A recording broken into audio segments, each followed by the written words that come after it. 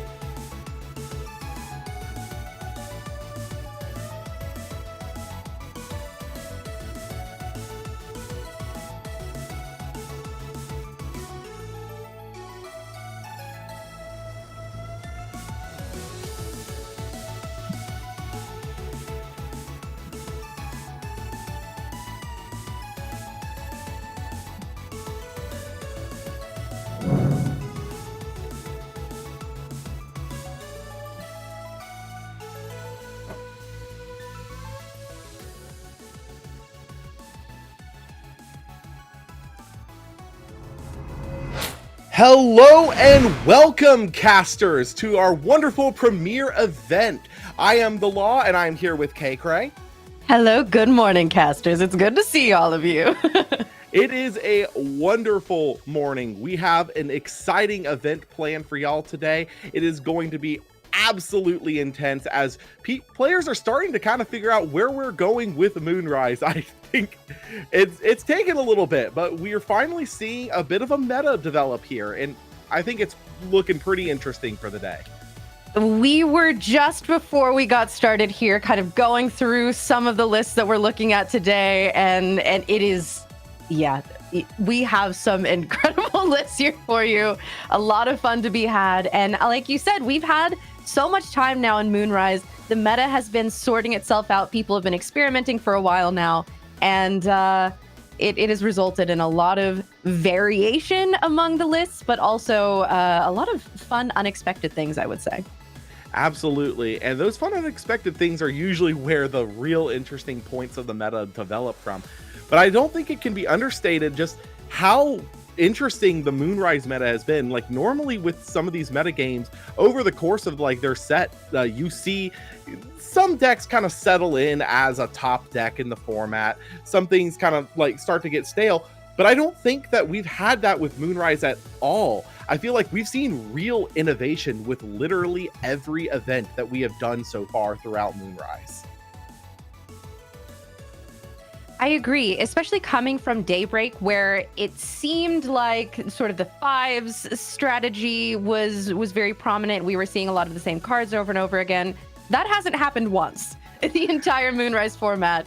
And I think that really speaks to how many strategies are viable, and the expression of skill and play in this game has really been stepped up as of Moonrise. And I cannot wait for an incredible day of casting. Absolutely. And kind of on that same topic of Daybreak, though, we've seen a lot of Daybreak cards suddenly get their time to shine here. There's Kathmel specifically has really kind of risen up and as its own on its own here, especially taking first place in our last event. The our Solar Thunder heal list that we saw last time here, that was a really solid representation of how you can really just blow a metagame wide open if you're a little bit innovative with it. And especially with heal being one of those lists that has existed since base set, and people have just worked with it, fine-tuned it, tweaked it a little bit, added things. It's been really fun to see that evolve, and I can't wait to see how other lists have evolved going into today's tournament. Absolutely. So, Kay, kind of thinking over like where we've gone with Moonrise, is there any deck you're excited to see today specifically? Well, as you know, I have been Fox's biggest champion. I have been dreaming of them being represented in some way, shape, or form. And while that is definitely a favorite, you know, a card that was a bit of a superstar in last tournament that we saw really do one of the most incredible things I've ever seen in Elestrals history was Ash Rabbit. We had a full Ambrosia train going on from Shurit, who managed to get all three Ambrosias in the underworld, and then just unlimited for the rest of time was able to Ash Rabbit bring him back. And I think that was her moment where she showed what she could really do. Absolutely. I will say the bunnies have always been some of my personal favorites. Of course, Ash Rabbit is my personal favorite, but Ash Rabbit is also such a really cool Elestral. Me personally, we've seen so many different big Elestrals coming down the pipeline for build arounds. Like, we've seen Tornagian, we've seen Antitan. I'm hoping that we can see something even more off the wall. Maybe Dragulus from Moonrise. Maybe even something like Bronto Wisp from Daybreak. I'm just hoping we see something really interesting today. Well, this would be the tournament to do it, as we are going into what is the last pure official Moonrise tournament, as next time, whenever that may be, we are going to be looking at the Shattered Stars Firestorm cards becoming legal, which should be very interesting. That is true. As of May 1st, we're going to be seeing Shattered Stars Ares cards become legal for usage, the Champions of Hephaestus that were introduced in there. So that is definitely going to bring some shakeup to the game, but not nearly as much shakeup as Firestorm is bound to bring, just being right around the corner. It's on the horizon. We can smell the smoke in the air at this point. The fire is spreading. And, I cannot wait to see how the meta shakes up with that, because I know it's going to be unrecognizable for a little while. Absolutely unrecognizable. I've been doing a little bit of testing on the side for Firestorm, and I will say there are some cards in the set that seem to be ready to blow the meta wide open, and I cannot wait to finally have the cards in hand and be able to play at my locals with them. That is so exciting. I cannot wait for it. And I love where we are at in the format right now. We discussed it a little bit, but people have gotten so comfortable with Moonrise. People have had the time to kind of sit in the format, to sit with the cards, look at older cards, and even say, is there new potential to be had here? And that's where you start to see these really interesting strategies develop and innovations come forward. So we're in for a treat today, for sure. Yeah, absolutely. We saw 8 different decks in our top 8 in the last tournament. And I'm just hoping that we get some true innovation like that again.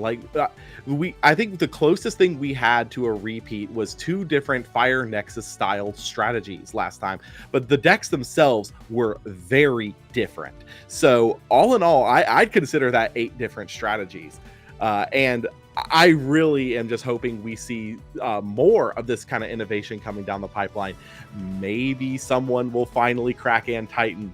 Maybe someone will finally crack Ann Titan.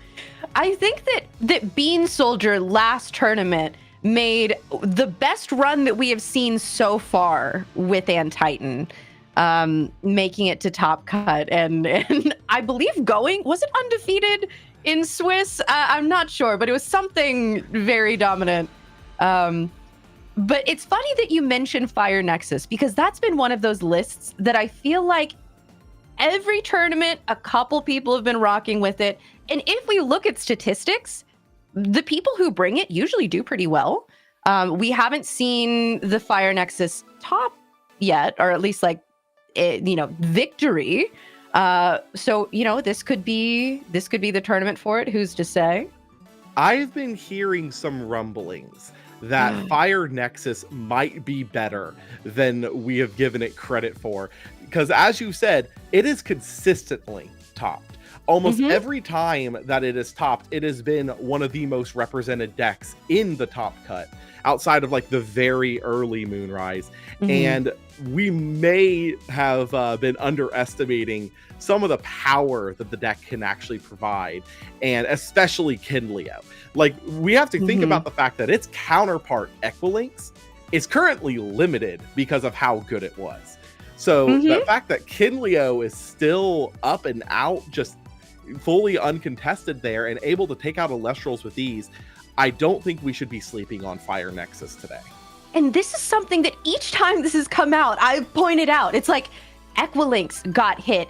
Not only that, but Sparkit, the other Nexus cat, was completely banned, sent to Tartarus. And Kinleo has managed to skirt under the radar here, despite having one of those valuable things in this game right now, which is removal. Especially with a lot of the big boss monsters who have been hitting the fields lately, especially with BlueStacks always being a thing that you can expect to see. It's always looming. Removal is a huge deal in the game right now, and Kinleo, that's what he does. Absolutely. Kinleo is incredible for removal, especially in a format where we have both Earthquake and Laurels limited, which are your usual go-tos for taking out the big threat Elestrals. Another Elestral that I think we're probably going to see more of, whether it's side deck or maybe even main deck play, I think is going to be Boombat, because that's another one that can just take out anything on its own. Boombat, my beloved. I think that that not enough people respect the Boom Bat. It's one of those cards that I feel like has been a side deck warrior that everyone is able to justify, like, oh, I'll side in Boom Bat, and, you know, who's to say? But Boom Bat and also Gloom Bat. I'm a big fan of the bats. I think that they are very undervalued. And yes, we are in a hurricane meta right now, but I see people decide that hurricane isn't a card all the time and go ahead, set 3 pass. So, you know, Boom Bat or Gloom Bat, there we go, is very real. Bats all over the place. It's getting very batty in here. I will say, kind of to your point, we did see a significant drop in the usage of Hurricane last tournament. And as such, I think we might be seeing kind of a pivot back to mass back row boards. But also, the question always remains, does your opponent have Hurricane? And even though it's becoming less likely, I still think that Hurricane has a chance to come in and absolutely blow out a game when people aren't ready for it. Especially considering the fact that 2 of the 3 spirits on Hurricane are things that people are playing regularly. Water and Thunder, both regularly taking up spots in the spirit deck, as we've seen Eddie kind of become one of the premier water Elestrals for being effectively kind of a piece of removal for any 1-drop Elestral. And then Astrabbit, I know it's not Astrabbit, but Astrabbit is still one of the best plays you can get for resource generation. So we're seeing Thunder, we're seeing Water. Maybe we'll see a little bit of a rise in Wind and Hurricane comes back in. I agree, and Hurricane has proven itself time and time again, especially it's very deck dependent. But if you're playing a list that at some point you want to make a push to either ascending into a big Elestral or you want to make a big play, Hurricane is very valuable. And I've seen it win games, but you're right. A lot of these spirits are being played natively, especially with Zeus being all over the place. I don't know. You know, I'm a Demeter believer, but I fear Zeus has been really taking over the meta, unfortunately. Zeus's strongest soldier right here. You know I'm a Zeus boy. I love myself, my Thunder Pantheon. But at the same time, we have seen so many different decks. Obviously, we know what we're kind of hoping to see here today, but Kay, I'm fairly certain I know the answer to this question. With the meta being as diverse as it is, what is your absolute favorite deck for the Moonrise meta? And like I said, I'm fairly certain I know the answer. It's Foxes. I listen, I know, but also the universe has been whispering things to me. I pulled the reverse stellar full moon, and many people would say that is an omen of like a void to come, but I say it's Foxes to come, and I love them. One day someone will cook with those Foxes and make it good, and I will love that person forever. So if you're in stream right now listening, and you want the eternal gratitude of me, all you have to do, make Foxes good. It's not a small task. I will say that, but that is what I'm offering you. And I know you say you're Thunder's strongest soldier, but with that said, do you have a favorite Moonrise deck? I do, and sadly, it is not Thunder right now. I have been tinkering around with many different kind of decks moving through and out throughout the meta. There is one that my group has been working on for a little bit here that is my new personal favorite, and we like to refer to it as Pet Shop. And I'm hopeful that someone will bring it today. It is very similar to the list that Shurit was bringing for the last event, the one that you had mentioned with the Ash Rabbit being able to cycle back all the Ambrose. I am hopeful that we see this deck do well today, because this has very quickly become one of my favorite decks that I get to play at my local level. But kind of going back on making Foxes good, it might not be the full Volclipse line, but I have seen some rumblings about Voldusk being an enabler for Tornasian recently. With Winjin being able to do your foretell and call to try to ascend to Tornasian. there is one card that you can include almost 20 copies of in your deck, and that is Lunar Phase. Yep. Uh-huh. Being able to call Lunar Phase off of Winjin to get almost a guaranteed ascension to Tornadian is insanely fun, and I have tried it a bunch. And I am happy to say that Voldusk does have a very comfortable place in that deck right now. Okay, I would love to see that. I would love to see someone just blind call Lunar Phase off of the Winjin go into Tornadian. I think that would be a beautiful moment. And while we are sitting here with each other talking about our favorite lists, I do want to say, for those of you here watching today, thank you so much for being here with us. It's going to be such an exciting day, full of clashes, the diverse meta that we have gotten to after everyone spending so much time with Moonrise. Be sure to let us know what your favorite decks are, what your favorite Elestrals are, and who knows, we always have people, little fairies in the chat watching. We might be able to make something happen for you, and might be able to bring something on stream at some point. Make dreams come true. Absolutely. And looking through some of the lists that are being brought today, we have some really interesting decks on the table. I'm not going to spoil what we're going to be looking forward to throughout the day, but it's not all just the decks that we've come to see.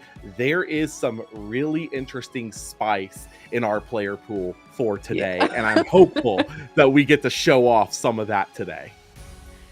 You all, I cannot stress this enough, are not ready for some of these Elestrals. I really hope that I'm manifesting it, when we bring these casters on stream, I hope that we get to see the full extent of the decks that they're bringing, because it's gorgeous.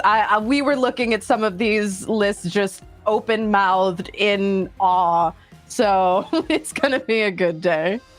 Yeah, and I think what's really awesome about this is it's not just like scattered the random one-offs. We have some players with very heavy accolades bringing interesting lists today. So I think it's because we're getting to the end of Moonrise here. Mm-hmm. People kind of are trying to figure out like where the meta lies in that regard. And because the meta is so open, it really leaves the ability for players to truly innovate by bringing something completely off the wall or out of left field. And I am hopeful that we see some of these really off-the-wall lists do well today. I hope so too. And it's going to be an amazing day. I think that genuinely, ever since the new Premier packs were announced as just an entry prize, everyone has been cooking. Everyone has been excited. We've been seeing more and more people sign up. And as someone who has gotten to open a couple of those myself, they are gorgeous. So anyone playing today, if you get that Hydrake, you come to me first, all right? Well, I'm not even really wanting the Hydrake here. The Hydrake is really cool. But for me personally, I love that Eddie art. The marble Eddie is just so beautiful. And I personally cannot wait to get my hands on a playset of that. It may finally replace... Oh, show off! I had him right here. It may finally replace my blue Eddies that I have in basically all of my decks. But I'm just hopeful that I can get my hands on a playset of those coming up here. I do love Eddie, and I think that everyone has a very specific Eddie that they think is the best Eddie to play. And I will ask this of our chat here as well. Which Eddie do you think is the superior one? Obviously, the serialized Stellar Eddie is gorgeous. Our own PK Sparks pulled one on stream, by the way, just while he was hanging out during the event last tournament.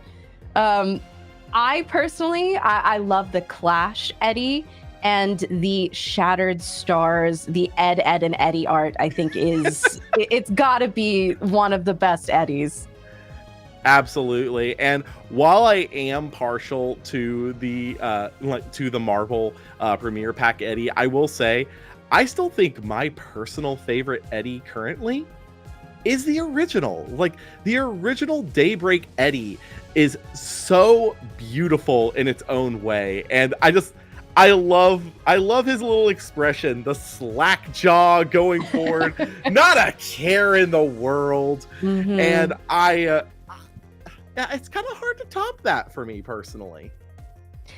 You are right, and I think the beauty of can I find the bluest Eddy that has ever been made is a fun little hunt of its own.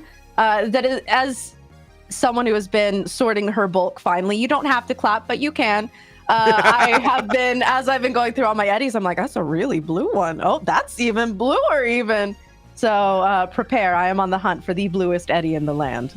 I think I sorted through about 100 Eddies a couple of weeks ago, specifically like, okay, we're going to pull the bluest ones out of here and put those in my deck, because the blue Eddy, it is such a fun little card to have.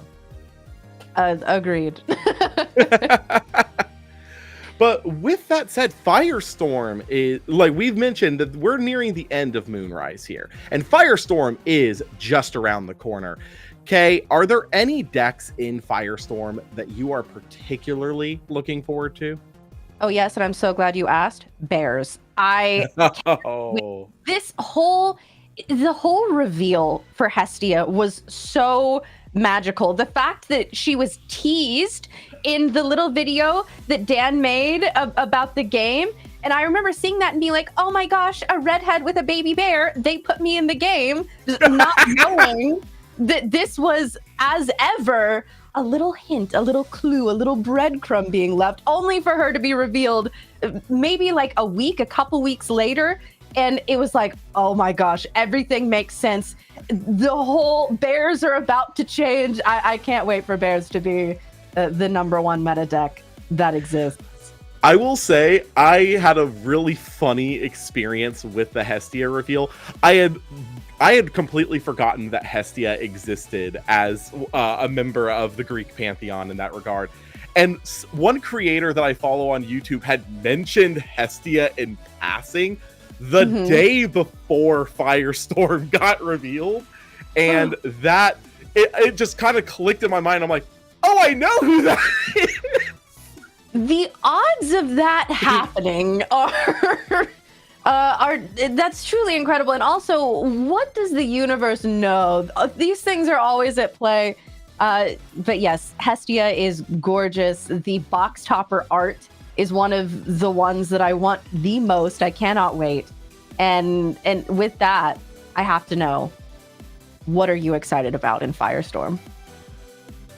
You know what I'm excited about. Zeus I is strongest. Say it.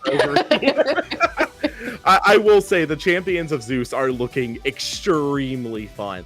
In particular, I'm not even really talking about the Volt Tempest stuff, although that stuff is awesome, and I am really looking forward to dropping a Volt Tempest on someone. I am actually really excited about Titanostrike, champion of Zeus. Ooh. I think that is going to be something we are going to see more often in the meta as we're going towards Firestorm, because of its ability to search Thunderstorm in a metagame where we are going to see divines get more and more important. And I think having access to that is going to be incredible. Also, 4/4 stat line is kind of insane. Eddie hates to see it coming. He really does. And Titanostrike is one of those Elestrals that it was revealed, it was released early in a Shattered Stars, and I was so sure that it was going to pop off, that people were going to be cooking with it. And it hasn't quite had its moment yet. And so, you're right. This new champion of Zeus, it may be time. Yeah, it hasn't had its moment yet, much to the chagrin of our other co-host, MBT. But I will say, I do think the Champion of Zeus variant is gonna show potential. Also, Fulgary's Champion of Zeus there. Being able to nuke a back row with Zeus in tow, I think that is just the ability of Thunder to clear out the path seems to be really promising for the meta. This is going to be a huge drop. We are at the point now where we have all of the core sets. We at this point, all of the elements are out and available, and now we're going to start to see Elestrals have fun and start to show how it's going to express itself moving forward. And so for a lot of reasons, to me, this is a very exciting set. And I can't wait. I can't wait to see how things get shaken up. Yeah. And so I have another question for you then. Obviously, we don't really know what's coming past Firestorm. But judging by how Hestia and Hermes have been added to our pool as divines, that really does open the floodgates for so many members of the Greek pantheon. Are there any Greek pantheon members that you are hopeful that we get to see as a divine here in the near future? As a certified Greek mythology lover, yes, all of them. My personal dream is that we just continue to see more and more redheads come out. Every single time it's like, another win! Yes! The girlies, they can't keep getting away with it, and they keep doing it. I you know, being a girly pop who loves love, I would love to see Aphrodite come out. I think that would be whatever surrounds, if she were to become a divine, the Elestrals that she is associated with. I think that will just be a girly pop dream, and I'm very excited. Do you have? You mentioned like you're pretty familiar with the Greek pantheon. Do you have a favorite god, goddess, entity even that you would want to see represented?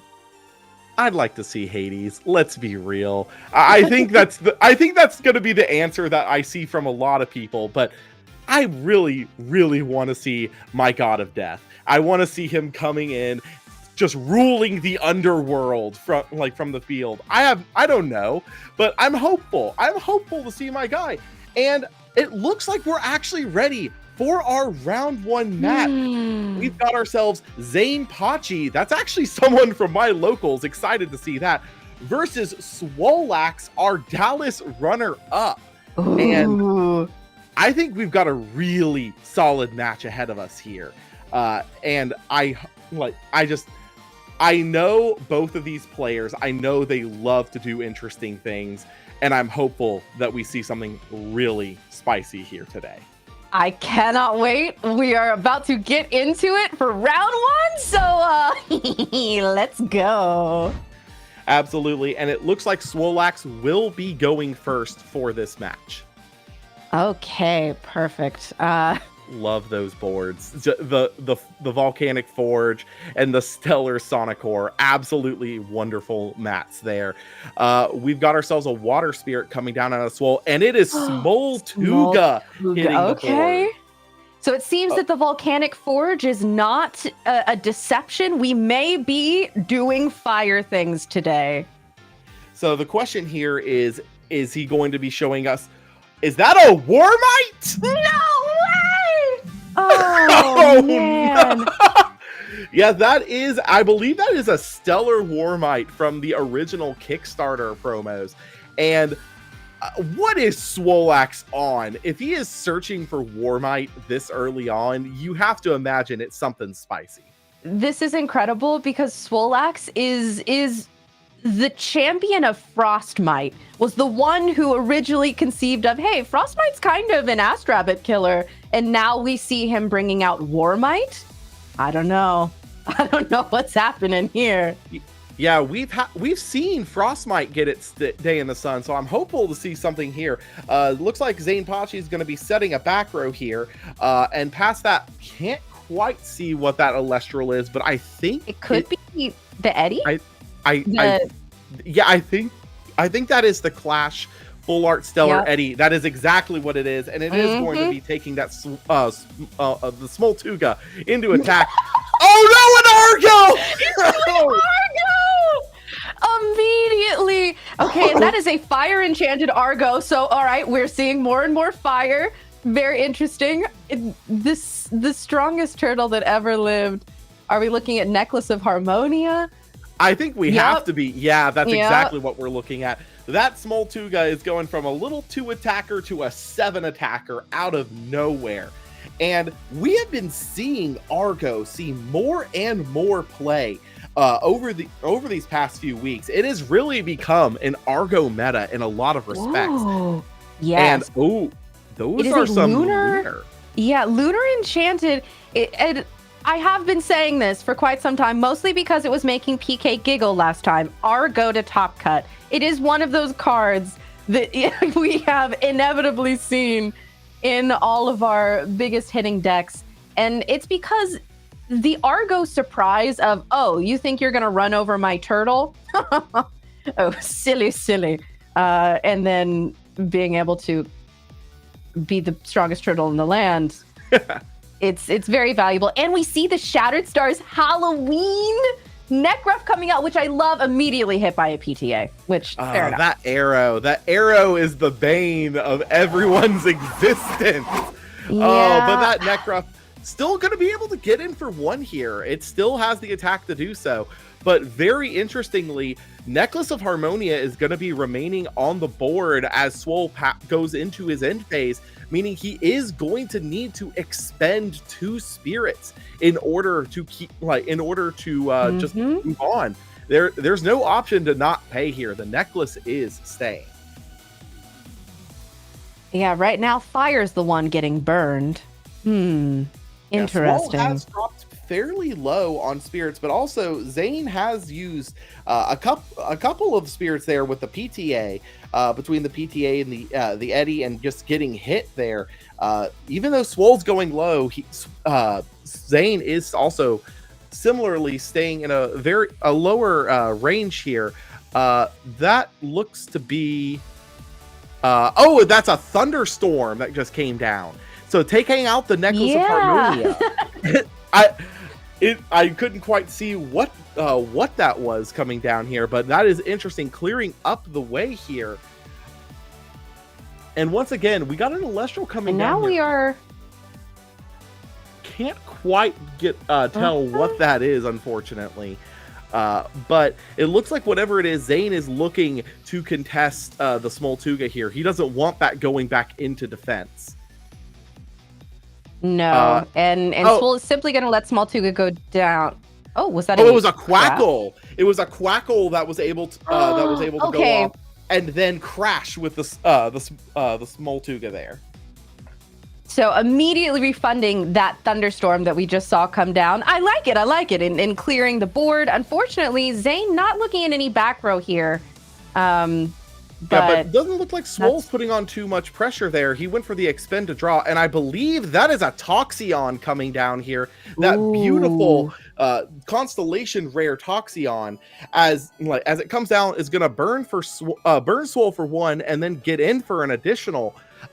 Zane really taking Swole's spirit deficit by the horns here, as Swole drops down into single digits on his spirits here. Zane is really taking advantage of the fact that Swole has been playing expensively, and despite all of that, we're at pretty equal board states. A Toxeon is nothing to sneeze at, for sure. But Swoleax, I mean, we know that Warmight is in hand from that initial Smoltuga search. So Swole clearly holding back last turn, wanting to get maximum value out of the Warmight. If that is all that is in hand right now in terms of Elestrals, this could be a good opportunity for him to come out, though. Yeah, absolutely. And like you mentioned, we do know that Swole has an answer to this Toxeon in that Warmight. Going to be able to just drop its attack off the board if that's how Swole wants to take this. But also, knowing that he's playing stuff like Smoltuga, which has the big 5 defense body, he might not even want to go for an aggressive option and might want to play this more defensively, especially at the lower spirits. But it looks like he is, in fact, going to be going for the Warmight here. Is going to try and clean up this Toxeon by the looks of it. And there's a Gorgon's Gaze out of Zanepachi. That is not what you want to see. No. Unfortunately, Warmight's ability to lower the attack stat of another Elestral has been, in the pivotal moment, stopped. And on top of that, that does mean that with its attack stat being lower than that of Toxeon, Toxeon could come through and clean up on the next turn. Swolax, not going to slouch on this, is going to go ahead and fire an Ambrosia, get back a Fire, Lunar, and Water by the looks of it. Interesting combination of spirits there. That means that Swole is cooking. And that means that Zane might need to be a little bit nervous. Well, also, I think Swole might be trying to keep his spirit count higher because Zane has shown a Toxeon. Burn is on the table, and when Burn is on the table, you need to keep your spirit count high, or you are going to suffer to a sudden eruption. I believe that is an Astrabbit coming down here. The Funny Bunny is going to get the top 3 of Zane's deck and have him pick one to add to hand. Such a power Elestral that we have seen in almost every deck in the current meta, obviously with some exception. But that bunny is going to be able to put on a lot of advantage from Zane's end, bringing, I believe, the cards in hand to 3 for Zane, as he's going to move to set 1 and swing that Toxeon over the Warmite, Swole letting it go through. And if you're in Swole's position, the board is not looking good. But also, you're near spirit parity right now. It is interesting that that is a Kinleo coming down here. Ooh, just the cat we were talking about earlier. We talk about how value removal is, and here comes Kinleo, going to be able to Nexus off of that Volcanic Forge to pop an Elestral. Here, if that is a Gorgon's Gaze, this is when we'll see it activate. That is exactly what that is. It is the second Gorgons. I'm going to have to apologize to Swole for manifesting that a little bit. I feel partially responsible. I'm so sorry. Poor Kinleo. But Swole does have the 2 back row set, so we might be looking at hopefully something that can protect this Kinleo going into next turn, because with 2 spirits on it, it is still live if Swole is able to get another guy on the field. Yeah, he is gonna have to try to keep that kitty alive and well going through Zane's turn here. But I imagine Zane is eyeing that cat and is saying, "No, I gotta get this thing off the board pronto." Like you mentioned, we were just talking about how Kinleo is like one of those power Elestrals in the current format, almost seemingly out of nowhere. And with that said, looks like a re-enchant to Toxeon is going to come down here for the burn damage.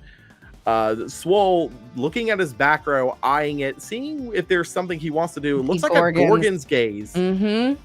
Makes sense. Makes a lot of, yeah, you're so right. That makes a lot of sense. Not only preventing the burn, but keeping Kinleo safe, which is, as we just said, cannot be overstated how valuable that would be going into this next turn. Looks like paying off of the Toxeon here, we are going to see an Ambrosia get fired. That is going to let Zane get back those spirits. I believe we just saw him get back a bunch of Thunder. Not entirely positive on that.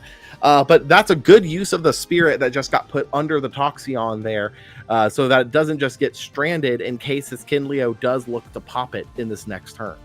Yeah, without any back row, I have to agree with that decision that Zane just made, because we see a Kinleo with 2 spirits on it. It is live. Stuff is going to be going down this turn. And another small Tuga coming out. Oh, there is another search for a Fire Elestral coming through here from Swole. What is he going to get? I mean, last time he got a Warmite. Anything is on the table. Let's be completely fair. And now that Kinleo has a Nexus target to be able to move the Fire Spirit to in order to pop a card. So we know that Swole, with no back row on Zane's end, is basically going to be uncontested on that Kinleo pop. It looks like he is going to grab the Astrabbit. And look at that, your favorite little bunny. I love her so much. Okay, thinking about what we've seen. We have seen Ambrosia. We've seen the Gorgon's Gaze. We've seen Warmite. All of those could be good targets in the underworld. And there goes that Kinleo Nexus. And again, no back row. So that's going to happen. And there goes Toxeon. I have to imagine, though, Swole is definitely going to want to try to preserve this Kinleo even more so now. Because if that Ash Rabbit comes down the next turn, Kinleo nexusing to Ash Rabbit would not only get the pop, but would also get the recover off. And that you're seems so right. It looks like an Ambrosia is coming down, paying with the water under Smoltuga here. That is going to let Swole conserve his spirits a little bit here. And also, Smoltuga has already used its effect. There is no reason to keep that thing water enchanted right now. So keeping the fire on the board instead seems like a really heads-up play from Swole. You're right. And I think that Swole is thinking exactly what you were saying of, I can Nexus 2 Ash Rabbit. Now with 2 Ambrosia in the Underworld, seems pretty good. If we can get that third, we might have a repeat of what happened at the last Premier event. Oh, and you'd get your dream off with that. I know. Dreams are coming true today in the world of Elestrals. Speaking of dreams coming true, here comes a second funny bunny out of Zane Pachi. And looks like that is going to be able to look at the top 3 of his deck again.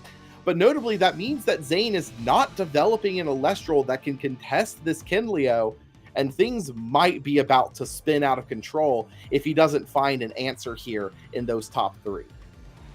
A rabbit in a dream is always a viable strategy in Elestrals. It's one of those cards that is played in almost every deck for a reason. The card advantage that it offers cannot be oversold, and hopefully Zane is able to find some back row, something that keeps him in this game. But with last turn, Swole getting all fire energies off of that Ambrosia. A Zeus.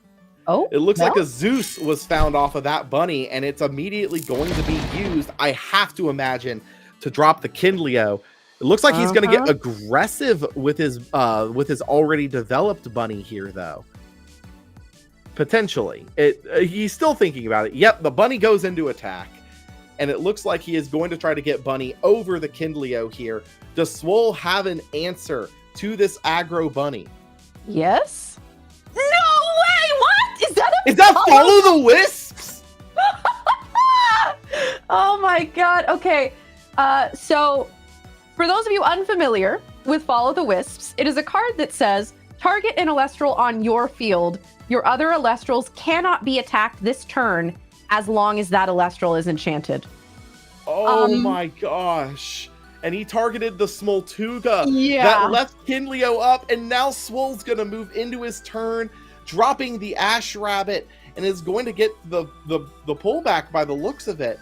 So we just have to wait and see kind of what he is going to choose to go for here. Quite notably, though, with the spirits on board already, Swole has the potential to just completely clean up the board now that that bunny is stranded in attack. This is a very scary board state for Zane. However, Zeus is still enchanted, which means that some work can be put in. What is going on here? Oh, is that a scoop out? We might be seeing a scoop, which wait. Need clarity on what specifically is going on, but it looks like no, it's a backup because he used Follow the Wisps after the attack was declared with Astrabbit. That does not stop an attack that has already been put in motion. So they ended up having to correct the board state as the Kinleo has already been destroyed. So instead, it looks like Swole is going to develop a Werepup here and is going to search for Full Moon out of his deck. This Werepup is still going to be able to answer this attack position Rabbit, but losing the Kinleo on a misplay there is very critical, unfortunately. That is too bad, and it just comes down to Swoleaxe would have needed to activate Follow the Wisps slightly earlier. Yeah. Which this is a card that we have not seen get a lot of play. And so these are the things that unfortunately we have to learn in the moment with it. That would have been so cool though. That would have been a really cool play to see. But it does look like we are corrected the board state. The Werepup has walked over the bunny. Zane now sitting there with a bunny and a Zeus, you have to imagine is probably thinking, I have to answer this Werepup before it becomes a problem. But that's the fun thing about Werepup. Because of how Full Moon operates with it, it almost demands two different responses. And that's going to be a re-enchant onto Rabbit. Ooh. Zane digging into his deck a little bit here. Uh-huh. Gonna try and find something that can potentially answer here, because unfortunately Zeus and Walk Over It is not an option when Full Moon is potentially in the back row. And we've already seen 2 Gorgon's Gazes from Zane, so that's no longer an option either. We will see. We will see what might be able to contest what is about to be a Wombo combo on the way. There is the Ambro paying off of Rabbit, gonna get 3 more spirits back for Zane. I believe this is the second Ambro that we've seen out of him this game.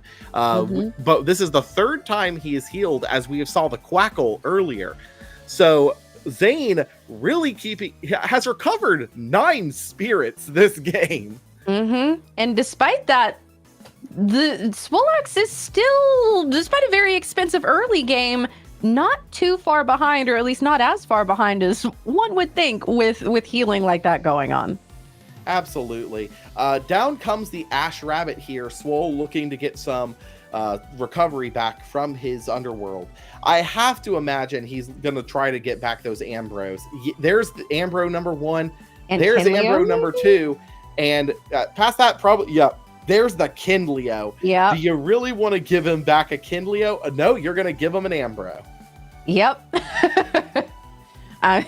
Swole said, I'm going to make you an offer you can't refuse. And you know what? I have to agree with the choice that Zane made there. While healing is one of the most powerful things that you can do in Elestrals, there is a reason that everyone runs 3 Ambrosia in every single list.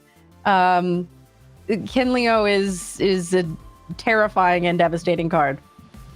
Yeah. And the Ambro already being fired here. Swole looking to recover a Lunar, a Water, and we'll see what the 3rd one here is. But it looks like to be a Fire. It's an exact replica of the same recovery that we saw earlier in the match. And with that said, is that another Ambrosia, or is that just the same one? I looked down. That's the same one. Okay. That's the same one that he's already played. Wait a minute. There's no way we're seeing the 3rd one right now. Okay.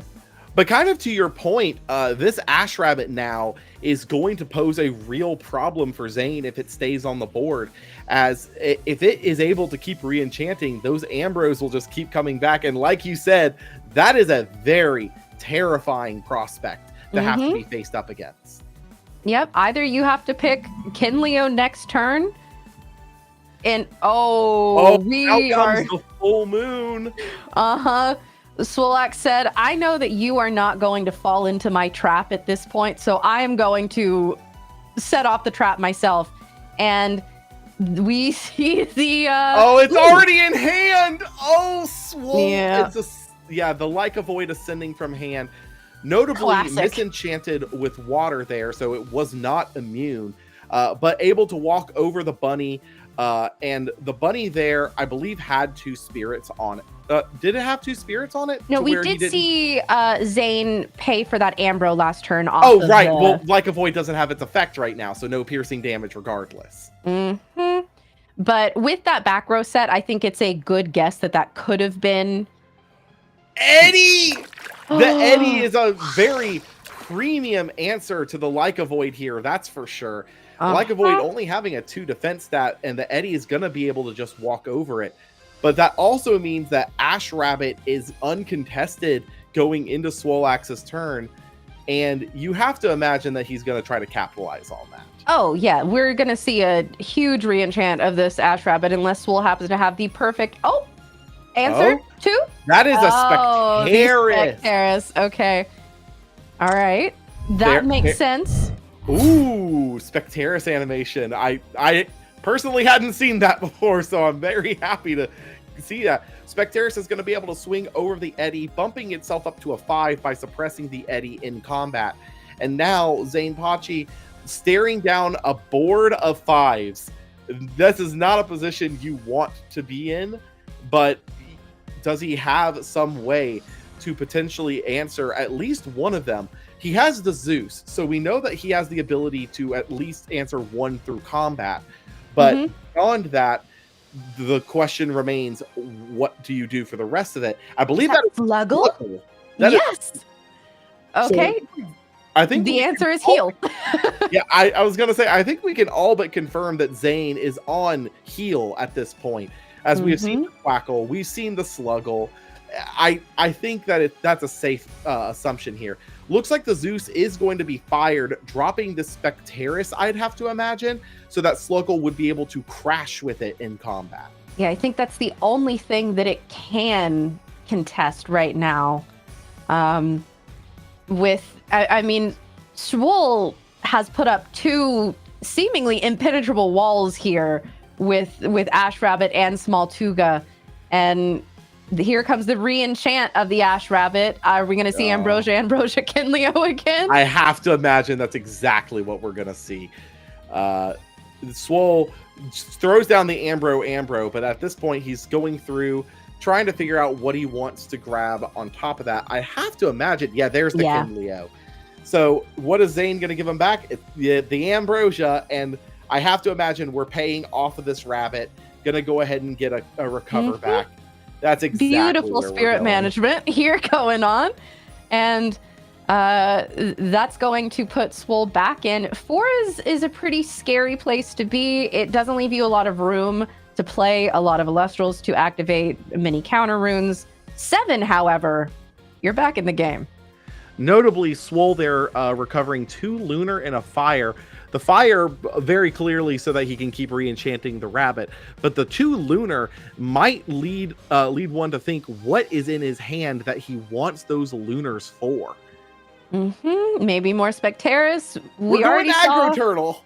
Woo! I have to agree with that. Zane is on heal. You cannot let this get out of hand. As is 11, now 10 is that's a lot of, or still 11 rather.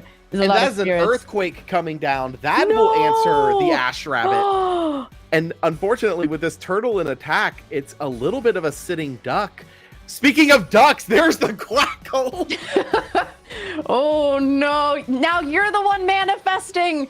It's a sitting turtle. I didn't even know turtles could sit. Unfortunately, it doesn't look like Zane had the full thunder to recover there. I think he only was able to recover 2. But with 2 back row there, looks like he's going to try to walk the Quackle into Smoltuga, and that will clean up Swoleaxe's board. And what seemed like an extremely dominant position from Swole has just been completely whittled down by Zane. And Zane's maintaining so many spirits as well. However, here comes that lunar. We saw Swoleaxe healing that lunar last turn. Oh, immediate PTA on the Specteris. However, Swoleaxe is going to set 1 and be able to still get a little bit of damage off, so that's good.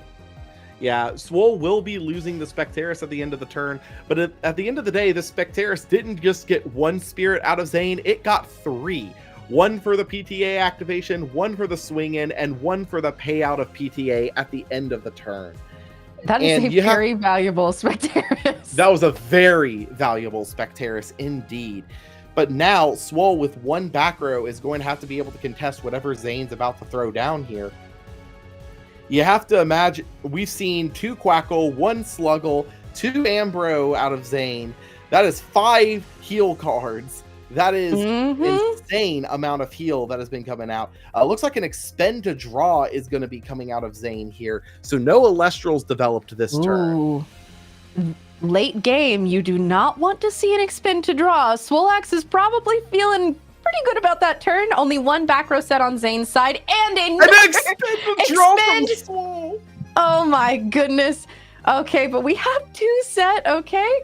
Swoleaxe, however, only at 4, but one thing we must point out, Swoleaxe is on fire, literally. That means that there could be an eruption at some point.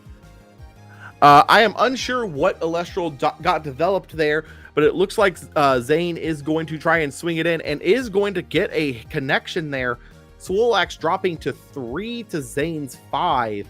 I still can't believe we're in game 1 right now. I myself feel like we've lived many lives since we started this game. I cannot believe this is the same game that we started out searching Warmite with Smoltuga, and we are still here. And considering Zane is literally playing heal, we are really close in spirits, 4 to 5. And a fun guide! No way! We did see that follow the wisps earlier, so we knew that maybe there was something going on. And I am so happy that Swole gets to show the spice that he is on here. So Fun Guide makes it to where your other Elestrals cannot be attacked except itself. And if a player casts Follow the Wisp, you can special cast Bronto Wisp directly out of the deck. Eddie coming down from Zane, going to try and put that Fun Guide into attack by the looks of it. And there's the scoop up out of Swole. Okay. The scoop, I was about to say, if you squint, Fun Guide is kind of like a void. It kind of is in a lot of ways. But I think in a lot of ways, it's also almost more dangerous in a lot of respects, because you're not just special ascending, you're special casting. Mm-hmm. So you get the Bronto Wisp and the Fun Guide on the board, which can just absolutely get out of hand. But oh my gosh, can we talk about the fact that we saw Zane get 5 different heal cards off? I think 2 of them only were able to go for 2 spirits because just he hadn't expended as much there. But still, that is 13 spirits healed. Swolax healed 12. Like, that was absolutely insane, because he was gorgeous. Yes. He had the 2 regular Ambrose. He had the 2 Ambrose that he got back off the Ash Rabbit. How do we heal that many spirits and maintain that long of a game 1? But I don't think that game dropped any of its excitement throughout. No, and we saw both of these casters playing at such high levels. The spirit management that we were able to see, playing the Ambrosias off of Elestrals that had been enchanted that turn, all of that so well managed. And I am excited to see into game 2. We were able to get a preview of the spice that Swolax is on. Hopefully we can see that pop off a little bit more, and Zane proving to be an excellent heal caster here. So we are in for not only an excellent game 2, but possibly a long game 2. Who's to say? Just wow. That I'm reeling, because that game was so back and forth. Like it truly did feel like that could have gone to either player multiple times throughout that. Swole built up such an incredible board, and Zane just demolished it almost in one fell swoop. And then Zane being able to constantly put pressure on between the Ambrose, between the burns from Toxeon, between the heals from Sluggle and Quackle. I cannot wait to see what these 2 are going to be doing for game 2, because you have to imagine they're citing something special. I'm very excited to see how this develops, how things change. And we are seeing, our previous champion, Julian, has clearly been a trendsetter here. We've been seeing heal control pop up a little bit, whispers of it. We saw Caleb.exe have an incredible run with heal a few tournaments ago. And of course, now with the last tournament, it being the victor, we're seeing it around. And I think the addition of Toxeon, which I'm not sure if that was run in the list last time, that's a very interesting addition to add burn to your heal. It's very punishing because, again, if you squint, burning your opponent is basically healing. Absolutely. And I will say, though it is heal, Zane is on a very different heal deck than what Julian was on, as I don't think we saw a single solar. So Kathmel, I do not think, is in this rotation here. But also, Julian goes to the same locals as me and Zane. So obviously there is some trend setting being accounted for here. But also, looks like we're going to be moving into game 2 here, and just absolutely incredible game 1. I cannot wait to see where we go with game 2. And it looks like Swolex is going to be going first, which fair enough. I'd choose that too. And let's see if we see any other Smoltuga Search Warmite turn 1 going on here. I can't get over that. Okay, so it looks like Swole has opted for a mulligan here. Going to be pitching off the 2 spirits, shuffling up, and getting a fresh draw. You never really want to see that, but honestly, with the amount of healing that we saw come out of Swole last game, I don't think that expending 2 spirits is going to be a make or break moment for him. No, I mean, like you said, I think we saw 12 and 13 spirits healed between our 2 casters. So 2 at the beginning is not going to... Oh, the mulligan into an expend to draw?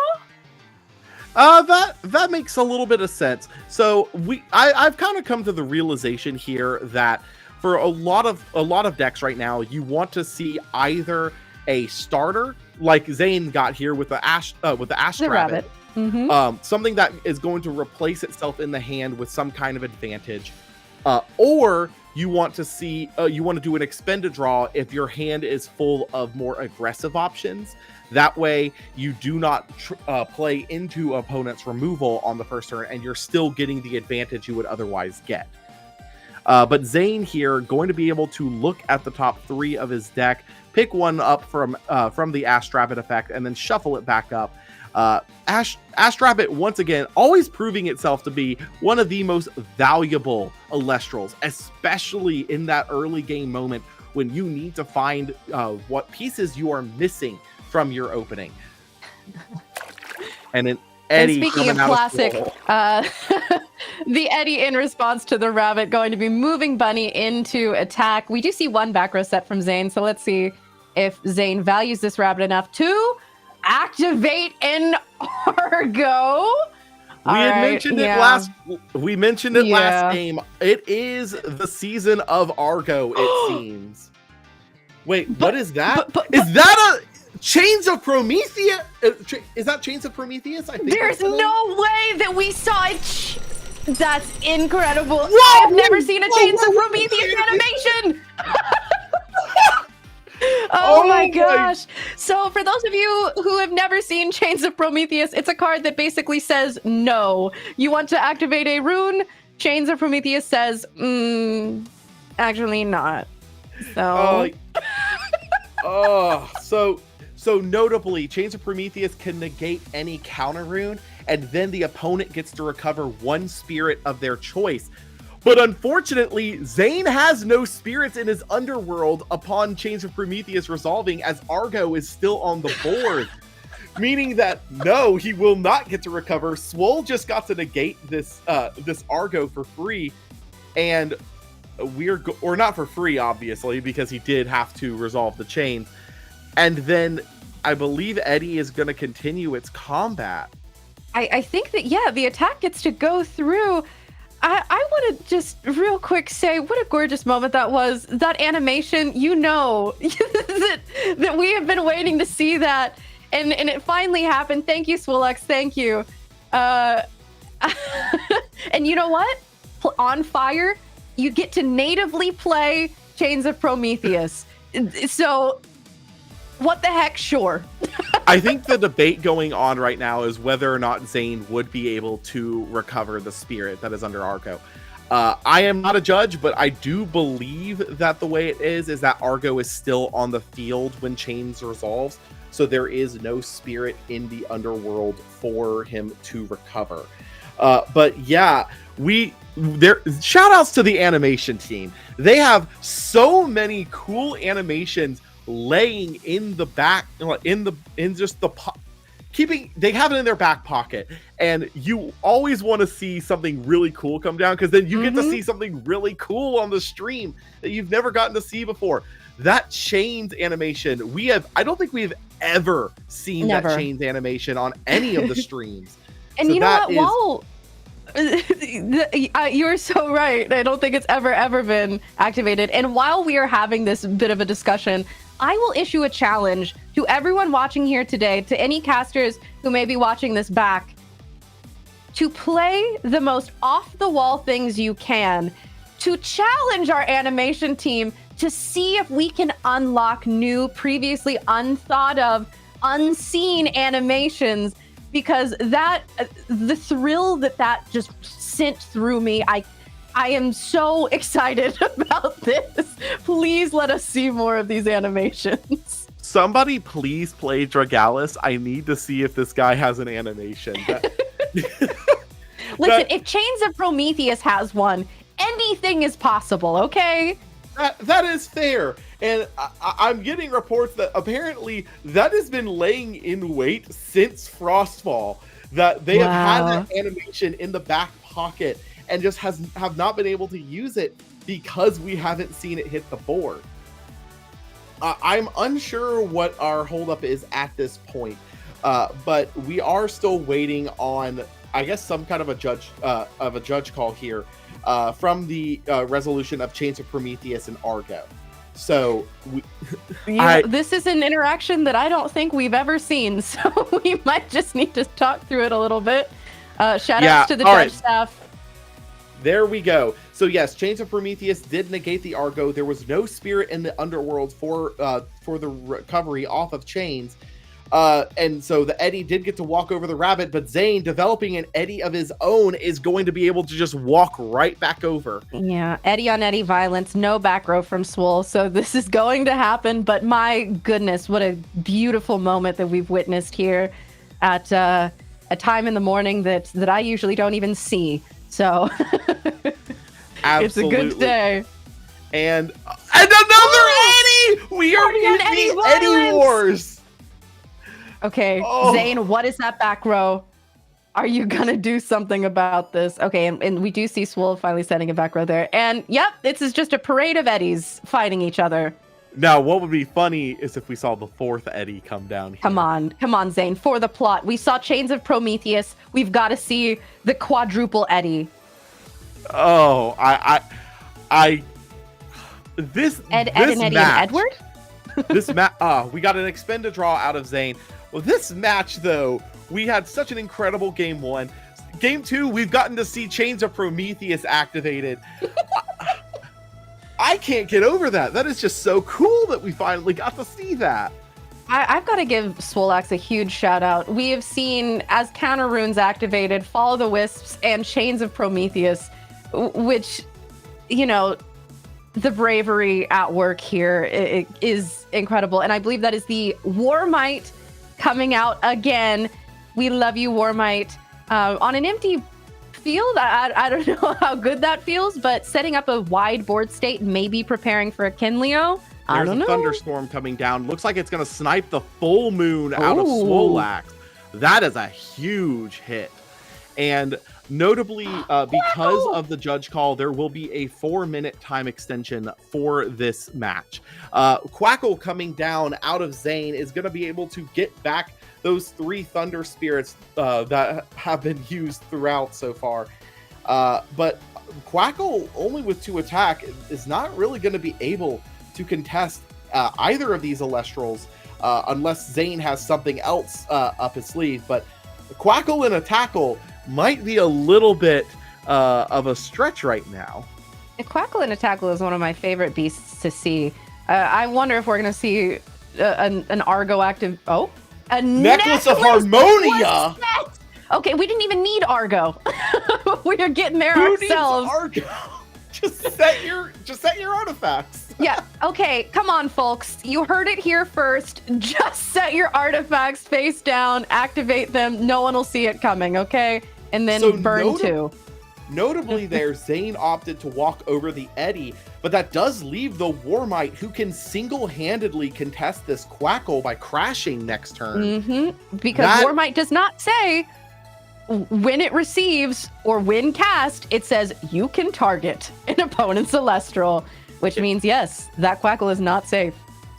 Yeah, that Quackle currently sitting at 7 attackle, but the Warmite gonna be able to drop it by 4 if Swole chooses to go that route here.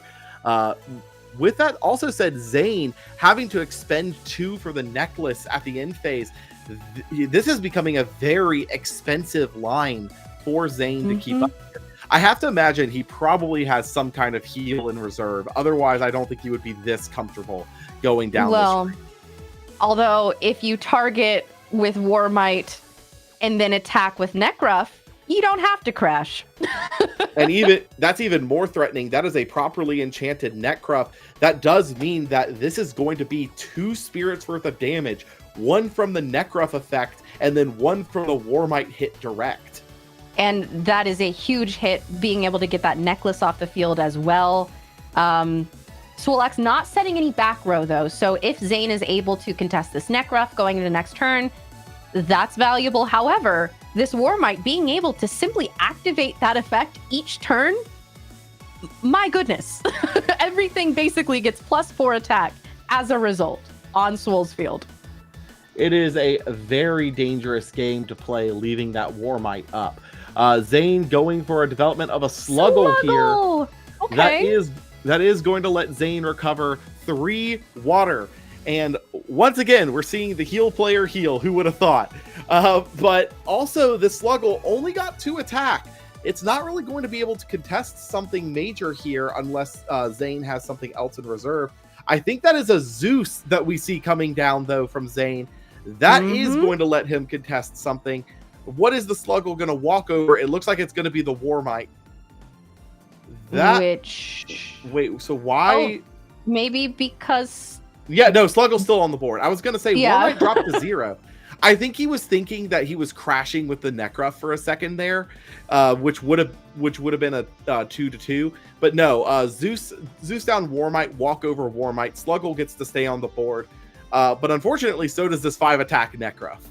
Yes, and without any back row set from Zane, there's really nothing that can be done here. And a Werepup coming out, which means that we are going to be seeing a full moon search. Although we did see that one full moon get hit by the thunderstorm earlier. I don't think Swole plays 2. You don't think? I was going to say, I don't know if we run 2 in this list, which is a bit of a bummer, but... Yeah, I will say we have seen very regularly that the trend has been with the Werepup package to run 1 copy of Full Moon.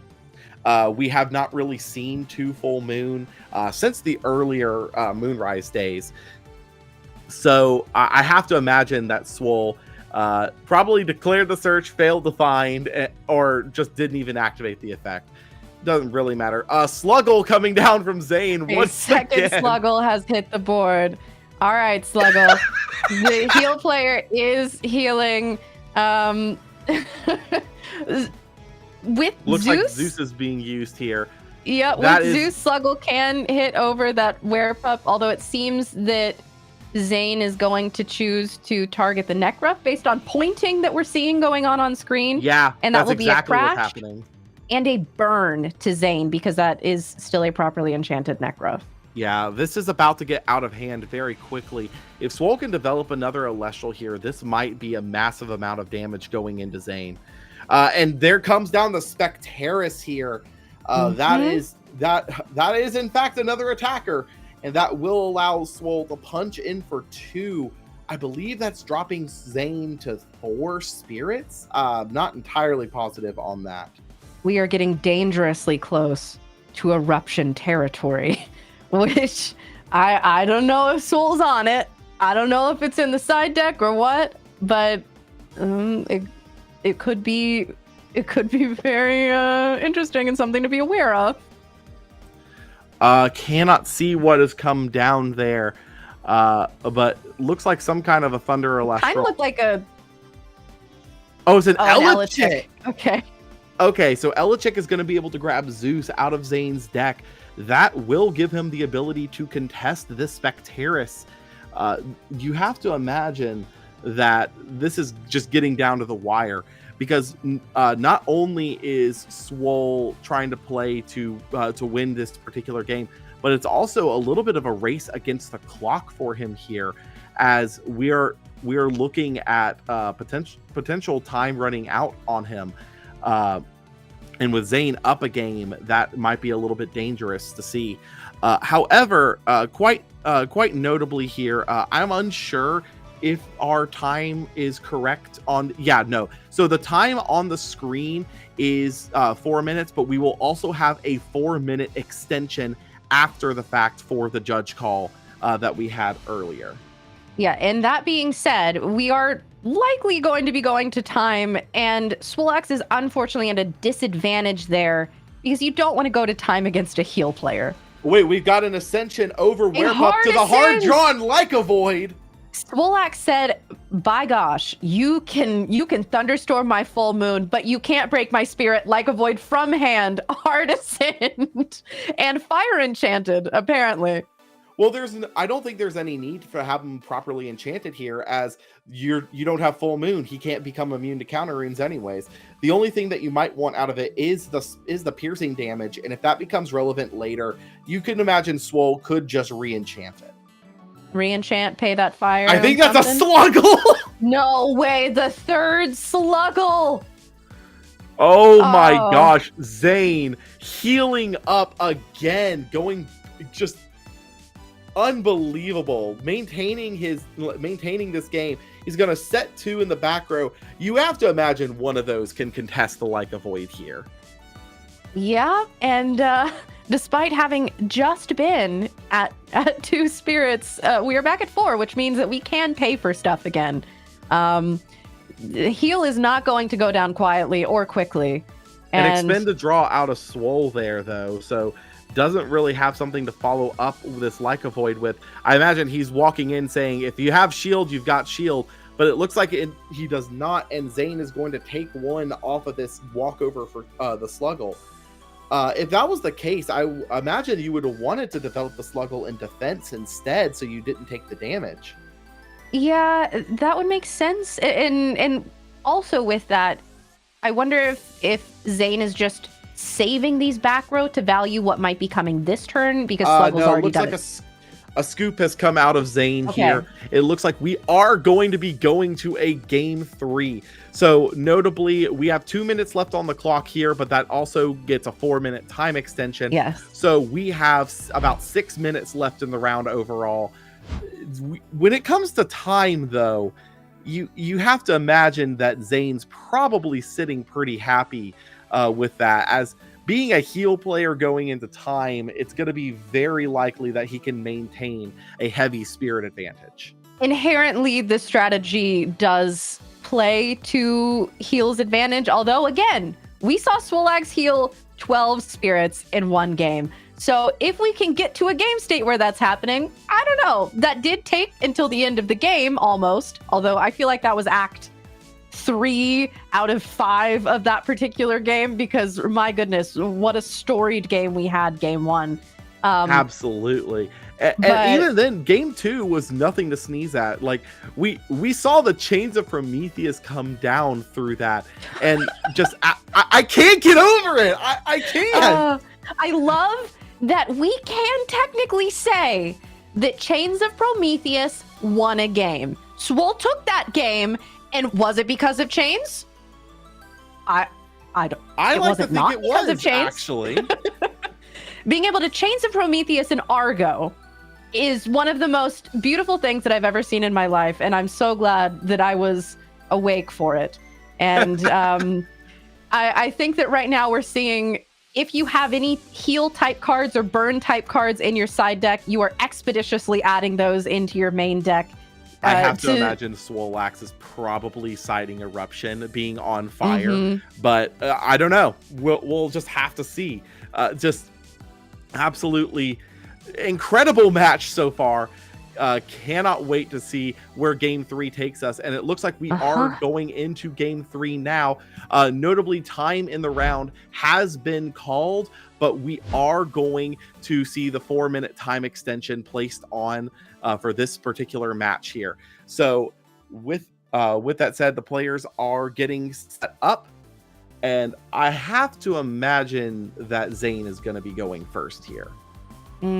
Yeah, Argo to game 3, and we are getting started. We're going to see likely quick and expend a draw movements out of Zane. Okay. All right, probably trying to find a pass with no back row.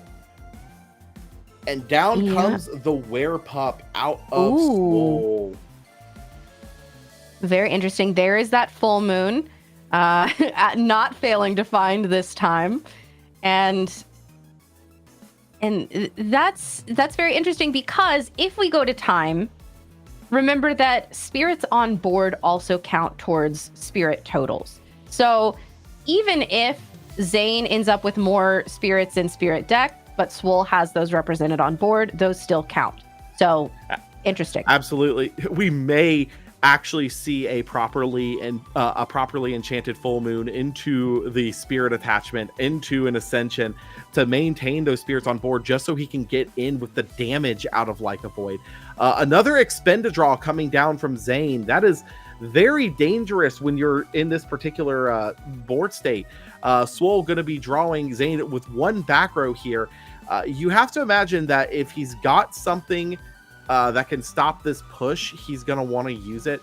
Werepup is going to be able to get in for a damage. And the question there is that, okay, it looks like Swole is not going to opt to go up to the Like a Void this turn. Yeah, I mean, at this point, if you don't have to spend spirits, then don't. If you're able to get this damage, go ahead. You don't want to tempt, if that's a shield, by investing a lot of spirits into a Like a Void just to get shielded. That feels terrible in this game state. So I agree with Swolex that maybe as a reactionary measure, okay, it would be down better. And comes here the comes Sluggle. Yeah, we're healing already. That is going to get 3 water back for Zane, and that does put a Sluggle on the board. But Sluggle on its own cannot contest a Werepup here. Zane's got to have something else lined up in order to help with that. Looks like a back row is going to be set, and probably a pass out of Zane here. Oh, no, a Cryoblast! Oh my god. Yeah, okay. That'll do it. Let's not forget the strategy that we learned last game, which is just set Necklace of Harmonia and then activate it, which, keep an eye out for that. That could happen. Might be the new meta. Oh, I see here. So we've got a Smoltuga coming down, and notably, we are just in a position now where, let's see here. I think, is that a PTA out of Zane? I think that is. Yeah, yep. That's exactly what it is. PTA coming down out of Zane. So the Smoltuga is going to get the search for Necruff, but is going to be dropped to 0 attack. So is not going to be able to contend with this Sluggle. That is going to be a little bit dangerous, because that does mean that Zane is going to be able to put on some board pressure. Notably, we are winding down on the seconds in this round left. And with that, it looks like time is going to be called on Swolax's turn. Oh, that does mean that Swolax will be turn 0 for this. So need confirmation. Yeah, the pass happened right at the end, so we will see for sure. I don't believe that it actually left Swole's turn, though, because Zane needed to resolve poison-tipped arrows still. I think you're probably right. So my guess is that Swole will be turn 0, and from there I believe we will go turn 1, 2, 3. So Zane Pachi will get the last turn in time. So with that said, Zane is drawing for his turn. So this is the start of turn 0, or turn 1, I believe. Sorry. Okay. Which is the princess spot. That's where you want to be, especially with heal. It gives you an extra opportunity to send out a Sluggle, activate an Ambrosia, cast Quackle, whatever you want to do. Here comes like Eddie. Yeah, that is an Eddie development from Zane there. That is going to be a punch in for 2 if that connects with that. And notably, yes, just got confirmation. Zane Pachi is turn 1, so it will go 1, 2, 3. After this, Swole will have 1 more turn left. So, with that said, Zane's getting in for 2 here. Has 2 spirits on the board if we do end up going to time. Like you mentioned before, that is a very dangerous position to be in. And unfortunately, with both of these being water Elestrals properly enchanted, there is not an easy answer for Swolax. If Tsunami was an answer, that would feel great. Spend 1 spirit to get out of taking 2, but there is not an answer for both of these. So I think that Swolax is just going to be taking this damage here. Yeah, that is unfortunate. Staring down a board of water Elestrals is not where you'll want to be in time, especially when you know that your opponent can just heal back any damage you deal to them. Swolax beginning, this is turn 2. So this will be Swolax's last turn for no matter how this ends up playing out. If he has Eruption, now is the time to use it. Which, you know. I think you might have just spoken into existence, Kay. There is the eruption. Okay. Oh, such beautiful animation. Good. Oh, and here comes eruption number 2. I knew it. Okay, the double eruption. All right. You know what? This is the best thing that Swole could be doing this turn against Heal. Hopefully will we see the Ambrosia also? I don't know. I imagine that the play here is definitely the dream, in my opinion, is Ambrosia followed by Ash Rabbit. But here comes the Ambro is going to get a heal for 3 up here. Oh, I have to imagine just grabbing back the fire spirits you just expended. Maybe going for something else? Yes, please, Ash Rabbit, target Ambrosia, eruption. Oh my gosh. Now, if Swole has the Ash Rabbit here, you're in a... If he didn't, I think that would have been the Smoltuga target. No, okay, no. We are just going... Okay, we are going Necroff. Oh my goodness. Setting a 3rd card. Swolax is at 11 spirits. Zane is at 8. But again, we have the 2 on board, so that's 10 and 12 for Swolax. Oh, can he do it? Can he out-heal the heal? So he's going to run over the Eddy, and that will also burn for 1 because of the Necroff effect. So Zane dropping from 10 spirits, from the 10 spirits between board and spirit deck, very quickly to 8 if this does connect. Full moon! Full moon in the battle step is going to put more damage onto this. God. This if Zane has the shield, now is the time. Well, no, this is in the battle step. Shield cannot be used at this stage, meaning that the Necroff is going to connect 2 damage over the Eddy, as well as the burn for 1 from its own effect. Zane dropping to 5 in spirit deck. So this is going to be the last turn of time. Zane on turn 3 here. He has 1 spirit on board. He has Ambro, so the dream is still alive. We do, remember, count those spirits on the board. So Zane has to get over 14?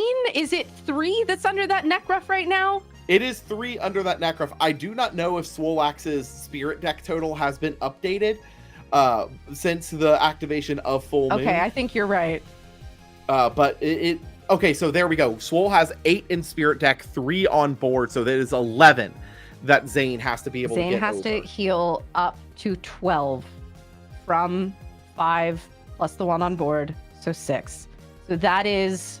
Oh my gosh, but I think that was a 2nd Ambrosia. If there is anything that's gonna get you there, heal has the options. So it looks like Zane is at 8 spirits in spirit deck, 1 on board. He needs 2 more in order to get over Swole's total here. Do we have a Quackle? Do we have a Sluggle?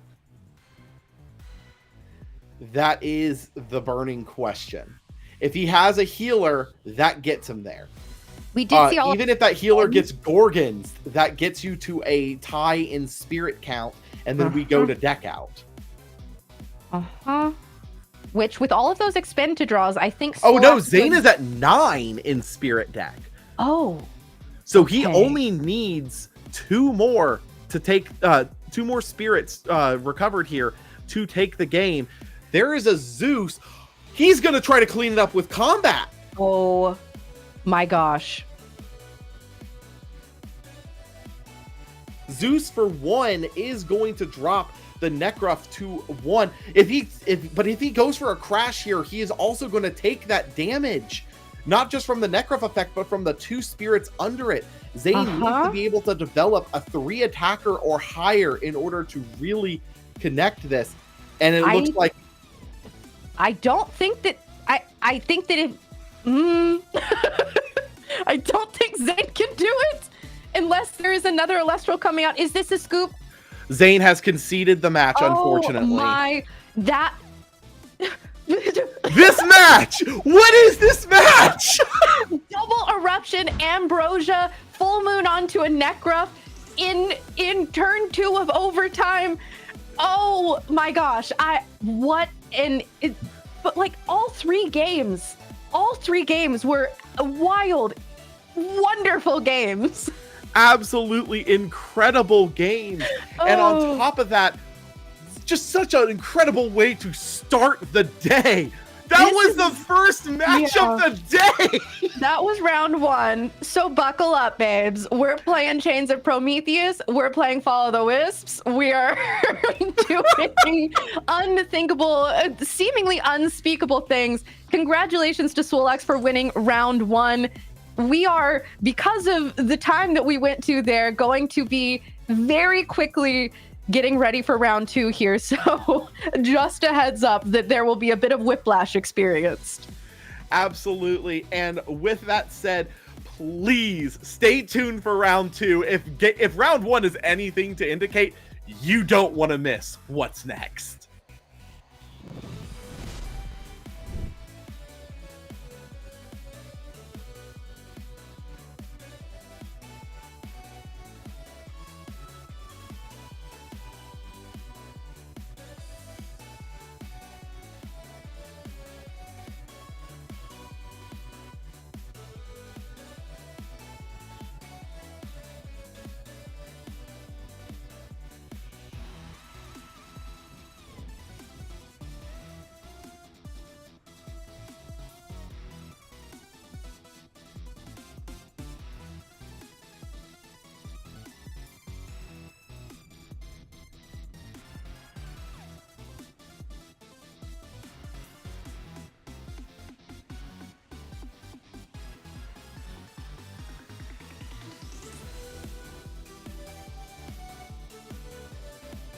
And we are back with round 2 of today's premier webcam event.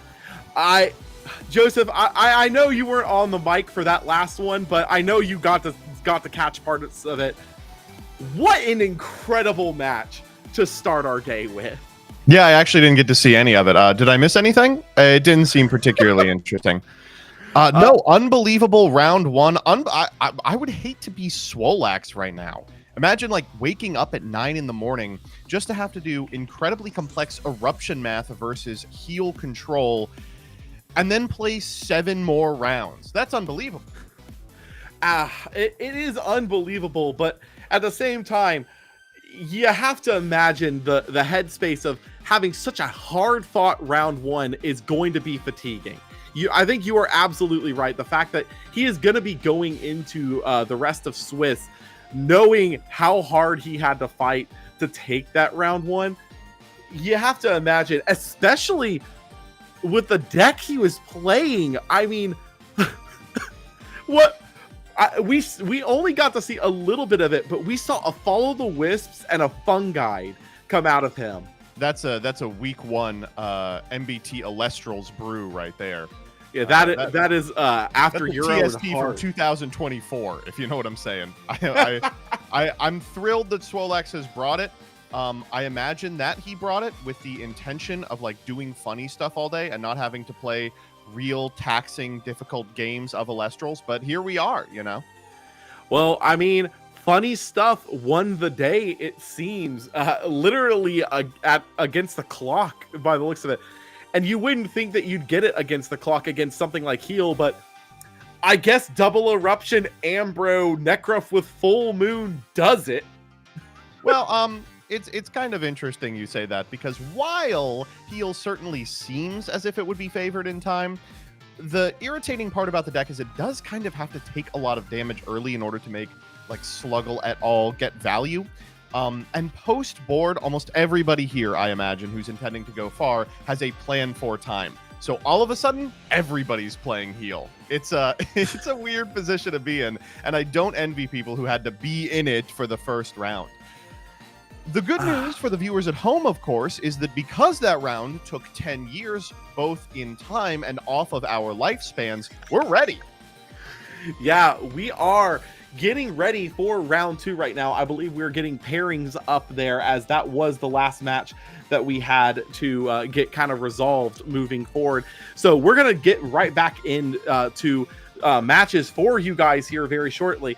But in the meantime, while we're trying to get set up, Joseph, I got to ask Kay this question prior to our round 1 match, but I have to ask you, with Moonrise being such a diverse meta space, like we saw 8 different decks in top 8 of our last premiere.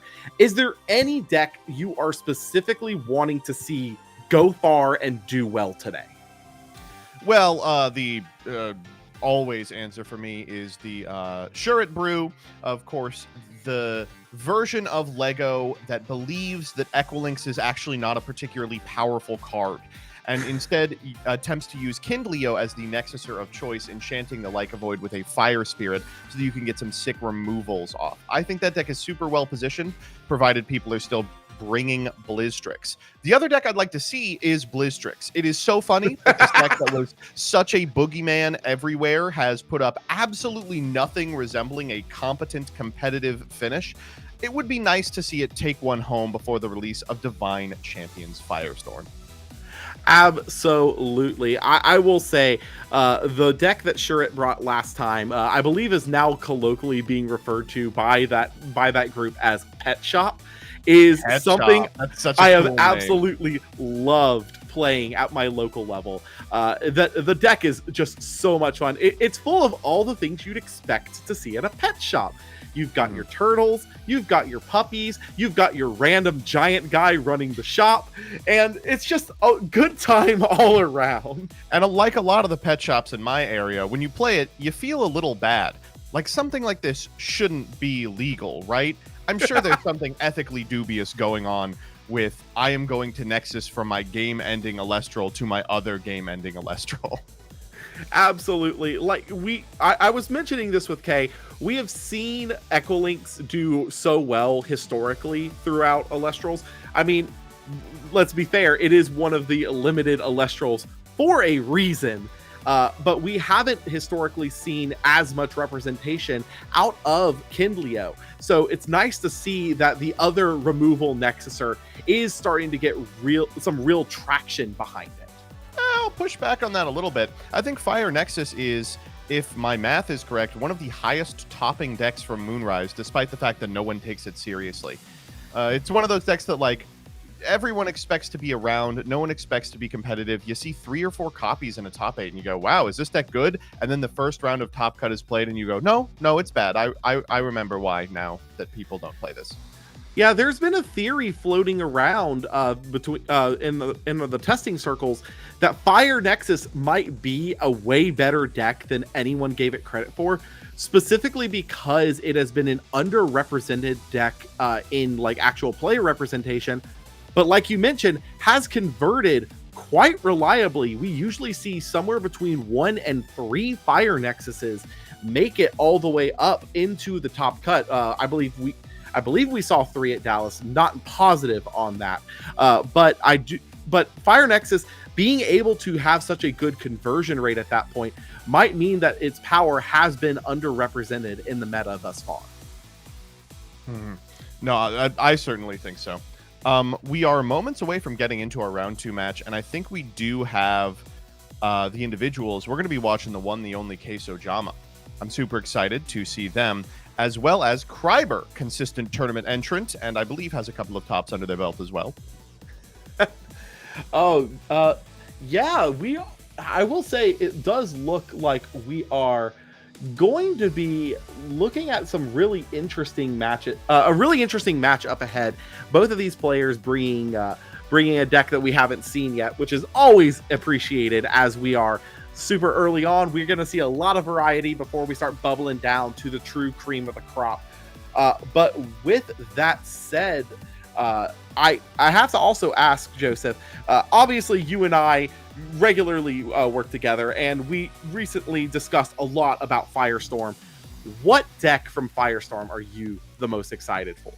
Oh, you know my answer. The Volcari's deck. Speaking of Kindleo and Fire Nexus. Absolutely. And it looks like we are actually ready to begin our round 2 match. Queso Jama versus Kryber. And I really cannot wait to see what some of the what these players have brought for us today. I do think this is going to be a really interesting one to watch.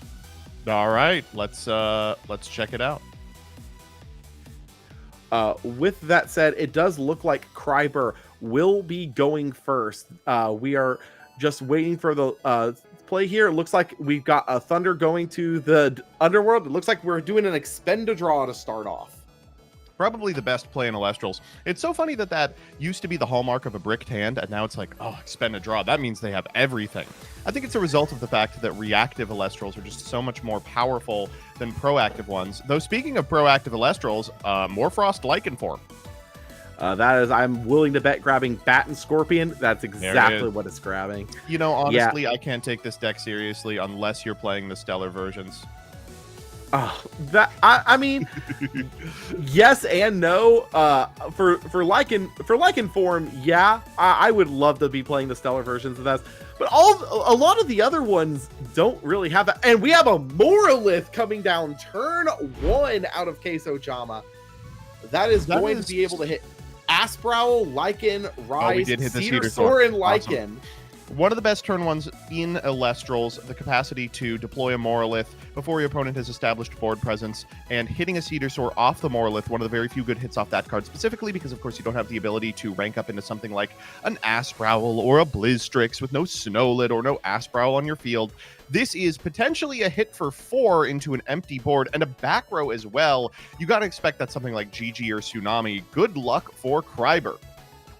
Yeah, unfortunately, I think the moment for Gorgon's Gaze has passed, and it does look like it is not going to be a Tsunami. That is going to drop Kryber to 15 spirits, and that is not a position you want to be in going into your second turn of the game, already staring down 4 spirits on board.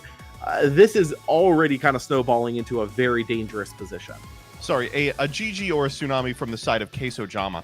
This Blizzstrix deck is very light on the back row runes, and you do get in positions where those two specifically have value, but very little else does. EQ coming down on the Moralith, but again, if you're the Blizzstrix, no, that's not an EQ. That's not an EQ. Whoa, that is an Apollo. That is Apollo. That's a full art Apollo. That is going to get a foretell 3. We see That's a win. Gorgons and Astrabbit. Unfortunately, no hits there, but that does foretell to where Kryber knows what's on top of his deck. 13 spirits left between all the hits and the Apollo enchant there. If you're going for an Apollo here, I have to imagine that he's trying to set something up. Yeah, we might see a Winjin deployed here. This deck is super cool. One of the top players in this format, this sort of Foretell adjacent Winjin Tornadjin deck. The one downside to it is that it really hasn't converted. It doesn't have Larvacell. All right, this is no longer Winjin. So if you're unfamiliar, the Larvacell, Anacell, Phosphacell line does have the capacity to get really big really quick, and it's also one of the only decks in the format with the ability to contest the Elestrals that come down from Blizzstrix. It is also absolutely eaten alive by Gorgon's Gaze. Whoa, that is rough. Oh, boy. Oh, that is unfortunate to see. Larvacell to Phosphacell is something we have not really seen a whole lot of in this particular format. But you are absolutely right that it is casual night. But looks like there is. We're going to be passing it over to Queso Jama. He's ascending over the Cedar Soar into Blizzstrix already. Wow. This is a really rough position for Kryber. Frequently, the situation you find yourself in against Blizzstrix is that they do have a couple of really unbeatable Elestrals on their field, but it's taken them about 10 or 12 spirits to get there. So once you out their board, they don't have the ability to redo it. It's one of those positions they can get in that's like break my board or lose, but if you break my board, you win. We're not there. Hitting the Moralith super early means that, unfortunately, Kryber not only has to out this board, but the next one as well. Going for the Tsunami in response to the BlizzStrix? Oh, no. No, the Tsunami was taken out by the BlizzStrix here. I see, Unfortunately, okay. because BlizzStrix, I believe, does not target now. Once the resolution has happened to where he gets to determine what is being hit, there is no chance for a response at that stage. So, unfortunately, the Tsunami is gone here. We are going to see Moralith attempt to walk into the larva cell here. I have to imagine that's fine. Yeah, no, I mean, if you could protect it, you would. I just don't think you can. I'm really not sure what that set rune from Kryber is. It's got to be either a bluff or... I mean, we've even had a pretty profitable shield on the Cedar Soar. I'm interested to know what it could be. If it is a shield, I imagine even though we would be taking 4 rather than 3, that we would want you to do it on the firing BlizzStrix every day and twice on Sundays. Yeah, but then that also puts you in the horrid position of they just ascend their Moralith into BlizzStrix the next turn, which is it is Shield of Achilles. 4. Yeah, that's interesting. I think I would have preferred to see the shield on the Cedar Soar. You just really don't want this BlizzStrix deck to have the ability to go wide, because then every individual Elestral represents BlizzStrix, provided it's in the hand. I mean, here we have to find an out for the Moralith, as well as get to our linear play from a perspective of 4 spirits down. Oh, here's a there's an Earthquake. That'll get part of it. All right, okay. We are now in a position where we have equalized. We know that the BlizzStrix is not coming down out of the hand anytime soon. Queso Jama does have the ability to lock and load again by virtue of being lower on spirits. 7 cards in hand. We know one's a Bat, one's a Scorp, one's a BlizzStrix. What's coming down from Kryber on 6 spirits? It is Ashrabbit. That is great. That's a good one. Get the resource, but also a little bit terrifying, as we already know that Queso Jama has the Bat and Scorpio in hand, so that would already be able to contest the Rabbit here. This is just a really dangerous situation for Kryber all around. He's extremely low. Queso Jama, while yes, he'll have to take time to build a board again, does have an avenue to do so through already resolving Lycan this game. And I have to imagine we're about to see Scorpio come down. We got to rise from the ashes. Yeah, one of the advantages of hitting these BlizzStrix hits, the Moralith, the Cedar Soar early, is you have the spirits in deck to be going for huge plays like this. Here we're able to rise back into an Asprowl. Guess what? We haven't actually used our enchant this turn, so the Asprowl can trigger, then we can make a BlizzStrix, eat the bunny, and with no back row, get in for 3. I mean, that's horrifying. Yeah, even more horrifying here is the fact that oh my gosh, and he hits the BlizzStrix off the Wow, Asprowl. unbelievable. This is about to absolutely snowball out of control. I actually think just deploying the Scorpion here wins the game if we haven't shuffled back the Lycan form. Yeah, that is exactly what it does here. Queso Jama had 3 Lycan form in his underworld before the first BlizzStrix and shuffled back 2. So we do, in fact, have that. But actually, notably here, Scorpion form no longer has a target. So a little bit of a missed sequence here. Just has to play the Scorp or the Bunny or something a little more aggressively. Here comes the Bunny. Okay, well, no big deal. From this position, I can't really imagine what Kryber would do to get out of this game. But they found the out, a quick scoop, and a move to game 2. Yeah, that you hate to see. You hate to see it go that fast. I mean, also, I like to see it. I mean, that's BlizzStrix. That's BlizzStrix for you. It goes fast, and it either gets there or it doesn't. Mm-hmm. And in this case, it got there really, really fast. Yeah, no, there was a little bit of a discussion among the advent of the Moonrise metagame as to whether this BlizzStrix deck would play the Morfrost package. It's really, really powerful at getting those proactive Moralith plays going, being able to deploy it as early as turn 1. It's really bad for pretty much every other reason. And so people hadn't settled on it, and I'm glad to see that they now do pretty much universally understand that, no, I mean, you have so few mechanisms by which to do anything without Snowlet, that you do have to be playing for like 2-card combos with Morlith. And I mean, the payoff is you get to go really wide turn 1 and threaten Blitztrix every turn afterwards. I do think also that we've seen that from the original advent of the Moonrise meta, the thought there was not just using like a small Morfrost package; it was using like a full Morfrost engine, like your abominable wanted you playing form. Terraform. They were playing Terraform for a bit there, but then as the Blitztrix list got more and more refined, people came to the realization of 3 Lycan, 1 Bat, 1 Scorpion is enough. Yeah. It's really good. I can't talk up Scorpion enough. I've actually been playing a lot of the Morfrost deck in Clash, where the metagame is completely different, but Blitztrix is available. What isn't available is a lot of the cards that make Blitztrix good, and what is available is 3 Earthquake, 3 Laurels. So it's not fantastic, but the pieces that permit you to go wide in larger Frost strategies are pretty good. And so I've had a lot of fun playing like Bean Soldier TV adjacent Morfrost lists from like week 1 of Moonrise metagame. We'll see if Queso Jama can make magic happen twice as we move into game 2. Are you excited to see the 2-0 Blitztrix stream? I really hope that we see more of an actual like back and forth match here. Oh, that one. I'm sorry. I do love Blitztrix, but I love a good amount of back and forth in my game. I like it when you don't know who is truly going to win this until like the last cards are played. I'm a big fan of fourth. I don't know too much about back. Fair enough. But like with game 1, with match 1 today, like I liked the back and forth there, but obviously there is some merit to quick matches as well. We're seeing the players kind of still getting set up here. I believe we're going to be starting with I'm not entirely sure who's starting here. It looks like Queso Jama is going to be actually starting us up. This is like this is a mulligan. Yeah. Okay. This mistake. Blitztrix deck, of course, does have the capacity to draw so bad. Yeah, you do put yourself at a very big risk with this Blitztrix deck, especially post side, of going down really low and your opponent firing back Eruption for game.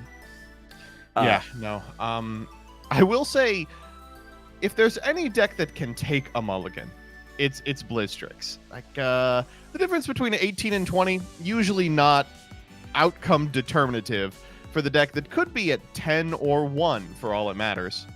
Yeah. With that, it looks like Kryber will be starting us up here, starting with a rabbit this time. A little bit better than an extended draw, that's for sure. That is going to be able to grab one of the 3 cards on top of his deck and shuffle it up.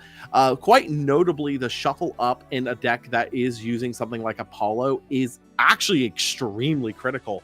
Being able to, once you've grabbed what you need out of the top of your deck, being able to shuffle it to where you know you're not going to be drawing cards you don't need is a very valuable resource to have. Yeah.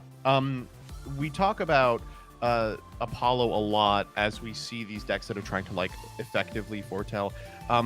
But just like other card games have used like Brainstorm fetch lands, the ability to shuffle your deck once you know you're drawing dead is so important. So much so that I remember in early Daybreak trying to play just all manner of horrid cards that just incidentally shuffled. Because I think every player who's ever cast Apollo can relate to a position where Apollo comes down, you see your next 3 draws, and you go, oh, I lose. There's nothing coming. Yeah. I will say there is also, like, we see a Scorpion form coming down here out of the Jama. That is truly the way that you're going to be able to answer the rabbit at the end of the day. Pitching off the bat form, dropping the rabbit to 0 defense, I believe. Oh, no, a Gorgons. So the 0 defense will not trigger, but the bat still will. Yeah, this is the position that kind of stinks here. Gorgons on Scorpion is really hard to deploy. If you're unfamiliar, Gorgons it prevents the effects from activating until the end phase, so you can leverage the Scorpion in an interesting way depending on when your opponent triggers the Gorgons. What Kryber's done is the most effective way to do it, which is, of course, preventing that from happening and permitting you to leave your Elestral unscathed. But, of course, it also triggers the bat, so, who knows. And we do see a Calf-Mel come down out of Kryber, going to be able to walk over the Scorpion here. Looks like we're going to see an Ascension over the remaining Lycan into Asprowl. Yeah, no, now's the time where we have to ask, is he going to see the Blistrix? Second Gorgons. Oh, nope, I guess we'll never find out, because here comes the Gorgons. All right, this is not a terrible position to be in. Asprowl has 7 attack. There's not a lot that gets over it, but still frustrating to have to stare down the thing that ends your turn 2 turns in a row. I will say, just quickly picking your mind here, do you feel like it's better to stop the Asprowl before or after the mill? Because you do have the option to Gorgons in response to the Blistrix Ascension thing to stop it from ascending over the Asprowl through Gorgon's effect. I always say before. I often lose games to Cedar Soar, and I don't want to give them an opportunity to find it. Fair enough. And it does look like Larvacell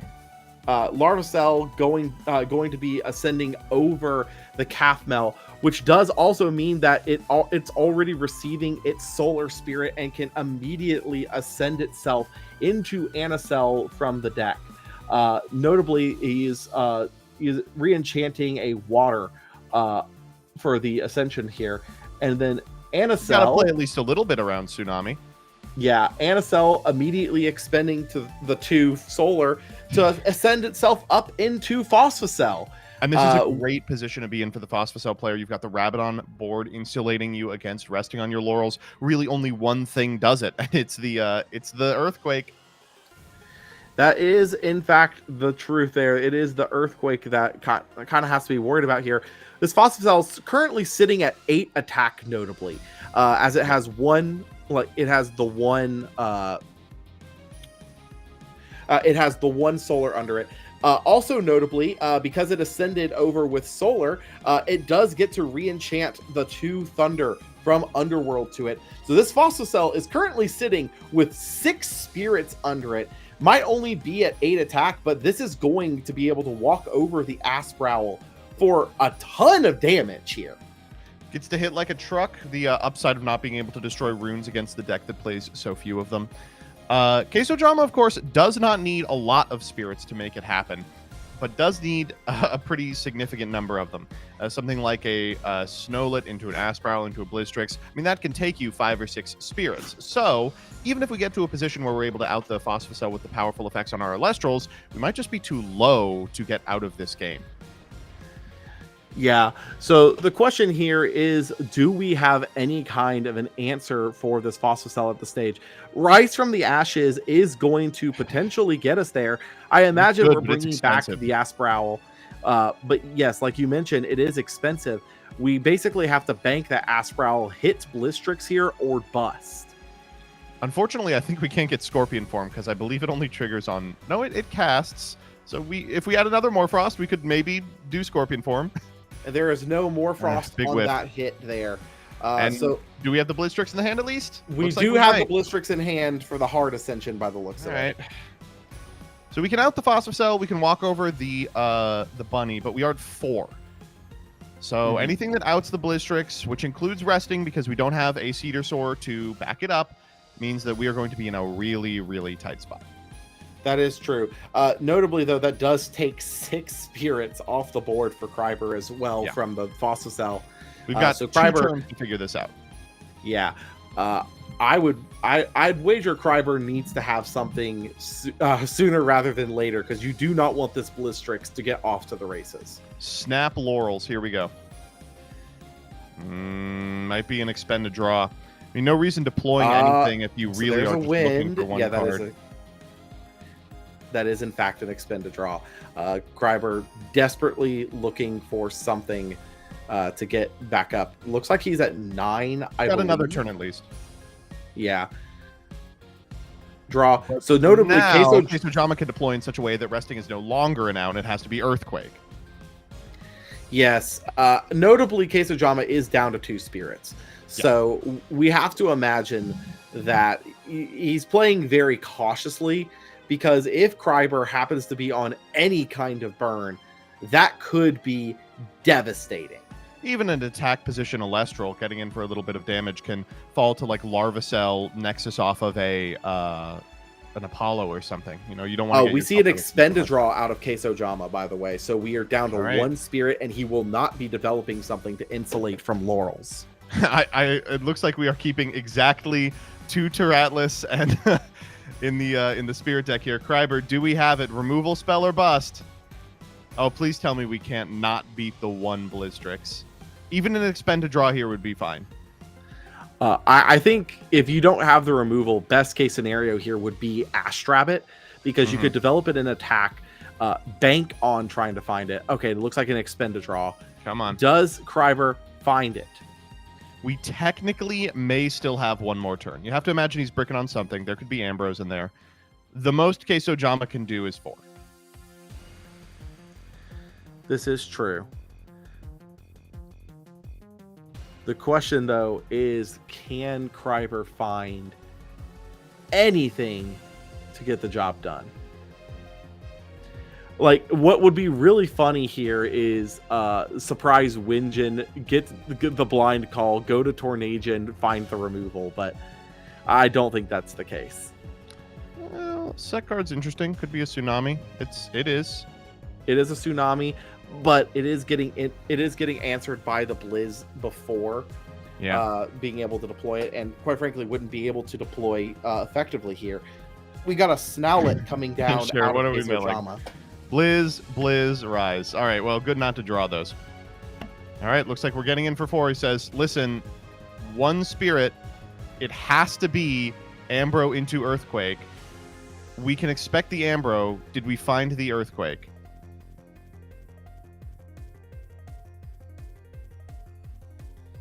I will say also Ambro into a correct Winjin call does it now as well, because there's a little Elestral that he could walk over for the last thing. There is the Ambro. Wow, there are ways right. Yeah, that Ambro Kryber Winjin does win. Oh, he's grabbing the Earths. I see him. Did we find it?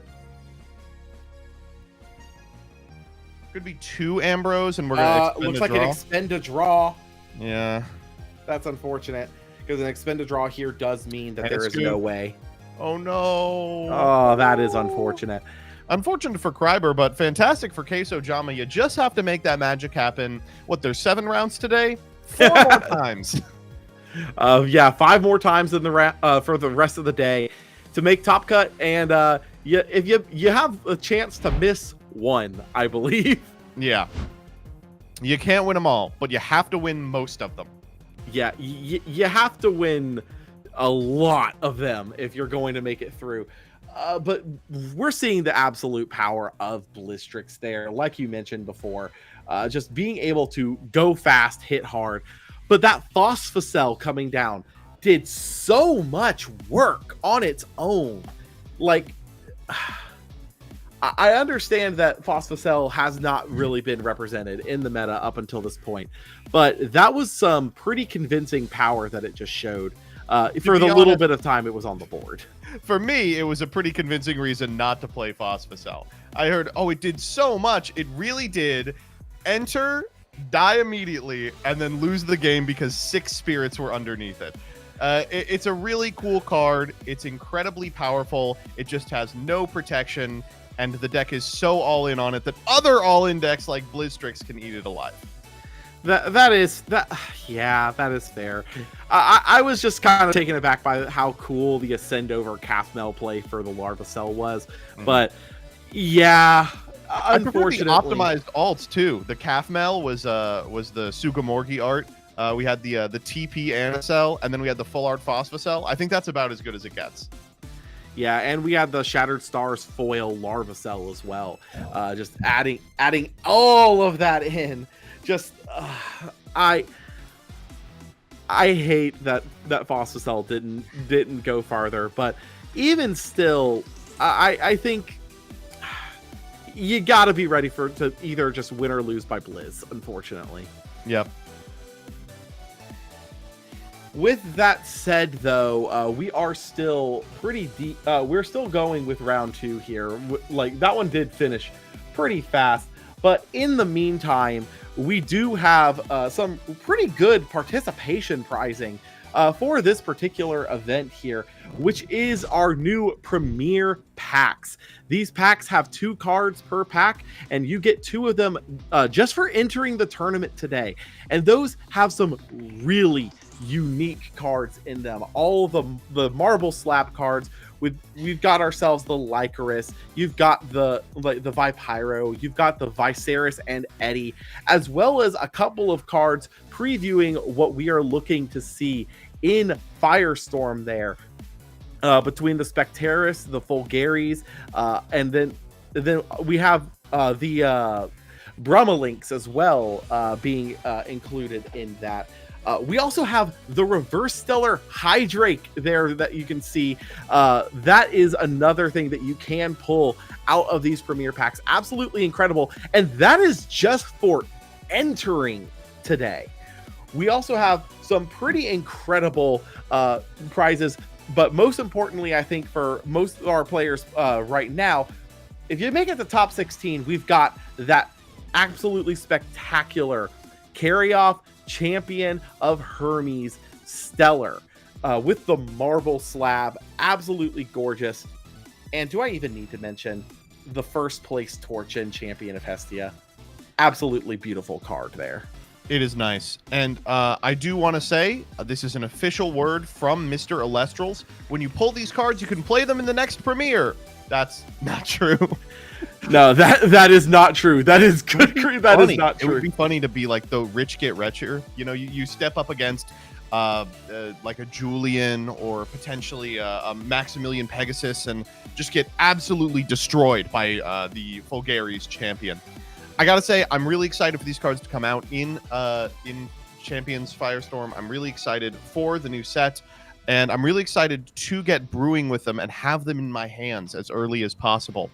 I gotta say, I am a little miffed that we are casting today and not participating, because I certainly would be wanting to walk out of here with some of those. Absolutely. And just to make sure we're getting some clarification here, cards that already have functional reprints that are legal are clear to be used for the next premiere event when you guys get your hands on them. Cards that are not going to be printed until Firestorm are still illegal to use until, I believe, June 1st is the legality date for Firestorm cards. But even still, that Marble Slab Eddie is beautiful. If I had it in my hands right now, I would be playing it, being absolutely fair here. I'm a Clash Promos Eddie King myself. I will say the Marble Hydrake, if you are playing 3 Marble Hydrake, I will just scoop to you on the spot. If you have the 3 Marble Hydrake and you go into the top 16 Dallas Pen Terror, I will scoop. You can have the match. Yeah, I will say we've got the marble Reverse Stellar Hydrake there. We've got the marble Stellar Pen Terror. We need to see a marble Stellar Twindra, don't we? What's your optimal Twindra art right now? I'm personally, I'm a fan of the Shattered Stars, but I could be swayed. I think for me personally, I believe it's TP1 is the art that has the stellar version of Twindra currently. I will say I'm very fond of the TP1 Stellars, specifically for all the 2-drop Elestrals that are kind of like the mid stage of your Ascensions. I'm mostly partial to those because Cryovern, my beloved. The TP1 Cryovern is so beautiful. It really wonderful. is. And I swear it is short printed. I've pulled so few of them. I pulled so many Anacels. I do have myself 2 copies of them. I never got around to getting a third. But when I'm playing Frost 5s, I don't need 3. I need 2. I was gonna say, yeah, not an issue. Yeah. Speaking of these Premier Pack cards though that we're talking about here, out of the 8 that we've seen for the main cards, not including the Hydrake, the main 8 that you can pull, which of those is your favorite art that we are seeing out of the Premier Packs? Torchin. Does that one count? Can I say it? I don't think Torsion counts because that one is a first place promo. I'm talking about the 8 that are pullable from Premier Pack 1. Well, the sad part about it is the answer is Eddie, but I do still prefer the other Eddie art. Fair enough. I will say I am very partial to Brummelinks, the emo links. I do absolutely love it. But I'm hopeful that a Blizzard deck can go the distance. But while I might be hopeful, I'm also partly a realist there. Could happen. Just it could. one person has to get lucky. That's just what has to happen. Only one person has to get lucky. They have to get very lucky over the course of a 9-hour day, repeatedly, twice a match, every match. But it could happen. It absolutely could happen. And I will say, even I know you mentioned that that you're looking forward to the fire stuff coming down from Firestorm. But I personally am looking forward to the Champions of Zeus stuff. I do think that Titana Strike is absolutely incredible there. But with that said, I believe we are still playing out round 2. I believe we still have about 15 minutes left in the round. We've seen some of these matches kind of finish up here, kind of looking in the top tables. We have Bo cleaning up their match. We have Dr. Vilk, Soren Plays, Dymax, and Trishula all taking their matches.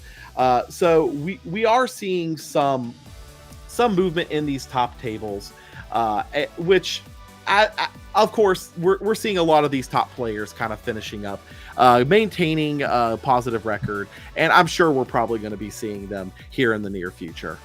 Yeah, super excited to see some of the top players from the last couple of events repeating their performances, and nothing too surprising so far. As we get huge upsets and we start seeing great players dropping, then we will let you know. But for now, the only really shocking thing is that Swolax has entered with the deck that he has.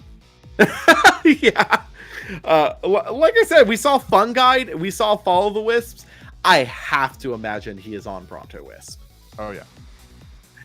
With that said, guys, we are going to cut to a break here while we kind of wrap up round 2. But stay tuned because round 3 is just around the corner.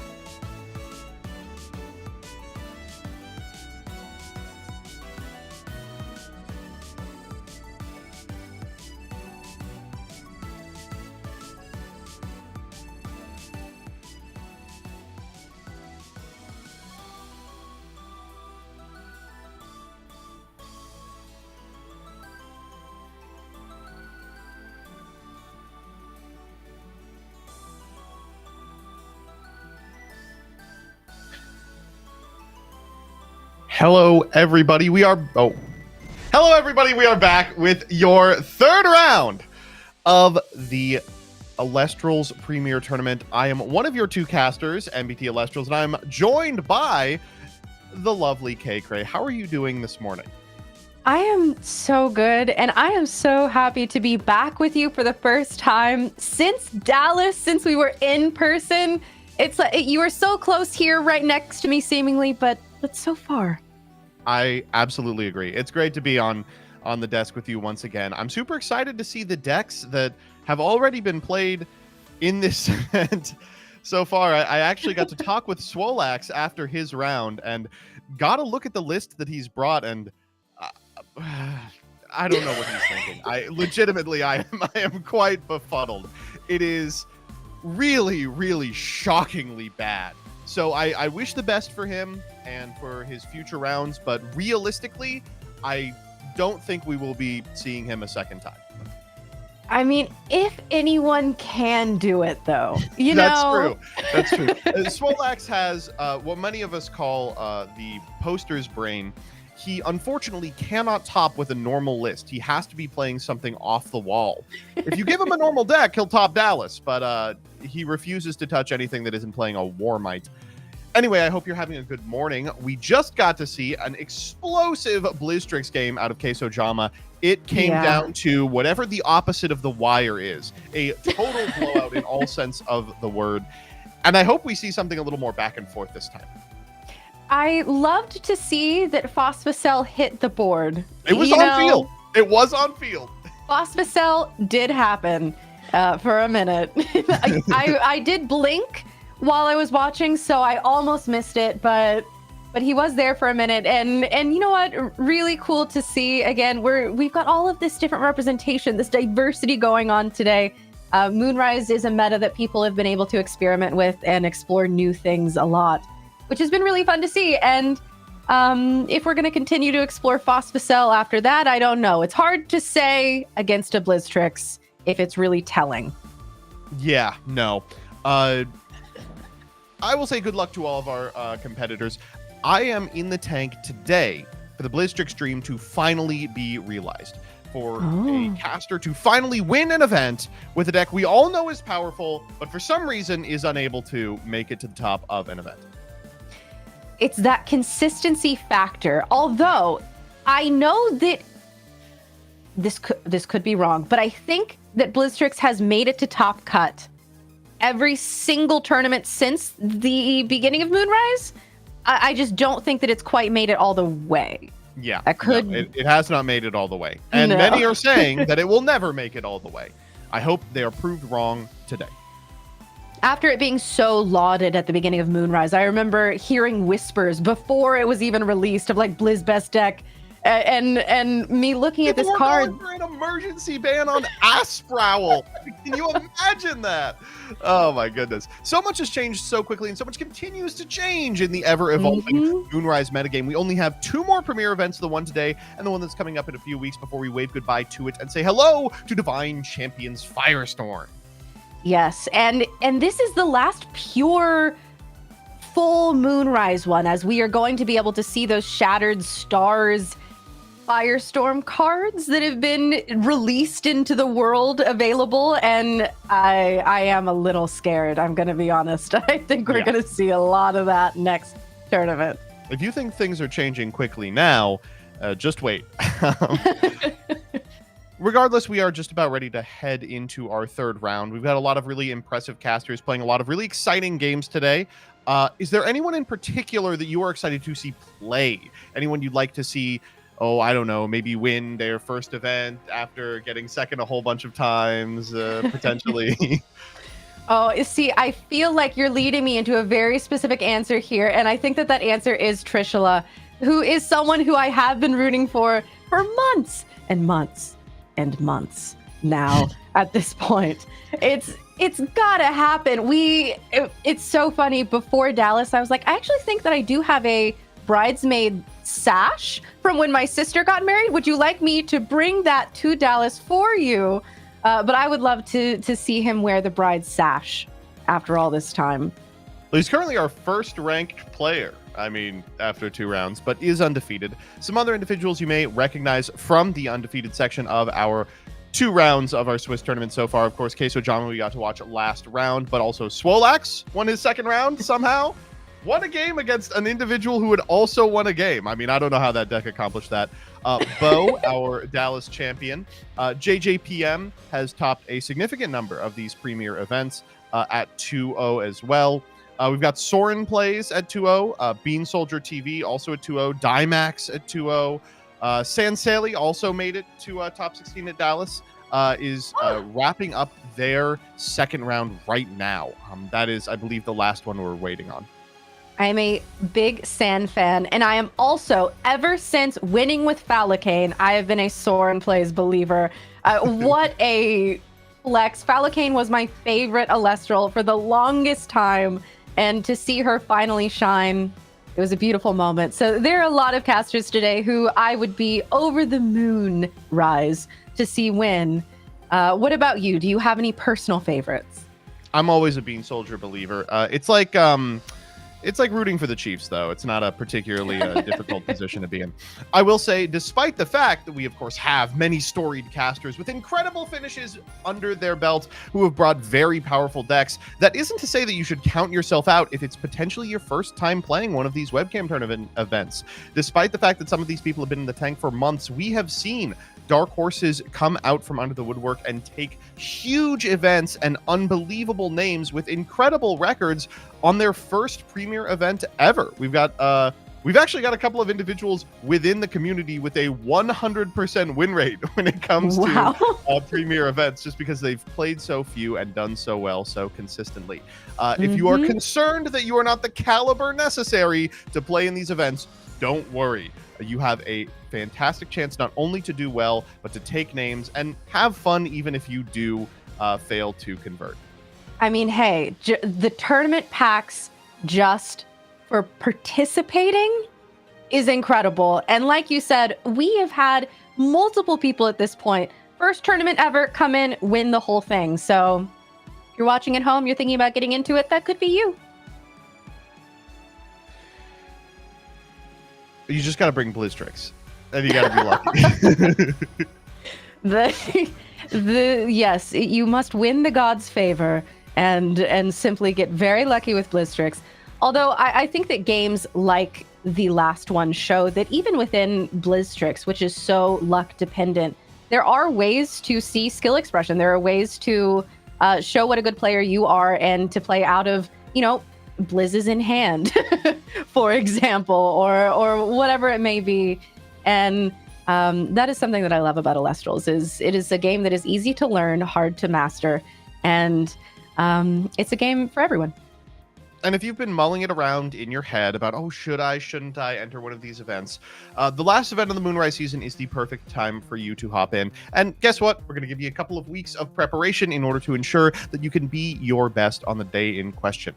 We are getting the May 17th premiere prepared for this upcoming event. You can go to play.elestrals.com and check it out. You can scan the QR code on your screen right now to register today. And of course, everyone who enters is going to have access to these incredible tournament pack premieres that we have been showing off over the course of today.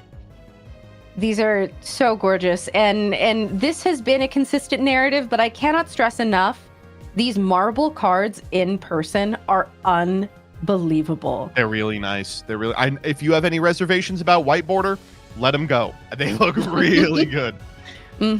I became a believer immediately upon seeing them. And of course, our Torchin champion of Hestia, there is already one in circulation with the lovely Julian, who won our last tournament. And you just know he's going to use this card in heal. I know it's showing up in heal. You must do it. It's like not playing the Dallas Astrabbit if you want it. You got to do it. And ideally turn one, just to really assert your position there. I know Luke Von Karma's been playing Pentair and everything. He's been showing up with Lunar Aggro featuring one Pentair just to show it off. I gotta say the reverse carry off, of course, really beautiful. The reverse Hydrake, so beautiful. The number one card that I like out of there. I need it. I'm a little upset that we are casting and not playing today. Hey, but you know what? We'll have to bum it off our friends.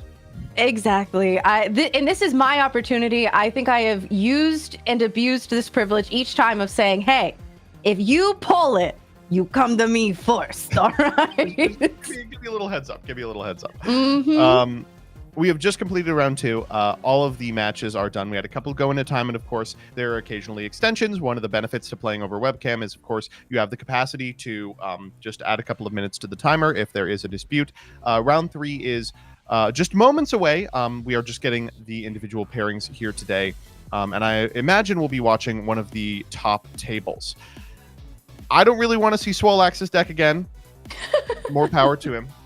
One individual that I do want to see is Dymax, who is playing a deck that I got a chance to speak at length with him about. He consistently believes it is the best deck in the format, despite all evidence to the contrary. And it's that level of delusion that I think separates the good Elestrals players from the great Elestrals players. You have to believe you have the blessing of the gods if you want to go all the way. I agree. And Dymax is one of those players who, even if you don't think that you've ever seen Dymax, yes, you have. He has an influence over so many people in this game. If you see random niche cards, the fact that we saw Cockadoodle at the Dallas Open event, that is a Dymax special. And he is an out-of-the-box thinker and is always very fun to see in these events. Yeah. Regardless, I'm super excited to see whoever we land on. Are there any decks you want to take a look at? We saw the Phosphocell deck recently. I am partial to a different solar strategy. I am a Wind Djinn enjoyer. I don't know about you. I love Wind Djinn. I think it's so fun. We were just talking about that before round 1 and all of the different applications that we could maybe see it in, possibly with Voldusk and Lunar Phase being able to just blind call one of 20 lunar phases in your deck or whatever it may be.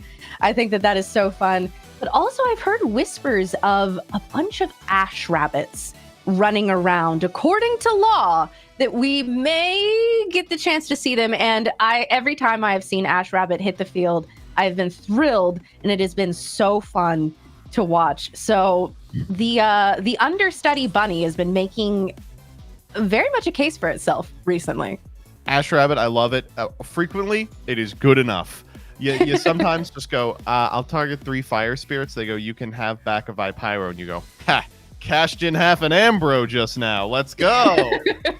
I'm a big Ash Rabbit enjoyer. And a lot of the reason I enjoy the card is because the Stellar is so nice. The green, I have been hunting that in Daybreak since the release. And I'm telling you all right now, if I pull it, you will never hear the end of it from me. I unfortunately had a friend pull it, and they immediately traded it off. I was unable to get it off them. It was a betrayal I will never get over. I'm so sorry that happened to you, and for what I'm assuming is a loss of friendship after that, as that is the appropriate reaction to something of that magnitude happening. Yeah, no, that's pretty much exactly what happened. Regardless, I think that we are just about ready to hop into our third round. Let me make an ask of the chat. To those of you who are watching on youtube.com/Elestrals, to those of you who are tuning in to our live stream, what would you like to see? What decks, what players, what strategies? Is there anything you would like to not see? I think we are trying to do our best to avoid some of the decks that you may have seen a lot of this Moonrise season. And highlight some of the stranger off-meta brews that have really populated these early rounds. Dyer says, I want to see bears. Dyer, we're going to do our best, but they might be hibernating. Listen, Hestia is on the way. She is sprinting as we speak this direction. I do love bears. And while you are all hanging out and typing bears in chat, be sure to leave a like on this stream. This is, again, the last pure Moonrise tournament of this format. And I'm very excited. We're seeing so much skill expression, so many different lists from our players. And as we were talking about earlier, we were saying, who are some players that you want to see I even saw a mention of who are some up-and-coming players that that you might be excited about. And be sure to let us know, because again, we always have eyes and ears in chat. We can always make these dreams come true for you. So if there's something you want to see, we will do our best to try and make that happen. Because more than likely, I'm sure that we want to see that too. I do see someone saying a Joblin. I'm a huge Jobber believer. I believe in the boy. Unfortunately, he has not converted particularly well because people keep playing this absolutely ridiculous Elestral called Spectaris. If I was in charge of the ban list, it would be banned just because of what it's done to Foamy. But Pam Jam has pointed out Pasta Moose. The Pasta Moose has been doing really well recently in these decks that are playing Comalis, decks that are Nexusing it off of other Lunar Elestrals. I think there is a pretty strong possibility that we see it over the course of today, perhaps in a deck that also features Pharaohgeist. I was just thinking of Pharaohgeist, the Elestral that was so powerful, it had to be limited before it was even released. And I have faced it myself. It has hit the board. And I have to say, I did defend her in the beginning, but after facing it, thank God. If there was more than one, unbelievable. The ability to search for it with Comalis, and as you said, Nexus, and then have the spirits available to simply ascend. Ridiculous. It really only takes once. I remember also being like, it's ridiculous. The card isn't even powerful. Why are we hitting it before it's had a chance to do anything? Sit down across the table from it once and you go, I get it. In fact, they should have moved it to 0. I don't want to see this ever again. Yeah, have you ever tried to PTA a Pharaohgeist only to realize that you needed a whole other spirit than you originally thought to fund it? Yeah. It's really cool to pay 9 in one turn. Regardless, we, I believe, do have our round here. This is going to be 2 individuals who are currently 2-0. They are doing quite well. This is Shiz, Naz, TM, and Y Rebellion, and they're playing some pretty fantastic decks. One that was really popular during the last metagame, and one that has been really popular for the last month only. Super excited to see these 2 strategies butt heads, and super excited to see how old decks can adapt and new decks can be born as well. I am looking at these and I cannot wait. One of these lists is one that I myself have played and loved, and it is always dynamic, and you never know exactly how the game is going to go with it. So we will see. We are, as we said, preparing as we speak, hopefully going to be getting into the action here pretty soon. And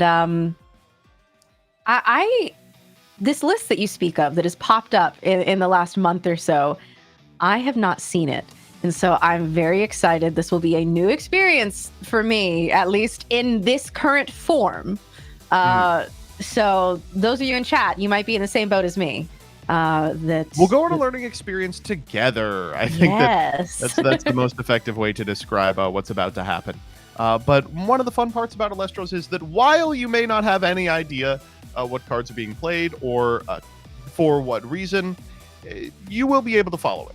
It's not a difficult game to pick up as you see it played, and we are going to do our best to communicate to you the intense level of plays that you're about to see.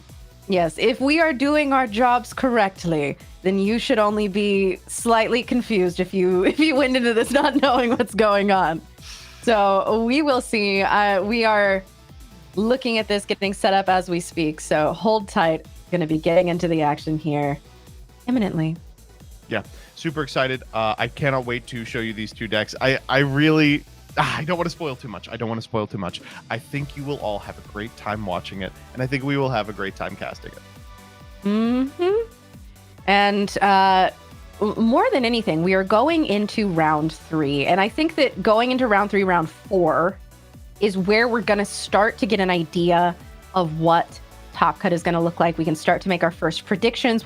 After this, we'll be about halfway through, and so this is... Give or take. Yeah, don't look at numbers. But this is a very critical point of the day, because you don't want to take those losses early. Yeah. And as we get later, that's when it's like, okay, this is who we're going to start to see more from. And we are getting ready to get into round 3 right now. And it looks like Shiznaz is going to be starting us off and going first. All right, exciting stuff. Now that we're in the games, we can probably start talking about the individual decks. So Why Rebellion has brought, probably the deck out of Dallas, the #1 strategy that was a result of months of preparation and play from the individuals who had been hiding it. It's Lego. Really incredible deck. One of my favorites, and one of my favorite decks in terms of flexibility as it has been adapted into Pet Shop and similar strategies. Shiznaz. They're getting wet. Chat, can he say that? We are looking here, going to see if our casters are going to keep these hands, if we're going to go for a mulligan. I think we were having some friendly conversation, which we love to see. That is something about Elestrals that I have loved from the beginning, is that you always see camaraderie. And mulligans. Mulligans is another thing that we often see from Why Rebellion. I see an earth, and I believe that is a frost. Yeah, so this deck mulligans exceptionally well. It does unfortunately have the downside of playing so many really powerful cards that are so available to you that you can end up with a handful of cards that you intend to search rather than cards you actually want to see in your opener. So if that happens, there's nothing wrong with taking a quick mulligan and trying to get something a little more proactive, the strat high rather than the cards you will be searching. Nothing quite like, on the other hand, just letting it happen. Yeah. Starting with Necklace and Like a Void in hand. Nothing feels Necklace, quite... Like a Void, Full Moon. That's an FTK. I imagine we're seeing the Frost Spirit expend because there are Cryoblasts available for Why Rebellion in the board. That's frequently what happens with this strategy. As a result, you kind of have this free-floating spirit that you can get rid of in game 1. Ooh, a Plucky coming down, and what are we searching? Come on, let's see him. Let's see him. No the way. Poseidon. Oh, we love it. Plucky into Poseidon. Okay. You got to do what you got to do. With a limited Elechick, you unfortunately can't consistently find Poseidon. There is not yet a Water Elestral with the effect of like Fawnlit that searches a Divine Rune and one additional card. So we do a small Solar Splash. Maybe we bluff a little Chronodile. We'll see what's going on. Okay. I do love Poseidon. That has been my man from the beginning. He is gorgeous in every iteration. He has some insane art coming out in Firestorm that I can't wait for. And speaking of Elechick, coming out from Why Rebellion, that beautiful tournament pack Elechick. Honestly, the optimal art of the Elechick. I know probably the optimal art is the Stellar, but there are so few of those in circulation, I can't find one for the life of me. Oh, yeah. As a result, I've been real? reduced to playing the tournament pack Elechick. Yes, we must stoop to such levels. But we see, I believe that is that Demeter? That is Demeter coming out. The gorgeous statue art. And it looks like we are going to immediately be enchanting her so that we can get over this Plucky. Oh, wow, for 3. One thing I love about this Lego deck is it just does not play with respect to spirits. It's like, yeah, if you want to spend a removal spell on any of my Elestrals because I've put myself in a range where Resting on Your Laurels is always on, go ahead. So many of these cards are interchangeable. And a shield always feels bad on the Elechick. You get to deploy it and get a little bit more value out of it later. But it's not the worst in a hand that expects to deploy a Poseidon. You want something on field to Nexus 2 so you can threaten a 3 Ascension Elestral. Now, we don't know if Shiznaz is actually playing one of those, but we'll see. I believe a Schmaltuga? Is that That is a Dratagua. Oh, Dratagua. Okay. So, unfortunately, the expend on that shield was not 2 waters. It was a water and an Owloon. So it's going to be a slightly lower value Dratagua than you would expect. Yeah. You're just recouping 1. We're going to get in for 2. Try and put Why Rebellion on a clock. But the thing about this Lego deck is it can get really aggressive with taking damage. All you need to do is get that Werepup into Like a Void, and it totally takes over the game. Speak of the devil, and it shall appear. What is this? Oh, that's the expended. I was so excited. I was like, here comes the Werepup. No, it's just expending. No, that is what we are paying. You could just go for Elechick again. Yeah, well, and with 2 1/4s on the board here, that would be very easy. Can't believe Elechick has been raised to back to 2. No, we're schmoovin'. Oh, this is an incredible play here. Love this Equilynx art, by the way. Beautiful, beautiful. take on the original build. What I like about the Elestrals art is that you have these like cartoony versions of them, and you also have these like ultra realistic arts that are available in tournament packs, or vice versa. You know, you have like the normally realistic Nobby, and then the tournament pack really stylized version. I like it. Here, the Elechick is going to trade for a back row, and Ambrosia, a bluff here. I wonder if you still go in with the Equilinx under the impression that the other one is also a bluff. Risky, and it's Argo. Wow, that was a gamble, and I have to say, I agree with the set Ambrosia. It paid off. The necklace, really the necklace coming out, going to be attaching to. It looks like the turtle. If where it is positioned is any indication. Yeah, the Dratagua makes sense too. And here, just throwing a bunch of water spirits into the bin, you can always re-enchant the Dratagua and get those back at any point. Ah, boy, this is scary. If you're Y Rebellion, you are also about to die. The Dratagua can be re-enchanted, go back up to 2 spirits. You can use the Poseidon to nexus a 3rd onto it from either the necklace or the Poseidon. I mean, you're about to take like 5. Here comes a Galaxy. The hits don't stop coming. Wow, okay. Galaxy making this a completely terrifying Dratagua. I can't believe we're back in Drat Summer again. We really thought that we were leaving that in 2024, but alas. Deploying the Poseidon here. Poseidon on the Dratagua would put them in a position where like everything could be a 4 attacker if you water enchant the Plucky. Looks like they're just going to settle for the 3 hits. I mean, putting Y Rebellion down to 8. We're going to go down to 10 at end step because of the necklace. Argo, an expensive card, necklace doubly so. Things are looking rough for our player who intends to spend spirits on a full moon. I mean, at this point, there's not much that Y Rebellion can do to clear efficiently a board like this. However, there are still options. Lego is one of those decks that, as you said, it kind of doesn't care until it does. And we're getting to the point where we're going to need to start caring a lot. So this is actually a pretty big turn for Y Rebellion with no set back row. We do have the capacity to, with a 5 attacker, get over the Dratagua. That's a 3 spear differential, but importantly also turns up the follow-up play, which is re-enchant the Dratagua, heal 2, Poseidon, heal an additional 2. That's how Shiznaz gets all the way over this deficit that's about to come. And Viscerus is a great way to do it. Super profitable attack here on the Plucky. Could boost and get over the Galaxy, and then contest the Dratagua with the 6 attack Viscerus on a future turn, all while burning them if they elect to keep it around for another turn as well. Very scary stuff. I will say this is a position where a second Equilinx would have literally won the game. So shouts out to those on the design team. Oh, okay. And we are hitting over the Dratagua. Are we? Listen. Oh my gosh, we are, because of the way layers work. Oh, I totally forgot. I'm still messing up Galaxy in the year of our Lord 2025. The increase on the Harmonia is applied, putting the Dratagua at a 5-4, at which point Galaxy will flip, making it a 4-5.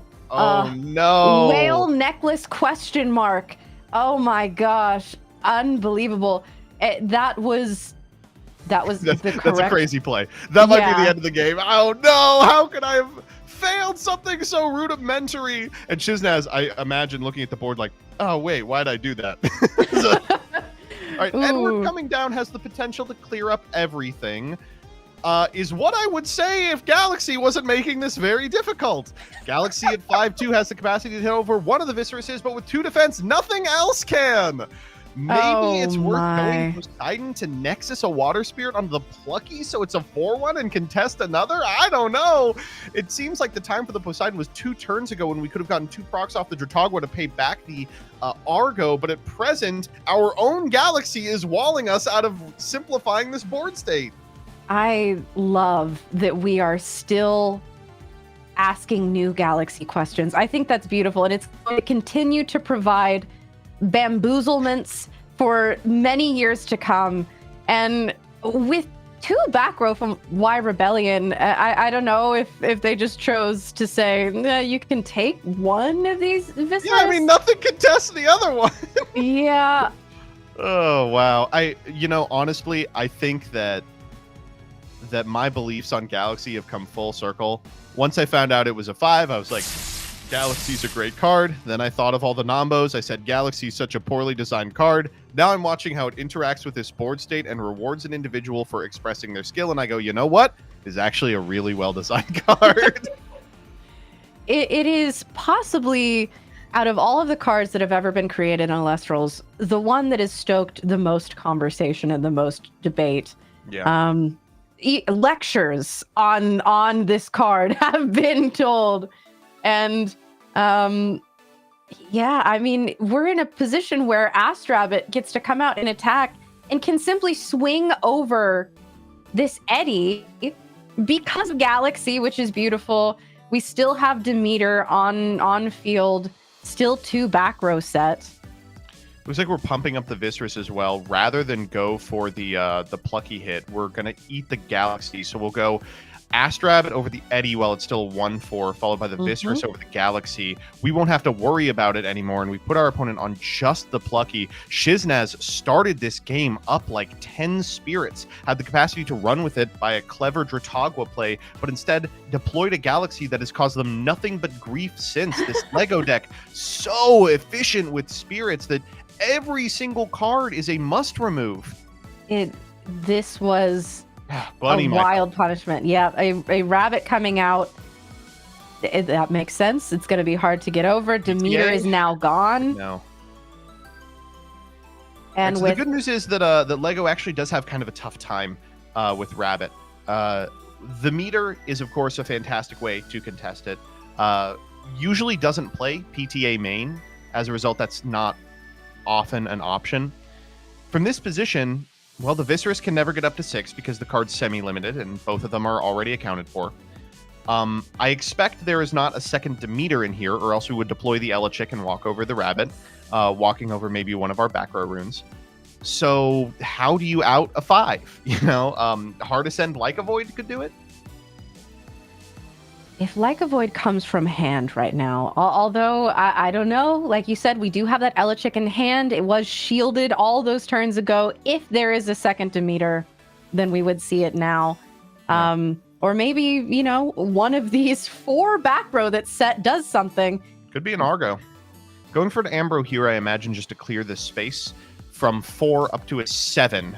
And we have equalized this. I imagine at one point it was like a 7 spirit differential. I mean, I was looking at this and saying, okay, why Rebellion, pack it up. Yeah, if we go to game 2 quick, we won't get into an Aphoros onto our Dratagua position in game 3. But no, we are actually in the driver's seat for this game. Mm-hmm. And there comes the Elechick. Horrifying. Do we have the second meter? Do we have a Gorgon's Gaze? You have to Gorgons if you've got it. This Astrabbit is the only thing that's keeping you in this game. But we do. We have the mismatched rarities too. What's your problem, Why Rebellion? We had the same thing with the Viscerus, and you know what? I let it slide with that. I said, okay, Why Rebellion? You know what? That's fine. However, now we've done it twice. Not even the tournament pack Viscerus. It's stained glass and base set. I feel like sometimes these casters do these things on purpose. It does help you, if you're playing a 2-of, keep track of which one that you're drawing. But honestly, I think it's disrespectful. Here walking in over the Astrabbit to threaten another shield. They're theoretically playing a 3rd meter. I think unlikely. And we do get in for 1 with the bunny. Shiznaz back against the wall. It's now or never. And if there's one deck that really does not like to be in this position, it is Water Nexus. It just doesn't really have the capacity to mount these explosive turns Lego does. Yeah, but let's see. This has to be the greatest top deck of all time. What are we looking at here? What is Shiznaz going to do? We've had Poseidon in hand, which is personally where I like him. But you could have a look at him, I guess, Yeah. Go ahead. Well, of course, they've got to be bricking on something. And if you're not making proactive plays in water, you have to imagine that the cards in your hand are things like Dratagua that we're seeing now, are things like potentially Sluggles, if we're on those. There's a lot of really powerful cards in water, almost specifically designed to heal. Oh, Here comes the Poseidon. there He's made he it onto the field. is. Big enchant too. That's a 3 Poseidon. Looks like Okay. we're going to perform the Nexus, go to Dratagua, go back up. So here we're going from 7 to 8 off of the Dratagua proc, going back down to 4 for the Poseidon, enchanting on to the Dratagua and going up to 6. So we are in this, but unfortunately Dratagua isn't a meaningful mechanism by which to contest this board. Not only does the Viserys get over it at 5, but whatever we pump with the Demeter does as well. So it's going to have to be a tsunami or bust, which we can play around by enchanting the Viserys with a water spirit. This would be a huge tsunami. We might see, if this Dratagua survives, possibly an ascend into something huge. Oh, an Eddie. That's an Edward. Beautiful Edward here. That's the Kickstarter Edward, my favorite rarity, and just moves the individual Elestral, says we are going in. Mm-hmm. Even if you have tsunami, it's not Tsunami rough here it. because of course the Dratagua wouldn't move, the Eddie would get over it, and looks like we're just gonna take 3 here, right to the face. 4.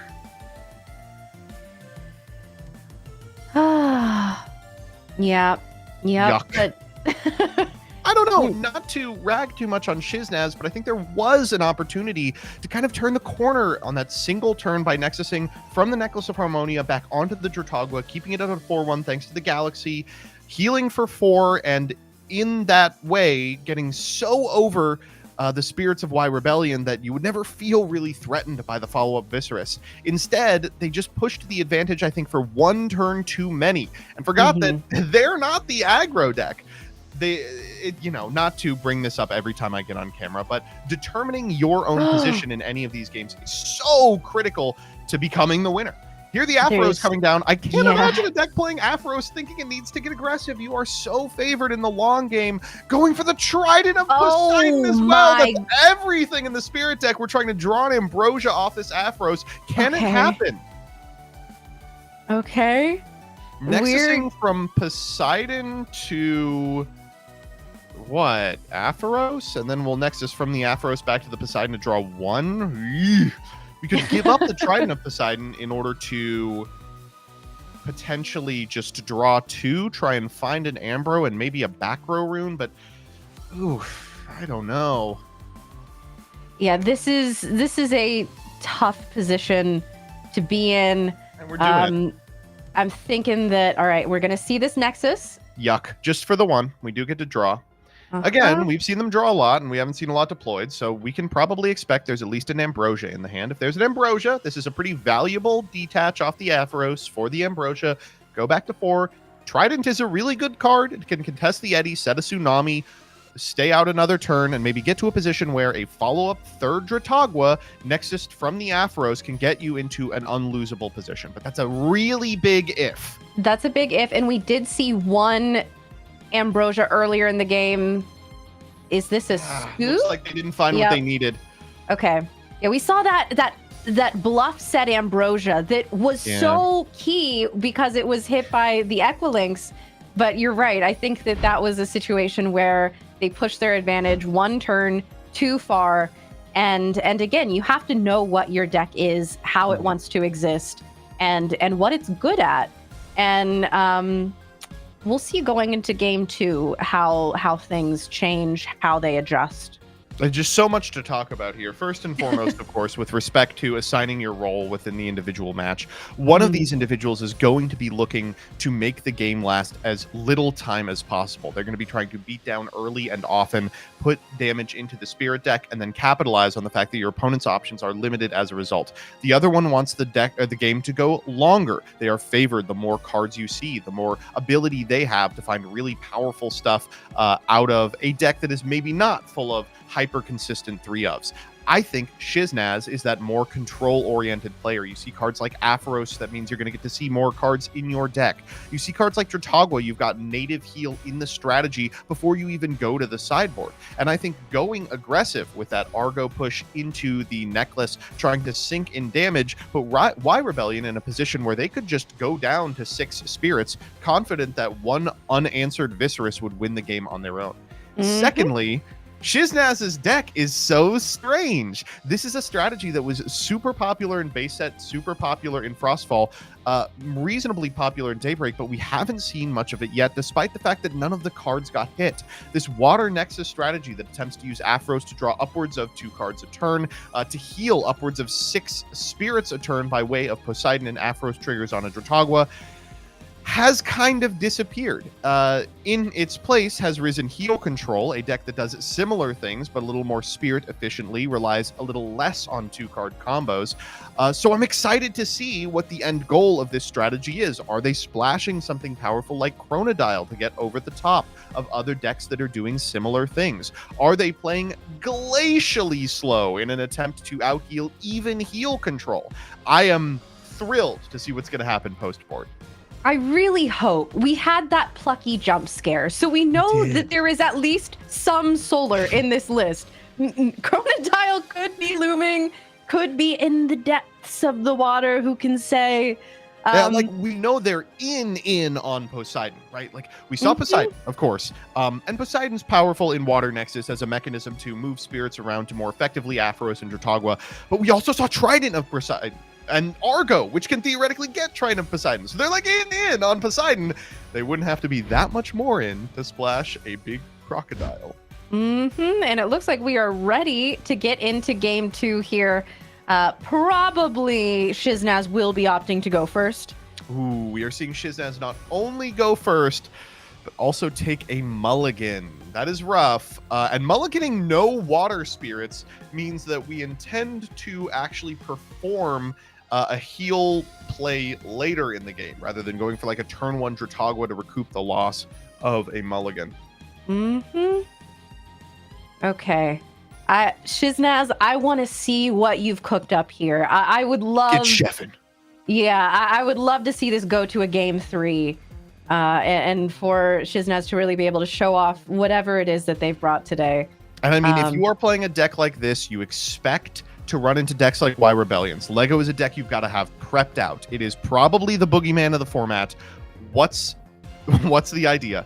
We got a quick peek at the hand there from maybe a little bit of bleed, and it looked really stacked. I was seeing Argo. I was seeing really powerful proactive and reactive Elestrals. I think just taking the Expendidraw to get water spirits into the bin, maybe prep for a more effective Dratagua. Yeah, and it looks like that is exactly what we saw with an expend and set. And man, these decks. But if you're Shiznaz, this is what you want. You want your opponent not to be deploying anything. You want them to be taking time to set up, because the longer the game goes, the more favored you are. So far, even with We're the doing it again. He says, you are going to have to make the first move. I'm not giving you a good Viscerus. I'm not giving you a good Equilix. Play. I love whenever we get into situations like this where it's like, what if we just stayed in this place forever? But unfortunately, we can't. I'm going to play Elichik. This is going to be an easy Gorgons. Yep. If Shiznaz has it, it's coming out, and it does. That's exactly what you want to see from Shiznaz. That's a one of that you now no longer have to worry about. 2 Demeters left in deck. You have to hard draw them.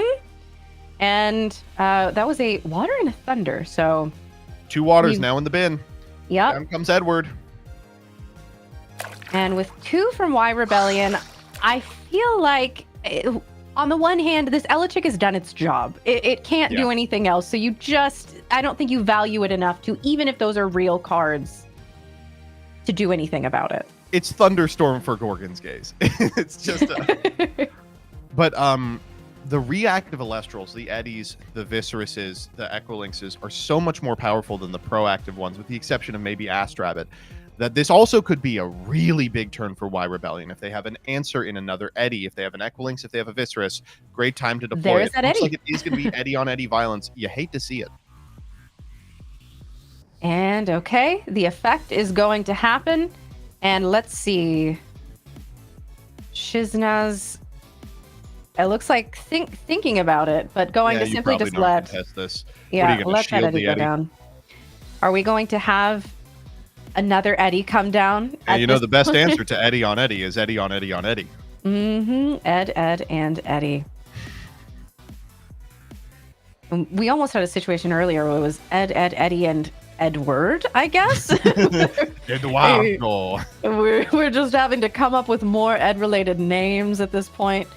And I'm seeing it. It's an expended draw. okay. Again, it's so strange. Shiznaz was so aggro game 1 and so passive in game 2. I hope it's not because they're bricking, because I really do like this playstyle. Like, there really is no pressure. You need them to deploy 2 or 3 Elestrals before you want to do anything. Werepup, one of those Elestrals you do have to contest. Looks like we don't have the Gorgons for it, but it's arguable if you would even Gorgons it in this position.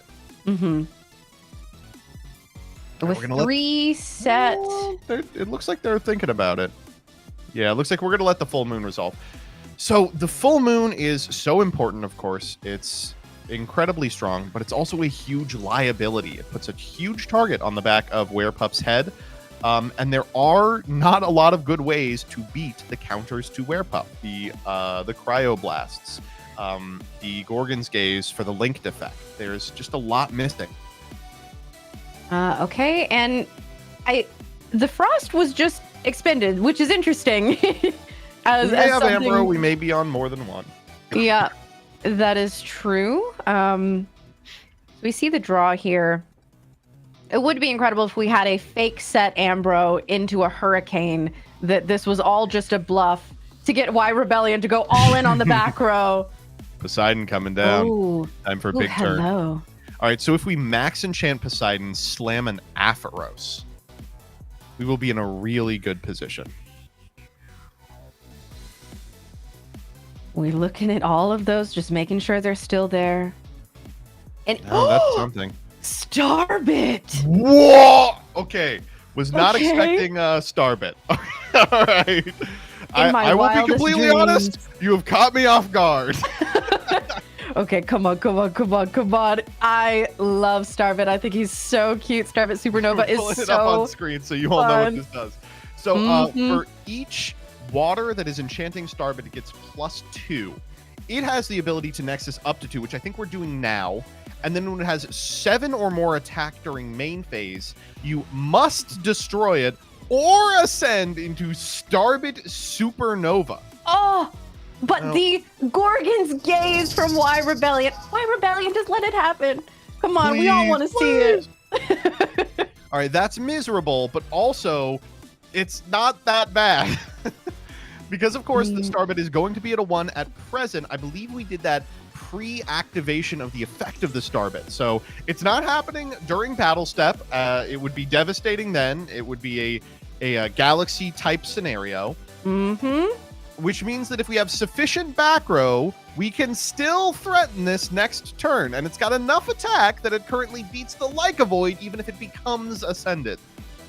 And this is a situation where if Y Rebellion has Spectaris, Spectaris would be a disaster. That would be... Boom! Bam! No! What? No. Oh, Gorgons? Do you have it? Gorgons? Frantically checking that back row. We both desperately want to see this Starbit Supernova happen here. Shiznaz, this would be the time. Oh. He just throws up his hands. No! Here comes the boom. Yeah. I give that 5 big booms. All right. Well, now I understand why Shiznaz was playing the way they were. I thought it was a traditional Water Nexus build. No, it's got a Starbit in it. A shining star, a beacon of hope. Okay, but alas, this is devastating. It's disastrous. It's miserable. It is also not the end of the game. A Drotagwa heals us up 4. We have to be bricking on some number of Ambrosia. There's so many opportunities for us to get back in it. Going for the meter here. Y Rebellion, seeing that Shiznaz is on 6, can maybe make something happen. We could go Edward attack, go for the full moon, hit for 3 here, putting Shiznaz to 3, trigger the Werepup, and then go for lethal. It would be like Werepup attack, Eddie attack, Full Moon onto the Eddy, pop it to 3, Werepup linked effect, go to Like a Void, hit for 2. That would require everything to go right into 3 back row. So they are not doing that. Instead, they're correctly, I think, playing around the shield. But always an option.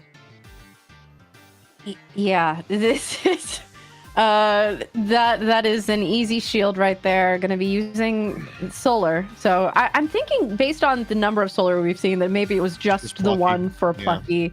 So yeah, imagine Chronodile being fit into a list that is also running Starbit and Starbit Supernova. That Eddy on Eddy on Eddy. Eddy on Eddy on Eddy. Not a big fan of the government. We're so toast. It's Dratagwa or bust, Shiznaz. We that's the only way back into this game. If you're Y Rebellion and you have a shield, you take it there. You go, okay, I win. Yeah, but we don't see a shield. However, Demeter is still on the field. Exactly, Tsunami is good here for Shiznaz. You can even play around it. You can make really bad trades with like a Water Enchanted Viserys. We're going for the Lunar Enchanted Puppy again, I will say. That's interesting. Yeah, and Shiznaz, I guess, could like Gorgons it and go to 0. Like this is how this Lego deck, being so spirit efficient, can be so overwhelming, you know? He's at 10. Like, if you shield the puppy, you go down. Ooh. We can do the main phase Full Moon, because what are you going to do? Gorgons the linked effect, go to 0, Ambro off the Eddy. That's exactly. That's what we're doing. That's exactly what's happening. Yes. So Gorgonsing from this position is pretty good because it means that we can't also enchant the Lunars. So here we're going to go ahead and pull off the Poseidon as well. That puts us down to 1 rather than 2 and leaves the door open for a Dratagwa or an Ambro. But again, Y Rebellion at 9? And with the Demeter up, any Elestral wins the game immediately. There's Ambro. Okay, we're still in this. We still have spirits to play with here. Going to be getting back those waters. Dratagwa coming out here would be great. That Full Moon is gone. So, you know, again, like you said, Demeter unfortunately beats over everything, and it is enchanted with 2, so... We can walk over the Werepup, but to what end, right? Like, what does that do? We hope that Y Rebellion's 7-card hand has 0 Elestrals in it. That's the dream. Surely. I mean, positively that could happen here. I mean, now just really thinking about what we even want to do, it looks like we're not expending to draw so that we can theoretically keep a back row that costs 2 live with the ability to then cast an Ambro that we draw off the top. Being in these positions and having to make the decision to expend to draw or not is just miserable. And here, even in a best case scenario, you're losing your last Elestral for the low cost of what? 1 spirit off the Demeter? Down comes a 5-attack Viserys. We don't even have to commit to the Demeter. No, it simply... I mean, even a Gorgons here, it would just be a clash or a crash. Crash put you to 1 Ambro. Shield miserable. Goes to 1. Of course, made no progress on that Demeter. We get in, put Y Rebellion to 7. It's got to be Ambro off the top or Dratagwa off the top. We haven't... I think we saw 1 Dratagwa earlier. We saw 2 in the previous game. We haven't seen any this game. Any this game? Okay. So, they're looming. It could happen. Finger in that last spirit. I think trying to decide if there's anything relevant that can be done with it. Oh, looks like a no, and with 1 spirit, no back row is going to completely insulate you against everything. Water enchanting the Viserys, I think, closes the door here. Going for the Viserys again. Gonna even Earth Enchant. It says, you know what? If you want a Tsunami, then you go to 0. Like, I still win. Goes for the attack here. Shiznaz, what's it gonna be? I have to imagine the back row's like Argo. Yeah, we're losing it. And it looks like we're gonna go for an altar. Oh no. Oh my god. Decline to change position. We'll put the Viserys at 2, hitting for the last spirit of damage. Shiznaz at 0. Yep. The back row, altar, Argo. Disastrous. Ooh. Oh no. Is that a poison tunic? I wanted Starbit to work so badly, but it looks like it's going to be a quick and easy 2-0 from Y Rebellion. Not super surprising to see what I would consider one of the best decks in the game take a match, but very disappointing we weren't able to see the Supernova. Lego is just one of those lists that it has so many ways to deal with so many things. And and that is why it is so good, is because we were in a position in game one where you and I both said, well, looks like it's over. And then Galaxy things happened, and Y Rebellion was able to fully exploit that, knowing apparently better than us the intricacies of the Galaxy interactions, and turning it back and going for a very quick and efficient 2-0 victory there. Really, really unbelievable stuff. Super excited, of course, to see Lego continuing to dominate. If anything could be called the best deck in Moonrise, I would probably use it to describe this strategy. Of course, I feel, pretty conflicted about actually doing that because Moonrise is so diverse and so ever evolving. But if I had to, gun to my head, name a best deck, it would probably be Lego. No shame in losing to that strategy. And I wish our Starbit enthusiast a fantastic and productive rest of their event. I hope that they are able to make the Supernova happen. That was so exciting in the moment where I can't tell you how much I believed that was going to happen. And unfortunately, I love Boombat too. And so I have to say that did hurt my feelings a little bit. Yeah. Boombat is so unbelievably cool. And I really appreciate how many games, especially boarded games, come down to Boombat math, where you try and leave it on the field for a turn, get 2 activations out of it. It also is the fun police. It's also the machine that ends fun. So unfortunately, we weren't able to see the Supernova come down, but still impressive play from both players. And I hope that they are able to make it work. It was a game where, do we know the records of both of those casters? They were both 2-0. They were both 2-0. Okay. So Shiznaz clearly has been making it happen so far today. And as you said, Lego is arguably one of the best decks in this format. Right. So it does not mean that the dream is over. We could still see Starbit in our futures. We could still see Starbit in Top Cut. And best of luck to both casters. So well played, all things considered. And I really loved the way that Shiznaz was able to completely pivot play style. And you mentioned that a little bit when we were watching, is that game one was so aggressive and almost like, oh, who's playing what deck here?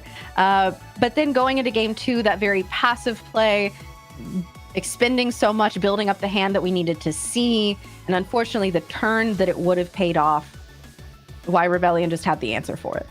Yeah. Rough though it may be,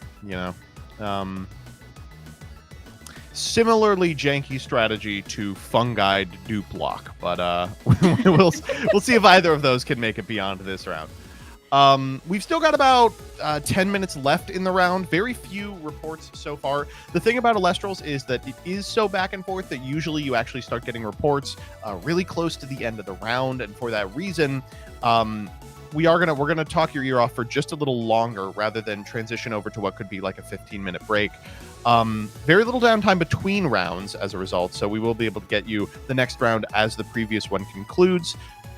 But for now, I guess we can use this opportunity to talk about the upcoming Premier event. If you at all are interested in performing just like some of the people that you're seeing today, trying out some of your favorite Elestrals or strategies in a competitive environment, you can do so on May 17th. That's just a couple of weeks away and will be our last Moonrise event. Now, as Kay's mentioned a couple of times, there are going to be some cards from the upcoming set of Divine Champions Firestorm that are going to be available for that event, this pending their inclusion in certain Premier products and Shattered Stars sets. But this will be the last tournament where capital D Divine Champions Firestorm is not legal. So if you want to play around in this ever-evolving metagame as it concludes, this is your last chance to do so. Really recommend it if you're a new player. Really recommend it if you just want to try out some of these cards. I've had a great time. And even if you punk out and lose all your matches, you get to walk away with these nice tournament packs. And they are so gorgeous. And of course, for our top 16, that reverse stellar carry-off champion of Hermes and our champion Torчин, the champion of Hestia. All so beautiful. And again, like we said, if you want the chance to start playing around with Firestorm cards before the true introduction of Firestorm, this would be the time. I can't wait to see how people go into this next event, what we actually play with. If it ends up being, I remember going into Daybreak where we had a few of those cards, and I was so sure that they were going to take over and we were going to see them in the tournaments, but because they didn't have the full support from Daybreak yet, it was like, okay, we're going to hold back. We're not going to play these quite yet. So who's to say? Who's to say we might see that again? That's the last event I got to actually enter rather than cast. And, not to push back, but I did actually have a very impressive finish with some pre-release cards. I had 3 Titanostrike in the board of an otherwise pretty standard Thunder Nexus deck. I never boarded into it. It was terrible. It was an unbelievably bad card at the time. But I believed in my boy Titanostrike. You believed, and you were so brave. Yeah, thank you. I appreciate that. I don't use the word hero lightly, but I do believe that I was the greatest American hero that weekend. That's beautiful. Importantly, if you're feeling a little trepidatious about jumping into the deep end of competitive play, there are a ton of opportunities to get your feet wet at a ton of other events. Elestrals has frequent casual nights, and these casual format events, they're super low-key. They're on Discord, 4 rounds, hop in, hop out, Tuesdays at 7:30 p.m. Eastern Standard Time. We're having one on April 29th, May 6th, and May 13th. By the 13th, you could be prepped for the May 17th premiere event. Importantly, these casual events also, Dan will just enter them. Sometimes in bracket, you will just run into A Drive playing cards that do not exist yet, and you just got to deal with it. It's like if you showed up to locals and accidentally ran into Pegasus. It does happen, and it is horrifying. But between you and me, he's a bit of a pushover. And you can experience that for free and receive 10 caster coins for it. And as my fellow host here, Joseph, was saying, you can get some practice in for the next event. There are a few of these before the next one. So these would be the time to either play really fun things that you would simply never even consider bringing to an official tournament, or get some rounds in, get those reps for the deck that you might actually be considering playing. One of the best parts of Elestrals is that the burgeoning community doesn't just exist online. It exists in paper, too. I'm very lucky to live within about 20 minutes of an incredible local at Comics to Astonish. Really fantastic stuff. They're hosting their store championships. They just did this past Friday, and I was so miffed that I was unable to attend. But if you want to check out a store around you, by going to play.elestrals.com/stores/search, you can locate stores near you that host and sell Elestrals product or have events running. A great opportunity not only to enter into the community, but to build friendships, find playtesting groups, and make the move from casual player to more competitive one by getting repeated reps with people that you trust. I've used the store locator a bunch of times. It's been super helpful, and I'm so excited that it has resulted in a community popping up around me. Do give it a shot if you're interested in paper play. However, if you are not quite so lucky to live near one of these places, I myself do not. However, we have been here in Las Vegas, which is where I am based. We have been working on getting a local store up and going, and we even had a demo event just the weekend before this one. So if you don't have one near you, Elestrals is always happy to work with you to try and get these locals established. And again, I loved going, meeting so many people. Even just at this demo event, you could tell that people were excited. And I can't wait to play this game in person more. I need to have a place to go and play. So also, this is my chance to say, if you're here in Las Vegas, we are currently working on getting our local scene going. Best of luck to you on the West Coast. I will say, East Coast supremacy. We did it, folks. But I appreciate the attempt regardless. We've just got a couple more minutes before we're going to call it on this round and move to the next. I'm super excited to be able to hand off the mic to the Law, who will be hopping in for me on the next round. I will be the round after that, hopping in for K-Cray, and then we'll be just rotating until we make it to top cut. Kay, I hope you have a good time over the next couple of rounds. Thank you so much. I hope you have an excellent break. It's well earned, even though at the end you were getting braggadocious about East Coast versus West Coast. I think we can forgive each other for this and nevertheless remain friends. I just got to say, if that Starbit play had happened in paper in Maryland, it would have succeeded. I'll be completely honest with you. All right, with that, I'm going to throw it over to the break. Going to be real short. I'm talking 5-10 minutes, and then we are going to be back with round 4 of this incredible premier event. You'll see Kay again, you'll see Law, and you'll see me about an hour afterwards. See you then.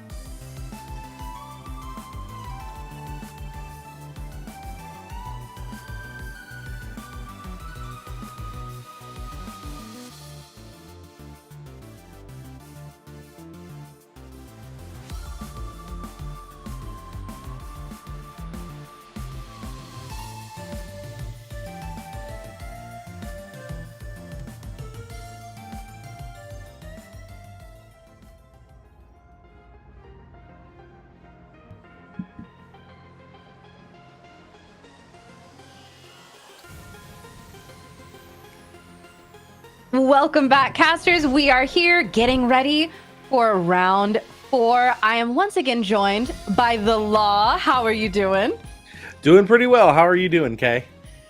I am great. That last round, we were talking about it a little bit. Law came in, for those of you watching. He said, I heard Starbit hit the field. Did it resolve? And I said, what is your definition of resolve? I heard the Nexus was successful, but then got Gorgons. I swear, one of these days, I will see Supernova hit this board. It will either be as a foamy float, or it will be by Starbit actually resolving. Or who knows, maybe a coastal lift. Who knows? Maybe the water lift can actually see some play. The dream remains alive. Regardless, I want to see my favorite little superhero water dude make a splash. And going into round 4, I mean, hey, listen, our Water Nexus player, they were 2-0. They're currently 2-1. It could still happen. And we are starting to see things shape up. We've seen some friendly fire on the other tables. As ever, it always happens every time. Inevitably, round 2, I get paired against Bean Soldier every time I play, by the way. So if we could do something on the Play Network to address that, that would be great for me. Nah. Friendly fire is all part of the experience. You gotta have a little. It is incredible to see, and I also want to point out that our round 1 winner, someone who is on something so incomprehensible that they were bringing out animations that have been sitting collecting dust since Frostfall. Swolex is still undefeated on Brontowisp, possibly, which is so beautiful. Is incredible. I can't believe that. I will say a lot of our we're seeing a lot of top players in those upper tables still. A lot of names we've come to know, but also some names that we're not super familiar with. Ooh. So happy to see some new faces coming in. As we have seen multiple times over, you can be a complete new face and just completely take a tournament uncontested. We've seen it happen twice now. I'm positive that we can see it happen again. I am looking here and I see Ari is currently undefeated, the #1 seed. And you know what? I am not going to look at the list. I don't want to spoil anything, but if I know Ari, that means that Pin Terror is around. It is being a terror to people in this tournament, and we love to see it. As we said, lots of familiar names, some that I have never seen. Again, we've had so many casters who truly their first ever tournament, they come in and win the whole thing. So you never know when that could be you. Yeah, absolutely. We've currently got, I believe, 12 casters sitting in that undefeated position, which is where you want to be. But also, we've got plenty sitting at a 2-1 record right now as well, still able to make it up to that top cut with a 2-1 record. I'm unsure if we're gonna have slots for any of the X2s, but an X1 is usually a very safe bet. Yes, this is shaping it to be a very exciting day, and as we said, our lovely Water Nexus player Shiznaz, who we got to see a little bit from, that Starbit dream still alive, could very much do it. And again, even in this 2-1, a lot of familiar names, a lot of new names, and I cannot wait to see as we get later into the day how Top Cut shapes up. Yeah, but even if you do end up in the X2 brackets, that's nothing to be mad about, because X2s can still qualify for that top 16 prizing. And let's be completely fair, the prizing on the table for this event, as same with our previous event, is absolutely wonderful, because anyone in that top 16 is going to be taking home that carry-off champion of Hermes. Absolutely beautiful card there. And obviously the big chase might be at the #1, but the top 16 chase is still an absolutely gorgeous one to take home. The hype is so real for this new prizing, and it is shown just in the numbers of people, the masses of people who have been signing up for these tournaments. Last tournament, it was completely full before we even started. There were people who are so accustomed to, I'll sign up the night before. Suddenly, they couldn't play. We have over 100 casters playing today, and it just shows that the excitement, the hype for Elestrals is real. And not only that, but the prizing is gorgeous.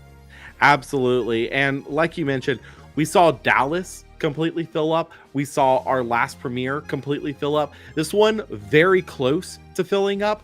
I think that people are getting hyped up. They are ready to see some truly amazing clashes. And I do think that the premiere packs that are on the table for this competition is absolutely driving people out to play their favorite card game.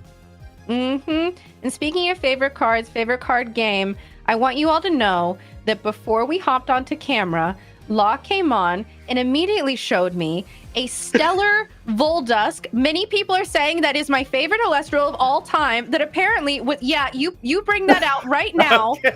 That was apparently pulled this week. I've been waiting. I know that this was retaliatory because I showed off the premiere Eddie. Look at this gorgeous baby.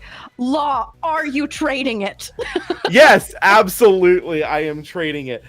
So far, in my openings for Moonrise, I have managed to pull 3 different reverse stellars at this point. We've seen the reverse stellar Voldusk, the reverse stellar full moon, and which I have actually already moved to one of my friends at this point.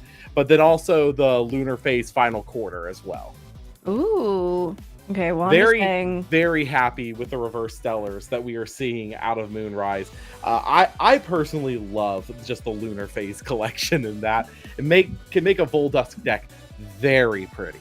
Oh yeah, and you know, if you want to slide into the DMs and let me know if you're trying to me taking this opportunity in front of all of these people to corner Law and be like.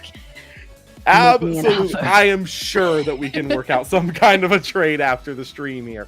But regardless, like the play that we have seen so far has been nothing short of incredible. Like I think we've seen great matches in each of our rounds so far.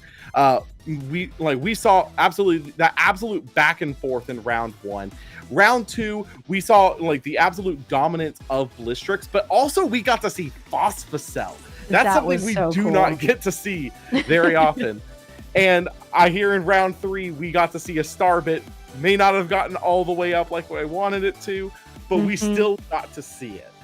Yes. Starbit did happen. We got to see my man Poseidon hit the board, which I don't know if I've ever seen it, but he was biblically accurate. Trident of Poseidon was there too. And he was so gorgeous. Which, again, going into Firestorm, I cannot express the level of flustered that I have been with all of these new reveals, including Poseidon's Fury. Oh my gosh, it's hard. Yeah. Poseidon's Fury effectively kind of being a modular board wipe has me very nervous for playing in the early stages of Firestorm, because that is a card that is going to, I think, become kind of a boogeyman in the early stages of the Firestorm metagame. Not too sure if it'll stick around, but it is definitely something that is going to be present in those first few weeks. It's really funny because I'm realizing now that we're talking about it that I've never managed to read the card because I'm always so entranced by the art. It's very much like my eyes are up here, Kaylin. Don't read my effect. Don't worry about it. But you know, I cannot wait. It's able to disenchant any number of spirits off your Poseidon, and your opponent has to disenchant that many spirits from their board.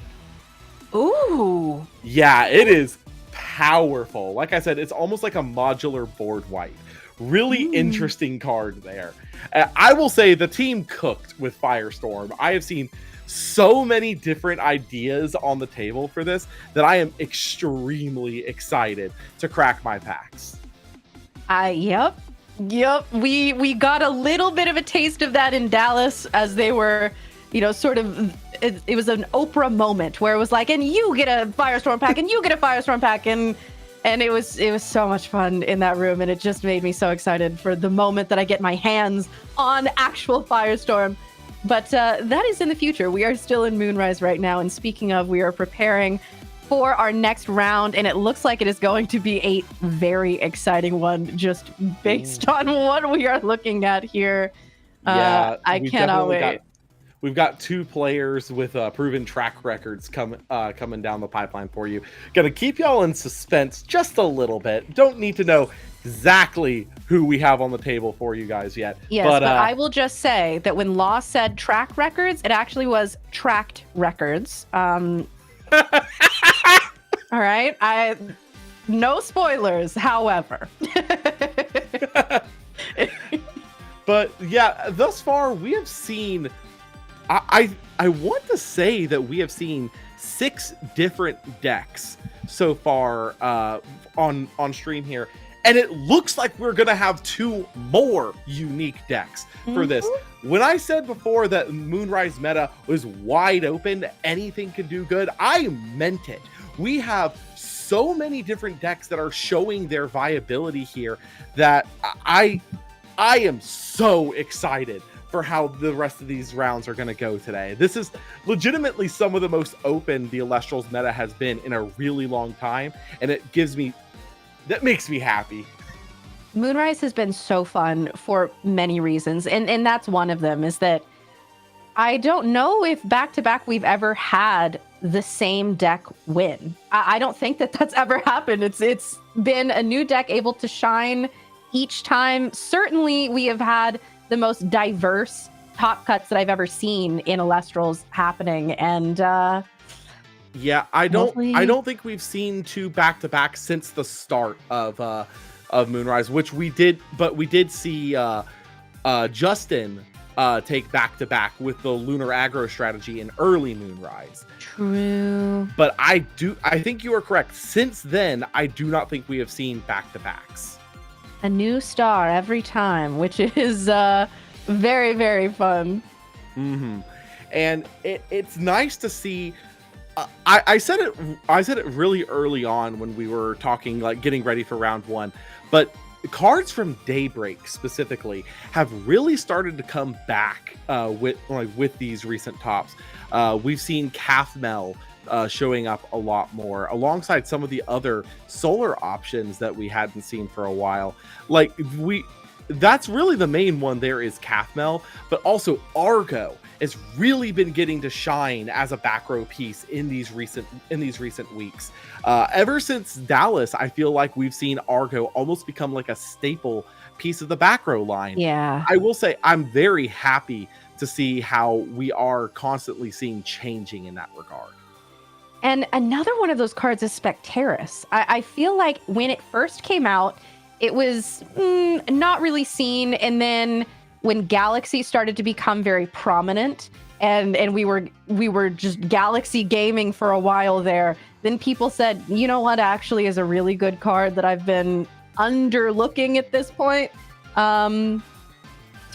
And she has been a star ever since. And you mentioned Kathmel. Kathmel's worst enemy. Yeah, absolutely. Spectaris has been kind of floating up and down through the metagame. Like it came up, like you mentioned, big when Galaxy was all around because Spectaris was able to contest Galaxy in attack or defense. And just now with Kathmel, it's become even more important. But with that said, it looks like we are about to begin our round 4 feature match between Sir Tractor and Warlord Leo. As Kay kind of alluded to, we proven tracked records. Absolutely yes. Correct. I want everyone to know that my joke was funny now, and we're going to circle back and make sure that we all laugh at it real quick. Okay.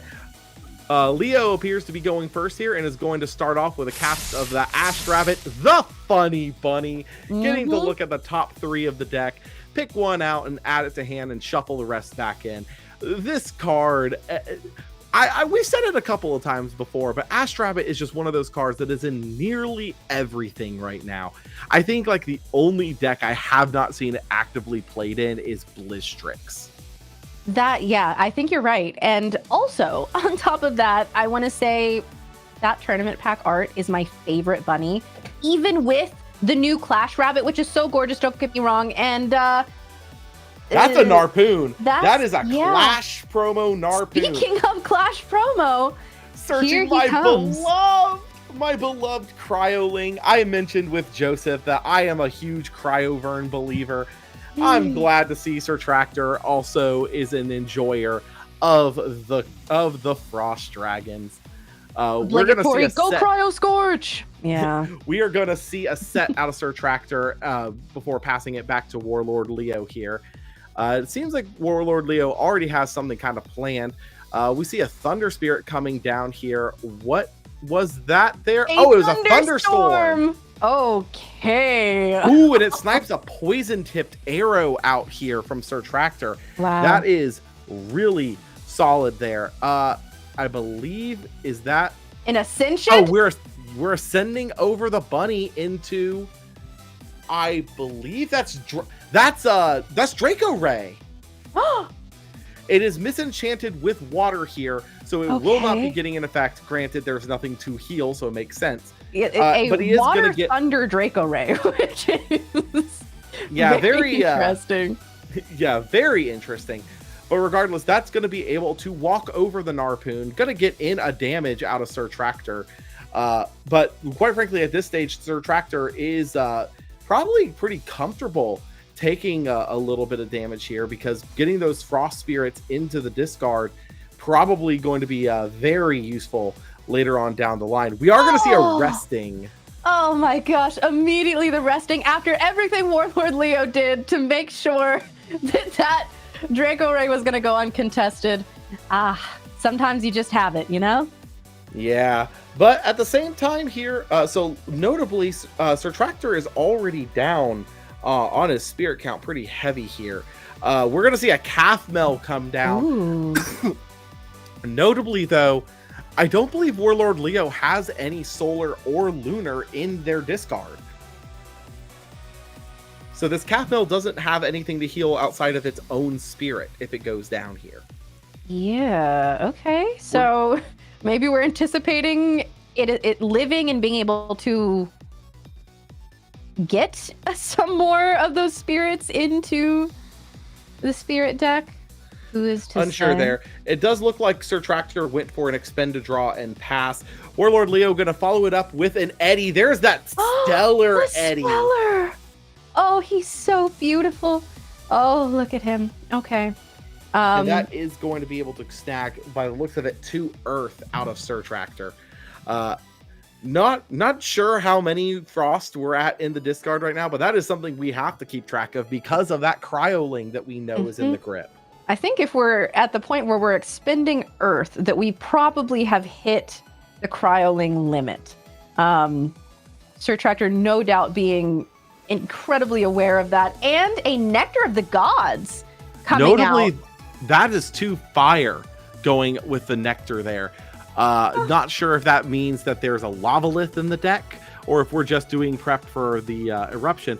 But it does look like Cryoling is going to come down here.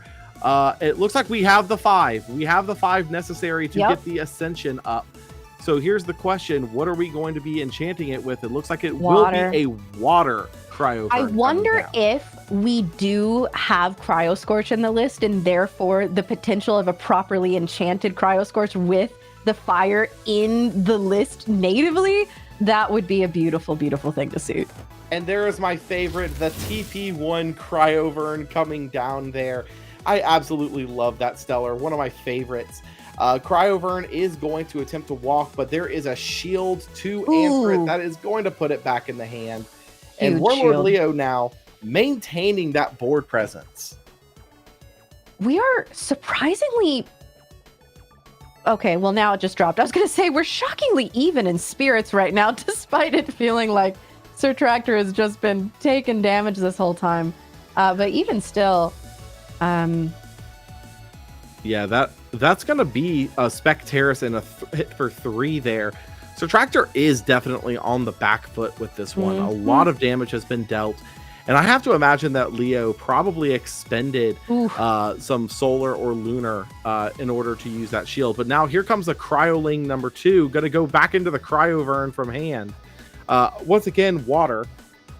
And no, the PTA immediately.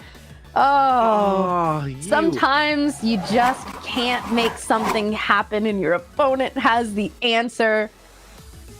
Ambrosia coming out of Sir Tractor here, gonna try to stabilize a little bit. And even though this has been PTA'd, the Cryovern does still have 5 attack. It can still walk over something here. I imagine it'll probably be a second Ambro. Oh, okay. We are still in this. Yeah, not out of this game. Oh, Sir Tractor just recovering the 2 Earth. Have to imagine that they found the Earthquake. And the Pro second Ambro! Oh my gosh, the 3rd Ambrosia. Although, okay, so Cryovern is usually just a 2 of. So I fear that we may be done with that part of this list. However, if it's the list that I think it is, we may have other options here. I believe that is an Amphastrix there. Grabbing a Cryoling. I don't know if it's so much done and done.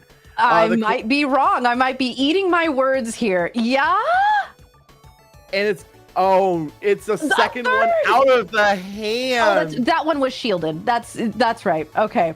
No, we did have the first two. one was cast out of the hand too. So that means that the first one was shielded and the other was hard drawn. That is a little bit rough. But at the very least, Sir Tractor does have 2 Cryoverns for the time being, and is going to be able to walk into some things here and clean up the board. Now, granted, Leo is going to have the opportunity to pay out that poison tip at the end of the turn to potentially take out the water enchanted Cryovern here. But notably, that other Cryovern is properly enchanted. Yes. Do we think Sir Tractor is on Cryo Scorch as we have seen the fires? Please. I want to see Cryo Scorch so badly. This Calfmel doing what Calfmel loves to do, which is just sit there. No one wants to swing into it unless you have exactly Specteras. So here's the bigger question, though. If there is a Cryo Scorch here, Leo is dangerously low on spirits. And this could just clean up. We're going to be ascending over the Calfmel into an Eddy. That is going to give Leo the option to put the Cryovern into defense. Notably, though, has 2 defense, so that is going to still be a little more difficult to out. But also, Calfmel being ascended over does get the spirits back into his spirit deck there. What are the chances that we have either Argo incoming or a necklace or something to pump us up over this Cryovern? I'm unsure here, but I'm fairly certain Warlord Leo and Sir Tractor are very familiar with each other currently. As like I said, we've seen both with proven track records. Notably, though, that is a pass out of Warlord Leo. Warlord Leo down to 8 spirits, and is the We're gonna see the Cryo Scorch coming down here. Let's go Cryo Scorch! That's incredible. Properly enchanted. Never in my life have I seen such a beautiful sight. So now, notably, Cryo Scorch does nuke all runes on the board on cast here. Looks like is that a PTA being cast? I didn't see any back row out of Warlord Leo. There was one hiding. It was there, and so I think that this is an immediate PTA. I think that ascend was just a desperate. I know that this is coming, and I have to get the spirits to be able to do something about it.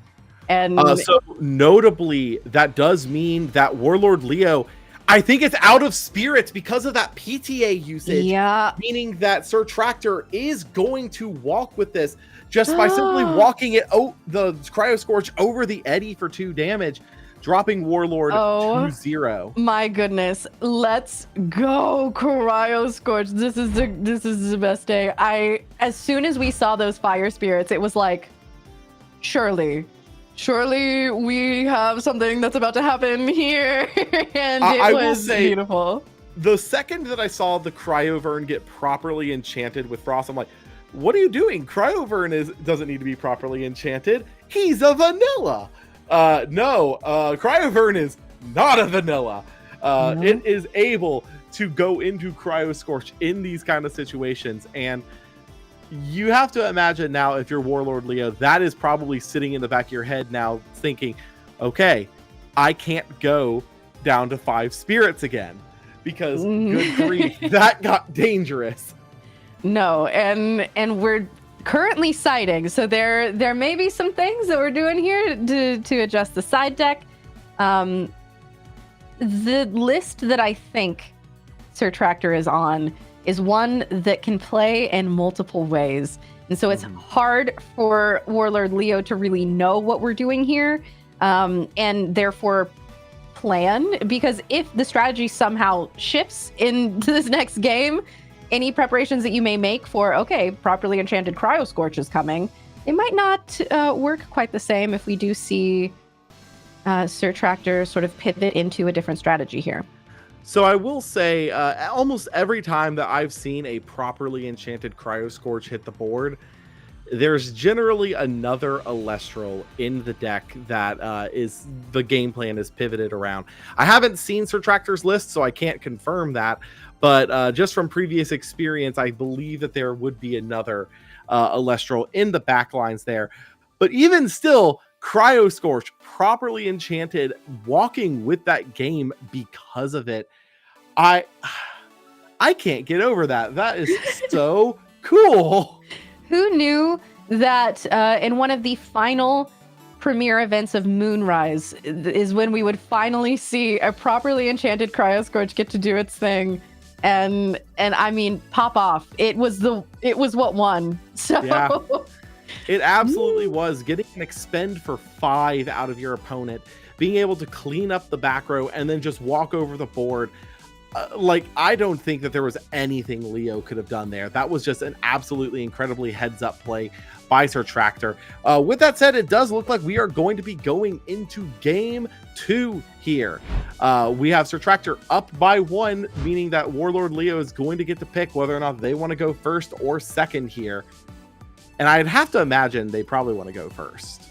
There are very few lists that don't want to go first. And even then, you don't want to give your opponent the chance to go first. So Warlord Leo here, our casters are looking at their hands. I don't know if we've decided to keep at this point. It does look like we're going to see a Lunar come down out of Leo into a Stellar Spectaris. Whoa. Okay. Oh, that is such a pretty card. Absolutely love the gold on that. We're going to see a set 1 and a pass out of Leo pass there.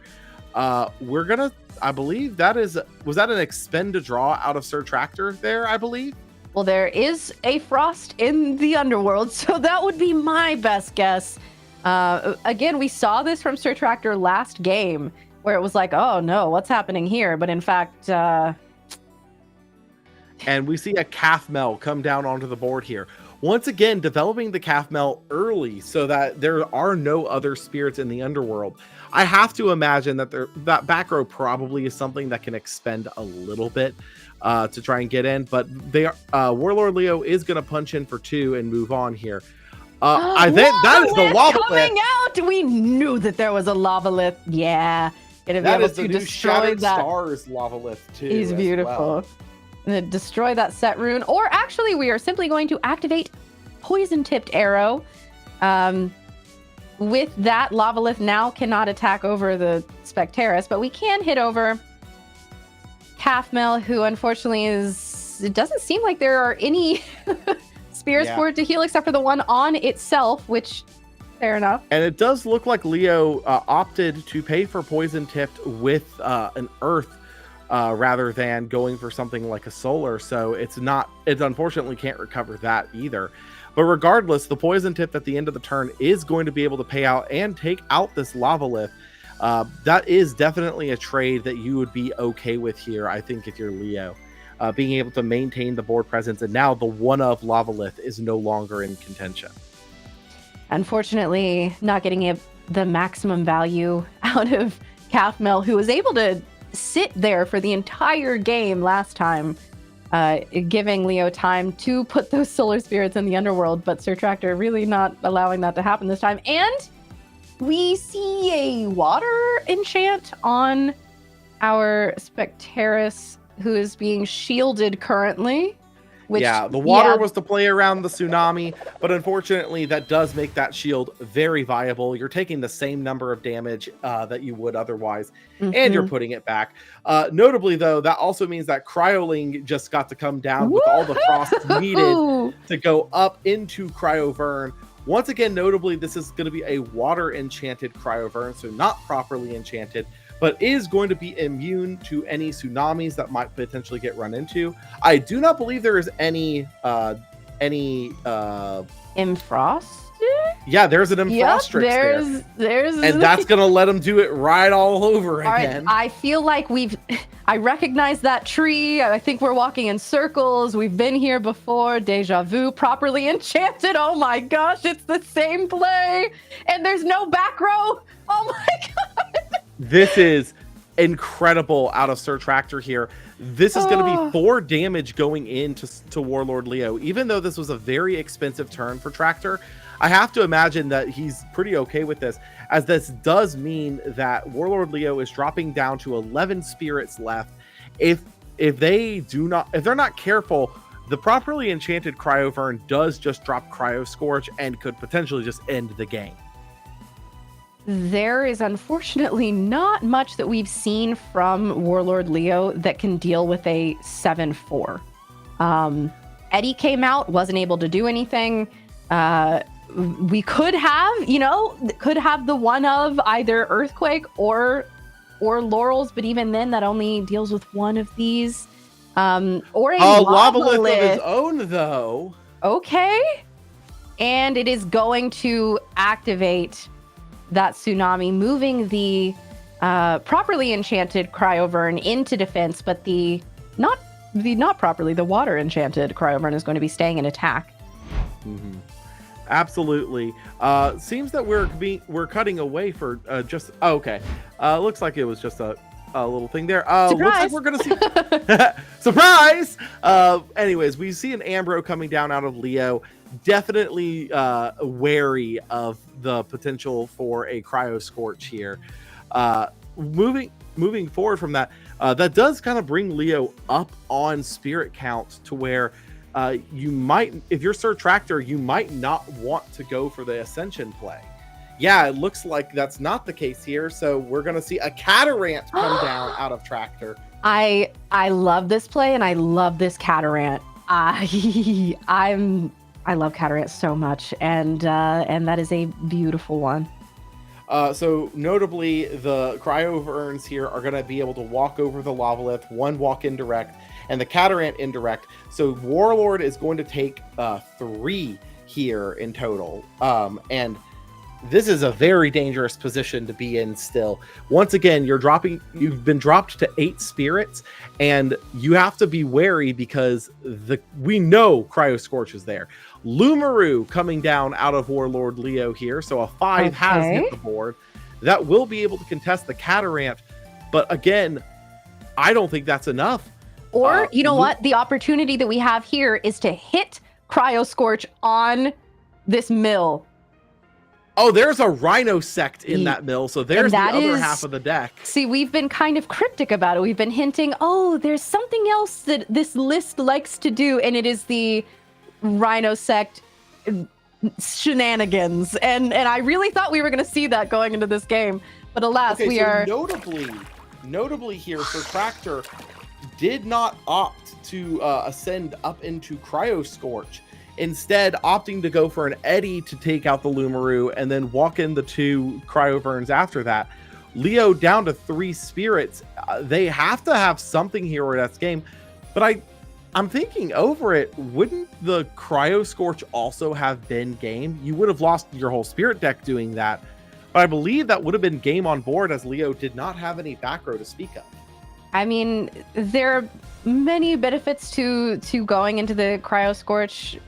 Having Eddie there takes away the potential of resting on your laurels, keeping both of these Cryoverns safe from that. But I think that we are at a point where Sir Tractor might have this wrapped up, although, I have seen crazier things happen in the world of Elestrals. There's the Spectaris going to try to walk over the Eddy, I have to imagine. But even still, that does leave the Cryovern on the board. Warlord Leo is down to 2 spirits. If that thing ascends into Cryo Scorch and goes uncontested, that's game. Well, there is finally a back row set there's over on none. Leo's side.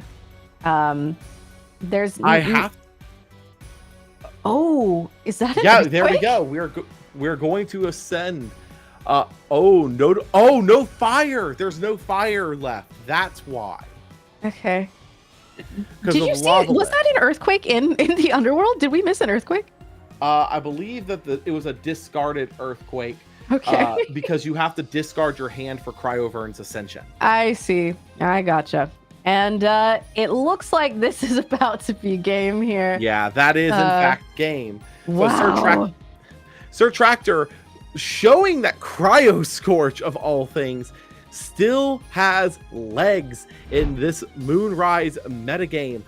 I stand by it, and this meta is so open. I love it. It's so much fun, and that was a Cryo Scorch confirmed, like genuine pure Cryo Scorch sweep in Moonrise. I don't know. I am so happy as a veteran of Team Cryo Scorch from Elestrals Season 2. It does my heart good, and I see a bright future for Cryo Scorch, and I love this Cryo Sect list that's been going around. I think it just adds that little bit of consistency that Cryovern was missing before. People had been kind of playing around with it. A lot of, like you said before, we just had Cryovern and not playing Cryo Scorch. And now with this Moonrise meta, we've been seeing these 3-drops more and more, and the value of these big heavy hitters, gigantic numbers, and oh, it's so fun. Yeah, I didn't want to really talk about it until we at least got confirmation that this is in fact what Sir Tractor was on. But Sir Tractor is one of those players that is kind of known for playing Cryo Rhino whenever they go in for a premiere. Obviously, there's some leeway there, but even still, absolutely incredible there. The fact that we saw Cryo Scorch properly enchanted in game 1 come down and burn to where that was enough to help clean up the game. I am very happy with how these matches have been going today.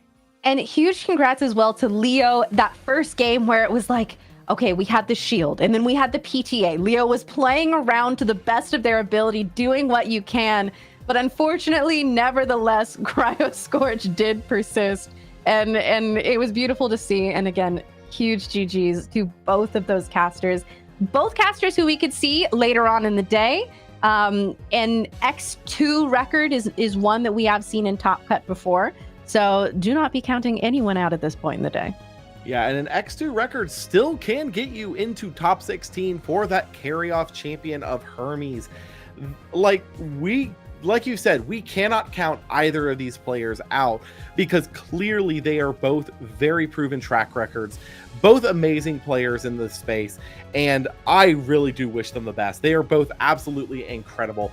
I will say, for Warlord Leo's deck, I was hoping to see a little more on the Draco Ray side of things because Calfmel into Draco Ray is one of the most incredibly powerful plays that you can do in that kind of deck because it just gets you a 6 spirits back, and then you're able to just start wailing on your opponent with Draco Ray. And again, though I don't think that it is in there, I want to see Dragalis. I want to see Dragalis at some point. I genuinely forgot because it felt like lifetimes ago that we did see turn 2 hard ascend into a thunder water enchanted Draco Ray, which, you know, I would say probably the first time that's ever happened.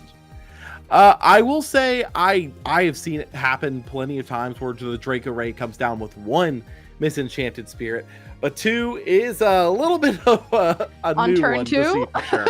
over a rabbit. Yeah, I don't know.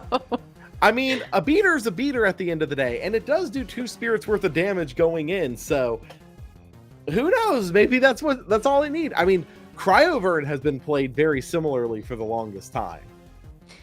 And with this point in the day, we just finished round 4. We're going into round 5. That means we are going to see our casters start to really lock in, because this is the point where it becomes, are we going to make it to top cut or are we not? So moving forward for the rest of the day, even though it's what we have already seen, we're going to be seeing more top level, just beautiful gameplay from these casters. They're going to be fighting for those top slots. And this is one of my favorite parts of the day, where the dreams are all still alive and you see people just playing their hearts out. And we probably have some interesting tables coming up. Absolutely. And speaking of those interesting tables, some of the most fun decks that I personally have seen out of the Moonrise events has actually been from our casual night events. We run those weekly here with Elestrals, and those are always the most fun, where you get to bring whatever you want, play a few rounds, just have fun with it. You get caster coins just for playing out your rounds. We've got an upcoming one here on April 29th, this upcoming Tuesday, as well as May 6th and May 13th. Get in plenty of practice, get in your last reps for Moonrise, and prep for that big end of Moonrise Premier event that is just around the corner as we kind of gear up for the Firestorm meta that is incoming. And I believe, as Joseph previously mentioned with this, sometimes you just run into Dan playing something that doesn't exist yet. It is truly an incredible experience all around. Come on out, have some fun. Just get some practice in, get your toes wet. It is a wonderful time all around. And I am just saying, what a flex it would be to say that you were the final champion. Possibly that means that you won Moonrise. I think that you would not be out of line to say that. So going into this next tournament, you're gonna want to get those reps in, gonna want to get that practice in. And if you are someone who has been watching these tournaments saying, oh, maybe one day I'll play, maybe one day, that is a perfect opportunity to go try it out a little bit. And again, we cannot overstate how many times we have had first-time players come in and either perform exceptionally or even win the entire thing. So that could be you. You could win Moonrise. And with that said, that last Premier event is going to be on May 17th. We are just barreling straight ahead. We've got Firestorm just around the corner, but just because Firestorm's around the corner, that does not mean we are done with Moonrise yet. As we have seen today, the meta is wide open. Anything could take this last event, maybe even Champions of Hephaestus, because after all, the Shattered Stars Ares stuff is going to be legal for this upcoming May 17th event. So the meta might look very different from how it looks today, but even still, Moonrise is still the name of the game here. And we did see, speaking of Shattered Stars Ares, we got to see that gorgeous Lavalith. We had multiple Lavaliths last game, which was always so fun to see. Lavalith is one of those cards that every time it shows up, it's like, an old friend. You know, there was just a time where he was everywhere, and now I only see him in passing on occasion, but it's always a delight. Yeah, there was a time where you could see him everywhere because he was at 3 and absolutely was terrorizing the Frostfall metagame, but that's neither here nor there. I think it's a little bit there, definitely not here. Regardless, we are happy to see Lavalith showing up now and then, especially as we have kind of seen Fire kind of picking back up popularity a bit here, whether it be in a full Fire Nexus style strategy with Kinleo, or whether it be with Cryo Scorch, as we've seen, or maybe even with something off the wall as Bronto Wisp. There is just there's so much potential for Fire in this current metagame, and I, for one, welcome our Flame Overlords. We've mentioned it before, but Fire Nexus has been one of those decks that I feel like it only has had a few believers here and there. But if we want to just talk about the top cut percentage in relation to the people who are bringing it, it's probably one of the best performing lists of Moonrise, despite not really getting its accolades yet. Yeah, absolutely. Fire Nexus is one of the most consistent decks, topping wise, for Moonrise. I don't have the data right in front of me. I believe I actually pulled the data for this prior to Dallas. But Fire Nexus is one of those that does just have a dedicated group of players that do bring it like every event or so. But now the theory is, as we have seen, more players are kind of starting to pick up the Fire. Maybe we see more of those convert into top cut performances. I would really love to see that. I really like Fire. I think that it's really fun. I love that we have seen, it's mostly thanks to Argo, but you know, we can also give the credit to Fire a little bit, but we've seen artifacts become more prominent, and it's just, it is a really fun place that the meta is in. I remember when I first started this game being like, oh, what are these artifacts? This Scythe of Demeter is so pretty. And being told, oh, no one plays those. It's probably never gonna. And then all of a sudden, everyone is playing them. Argo to top cut. It is one of the most prominent mechanics in the game right now. And who's to say where that's gonna go going into our next format? I mean, with Firestorm just around the corner, and even just the Champion of Festa stuff just around the corner, I think we're about to see artifacts get a lot more important, kind of moving forward on that. But with that said, kind of thinking over it today, we have seen 8 different decks already for our feature matches, and every time I feel like we've seen something really interesting or incredible come down in those matches. Okay, not counting what we have seen so far today, are there any other cards that you are hoping are going to get their day in the sun as we move forward into the later rounds? Oh gosh, we've seen. I mean, going into this, I said I want to see more Ash Rabbit. Then I saw it round 1. I said I want to see foxes. I've been saying that. Then you pulled a fox on screen, and we're like, so technically we've seen that. So really, my 2 big dreams have been coming true. And this is not just to pander to you. I would love to see some Thunder stuff. I think that it has been a while since we've seen Thunder really pop off. We've sort of been placing Zeus into random lists, but never just real, honest Thunder. Maybe a Voltempest at some point could be fun. I would love to see Voltempest. There is a kind of running joke in my testing circle of people who are told to legitimately bring Voltempest as an option for whatever local events that there are. They say, no, I'm not going to bring Voltempest. That's not really a viable option. And then they lose out immediately. We call it the Voltempest curse. No. If you get recommended Voltempest in our circle, you have to play Voltempest.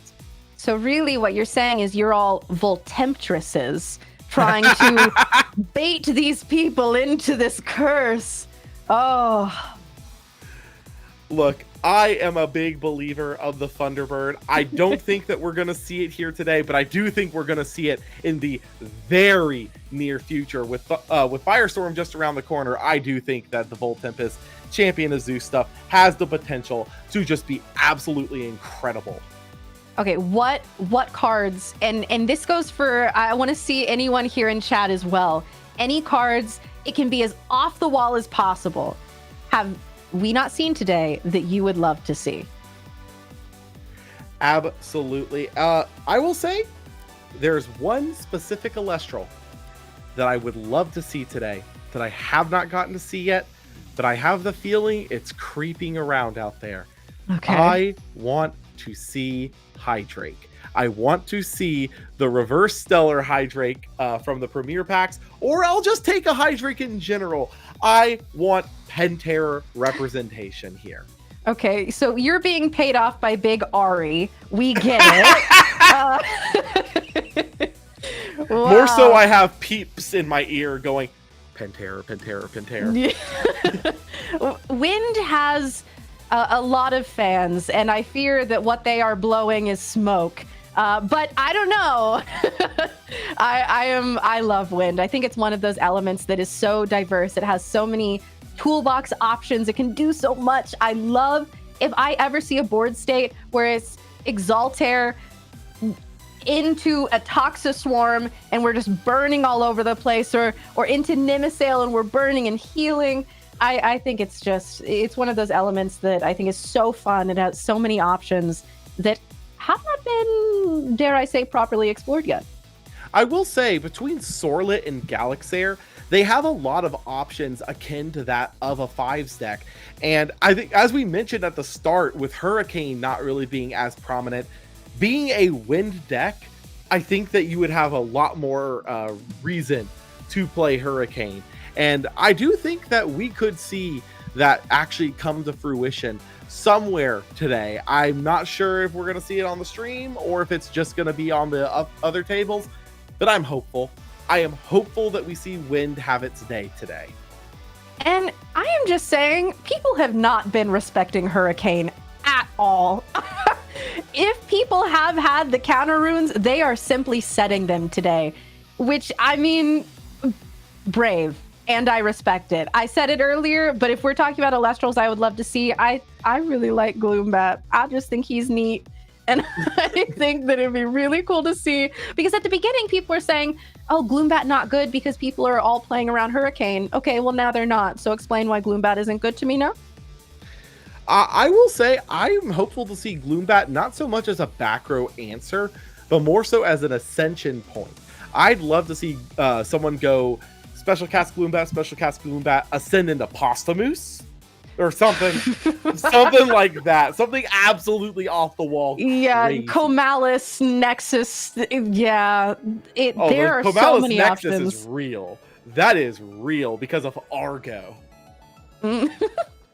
Argo into Posthumous. Yes. Yeah. Argo into Pharaohgeist. Yeah, don't say that name. Oh, to I'm me. sorry. Have I cursed the stream? Is Pharaohgeist gonna come down? Just don't say it 3 times, and then I think we're good. With that said, guys, if y'all are enjoying the stream today, please drop a like down below. It helps us to circulate the stream around to more people. Make sure everyone gets in on this Elestrals action. And with that said, I believe we are going to be gearing up for round 5 here very shortly. We're going to cut to a short break, but we will be back with more Elestrals action before you know it.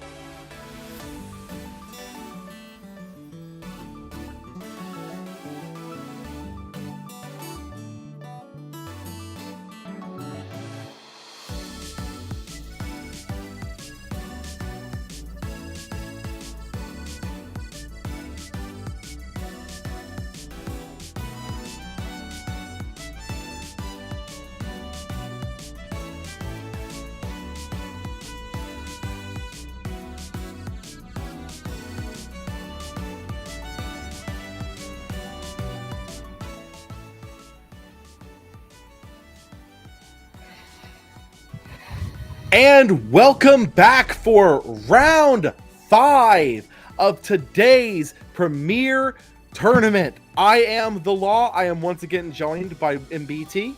Hey, how you doing? I'm happy to be back. Thrilled that the Cryo Scorch alumnus got to cast the Cryo Scorch game. I would have had some choice words to say about that card, none of which could be broadcast on the Elestrals YouTube channel. I will say that game 1, seeing Cryo Scorch come down and the burn effect basically being what clinched it was absolutely incredible to watch. Both players did absolutely wonderful in that match, but I was just saying with Kay, Joseph, we have seen 8 different decks so far in our first 4 rounds, and I cannot get over the diversity that we're seeing in these higher placing tables. While I appreciate that a significant number of strategies and decks have been available over the course of the last several rounds, shouts out to Swolax playing, I think, the worst deck he's ever brought to a premier event. I will say that I am excited to see the field narrow and the cream of the crop rise to the top for our 5th of 7 rounds, if I'm not mistaken. That is correct. And we going into round 5, we have 3 rounds of Swiss left, meaning that this is make or break time. All of our players that are currently X1 or better are going to be vying very heavily for those top 8 spots. And then all of our players X2 or better might be vying for top 8, but most likely are going to be vying for that top 16 finish for that carry-off champion of Hermes. A quick reminder that they do get prizing if they make top 16. That is but correct. To play for the big bucks, the premier prizing package, you'll need to make that top 8 and win a bunch of playoff games. That is correct. So every one of our top 16 players will be getting that stamped top 16 carry-off champion of Hermes. But the only player that's going to get the big one will be the first place, who will be taking home that stamped champ, full art stellar Torchin champion of Hestia. And I know so many people who are looking forward to some of the artifact stuff coming up for this new set, and some of the Hestia stuff are definitely going to want to get their hands on that absolutely coveted Torchin. Yeah, no, I mean, I certainly would like to have it, but you know, it is what it is. No big deal. I will say I am super excited to see these enter circulation. I'm super excited to be facing them, to be seeing them cast both with and against myself. Just getting cool new cards into the format is always a blast. And I'm excited that you can get them just by playing in the premier events. Absolutely. And as someone who has seen the full art stellar Torchin in person already, as Julian, our previous champion, actually goes to my locals and was able to do like his prizing unboxing at locals, it is an absolutely stunning card to see in person. Yeah, I'm super excited to see it in person. Regardless, some of our contestants today will be playing for such incredible prizing. But a quick reminder that if you are capital O out of today's event, don't feel discouraged. All of our entrants are going to be getting that premier pack, as well as entrants to the next premier event. That's going to be taking place on May 17th, and it is going to be the final capital M Moonrise tournament before the release of Divine Champions Firestorm, simply by scanning the QR code currently available on your screen or going to play.elestals.com. You can reserve your slot right now, and I would advise you do so, because a tournament of this magnitude is not only going to be attended by some of the best players in the game, it's also probably going to cap. This is a new phenomenon for Elestrals, but the last several premieres have hit their cap. It's so exciting watching the hype for this game start to reach a fever pitch, to the point where we're starting to have to increase capacity in some of the larger events just to accommodate all the individuals that are very excited to cast. Absolutely. And we want as many people to be able to play in these as possible. And like Joseph said, just by entering either today's tournament or the May 17th tournament, you're going to get copies of that tournament pack Premier 1.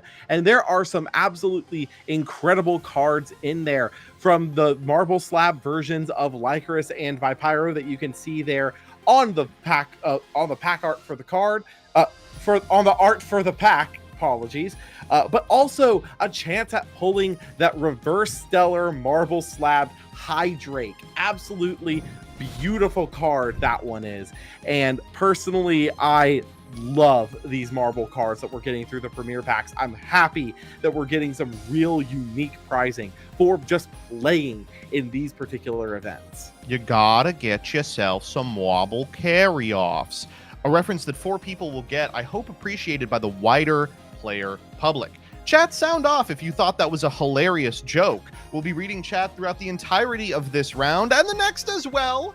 I've got Law here for now, but next round we will be passing off to K-Cray, followed by, of course, I will be taking a little reprieve as well. I'm so excited that the 3 of us have been able to cast this event. It's been great to be sitting across the table from you digitally. I mean, is this the right side? Yes? I think so. Throw my arm around you here. Yeah.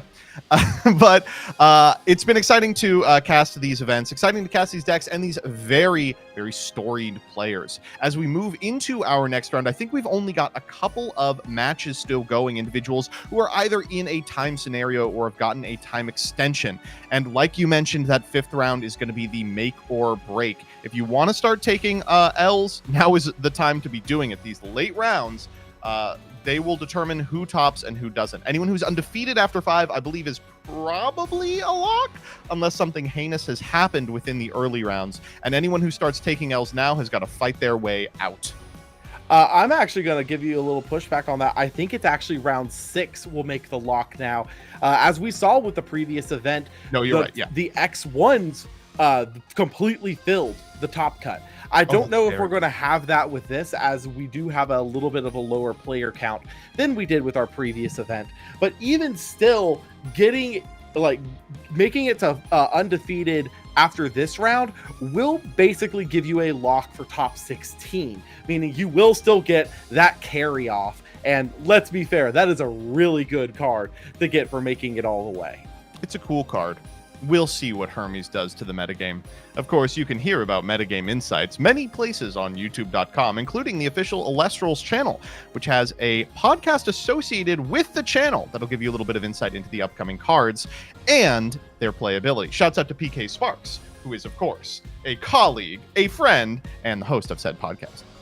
Absolutely. And if you want to catch the most recent episode of that, I was actually a guest on that episode, going over the previous premiere event, some of the really interesting decks that we saw there. Again, I believe we had 8 different decks in the top 8, which was incredible diversity to see, as well as some really interesting decks that had bubbled out into the top 16.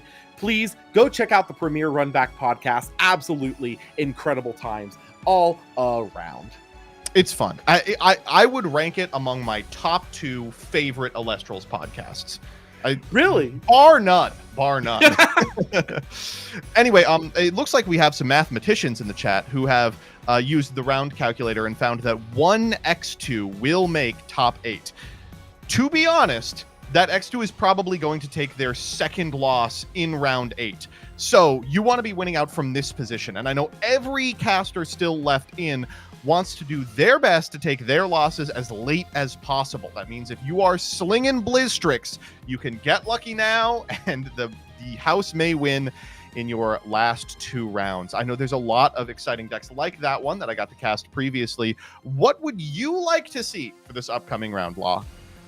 For this upcoming round, I will be fair. I really would like to see Pet Shop. I think that deck is really cool. What a silly name, but an incredible deck.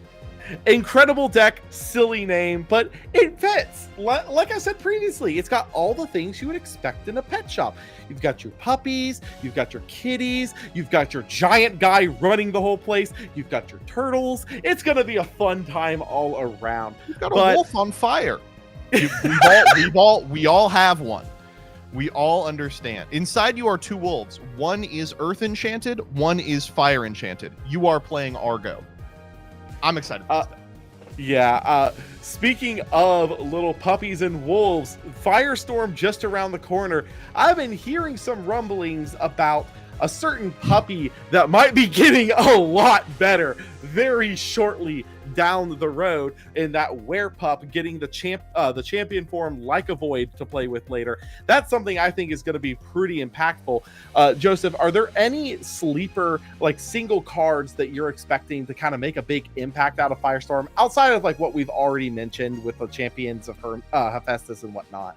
I was going to say probably nothing sleeper. It's exactly what you'd expect in terms of what I expect to be good. You know, a new Like a Void. I really like the Volcaries deck, though I'm not sure if it's going to be competitive with the aforementioned cards. I think it's really funny that there is at least a little bit of argument at present as to if Werepup is the best Elestral in the game. You know, the ability to convert to a really powerful Elestral that resists almost every type of removal, provided it's enchanted properly, makes it a contender for one of the straight up strongest Elestrals ever printed.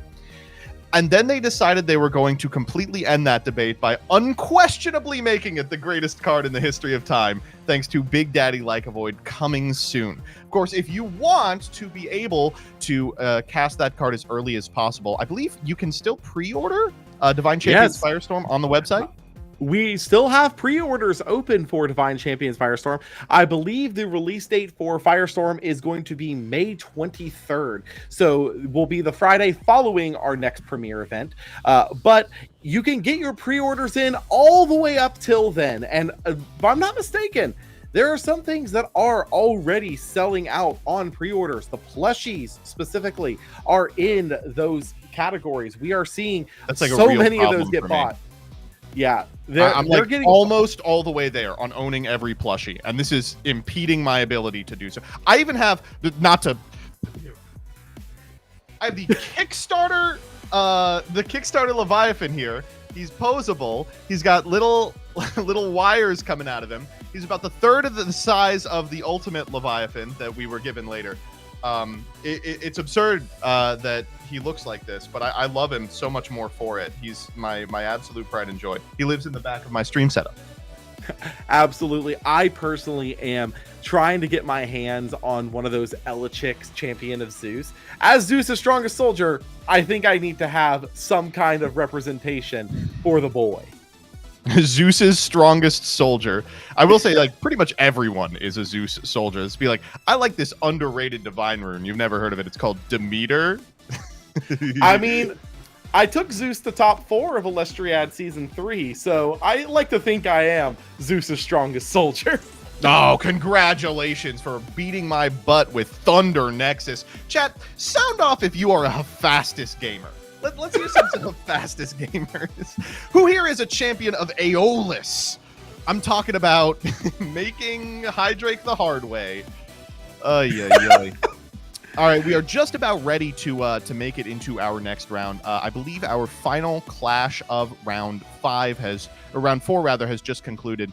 Pairings are coming up for round 5, and getting a quick look at them right now, I gotta say, this is a horrifying round. This is a lot of really good ones. Yeah, and we do have a match queued up. We're going to keep it a little bit of a secret for now, but we'll say does seem like we might be looking at, once again, unique decks on the table here. Still looking at the top tables of what we're hoping for on this. We're still seeing unique decks coming down the pipeline. Unique, but not totally unexpected. These are two decks that I think are known to be quite powerful. I'm super excited to cast them. And one of them, I swear, they just wait for me to hop on the desk to cast this deck. It's my favorite thing to cast. They know it's got Blind Delver energy. I'm so excited to engage with it. We are a couple of moments away from getting it set up. They're just getting the individual casters to the tables now, setting up the HUD, and then we will throw you over there. Chat, we do have a little bit of time before then. What would you like to see for the round after this one? Are there any decks you are hankering to view? With the exception of Swolax's Absurd Brew, we haven't really gotten to see Fire Nexus yet. How nice would that be? I will say, though we haven't gotten to see Fire Nexus yet, there are a couple of Fire Nexusing decks that are in contention for Top Cut here, and I'm sure we're probably going to see those in the coming rounds, whether that be for Swiss or whether it be for one of our Top Cut rounds. But regardless of which, we definitely have a lot of really interesting decks that we haven't seen yet still on the table. absolutely incredible stuff all around with that. Moonrise has truly shown us that how diverse the metagame is, especially with the rediscovery of Argo. Like, we've been talking about Argo a lot today, as it really is the card that has kind of changed perception over the course of Moonrise. It was always kind of a known quantity back in Daybreak, but never really as heavily played and represented as it has been throughout our current Moonrise meta. Joseph, do you think that, like, obviously we see that there's a lot of cards from Daybreak that have been kind of, that were sleeper and they got really, really powerful as we went into the next set. Are there any cards from Moonrise that you haven't really seen played super heavily competitively that you think could be big changers as we move into the Firestorm metagame? So in a similar vein to how we've seen Calf-Mel and Argo. Well, with respect to Argo, I think the number one issue with it, of course, was the fact that it costs so much.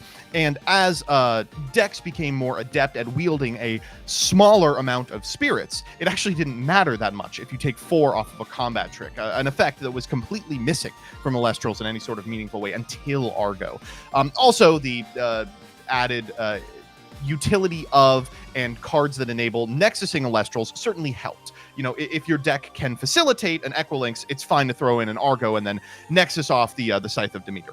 In terms of cards that I'm looking for in terms of sleepers for Moonrise, number 1 has got to be Toxiri.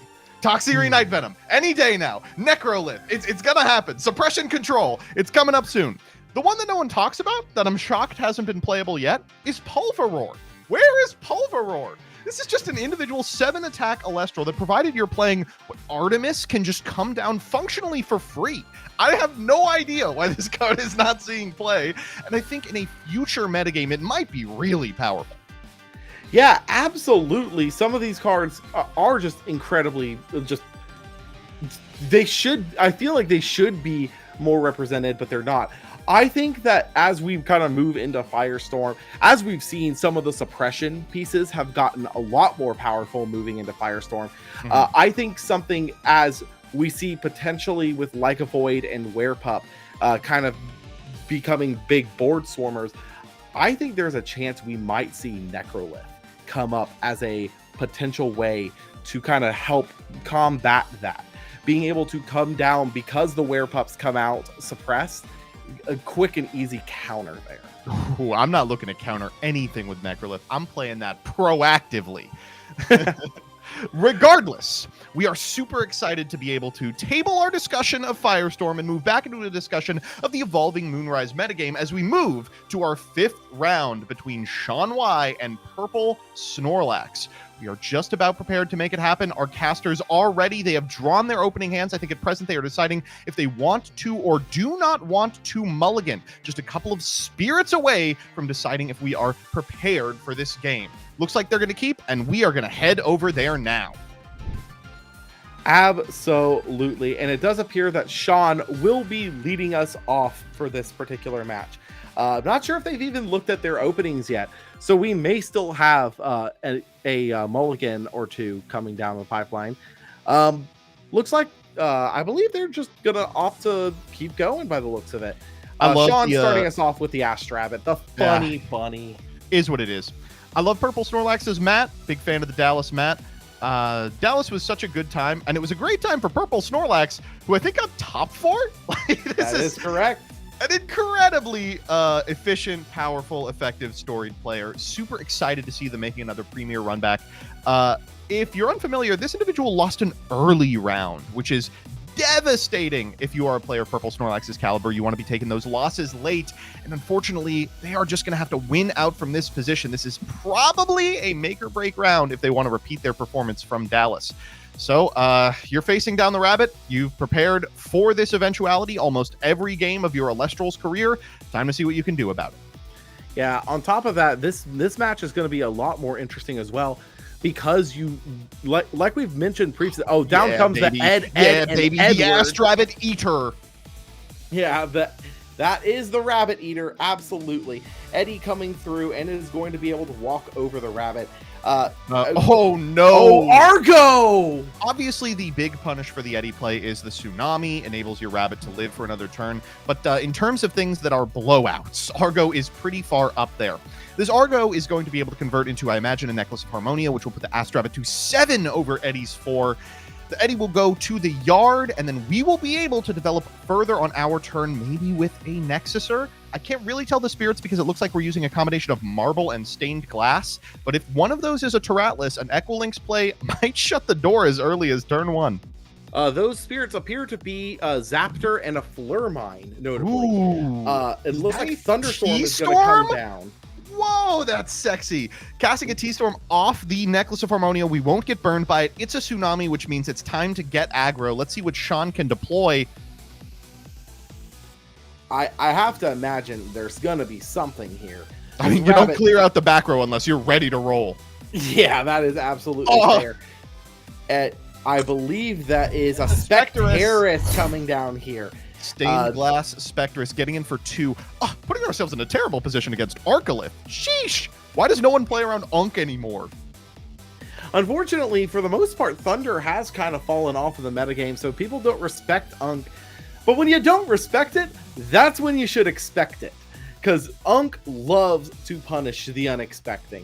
Unk made hamburgers for all my kids in attack position and no one showed up. Here comes we've got Specteris into Specteris. This will be able to contest the rabbit.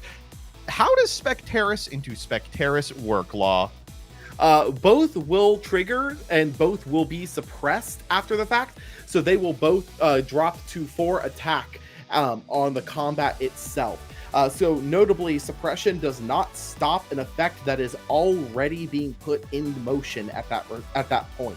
So Gorgons is a special case because it specifically negates things that are already in motion, but something like Dense Fog cannot be chained to an effect after the fact to stop it. So Specteris and Specteris both will trigger and drop both of them, but down comes the Eddie here. That is going to put that other Specteris into defense, and that is going to make it a trivially easy way for Sean to get over it here. We're going to see Specteris cleared over, as Eddie is probably going to be getting in for 1 here, I have to imagine. Yeah. I just want to say, I mean, obviously, I talk it up all the time, but the design of several Elestrals cards is just staggering to me. And I love that they were able to make a card like Specteris, as powerful as it is, and still not a rules nightmare. Yeah, it is. All right, here we go. Ooh, here comes the Apollo. We're going to be probably seeing the top 3 of Purple Snorlax's deck here with this. We're going to see a Shield, I believe that is a Winjin. That's a Winjin. That's the Shattered Stars print of Winjin. Correct print, by the way. Absolutely correct print of Winjin. And the tournament pack, Astrabbit. That's one of my favorite Astrabbits. The problem with Astrabbit is every print is really good. We're going to reorder those, and cat's out of the bag. We are on Winjin. I love Winjin. It's one of my favorite decks in the format. The reason I don't play a lot of it is because despite the fact that it's ever present at these events, it never seems to convert when it's absolutely necessary. Would love for this to be the event that Winjin takes. Looks like we're doing an expend to draw to rip the card off the top of our deck. I think that's the Winjin, which means that next turn we will be going for the big Tornadin play. We just got to survive 1 more combat. Absolutely here. And with 1 back row in Purple Snorlax's script, you have to imagine it's probably something that's not too good into the current board state, but we're going to see an expended draw come down out of Sean Y. I believe that's a Luminate that got expended there, so notably Sean expending Solar. Very interesting to see there. Probably enables some kind of a Cathmel. We're going to see a Thunderstorm come down. Can T-Storm target Apollo? Is that what we're doing? As a matter of fact. No, but it looks like it's instead going to take out the shield here. Apollo not posing too much of a threat at this particular juncture. Yeah. And instead going to try to swing in with the Specteris and with the Eddie, put Snorlax down on 11 spirits and pass the turn. And as you mentioned, this is most likely for the Winjin, and they know what the last card is on top of their deck. All right, big turn. If the Winjin resolves, of course, not only will it be able to add either the shield or the Astrabbit that we revealed off the top of our deck with Apollo to hand, but also we'll be able to convert into a Tornadin, which can totally swing the game to favor Purple Snorlax. Whatever that back row is, it's got to be really good. A Gorgon's Gaze would be devastating, A Tsunami would be okay because it contests the Tornadon. We're going to go for the Apollo first and see if we can't rip something better off the top. Ooh, it looks like we've got a Lumaroo, so we do at least get a hit. We can swap back the Elechick and the Shield as necessary because ideally we will be getting one of them. We'll cast the Winjin, call the top card with complete knowledge of what our deck looks like, and pray that that set card doesn't interact with us. We got a Lunar Spirit coming down here for a resting. That is going to take out the Spectaris, clearing up the board just a little bit before Purple Snorlax can go in. I have to imagine they're developing the Winjin here, right? Yeah, it can't not be the Winjin turn. We're at 10. I think it's time. Going for Winjin and defense as well. I think there is an argument as to how you play this turn, depending on what your back row looks like. It looks like we are going to be able to resolve it. We can call Shield, and what do you know? We hit it! We'll go for the Tornadon from our deck. Ascension here, and then the Tornadon can convert into a very powerful card as well. What are your favorite Tornadon packages? For me personally, you've got... depending on the deck, actually, you've got heal options if you're on kind of like a Solar Thunder heal strat, because you can go Cafmel, Quackle, Ambro. I love the development of the Quackle in this deck so that you always hit a healer. You've got the option of removal between Earthquake, Laurels, Cryoblast. Unfortunately, we have seen the Laurels already come out of Purple Snorlax, so that is not an option. But with that said, it kind of looks like we are considering what position to put back the Elechick. Well, I guess we're seeing the Elechick and the Shield there because those are supposed to be representing what is on top of the deck. Right. But with that, Tornadon is going to be expending the Wind Spirit here and is going to pull 3 cards out of deck for Sean to choose from. I believe at complete random here, and that is going to basically be determinative. We see the Cafmel. Yeah. It's going to be Cafmel, probably Ambro, probably Quackle if we're on it. Some decks don't play the Quackle, but pretty popular at this point. I think just checking the Spirit deck to see if we still have the Thunder represented. And one other thing, going for the Eddie, rather. I guess we don't have the Quackle, or maybe it's already in hand, or maybe we feel we don't need it. We are still ahead at this point in the game, 9-8. And we already have a defensive rune in the Shield we got off of the Winjin, so we don't have to go for like a defensive rune package in order to ensure that we, theoretically keep our Tornadon for a turn. Looks like we got the Eddie a little punished for not playing the Quackle if we really needed heal. But of course, Eddie, a very powerful Elestral in its own right. Purple Snorlax now up a couple of cards on Sean Y. Sean Y kind of doing a little dance with his fingers. He's like, oh god, how do we get out of this one? Tornadon's a really powerful card. It's an exceptionally strong Elestral. It immediately gets you a little bit of advantage after it's cast, but it's also not very well protected. Dies to absolutely everything from Tsunami to Shield to Cryoblast. So I guess, are we attacking? Ooh. I have to imagine we need to attack here because we need to try and push some kind of advantage. And though it is very easily answerable, this Tornadon line has already gotten Purple Snorlax 2 additional cards and a point of damage in by clearing the Eddie. I think even if it goes down to even a Cryoblast here, that's like spirits well spent at that point, I would have to say. And Ambro coming down here, paying with a Leviathan. Sean going to be recovering back, by the looks of it, 2 Zaptor and then 1 additional Spirit. We're going to have to wait and see what the pickup is going to be for that. But I have to imagine going to be really illuminating. Yeah, there could be a Terratlas. No, I think that's a Zaptor actually. Oh god, wrong Zaptors! Someone get Sean another pack of the Marble Spirits, please.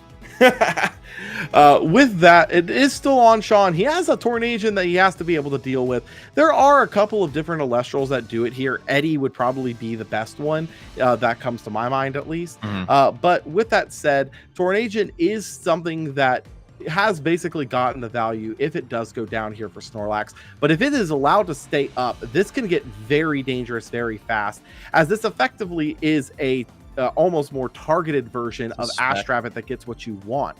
Spectaris coming down, I kind of have to imagine paired with like a Zeus. Yeah, there we go. It's a Speak of the devil and it shall appear. Yeah, no, the Eddie's cool. The problem is neither Zeus nor Spectaris nor Eddie deal with this existing problem because we know the back row is Shield. Look, he's already fingering it. He's like, I'm so excited to shield your Spectaris. I'm getting in for another 2. I'm triggering Tornadon again. Like, let's go, man. No way I lose a 66% 2 turns in a row. And on top of that, yeah, like you said, the 66% 2 turns in a row, that would get Purple Snorlax back up into really high spirit counts. And Ambrosia, I guess that Ambrosia does it as well. Probably, in all seriousness, might be out of Wind Spirits and Solar Spirits to expend for the Tornadian effect. So an Ambro here, very important to kind of get some back in. We're going to be recovering a Water, Wind, and Solar. I have to imagine that Wind is just immediately going to be expended off for the Tornadian effect. And the question here is, does Snorlax have an additional Elestral to develop to try and push the damage necessary to kind of close up this game? We did see the Lumaru get added earlier, so I guess that is a little bit of a bad question on my part. No, we saw a little bit of the hand through bleed, and I'm pretty sure the entire grip is Elestrals. Here we're going to go for the shield. This is a little late on the shield, of course. The Tornadian has already connected once. We're paying 3 to get rid of it. It means the Tornadian has hit for 4 total and traded for 1 card from Sean Y, the half card on the Eddie, who already got the proc its ability, and +2. Like, this is about the dream when it comes to Tornadian. The Lumaru I is don't believe that Tornadian used its effect the second time. Did not know. But yeah, you are right. It still did get 2 cards because we saw the Windjin grab as well. Sean definitely on a bit of a back foot here. Has an answer for the Lumaru already. Here comes the Jolteon. Okay. I have to imagine that's probably going to be grabbing Mount Olympus at this point. We've seen so much thunder out of him, and that is exactly what we're going to see. But even still, you're going to have to Zeus to get it over that Lumaru without crashing. And at this stage, you have to imagine that this is a rough situation to be in. We're going to see a spell. Is that a race? No, that was a set. We're going to see a Zeus proc here, and Jolteon attempt to get over the Lumaru with no back row from Snorlax. That is going to connect.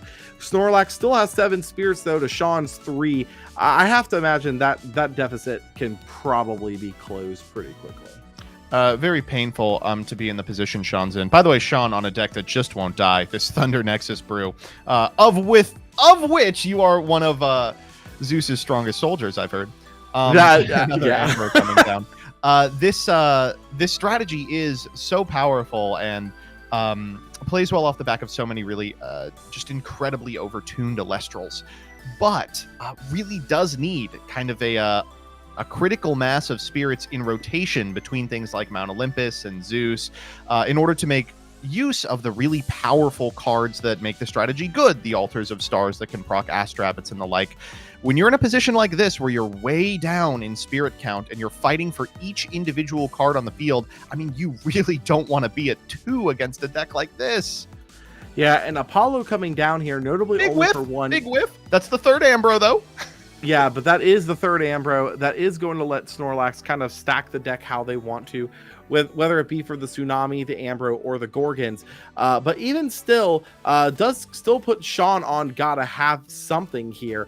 Purple Snorlax is going to walk over the Jolteon, and that does mean that Sean, with 2 spirits left, has to find an answer for a 5 here, and that might be a little bit more difficult because of the spirit count. We know there's with that, it looks like a yeah, scoop. it's just going to be a scoop. 2 is such a rough position to be in. None of the back row runes feel super powerful from that position. You know, Shield is 2, Gorgons is 2. Tsunami is 1, but also, like, it costs you developing an Elestral in order to put on any sort of offensive pressure. So it is, you just are playing a different game when you get down to 2 spirits, where you just get to start ignoring things. And, wow, really dominant performance from Purple Snorlax. A really impressively powerful deck. And honestly, not even a best case scenario for them. You know, no turn 1 Windjin flip, no blind flip. The Tornadian got the worst of the 3. Things could go, you know, when you play against a deck that has any sort of RNG, you can write it off in your head by being like, okay, one of the 3 games, they're just going to high roll and it's going to be out of my control. I have to win both the other 2. You've lost a game in which they rolled low. What kind of position are you in as Sean? It's got to feel bad. Yeah, it's not a great position to be in for sure. The Tornadian definitely didn't get what it wanted to in that match, but at the end of the day, the line still did grab 2 cards out of deck Getting traded anything for is good.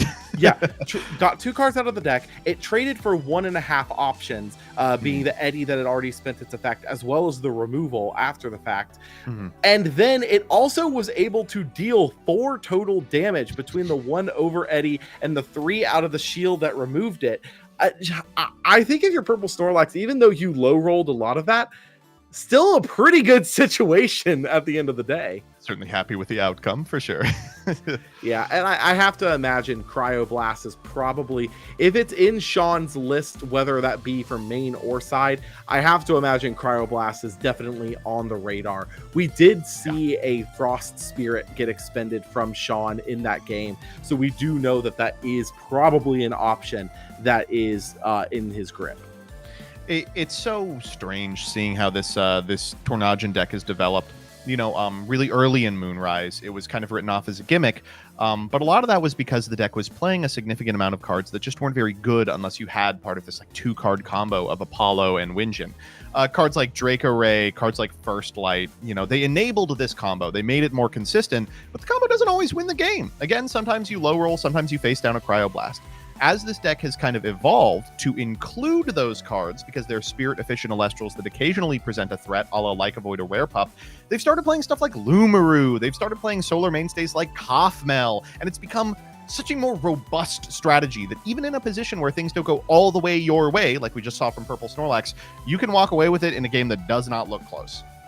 Yeah, I think something in that regard is that also the realization that you can ascend over Kaufmel into these options as well is incredible. Something that I actually have seen happen a small handful of times is someone going ascend over Kaufmel into Winjin and then be able to call correct and ascend it with a Frost or a Water under it. That way it gets its full effect off and still has the ability to dodge something. But with that said, it looks like we are going to be going into game 2 here. Sean starting us off with a Jolton, already going to grab a Mount Olympus out of the deck. We saw this get added to hand last game, but we never saw it hit the board. Do we think that it's going to go, do you think it's going to hit the board here and now? Or do you think we're going to be holding it in the grip? I guess we're going to be holding it in the grip. We got the answer super fast. Yeah, I was going to say, almost no reason to ever deploy it turn 1. It puts you in a bad position against exactly this turn 1 play from Purple Snorlax, where they deploy an Astrabbit, good in so many decks that you might accidentally be facing a 6 defensive wall, for which this deck doesn't have a lot of really good outs. Mount Olympus, really, really nice to get it out of your deck early. These Thunder decks, they get to see so much of their strategy, and they hate doing so while it's diluted by cards like Mount Olympus that are just bad on face. They only work as part of 2-card combos, which you're happy to see, but really don't want to draw.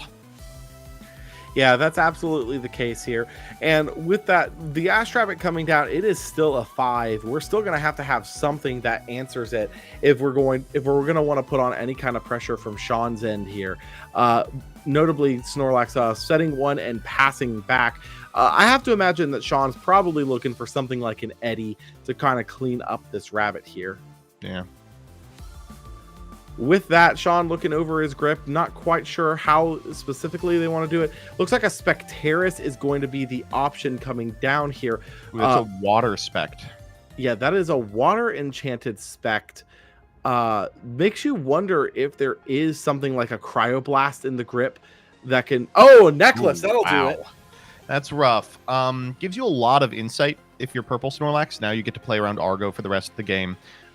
There's a lot you can glean from this piece of information. It also puts you in a really bad position if you're Sean, because you would expect, something like a shield that immediately contests the card that would beat Rabbit. And if you get to deploy it on a card that has a necklace attached, you get this sick card and spirit differential, which is something you usually don't get on Shield of Achilles. Here, the Astrabbit gets to stay. We get to protect our total for another turn. We get to chase out one of the back row. I mean, we are sitting pretty. This Winjin deck wants to go longer than the Thunder Nexus one, I would imagine. Yeah, absolutely. That is probably the case here. And I think that the Water Enchanted Spec was very heads up to play around Tsunami, but unfortunately did play very heavily into Shield, which did end up being the option from Purple Snorlax. I have to imagine Purple Snorlax is probably considering whether or not they want to develop. Okay, so we're going for a second rabbit here rather than redeveloping onto the first one. Who's the Thunder player again? The Funny Bunny is just one of those things that's going to be omnipresent. Being able to grab cards out of your deck every time you enchant it just turns it into such a powerful resource generator, especially on that 5 defense. With that said, the Double Rabbits does play very nicely by spreading the spirits across your board a little bit, less playing into a potential resting on your laurels play by casting off the Jolt in there. But with that said, Purple Snorlax setting one and passing back once again, probably hoping that Sean plays into the one option there that Purple Snorlax has in the grip. Yeah, no, really rough position to be in for Sean. You're a Thundercaster with a capital T. What's the justification for this sort of Thunder Nexus strategy in the year of our Zeus 2025? What are the plays that it has at its disposal? How does it deal with exactly this setup? Jerks in defense. Looks like we're cryoblasting for value. Cryoblasting Zeus is usually the way it goes, actually, because Cryoblast plus Zeus can take out basically any one-coster. But in this case, Zeus not necessary. It looks like they're just going to walk the Specteris over the dropped Bunny, which is currently at 3 defense thanks to the Cryoblast. Declaring the Jolton into Bunny. You got to assert dominance. Yeah, got to assert dominance. Got to make them think, do they have Argo? At that point, be like, is Argo an Invoke Rune? But with that said, there, kind of, if you're wanting big guys in defense, it is Cryoblast and Zeus is the main way you would get over it. But the big thing is that you are going to expend a lot of spirits. One of the things that I found to be very powerful here is Quackle. Quackle being able to get Thunder Spirits back into rotation on top of your normal Ambrose does mean that you are able to take games longer. Like you had mentioned before, Tornasian definitely is and there's the Earthquake coming down. That's going to be able to clean up the Specteris here. Tornasian is definitely the deck that wants to take things longer, and the ability to kind of compete with that, keep your spirits in rotation, is a very powerful thing to have if you're on Shanten. I do not know if they're playing Quackle here, but me personally, that's what I would have somewhere in my crib. You mentioned the Ascend a Winjin over the Calf-Mel play. We might be seeing that. This is a really, really fantastic Calf-Mel, demands an immediate answer, and it looks like we're going to get one. We're ascending over the Jolton for Arcolith! Oh my god! Mentioned real Unk hours. Who's up? I swear, everyone on this caster's desk today has had the curse of foresight. Apparently Apollo blessed all of us by speaking things into existence. I never gave up on Unk. Unk gets over Astrabbit. The Mount Olympus is going to come down here. This Unk is currently like a 15 sitting attack Unk. A 10-8 Unk right now. That Astrabbit might have 6 defense, but the question is, you got to have some kind of an answer here, and it does not look like Snorlax has one. Ball up top. Show me the laurels. No Unk can resist the laurels. Oh no! I swear. Dispatched. I swear we speak things into existence over here. Unk has been compromised to a permanent end. I do think, we're going to see the Ascend Calf-Mel into Tornasian straight away. No need for the Winjin here. Tornasian just coming straight down. That is going to allow Snorlax to also recover 3 because the Calf-Mel was ascended over. Unbelievable. This is about to get really bad for Sean. Because this Tornasian now also has lots of spirits that it can expend to use its search effect. And quite frankly, if you're Snorlax at this point, I kind of think you just go for back row. You have a lot of pressure that you're putting on in this particular situation. And just being able to push it safely is probably where you want to be. Great news for the new school of 2 drops. We're picking the defensive suite. We're getting the Tsunami, the PTA, the Gorgons. I think probably telegraphing we already have a shield. I can't imagine a world in which you want the PTA over the shield unless you already have it.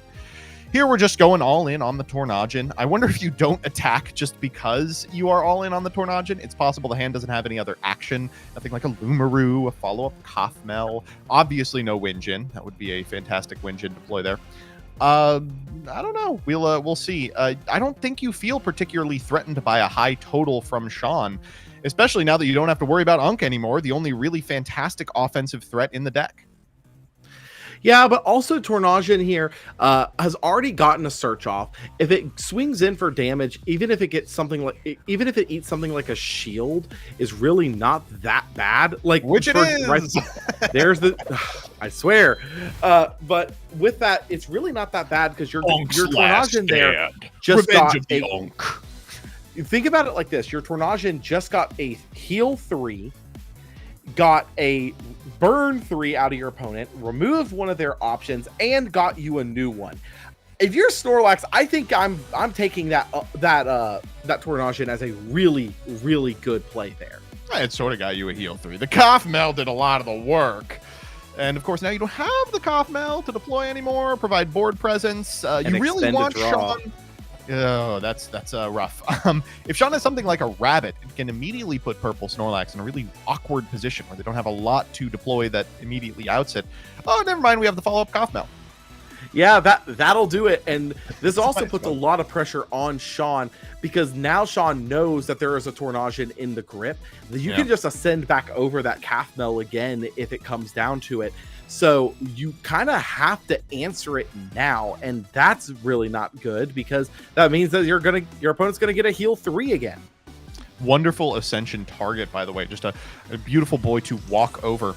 And you don't really have the capacity to deploy anything that beats the Kothmel because you know there's a Gorgon's Gaze set. Going for the... That is very true. We got a Thunderstorm. We do get to get the Gorgon's Gaze. Kind of the consequence of playing around the Hurricane is that your opponent has better knowledge of what is going on in your back row. You have to expect that last one is a copy of Shield. And we'll see if Sean does his best to play around. It looks like we're going for an Edward. No effect, I'd imagine. And then we're going to Ambro pull off of the Mount Olympus so we can at least feel comfortable about being back in this game. That puts us, I believe, to 9 to Sean, or to Purple Snorlax's 13. But if the Kothmel gets walked over by the Eddie, it's going to go back up to 16. It's miserable. It kind of feels like you're back at the start of the game again. Only this time you know that your opponent has the big drop waiting if you let them have any kind of leeway. Eddie is going to walk over the Kothmel here. Snorlax is going to get a recover again. It looks like they're going to be going back up to 15 here. So notably, okay, so whoa, that's a Battle Step Gorgons. Sexy. Yeah, that makes sense. You want to make sure that... It does kind of make sense. It's cute, but at the same time, now Purple Snorlax has a turn in which they can deploy anything, and it trades 2 of your spirits and a card for 3 of your opponent's spirits. I mean, I really feel like the Gorgons would be better spent on, like, something that mattered. Yeah, and down comes a Specteris out of Purple Snorlax as well. Oh, no. So this Eddie isn't even going to be long for this world. Snorlax basically showing how much advantage they've generated over the course of this game so far. Sean already down to 5 spirits. It is not looking good here, especially with Snorlax sitting up at, I believe, 11 at this point after the Specteris cast. This is the difference between old Tornadon and new Tornadon. Expenedraw, geez Louise, really miserable. But this is the difference between old Tornadon and new Tornadon. Old Tornadon, if you out the Tornadon, all of their plays are focused around getting out Tornadon, that hyper-linear style of play. New Tornadon, it's just an advantage suite that facilitates a series of really efficient Elestrals. It's functionally 5s after the Tornadon is gone. And that's hard for any deck that has already expended all its removal to contend with. Here we've, of course, got the Elechick coming down to pair with the Spectris. We'll grab an Apollo, threaten any Winjin to convert into a Tornadon once again, and get in for 2 in the process. Sean down to 2. We talked about 2 being so hard to play from. Got to be some Ambros or bust. Yeah, this is looking pretty dire if you're in Sean's position here. Because not only are you being stared down by two pretty beefy Elestrals here.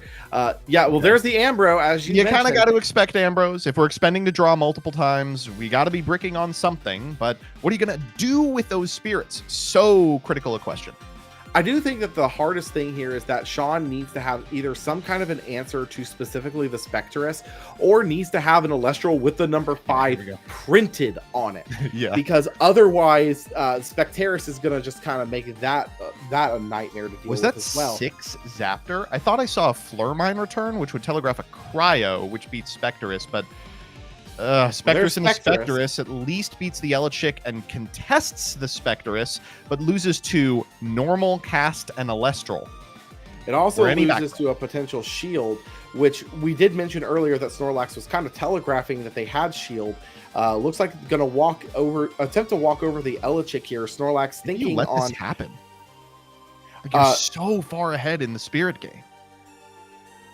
Yeah, there's the Gorgons. That's going to be a Battle Step Gorgons on the Spectress here. So the Elechick is going to trade with it, and that is rough. That is so really far rough. ahead in Spirits. You get to play these really sloppy back row battles where you like take this super Spirit and card inefficient Gorgons just because your opponent took a Spirit inefficient Gorgons earlier in the game.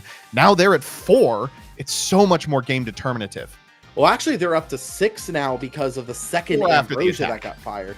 But yeah, that's fair. But we got the Apollo coming down. We might be about to see another Winjin Tornadian line here. We see a Calfmel off the Apollo, so it's going to get a plus. The hits keep coming. I feel so bad for Sean. These are miserable.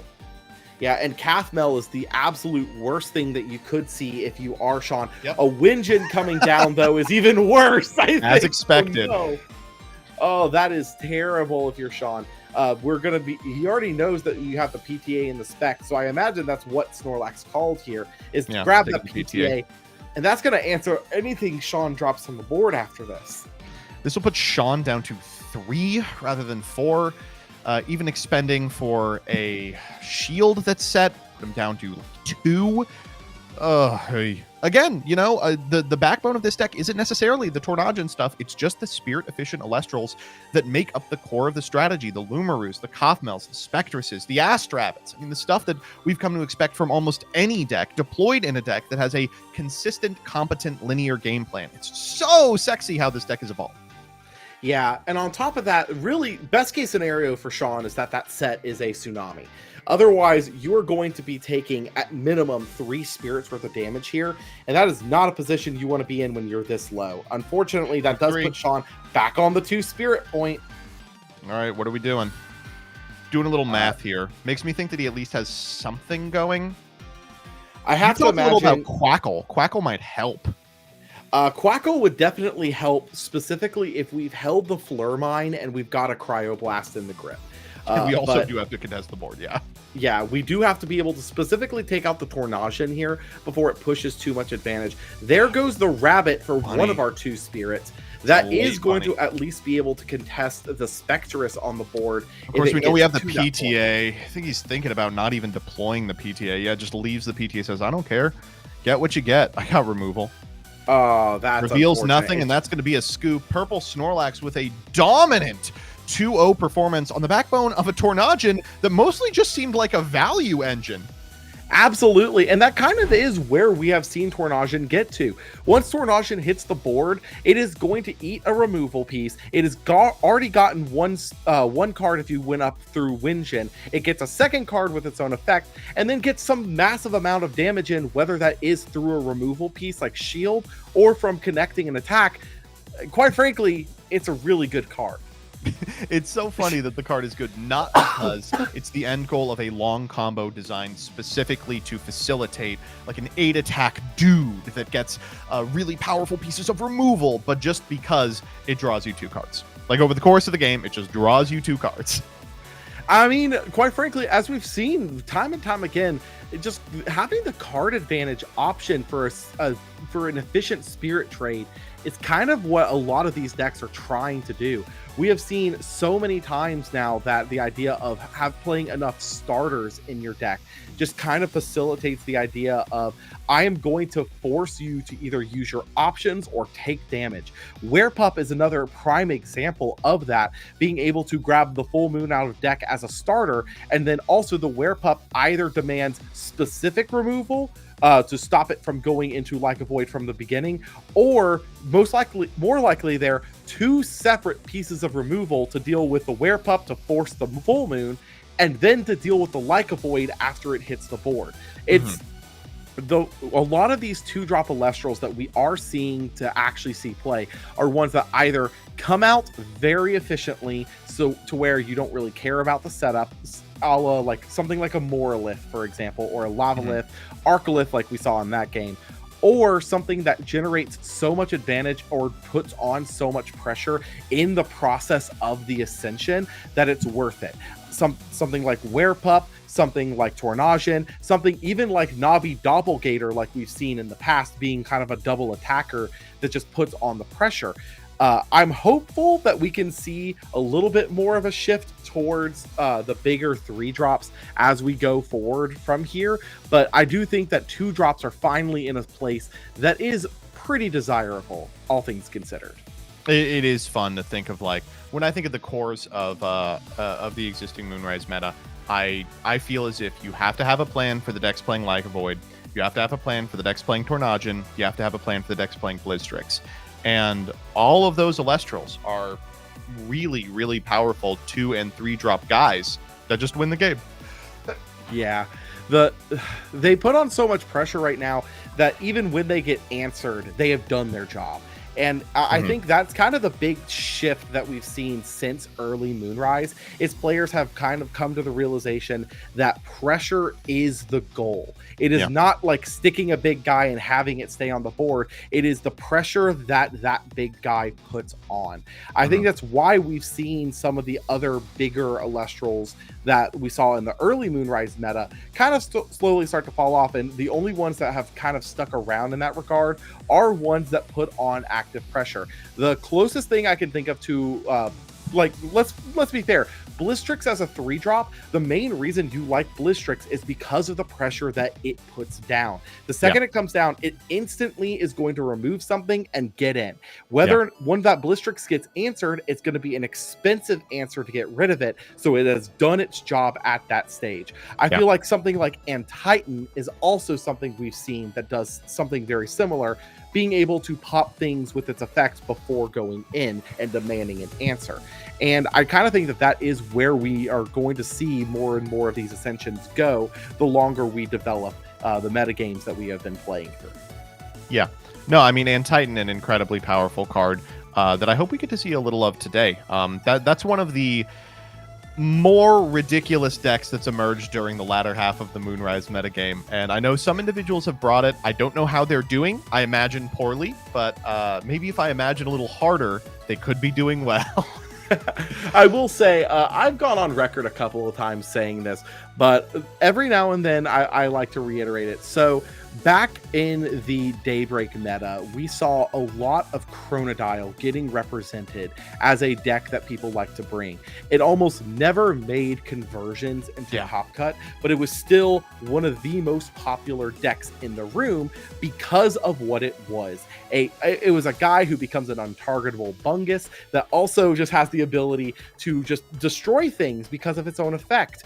And now I think Titan has kind of taken that place. The deck is so much fun to play, but it almost never gets the conversions that it needs into Top Cut compared to the amount of people playing the deck. And I do think that we probably are going to see another something like that once we get into Firestorm. It seems to happen every single time. We get one big guy that's a really fun thing to play, has the players behind it, but just does not get the representation it needs in the Top Cuts. Honestly, I blame myself for Chronodile. While I didn't invent the deck, I tricked a lot of young nubile players into thinking that it was powerful, and for that, I apologize. I will not apologize for this, however. It's time to go to a break. We Fair functionally enough. finished our 5th round of contention. We will be back momentarily, I believe, with myself and Kay for this next round. Law, we will get you back in for round 7. Yeah, we're getting near the end here pretty soon. Things are getting hot and heavy. Don't go anywhere. We will be back really, really shortly. There's just a few minutes left in the round and a few minutes of setup until we start round 6 of our premier event.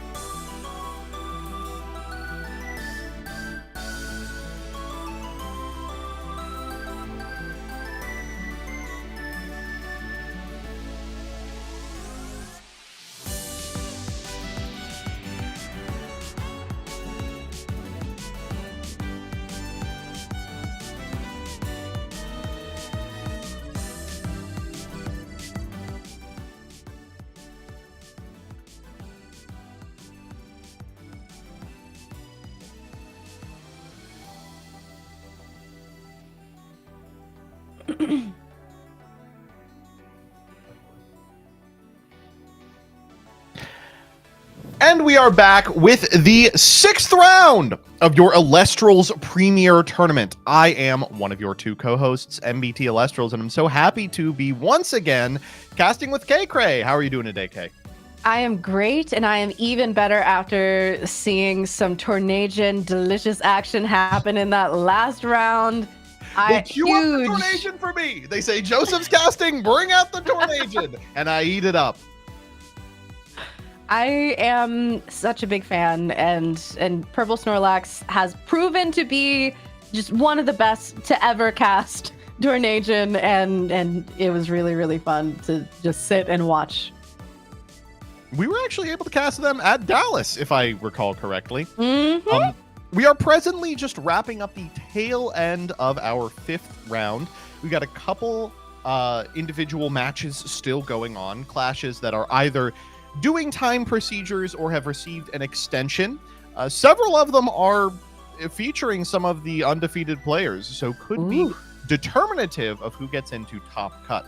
Of course, Top Cut is on the minds of everyone in this 6th of 7 rounds. At present, you kind of have to be undefeated from this position in order to secure a slot in Top 8, or you need to be losing your last rounds really late. So everything from here on out is not only going to be some of the best players, but they're all going to be playing make or break games.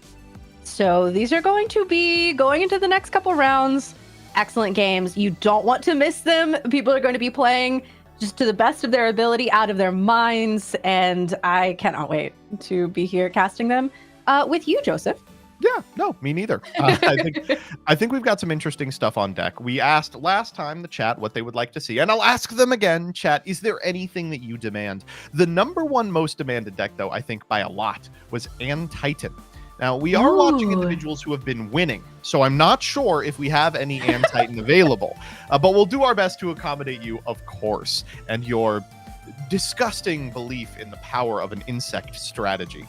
Hey, it made it to Top Cut last tournament. All right, whether that is definitive proof remains to be seen, but I think it at least is indicative of a need for more testing. Yeah, it is testing my patience more than anything else. He's not convinced, chat. I'm sorry, I'm trying. Yeah, she's doing her best. Some of the individuals who have been playing, of course, today have all submitted their decks through the Play Elestrals app, and as a result, we have for you today a little bit of a preview about some of the top cards being played in today's tournaments. Now, these shouldn't be particularly surprising to anyone. In terms of the actual number that are contained within decks, Gorgon's Gaze tops once again. Surprising that this card was ever considered anything but the best card in Elestrals. Edging out Ambrosia just a little bit. Shocking to hear, as I believe Ambrosia is a necessary 3 of in absolutely every strategy, but some individuals who were specifically influenced by Bean Soldier TV's BlueStacks list have probably eschewed the card for more combo starters. I was going to say, this feels like BlueStacks lurking. This very is blizzy. We've got Bunny, we've got Shield, we've got Tsunami, Earthquake, and Elechic highly represented in terms of decks that contain them, but not in the total count, of course, because you can only have 1 per. But Edward, Poison-Tipped Arrow, Spectrus making an impressive finish on the total count, as is Argo, a card that just a couple of months ago was considered like an off-meta back row rune, now is pretty much necessary in anything that can afford to play it. And of course, Zeus as well, I believe, probably edging out the meter by just a couple of points there. Listen, we started at Scrap, now we're here. If you take all of the cards out of Scrap and replace them with other things, is it still the Ship of Theseus? Yeah, there's something here. I am very proud of Spectaris. She has been seeing an increase in play. We were talking about this, me and Law, last round, where I think that the prevalence of Galaxy really gave her a time to shine at the end of the Daybreak meta, and she's just, ever since people said, oh wait, you know what, this card's kind of crazy, this one's pretty good, and now she's in that number 8 slot. It's I'm actually proud. surprising. I think during Daybreak meta, it was probably the most hyped card in the set. And I ended up making a short about how fraudulent Spectaris was after 2 or 3 tournaments in the Daybreak metagame in which it just wasn't represented at all in the top strategies. Come full circle now. You know, Galaxy, general presence of really strong utility Elestrals that have 4s printed on them. Spectaris is just the all-rounder, beats almost everything, and has been doing so on camera all day as well. Really, really good stuff. I mean, Spectaris into Calfmel, Spectaris into, dare I say, Foamy. There are so many things that just cannot see Spectaris. And We'll start playing Joblin again when they ban Spectaris. The problem with that deck, of course, is that the best card in Joblin is also Spectaris, so who knows? One day. Tsunami High Tide will happen, surely, one of these days. We need to get a lunar water card that reads "You win the game." Just a 2-drop invoke rune that says "You win the game." Congratulations for playing Joblin. Until then, I think still won't play Kuribus. Yeah. Yeah. Well, we are down to our very last clash, just getting the round put together as we move into round 6. Some of the individuals in our top contention are, of course, those you would expect. I am really impressed by Dymax's run. Throughout the last couple of weeks, they have been telling me they've broken the format and that they have figured out the top deck, a la the character from Regular Show who learned how to eat an omelet really fast. And I just didn't believe them. I was sure that they were absolutely wrong, but they're kind of proving me wrong here today. We'll see if that proving can continue for the last 2 rounds. Yeah, very exciting. Unfortunately, there have been some bigger names that have fallen a little bit in the ranks the past couple of rounds. Again, these are going to be such key rounds coming up. Our casters are going to be fighting for that top 8 slot. So who's of to course, say? top 8 will get shots at the really fantastic premier prizing, but top 16 are all going to walk out of here with prizing as well. They won't be able to play in Top Cut, but they will be able to take home some really impressive stuff, including not only the premier booster pack, but also a stamped carry-off Champion of Hermes, a card coming in Divine Champions Firestorm just a couple of weeks early for those who are good enough to make it into Top Cut. If you have been daunted from play by the general quality of caster, don't worry, because all of our participants today are going to be walking out of here with 2 of the Premier 1 organized play packs. These packs are sick. They have these marble-coated cards. We've got, of course, the availability of a lot of cards that are not yet in print, only available in Divine Champions Firestorm, as well as some fan favorites like Eduardo available on screen right now, and that beautiful reverse stellar Hydrake, my second favorite of the Hydrakes. What's your first? Is it? Oh, it's got to be the stellar. Okay. I've opened 2 of the Hydrake stellar, and I have gotten rid of both of them to someone who really wanted the stellar. Oh, fair enough.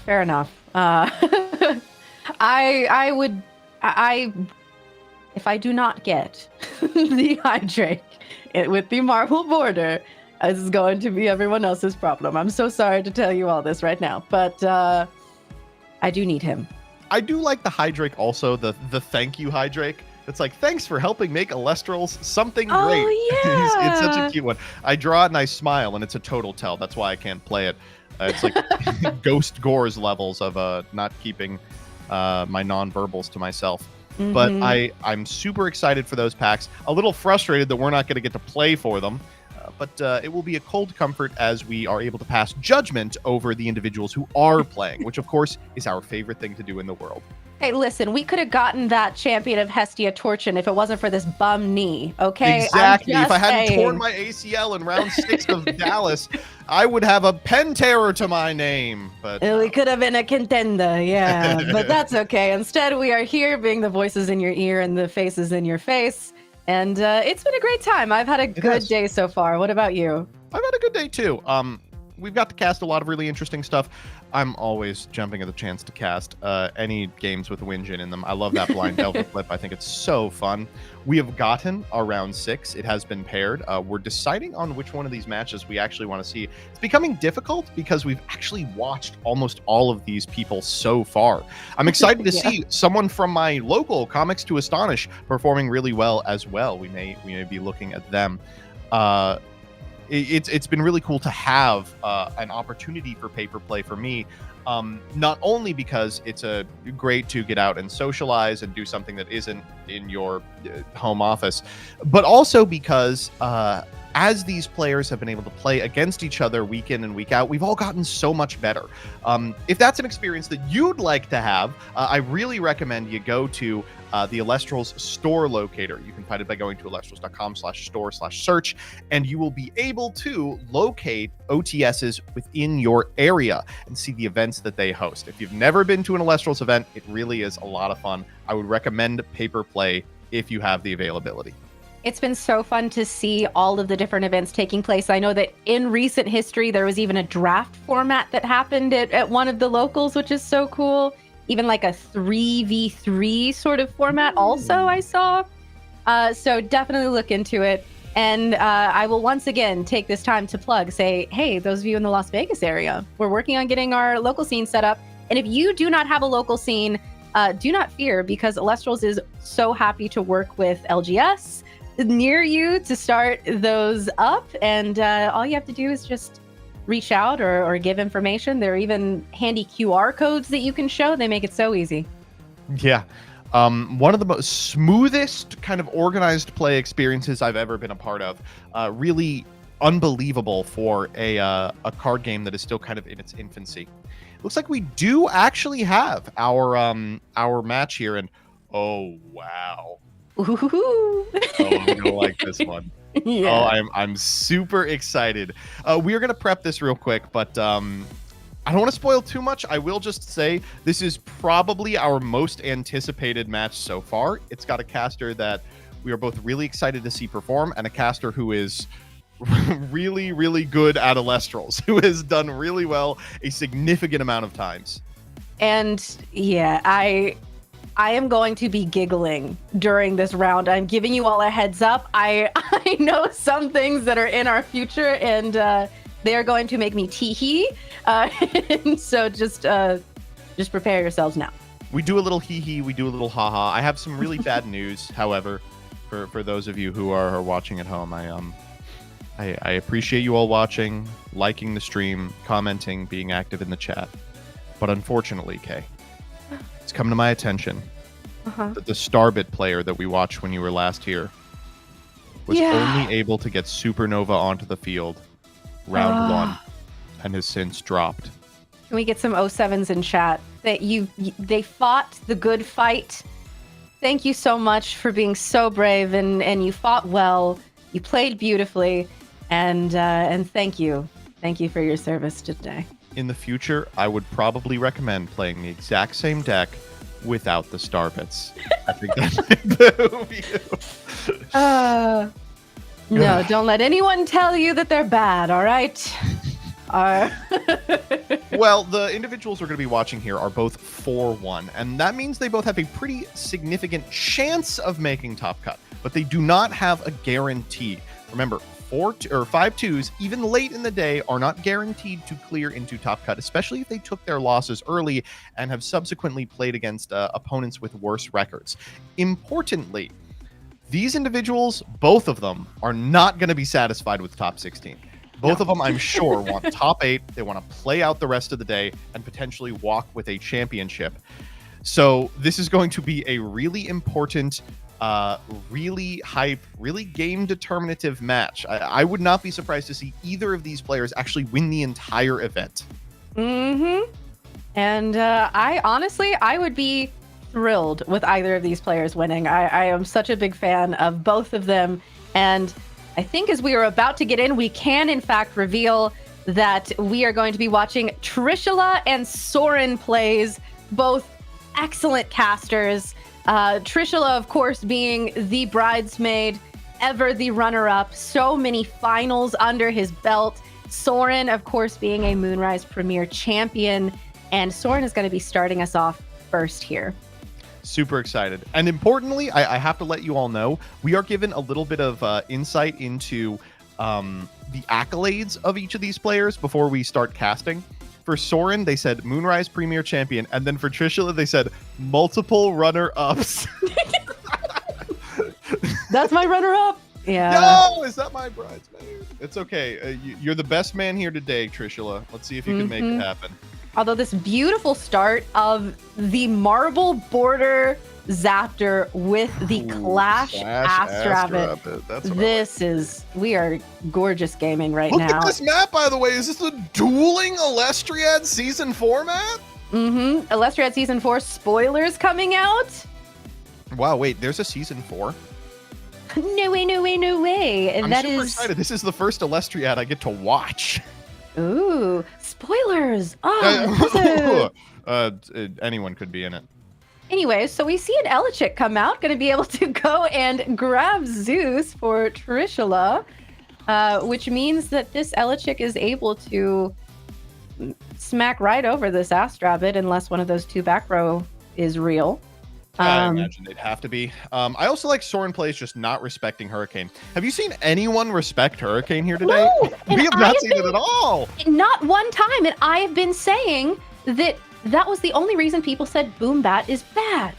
Or Gloombat, excuse me. And so, listen, I'm just saying, someone get in the kitchen with Gloombat. Oh, shielding the Elechick feels just so miserable. This is why kind of deploying the Elechick makes sense here. There's so little that interacts with it. You know, if you don't have the Gorgon's Gaze on cast, like Tsunamiing it feels really bad because you have to swap the Astrabbit to attack and then it dies to anything. Getting the Zeus is really all you want from the Elechick. Now you potentially are threatening a second one. Looks like we're setting another card. We may be deploying another Elestral. We also may be doing nothing. We are going for the aggro bunny. Yeah, it looks like a second rabbit. Yikes. Fair enough. We're going to be digging here, clearly trying to set up our hand, trying to get into whatever this mysterious strategy might be that Soren is playing into. Well, it's not that mysterious. We don't know. That's some of us have seen Soren play a number of games. Looks like a quick look through the hand. How we're going to be doing this. We're switching the other Astrabbit to deck. No respect for the Unk makes sense. I gotta admit, if you're not playing the platinum bordered spirits, these beautiful marble Zaptors, the next best thing is to play unsleeved base set spirits. I'm a huge unsleeved base set spirits fan. You just like beat up unplayable series of spirits that you swap out every single event. Puppy coming down. Here comes the werepup. That is the one thing you can't do is use a base set lunar spirit unsleeved. But regardless, we've got the Moonrise one. And the Golden's coming down on the werepup. It's actually kind of rough. Often you accidentally draw the full moon, and this puts you in a position where like sniping the full moon really necessitates a Gorgon's Gaze out of you, and if you've just deployed it on what you thought was the search spell. So this werepup, I mean, just so hard to interact with. A lot of the reason that it is such a powerful card. And thankfully for Trishula, none of the cards in the field actually deal with it yet. No. And to me, it's almost like that Gorgons could have come at maybe a different time to where we could punish a little bit more. But also if Soren, who is casting what I think is that Armadon? I think it's Lumaru. I'm not 100% sure, but I'm pretty sure that's yellow. Lumaru. And I think you're right. I think it's that Stellar Lumaru who's going to be shielded, because that would have, yes, in fact, dealt with Werepup, but a shield deals with that. Well, the good news here is that you get a lot of information if your Soren plays from this play. You know, something like a Tsunami would go really well, provided that Lumaru wasn't water enchanted, and we can't tell because of the Premier Frame Spirits. There are a ton of opportunities to cast a really profitable full moon there. So you do get to feel at least a little secure in your decision to Gorgon's Gaze the Werepup. So you're not going to have to face down a Like Void. He's still going to have to find it. But Small Tuga coming out. wait a minute, Small Tuga in my Lunar Aggro deck. What's going on? Getting Into the Kindleo, wrong Kindleo, Kindleo, yeah. by the way. It's gotta be the tournament pack Kindleo. I don't know what you're doing. I know this is a stellar Kindleo. It's gotta be the TP. But he's so pretty. He's all right. Unfortunately, there is no Nexus fodder right now for the Kindleo, but searching him out makes me think that, maybe we have a Forge in hand, something, we're preparing something. All right, we're going to try and do this attack step. We are going to see the Tsunami come out. Okay. That's pretty great news if you're Trishula. It means that your Werepup is no longer going to be able to trade for any of these rabbits, but it also means you don't have to fear the Tsunami later. So a Kindleo turn that eats the board will also be able to convert into a really powerful Spirit advantage, which is so important if you're playing a control deck like I imagine Trish is if he's got Kindleo on the brain. It looks like that Lumaru is just coming back, and I think that is properly enchanted. I was able to see it a little bit better this time, so we're going milling. Necklace? Bunny, oh, the necklace hit is so rough. Yeah, usually only one necklace is run, so that... I will say you usually see 2 targets for Argo. Whether they are necklace or like Poison Tunic or Scythe, is up to the individual deck builder. And, well, sometimes it's just 2 necklace also. Yep. Sometimes we just have a necklace. This is the second time that we have seen a necklace set in the back row and simply was that a Nexus on the Zeus? Too funny. No way. Okay. All right, so we're going to be able to wow, this is really cute actually. We're going to be able to use the Kindleo's effect to pop the Lumaru, then boost the Kindleo over one of the rabbits courtesy of the Zeus, which is still on the field, but misenchanted with 2 fires for a later turn in which we deploy a second Kindleo. I love this is that play. Hephaestus? Yeah. No way. Oh, wow. Okay. Soren now needing to deal with this that has happened. Dastardly position to be in. Resting on your laurels will do that. Trish's finger in the back row there. Okay, looks like nothing. There are some funny plays you can make where you make the target illegal, especially in decks that are playing Werepup, but we do not have one here. There was a consideration, which is very interesting because we saw that Gorgon's on the Werepup, so it's like, did you just get the full moon anyways? Edward coming down. Yeah, here he is, moving our Small Tuga into attack. So this is obviously a really rough position for Trish. He's taking a whole bunch of damage. The one upside to this setup is that Soren hasn't found very much back row. Trishula can just establish either a guy with a 5 on him or any individual Elestral that threatens the board. There's so many positions in which you can get so ahead that it doesn't matter anymore. Here, cashing in this Ambro that we used off the Harmonia Spirits. The difference between kind of mid-tier Fire Nexus players and good Fire Nexus players is the management of these Fire Spirits, because as the deck has evolved, it's been able to play fewer and fewer as you start including a significant amount of powerful cards like Necroth. Here we're just actually want to go for. Remember, we want to keep that Elechick live, so we do have to have some number of Zaptor available, maybe some number of Zaptor for the follow-up Zeus. We'll take the Vipyro as well, and then we'll send that one to the yard. Okay, so we are keeping, like you said, that Elechick live, which does, there he is. Doing here. Implies the existence of a second Zeus. I mean, this is just such a great position to be in. No back row. You get to deploy the Elechick without any fear of Gorgons. You get the second Zeus, which you know will at least trigger once. You get to eat the rabbit. You threaten the Eddy immediately. The only thing that's not in Trishula's favor right now is that Spirit differential. Yeah. And we are gonna fire off the... For 2 here? Making a decision as to whether he is or not. Yeah, we're going for 2. Okay, does that mean we're targeting the Eddy instead of the rabbit then? This is kind of interesting. It means that they have to deploy something to out the Elechick, and will, of course, always be able to get rid of the rabbit next turn by using Zeus. So that would make sense to me, for sure. And, of course, we still have Hephaestus on the field here. Yeah. So if another Kinleo shows up, he's ready. Trish, real quick, asking about the composition of the spirits in the yard. I really like that. You know, so few players actually do that, but I think it's really worth your time for those of you at home getting a sense of how many of each individual spirit decks usually play. Because like with that many Zaptors in the yard, you probably don't have to fear a follow-up Astrabbit. You know, with that many Waters in the yard, you have to imagine there's either a pretty substantial package of critters that demand Leviathan, or we're out of them. Or just a Lavalith also. Ooh, in Lavalith addition to coming that. down. That's scary, but doesn't really do what you want.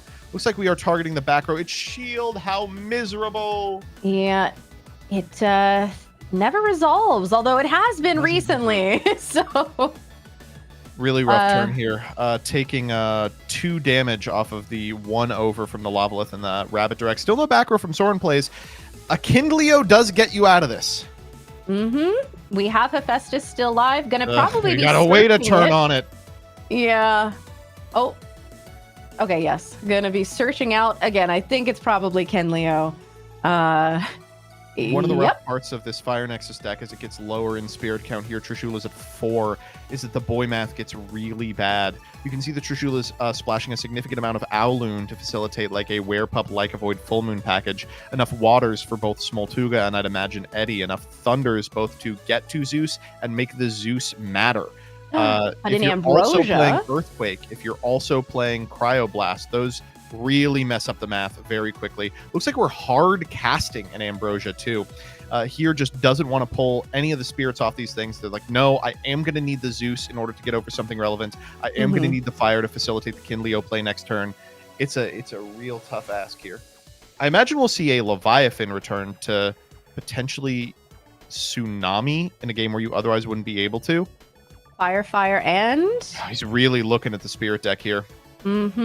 Yeah, I think that you're right, that we're getting to this point in the game where it's tough. The Leviathan is the third spirit, so... This is a really cool play, because even if you don't have Tsunami, setting one telegraphs it.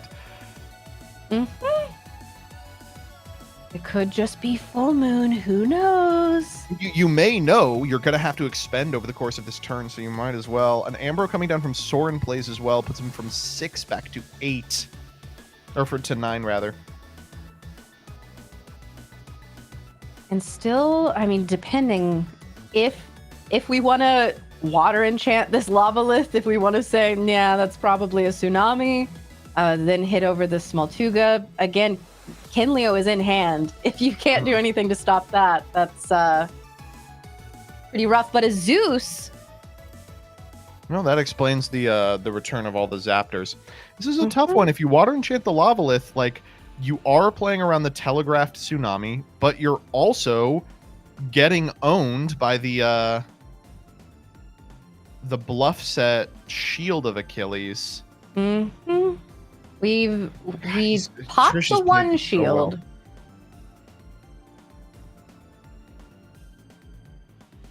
Both these players are really, really just so good. I mean, we've cast a lot of Elestrals today, but I say it all the time. Watching really good players play Elestrals it's really something else. It's so exciting. It's really fun, and I always think that I get better when I watch it happen, and then I think that's another Lumaru. And I couldn't see. Okay, it is properly enchanted. Yeah, getting sunk off the Smoltuga. Trish will take it. Let's see those mills. All right. Astrabbit. Gorgons.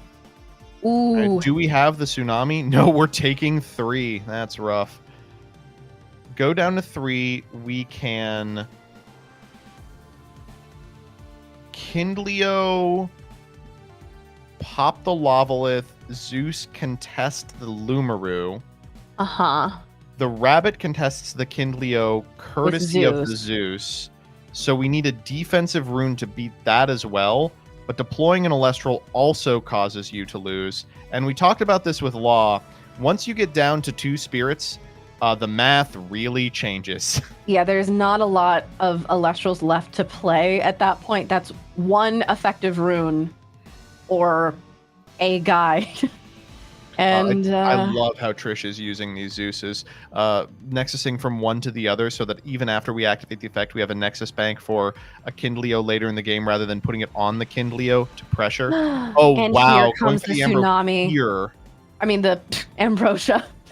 So bluff setting what was expected to be a tsunami turns out to just be an Ambro. We're going to go up to 5. I mean, that's miserable insofar as, Trish is really on the back foot here, but great insofar as he's still in the game. Yes. And okay. Water, fire, thunder. Yeah. I think probably, he's really agonizing over this. Water to enable eddies and the Leviathan, fire to keep the Kindleo gravy train rolling. He's really thinking about this thunder. I think thunder to enable a rabbit top deck, but after checking that Lumaru milled some rabbits, is now more excited to play for the Spectrus top deck. Yeah, went lunar for, I think you're probably right with the Spect. Which we're here not expending off the Zeus, just popping over the rabbit, says, feel free to use Lumaru to contest. I'm not going to give you a good Zeus, because why would I?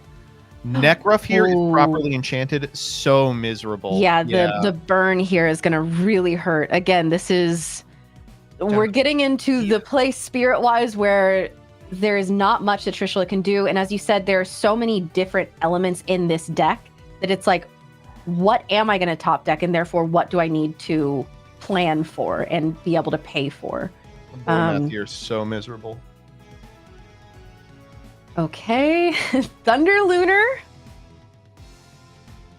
And here, okay, holding on to that water, it seems was the smart play and going to be getting rid of Nekruff. But Lumaru is still on the board, properly enchanted.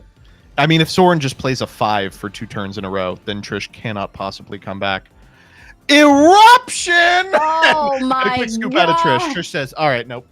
Yep. No. Okay, eruption for game. Imagine sitting on that eruption for multiple turns while you have a Kindleo on field, just going, God, I got to get rid of this 5 attack, or this a fire enchanted Elestral, rather, so we can finally burn him out of this game. Oh my goodness. Mm-hmm. Oh, wow. Okay, so... Agonizing stuff from both players.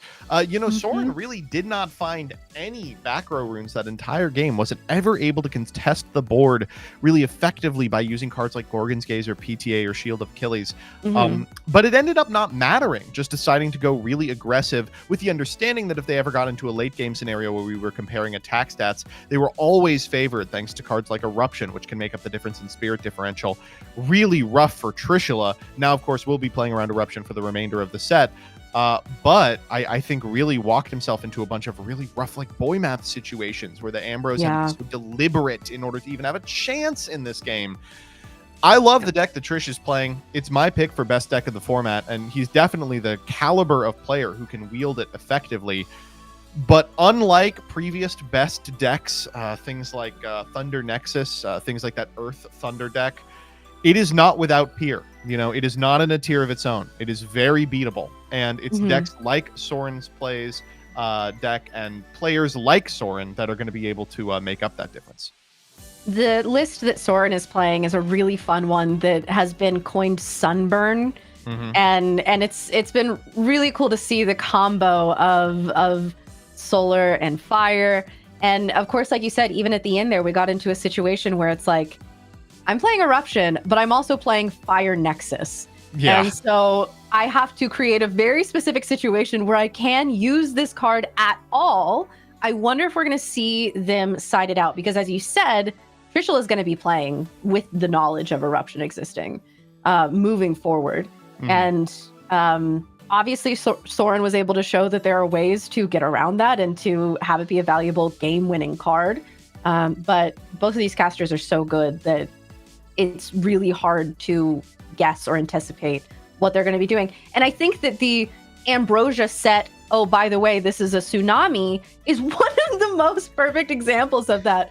The mind games, it's insane. But of course, Soren correctly read it and properly enchanted the Lumaru and said, cast Tsunami if you've got it. Yeah. No, I mean, those types of plays are so effective against players that are good but not great. Individuals who will play around cards like Tsunami by reading Ambromath.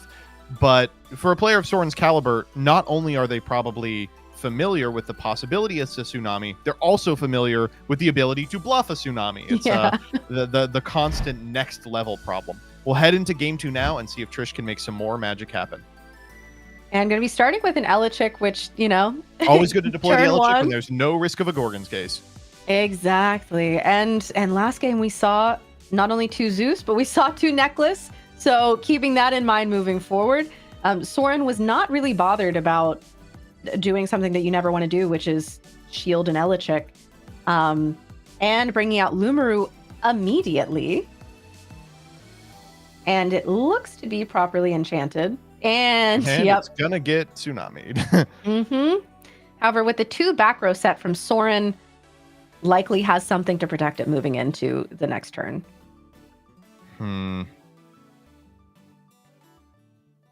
This is a toughie. You know what would do really well here is a Hurricane. And then checking real quick, it looks like we're having a little bit of a latency problem to see if anyone is disconnected or potentially frozen. Trish is going to go for Spectress. Yeah. Now, both of these contest, the Lumaru, so it makes sense to water enchant here and play around Tsunami as best you can. We do have a set card as well, which is nice. Getting over the Lumaru, so very important. This card is just such a house, especially in decks like Trish's, which have this incredible search capacity through cards like Smoltuga and Argo. It can really mess up your game plan if you start seeing those cards end up in the yard as a result of these random mills. Yeah, or if you have 2 of your Gorgon's Gazes sent, that doesn't feel too good either, as we saw last game. Yeah. Soren does just let the Lumaru go down, which, fair enough, as you said, Tsunami's not a simple answer there. Another Lumaru coming out, and it seems like maybe that one is water enchanted. It's hard to see. We're milling. Oh, no, it's properly. A Kindleo and a Necruff. How miserable. Yeah, and that Eddie, too. So we already have the out to the Lumaru in the Zeus. Just depends on how scared you are of the back row. And I imagine you need to be very scared of the back row. Decides we're going to play a little slower. We're going to go for the Smoltuga this turn. We'll try and use the Smoltuga in order to grab a copy of Kindleo, which can later contest either the Lumaru or a really powerful card. Ash what Rabbit. I would say if he didn't just add Ash Rabbit. Whoa, Lee! Okay, so apparently we just lost some cards that Trishula could not lose. And so Ash Rabbit going to be coming out, reviving those, bringing them back from the underworld. Zeus coming out, as you said, going to make it able to contest that Lumaru. Going to load it up now with 3. Potentially set another card. No, we're just trying for the Elechick over the Lumaru. Yeah, there was an immediate reach for back row there.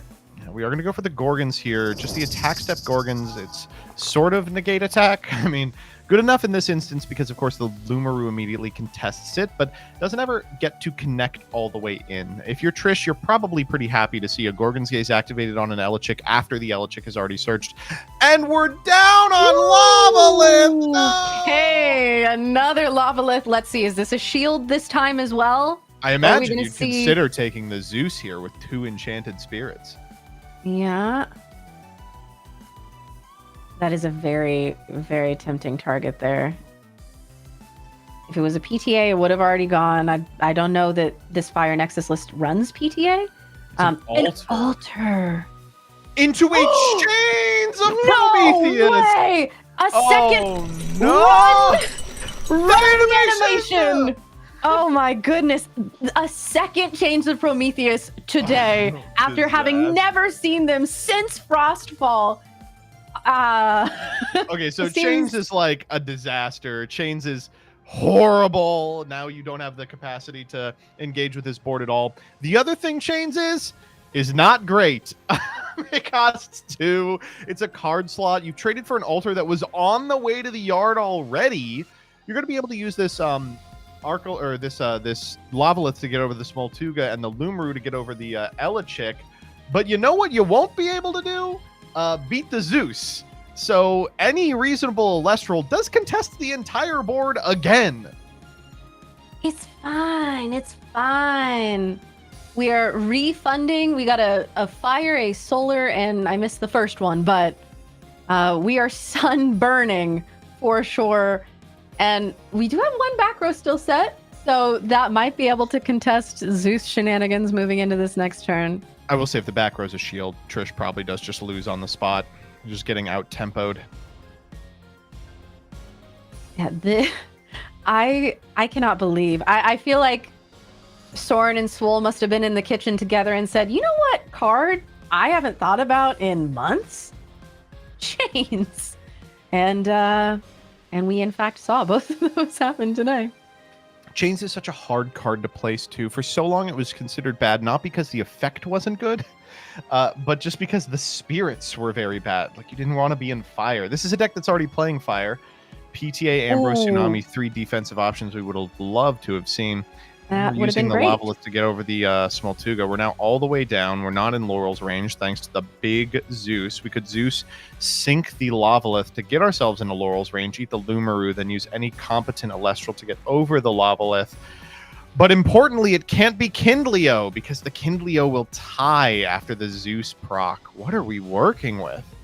Yeah, there are unfortunately not any one turn. Oh, but the Ash Rabbit that we got off of that Smoltuga is going to come out, and the immediate Gorgon's Gaze.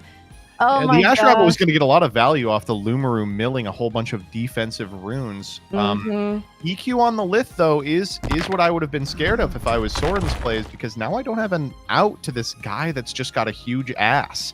If this was the search off of the Smoltuga, you can probably guess that we have a Kindleo in hand already. So you need to figure out a way to resolve the outstanding board state right now before Trish gets off to a differential that cannot be equalized. We're going to set one and hope for the best. Yeah, Soren has been put on a definite timer here. And with the Kindleo, that also gives us the chance to re-enchant the Ash Rabbit if we do get to that point, if Soren can't deal with it going into this next turn. We will see. And it looks like that was an immediate set. And a Zeus of their own. Wow, okay. Zeus on Zeus. Okay. I see how this made it into top 10. I'm not going to lie. Yeah, but I have just my neck going back and forth with watching the action, seeing what's going on. Going to be able to hit over this Ash Rabbit unless a Gorgon's Gaze. Haha, didn't manage to Lumaru 2 of those this time. Okay. It's okay. It's an all right Gorgons, but it is functionally just replacing an attack step. We have to go Ash Rabbit here and target 3 defensive runes. Great news from Trish that we did not see a follow-up Elestral. It means that Soren is top decking into action. Just thumbing through the yard here. We could take Gorgon's Shield Tsunami, but getting Tsunami puts you in a really bad position because then they can water enchant the Lumaru in order to play around it. You don't want that to happen. So, yeah. I mean, I would have to check to see what's been sent over the course of the game. It looks like we are selecting a Tsunami, so it'll probably be Tsunami. Oh, Tsunami. Tsunami Gorgons? Tsunami Mommy? Kindleo. Okay, so maybe Trish doesn't have it. Yeah, if we don't have a Kindleo, this has gotten really bad. We're setting 2 here, trying to represent a Tsunami plus another piece of action to de-incentivize Soren from water enchanting the Lumaru. Now, if Soren reads this as a bluff, it's going to be miserable. But Nekruff is pretty much the best thing it could be. By water puppying this bad boy up, you basically get to play around everything. Unless it's also shield. Unfortunately, with Zeus, that means that Trish is going to have to answer both of these Elestrals, and that means that'll have to be 2 counter runes at this point. I mean, Shield Tsunami is just terrible card economy, but you don't have an option. You do have to do it. Pull off the Ash Rabbit, at least. Pulling off the Ash Rabbit telegraphs that we don't have a Kindleo in hand.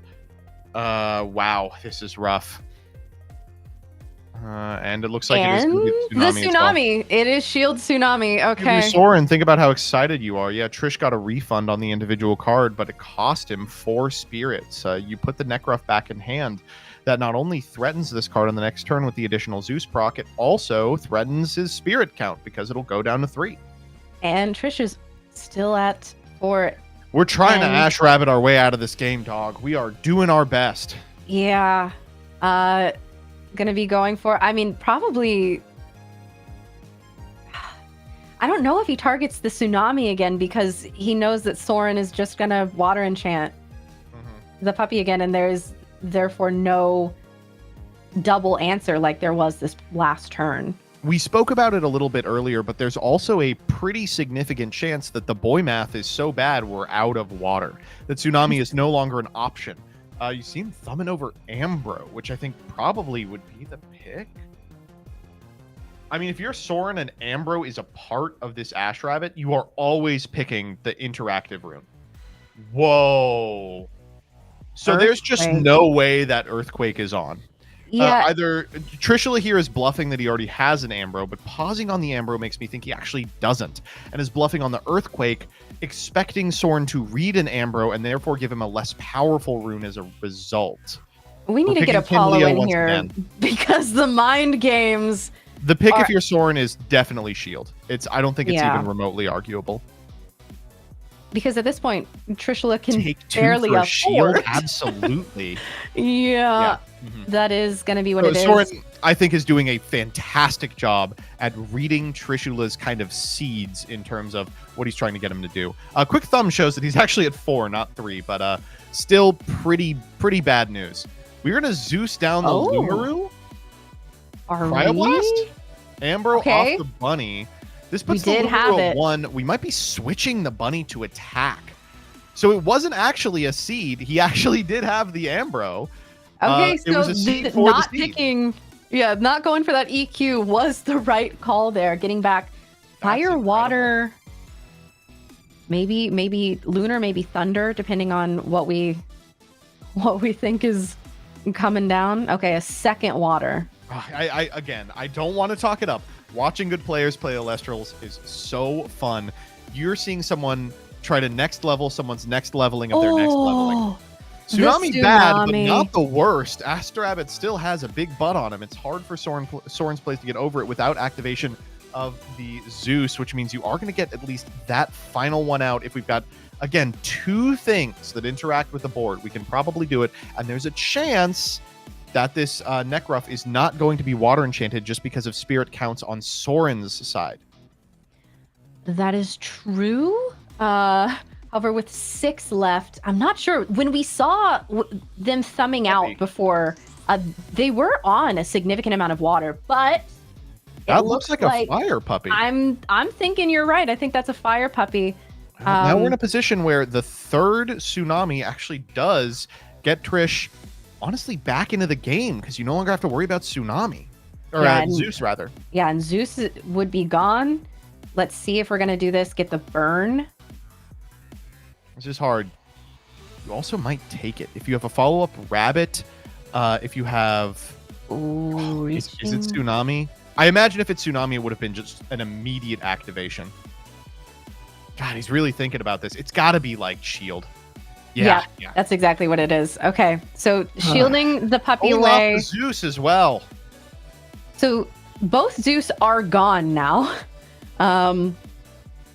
This does still mean that Lumaru can hit over the rabbit unless Zeus wants to pay, or unless Trishula wants to pay for a second rune here, which... He's got to. No, he's got to. Yeah. Oh, the Gorgons. That's so bad. Both cards and spirit differential. It's so painful. But if it keeps him alive for exactly this turn, he never has to worry about Zeus again. Yeah, Soren has been getting so much value out of these last few turns, forcing Trishula to pay so much. Speaking of value, this Ass Rabbit has gone the difference. Distance. It's been the difference maker and gone the distance. Yes. Speaking of, when are we getting a Hercules card in this game? That's what I want to know. Honey, you mean Hunculus. Woohoo! Yeah. All right. We're going to see Trish once again agonize over the Underworld cards here. What are we going to pick? Every time I play Ash Rabbit, I always think it's the worst card ever. And I see a good player play it, and I go, this is bannably strong.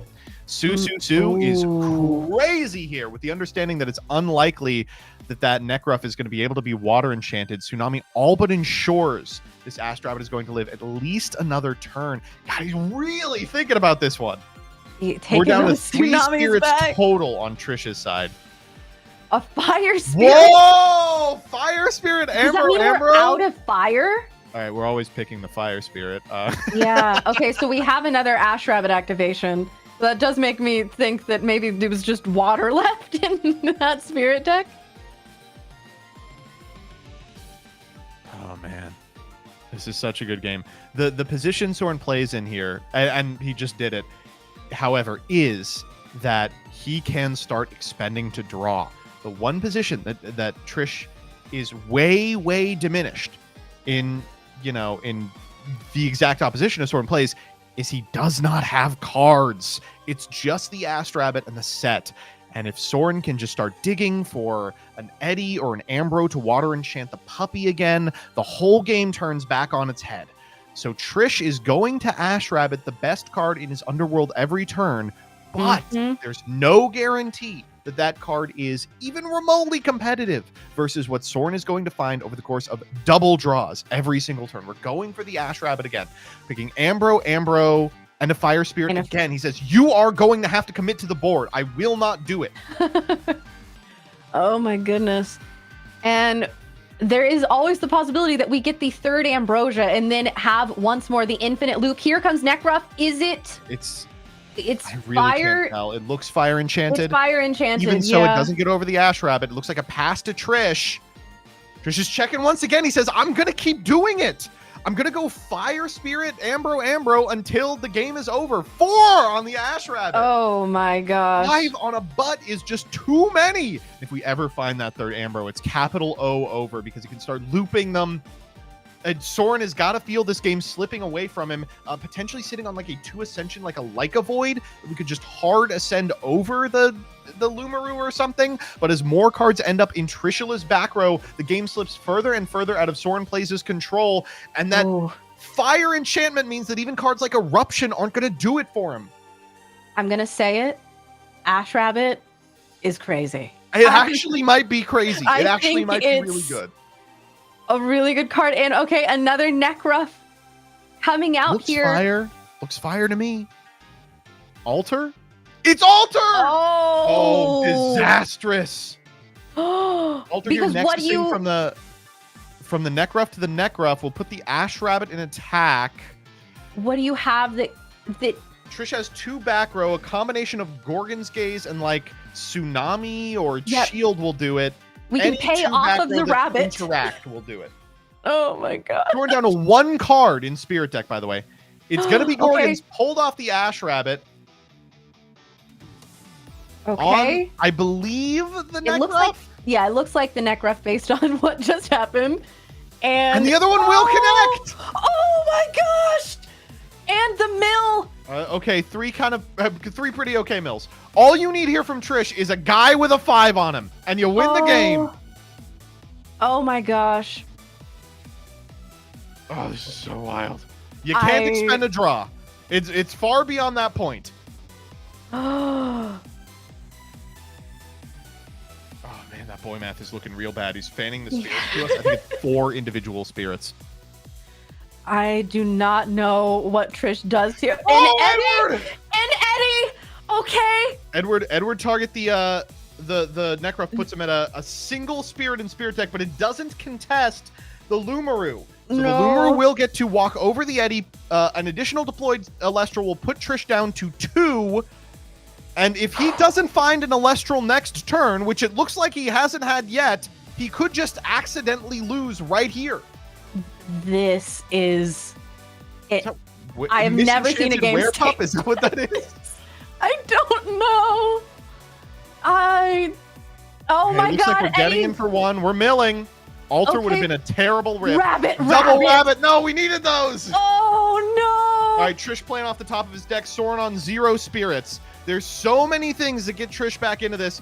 All he needs is one of them.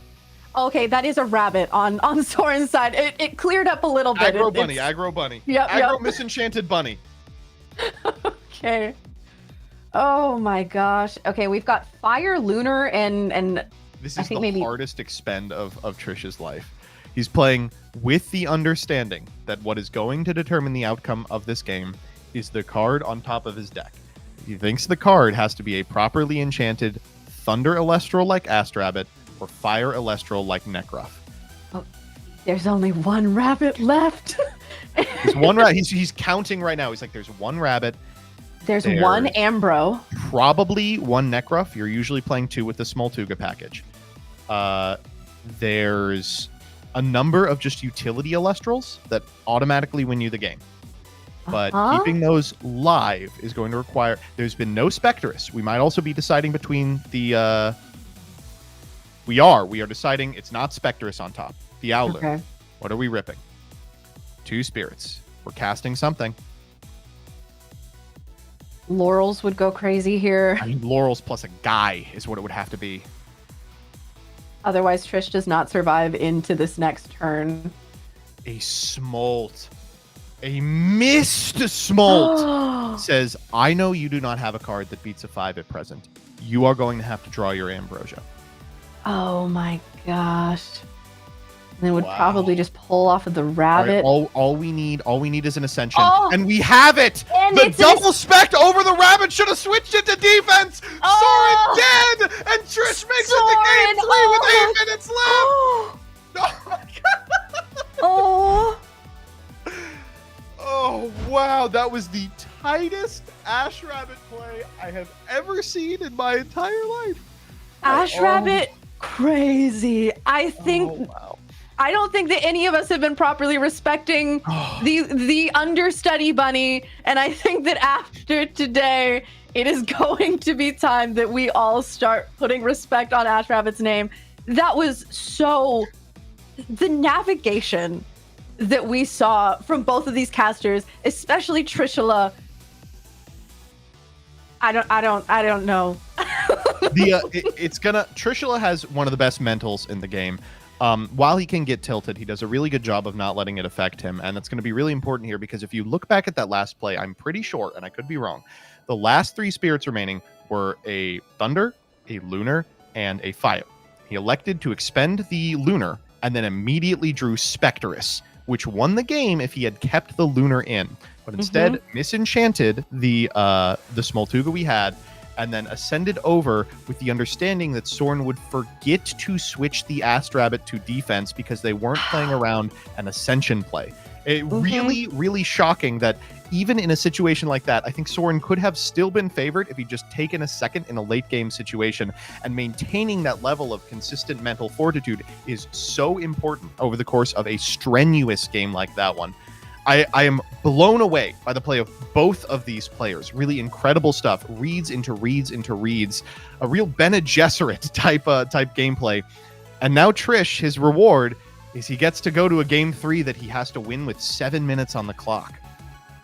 Yeah, and as we know, Soren is on burn, and we saw at the beginning of the day that in a 2-time situation, Eruption can win you the game.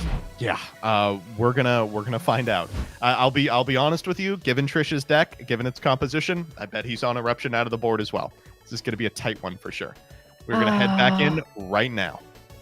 And just so viewers at home know, we do have a 3-minute extension to this. So due to some of the camera freezes and that stuff. So the number on the screen is 6:30, but they're going to get about 9.5 minutes to negotiate this final game, which is a lot of time to play Elestrals. And you can see Trishula, I believe, boarding a Spirit as well. Your guess is as good as mine as to why that's happening. Yeah, Cryoblast? I have no idea. I'm spent, man. I am. I know. I need some tummy time after that last game. That was so much. I get a break. You're up again. Listen, I'm hyped. I'm amped up after that, but I'm also in shock and disbelief. There's really I hate to harp on it. There is really nothing like watching good players play Elestrals. There is really nothing like it. Okay, we're seeing some very solid shuffling going on here, just to make sure. And Soren gonna be going ahead and hitting that hand. You know that Soren is kicking himself over not moving Rabbit to defense. That is true for sure. But one of the really important things about being a consistently high-performing player is recognizing your own mistakes, your ability to not make those mistakes in the future, and bouncing back from them when they happen. If you dwell on these like really simple mistakes that cost you a game and a late game scenario you never expected to have to engage with, it's going to bring a level of tilt into your game 3 that's going to affect your play. And you just got to move past it. You just got to bounce back. I probably don't have to tell these players that, because if they're at this level already, they definitely have the mental fortitude necessary to play correctly. But in a situation like this, it can matter. And there's no way that's Armadon. It's Armadon. I love you so much. Wow. I love this option in a game 3 scenario with so little time on the clock. Armadon, by virtue of both itself and we've seen Alter out of Soren's plays, the ability to set up Alter plays, can do 2 or 3 damage in one individual turn. So it's a huge advantage to have it in your list in a game 3 situation. Here's Trishula going for an Astrabbit, really powerful, but all Soren has to do is switch the Armadon to attack, and despite the fact that there's a defense position Elestral on field, it's not going to contend with the fact that we're doing points of damage regardless. So I'm excited to see where this goes. If it's coupled by things like Eruption, Trish just might not have a chance in a time scenario anyway. Especially if, and like you said, we know Soren is playing Alter. We can see Tsunami. Any of these cards that change the position of Armadon. So good. That's 2 burn per turn. And Boombat coming out. Wow. As bad as it gets. Boombat into the Astrabbit. The only out is a Gorgons, which costs 2, puts Trish in a really rough situation spirit count wise. Of course, remember, Boombat's activation occurs by disenchanting a spirit, but it remains on the field, so a card like Gorgons can still contest it. Here we're doing that, using the Gorgons targeting the non-enchanted Boombat so that its effect doesn't resolve, and we're sending the spirits we would have reserved for Earthquake Telegraphing. That won't be a factor this game. Trish is not messing with Boy Math in a time situation, not moving Armadon to attack to burn for 1 because we expect that Trish will be able to contest it. You're going for a Smoltuga. Getting a Kindleo here puts you in a position where you can walk over even an Elestral with 6 defense, provided you've got a Nexus Bank, a Zeus or something. Grabbing the Kindleo, Trish is playing at lightning speed. He's saying, we are not going to time. You are losing the old-fashioned way, a lose that will be accelerated by the fact that you are playing bad cards like Armadon in your deck to win in a time scenario. Whoa. Hey, like, that's the thing, is if you overboard for time with cards like Armadon and Sluggle, you can get into a position where your opponent's deck is so much better than yours, they can run over you. And Trish is trying to make that happen. And Soren possibly, hopefully, has either a Gorgons or something that's going to be able to stop that Kindleo play. Necrof coming out. Doesn't contest anything on the field. It does make it so that Kindleo can't clear the board, at least. That is true. You are correct, yeah. Even with the Nexus Bank. Yeah. Which will be expensive, but, you know, we'll see. It's like an Ascension up to the Kindleo to Nexus onto the Smoltuga? That's interesting. Oh no, we're just re-enchanting the bunny.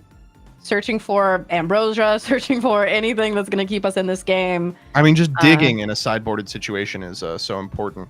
Maybe even a Nexus Bank here would be fine. And at present moment, as you mentioned, nothing that Soren has played contests either the Rabbit or the Smoltuga.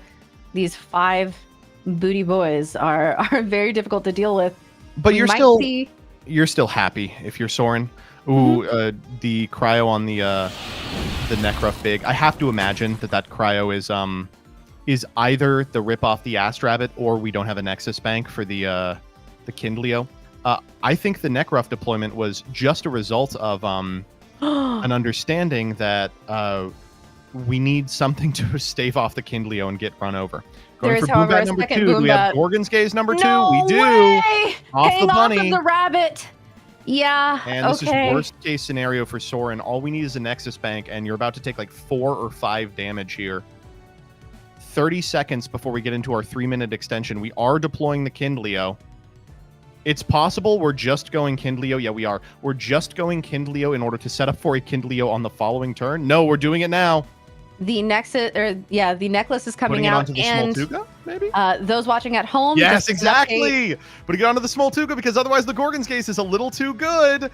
Onto the Armadon. Swap that sucker to attack position. We're about to do 5.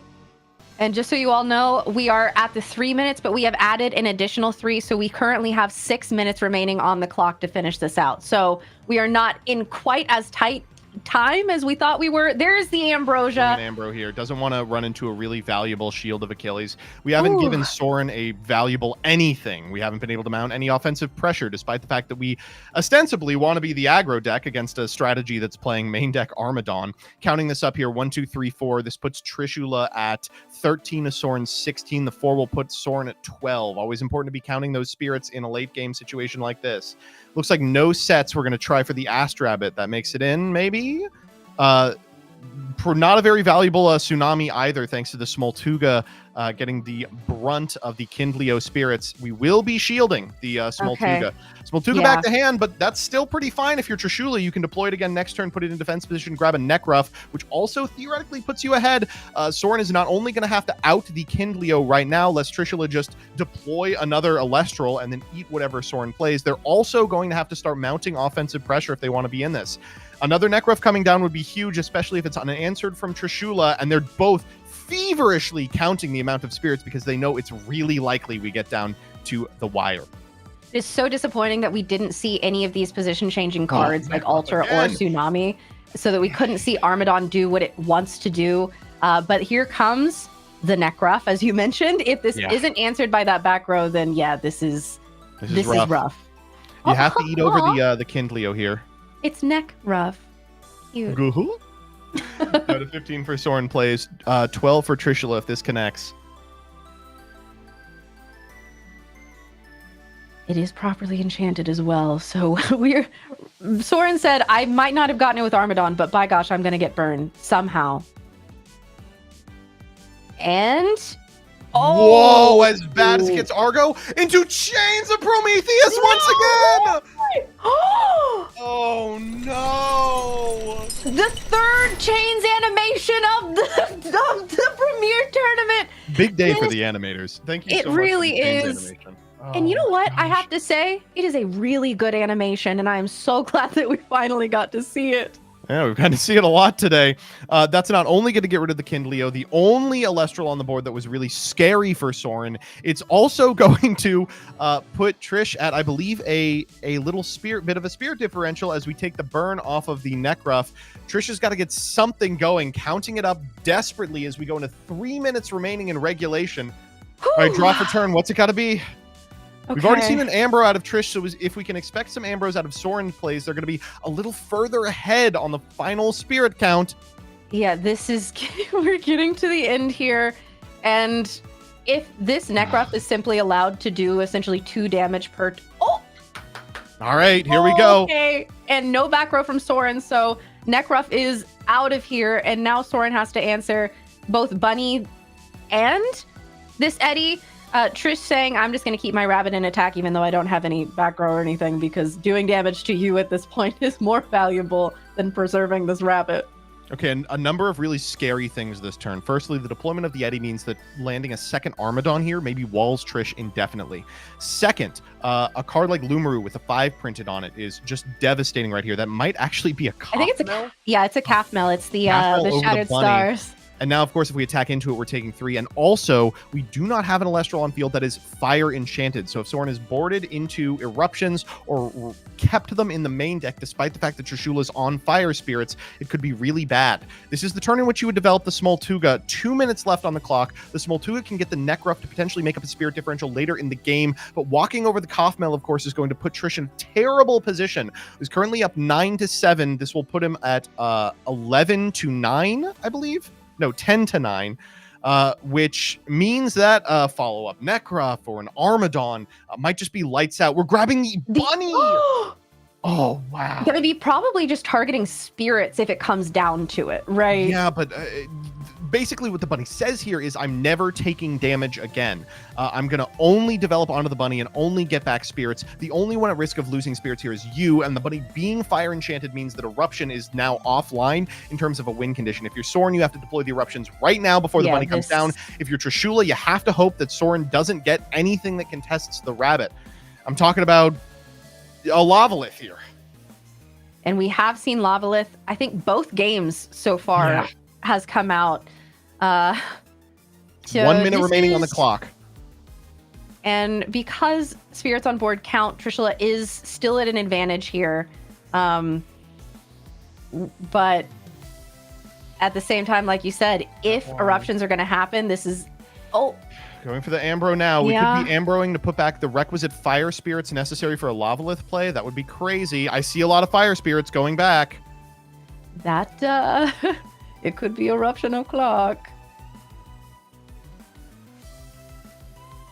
Looks like 3 cards in Sorin's hand. How many? 25 seconds.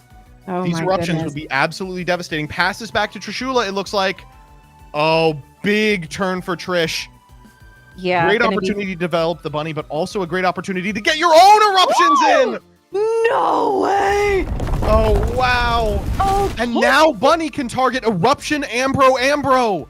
Oh, no. Yeah, I think that might be game. Ash Rabbit might be. That's totally it. Oh no, that's time in the round. This is going to be turn 0. We've got 3 to clean this up. If we develop the Ash Rabbit and use it to target 2 Ambros and a eruption every single turn, there's nothing Sorin can do to stave off the spirit differential.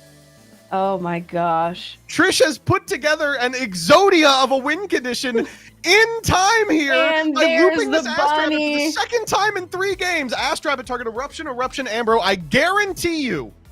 Wow. Okay. He's slamming those on the board.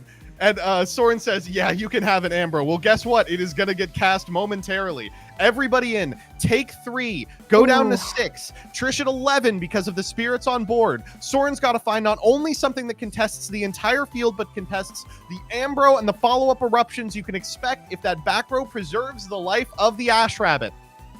Okay, and Trishula was turn 0, so going into Sorin, this is turn 1, meaning Sorin is 2 shots at this. Yeah, this is technically the better position to be in, but like you said, we're on a loop for Trishula, just a death loop for Sorin. And I believe that was a show me a tsunami and I'll concede to preserve the life of the Ash Rabbit. Trish does, and Sorin scoops him up. Trish wins the most lost set I have ever seen in Elestrals history. Oh my goodness, what a rip! That's... Ash Rabbit is my hero. I think that she is a star and that this was her moment. We have seen cases made for her. This, I think, is the best one that we've seen so far. Insane clash from both of these casters. I think maybe there's an argument that, like, you're supposed to elect to pick the eruption with the understanding that maybe Trish can't finance both the eruption and the repeat Ash Rabbit, but right, or the way out for Sorin was so tight. It was trying to get a camel through the eye of a needle, or a Kothmel, I suppose. There in that game 3. I wish that we could have seen Armadon do more. We just didn't see any of those position changing cards. I think that could have been maybe that should have been a mulligan. situation. Well, and it's a hard call to make. You're in a time situation. You know that Trish's deck is aggressive. If you look at Soren's hand game 3, they had back row that contests cards like Kindleo, and they also had Armadon. I mean, against most hands, that's lights out. He'll never be able to mount any sort of offense, and you'll always be able to burn for the last bit of damage. But Trish just brought it together in a way that honestly no one but him can. I mean, he's got one more round to make it happen to make the top 8, and then of course he's got to win out in Top Cut. But with a performance like that, I have no doubt in his ability to make this deck sing. If you are Soren, you are going to be thinking about that attack position Asked Rabbit for the next week. Forever. Yeah. It is going to haunt you. You know what? Chains of Prometheus into Argo, being able to see that twice was beautiful. From both sides of this clash, we saw top tier gameplay. The reason that Trishula was having to agonize over every single decision is because Soren was making it that difficult. And I loved that. My comment about Soren's singular misplay shouldn't be construed as a condemnation of their abilities. The only reason it looked close was because Soren is just that good. An incredible player. We saw them making reads within reads based on Trish's seeding the entire set. But unfortunately, they just didn't have the answer to a repeatable Ash Rabbit in games 2 or 3. Just shocking stuff. And with all of that excitement and how long that went, we are going to need to run to a quick break, and we will be right back to get into round 7. Thankfully, I get a bit of a rest. You're going to be seeing the Law and Kay commentate this next one. I will maybe be taking a shower, man. Wow, that was something. Ooh. See you around.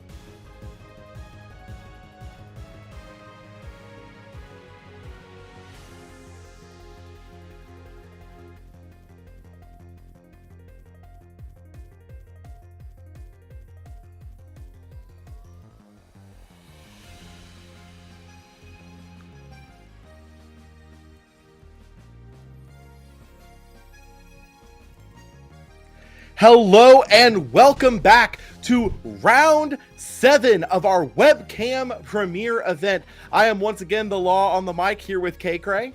Hello. The end of that game, unbelievable.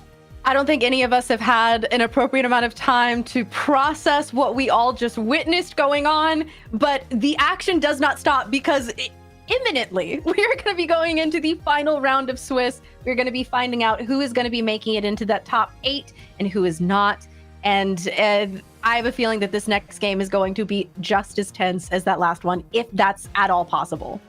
I cannot believe we are already here. And like you said, last round of Swiss, we have seen some absolutely incredible games all day today. And I'm glad that Trish finally got to show off Pet Shop a little bit. That deck, I love that deck so much. It was really fun to watch, and also at the same time, watching someone agonize so much over spirit math and over every decision, it was just, oh my goodness. But again, that's the level that we are at. That's how our casters are playing, and they step it up every single tournament. And I am just so honored to be able to be here and commentate over them as if I am at all understanding of the level that they're on. Well, also, no, there's absolutely no disrespect towards Soren. That was just an incredible match all around. Also, Solar Burn is a strat that we really haven't seen a whole lot of at all. I am happy that we are still getting new decks in this metagame. And mind you, these are two decks that we haven't seen, we haven't really seen Solar Burn at all. Pet Shop we have seen one time. And the fact that we are seeing these things still coming out of the woodwork after Dallas, after we've had months of Moonrise meta and still getting new things, it is incredibly awesome to see how this game is developing. It just shows how excited people still are about Elestrals and this meta, that they are still in the kitchen cooking so hard to the point where sometimes I see these lists and it's like, get them out of the kitchen for a little bit, please. But then I see games like that and I say, get them back in the kitchen, please. and I don't know where I stand with the kitchen at this point, but they're making points.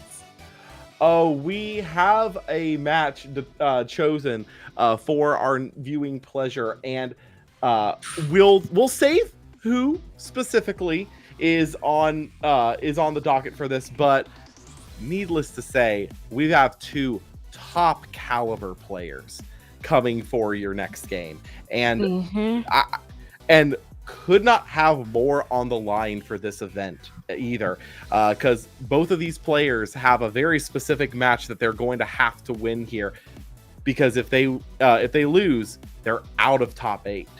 Yeah, winner, everything is on the line. Exactly. And kind of going back over it, I hate to kind of walk back on this, but I hate that I didn't get to commentate the last one, because I heard that Armadon made an appearance, my other boy, and yes, my beloved. I'm waiting for Armadon stocks to be so up. That's all I'm saying. I really wish that we could have seen Armadon really pop off with, like we were talking about, the position changing cards like Tsunami or Alter. Unfortunately, there was just not an opportunity for that. But when the stars align and you go to that altar of stars, there's something here. But it's a beautiful thing, truly. Or horrifying if it's happening to you. We'll make the pun work. That is my motto, is by gosh, the pun is going to work. The pun is going to work. Absolutely. I love Armadon so much. I have won many a game off of just constantly switching it to attack, poking in for one and getting the one burn, and then tsunamiing it back into the defense for the safety and for the burn one. Just absolutely love that. Love that Eruption was such a key player in that last matchup. I hear and I saw Ash Rabbit once again looping cards back to basically determine the game. As it turns out, if you play Ash Rabbit, you basically have Infinity Ambrosia. I have to check my math, but I think that it is Infinity Ambrosia. I mean, it's either you have Infinity Ambrosia or you have the Dark Ambrosia Eruption. This is just a little look into my dark and twisted mind. This is it's absolutely incredible. And we are actually ready to go into our round 7. Bean Soldier versus Bo. That is right. 2 champion caliber players for our round 7 match here. Bo, of course, being our Dallas Open champion, and Bean Soldier being a multiple top 4 and runner-up finisher for many of our premieres, as well as the Season 2 Elestriad champion. This is going to be an insane game. As we mentioned, whoever wins this match is going into Top Cut. Whoever loses is not. This is as high stakes as it can get. And both of these casters are wild. I mean, we have the championship Astrabbit mat that we are looking at right now. That is indicative of where we're at. And of course, the Circle the Sky mat is tastemakers know the truth there. Yeah, Bean Soldier going for an expend a draw, set 1 pass. Bo also taking an expend a draw. Kind of looking at the spirits that we're seeing expended here. Bean Soldier expending a wind and Bo expending a solar. Probably a little bit indicative of some of the things we're going to be seeing here. Bo, of course, very well known for playing solar artifact strats. We'll have to see if that's what he's brought today. Is that a Frigicub coming down out of Bean Soldier? Oh, Josh is on some spice today. And the fastest poison-tipped arrow flip I think I've ever seen. I honestly didn't even see Bo's hand move to activate that. Frigicub going to be going into the underworld there. Bean Soldier setting 2 cards, passing back over to Bo. I love watching Bo play because you see these just practiced hand movements. The hands are just a blur. You don't even know what's going on kind of movements. And as you said, the photosynthesis list is really what Bo is known for. And we've seen solar. We've seen that is a frost. That is a wind, actually, followed by a pitch of Morfrost Lichen form. That is going to be able to grab 2 non-Lichen form versions of Morfrost out of the deck here. Can't quite see what those are through the glare, but it's Scorpio and Bat. Okay, so the go-to Morfrosts here. So looks like Josh is on some kind of a frost strategy, whether that's Morfrost, whether that's Blistrix, that remains to be seen. I do think that was a frost though in the underworld. That's the premier Flurmine over on Bo's side. But oh yes, that's for sure. I'm sorry, I thought you meant the expend a draw. No, you're all good. I want to point that out that's where that is.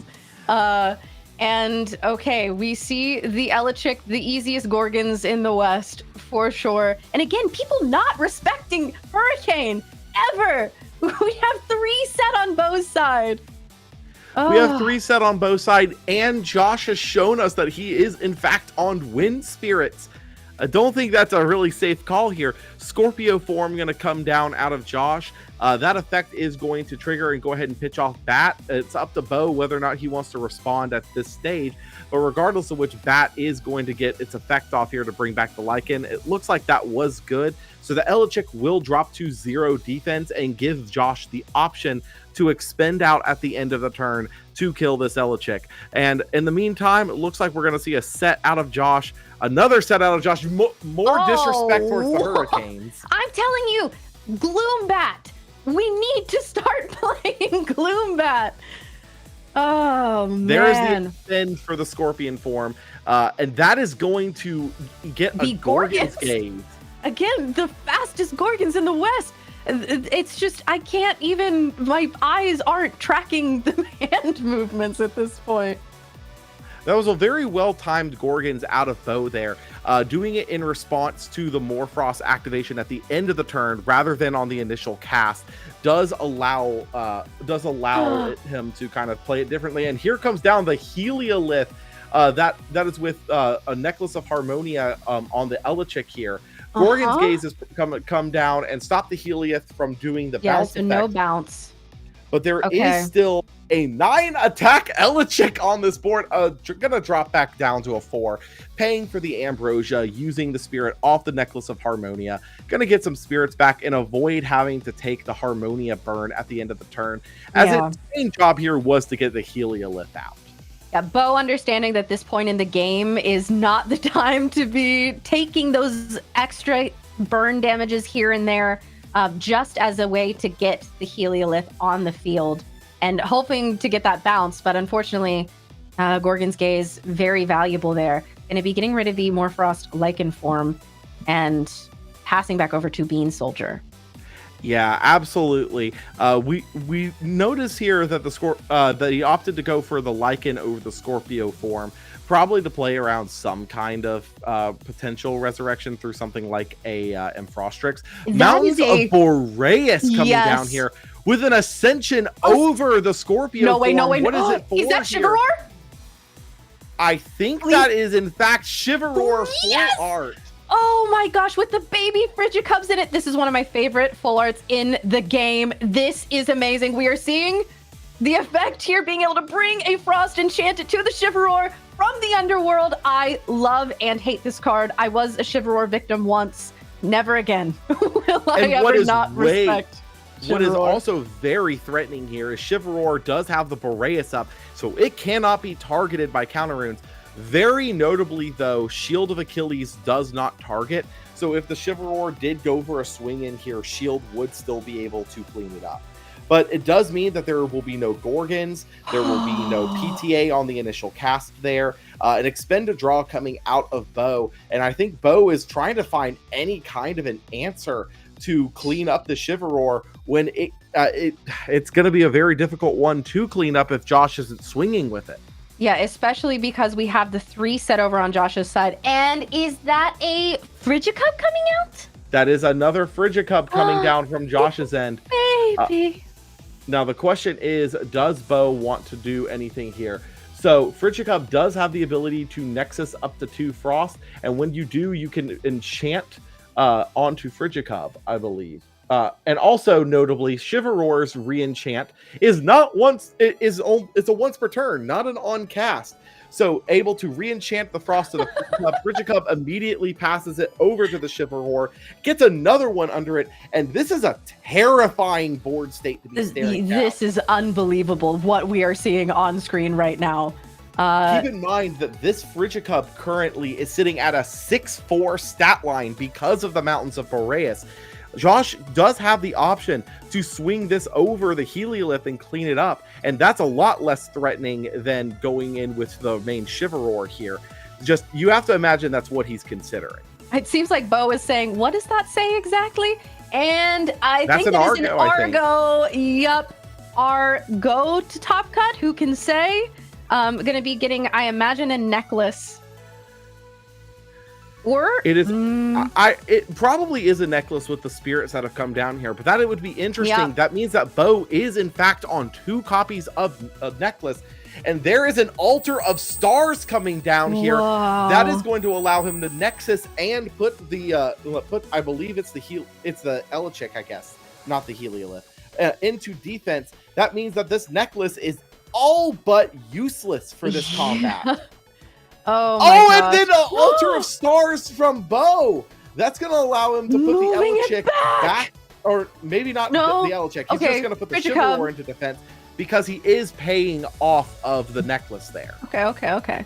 So necklace goes away. We also saw in the last game that Trishula was playing 2 necklace as well. So it seems like this is maybe a sort of new development that we're starting to play 2 necklace instead of necklace scythe. Necklace something else. Very interesting. An Ascension play here, going into another Heliolith that is going to non-targeting bounce something on the board that will allow Bo to out the Shiveror, as those spirits are just going to fall off here. Now, granted, still have to deal with this Frigicub, which is currently sitting at a 7-5 stat line. Zeus, though, that's a way that you can clean it up. That'll do it. And unfortunately, because this Heliolith is water enchanted, and Zeus targets the other Elestral as opposed to Demeter just buffing up 1, means that this is both of Bo's Elestrals are threatening this Frigicub. Absolutely. And even more importantly, because both of those have Leviathan under it, it does mean that Josh does not have the option to Tsunami them to protect his Frigicub. The only real option here would be to hit both of them with some other counter rune. But Josh is also fairly low on spirits at this stage. Yeah, do you remember when we had Chivalry and Frigicub on board? It seems like it was just yesterday. But how quickly things can change. And Bo, again, is just one of those players that they play so fast that these happen all of a sudden. You're like, whoa, wait a minute. I'm sorry. Was this not just a completely different board? Yeah, it is a very dangerous position to be in. Currently, this Frigicub is sitting, I believe, at a 4-2 because of the Zeus drop. So if Josh wants anything to happen with it, unfortunately would have to answer both the Elechick and the Heliolith. And it does look like the Elechick is going to run over the Frigicub. The Heliolith is now swinging in for 3, actually. Yeah, 3 big damage, meaning that Bean Soldier... There's the shield. But that's all but 1 spirit, meaning that Bean Soldier either needs to have Ambrosia or we're kind of done. Honestly, yeah, Ambrosia would do it. Also, notably, there's the full art Ambrosia. That's a gorgeous card. Josh debating on whether or not he wants to pay out of Spirit deck or off of the Mountains of Boreas here. The fact that he's hesitating on that kind of tells me that he has something in hand that he wants buffed up to get over the Elechick. I'd imagine another Frigicub, and that is exactly, he's going to pay out of Spirit deck, maintain, and take back 3 Frosts. Yeah, fortunately, in this situation, Stadium is just so valuable, and that's a Narpoon. That is a Misenchanted with Frost Narpoon. So that Narpoon has no effect, but is a 5 because of Mountains of Boreas here. If Bo has any counter rune here, that's unfortunately devastating. But Bo is also down to 4 spirits here. So this is not perfect, but that is unfortunately all she wrote, because Elechick has 2 spirits already under it. So Josh is going to scoop it up. Bo will be taking game 1 of this set. Unbelievable. So Josh is on some new spicy strat again. Chivalry Frigicub. I love it. It looks like it's almost a Morfrost Chivalry deck. Not entirely sure how heavy of a Morfrost package we're playing, as we did only see the Lycan, Scorpio, and Bat. But who knows? We might be seeing more out of them. I don't know what list he's on, so who knows? But Frigicub, Chivalry. I love it. I think that it's so fun. And Bo just doing Bo things over on the other side, where it's like, it's almost irrelevant because of how Bo plays, what the opponent is on, because it's just, everything always happens so fast. Everything is so skilled and practiced. And even in a situation where it's like, I know they didn't practice against Chivalry Frigicub. There's no way, right? But still able to find those outs, find the win conditions, know when to activate cards and when not to keep Necklace on board. We saw that a couple times. It's just been amazing to see. I have to say, though, something that has me very heavily interested. So we didn't see any of the any Thunders in there. So I don't think Josh is on Hurricane. What are those Wind Spirits for? That's a good point. Maybe we could side into the Hurricane. I don't know. Or maybe we could side into a Blistrix. We might see a smoke screen in that regard. And with that, we are going to be transitioning into game 2 of our set here. Absolutely incredible game 1. Some real interesting plays out of both players. And I cannot wait to see how this plays out for our game 2. It does look like Josh is going to be starting for us and is going to start with the Lycan form that we saw last game. Yep. I imagine grabbing Scorpio and Bat. That would be the go-to. This is a very strong opener. It immediately challenges Astravid. It challenges basically anything that Bo wants to do this next turn. And you're right. This really is sort of you could take the mask off for Chivalror and put BlueStacks in if you wanted. Is that going to happen? I don't know. Would be very interesting to see. All of a sudden, we're gambling. That is a Terraform. This is a heavier Morfrost package out of Josh, and that is terrifying if we're being completely fair. Yeah, Bean Soldier said, I'm going to take Moonrise out of this world the way I brought it in, and that is with Morfrost. And here comes a Narpoon coming out. That Narpoon is going to be able to grab any one-drop Frost Elestral out of Bean Soldier's deck, basically giving him free range of anything except Chivalror that we've seen so far. And it's the Frigicub. Okay, we're still doing Frigicub things. So that is very interesting, seeing a Terraform there, because Frigicub and Terraform together, that has me very interested, because that Frigicub is one of those things that can just load up a Terraform and make it impossible to develop anything. And just down comes the Lumaroo out of Bo. With no back row out of Josh, this is going to be able to get over the Narpoon, and notably will be able to mill Josh for 3. We're going to have to see if there's going to be anything. All right, let's go Cedar Soar. I mean, might as well. Okay. Oh, correction. I guess it was a misenchanted Lumaroo there. But a Morfrost coming down directly after the fact. Gonna mill a Gorgons, Ambro, Argo, Narpoon, and a Lichen form. Ooh, okay. Those are some pretty not great mills if you're on Josh's side there. No. But Morfrost going in, Argo getting flipped by Bo. Oh my goodness. They can't keep getting away with this.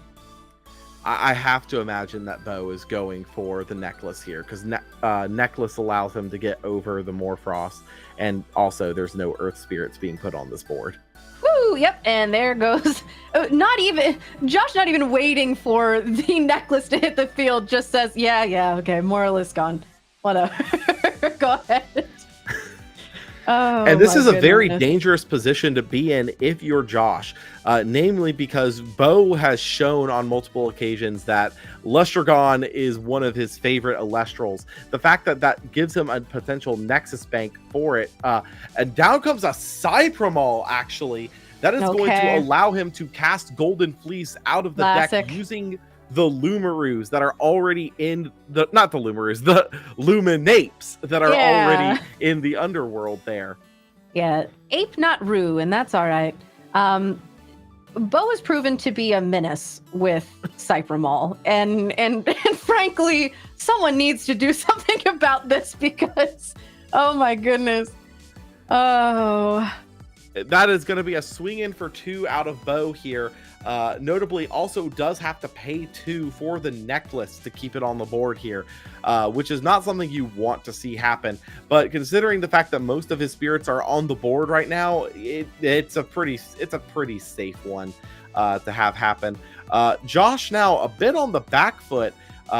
Yes, he's taken a good amount of damage there, but also does notably still have a bunch of his Morfrost cards in hand that we do know about. We at the very minimum know about Scorpio form, so you have to imagine that he's probably got something cooking here. And down comes another Morolith. Yep. Morolith, I mean, it's the same one. Do it.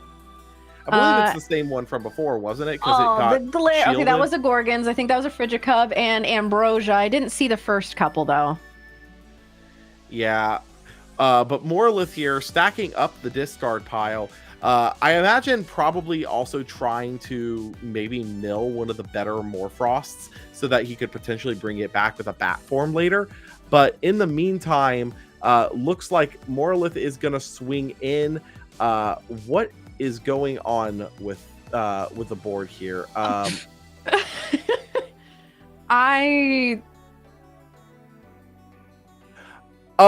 believe it was he swung in.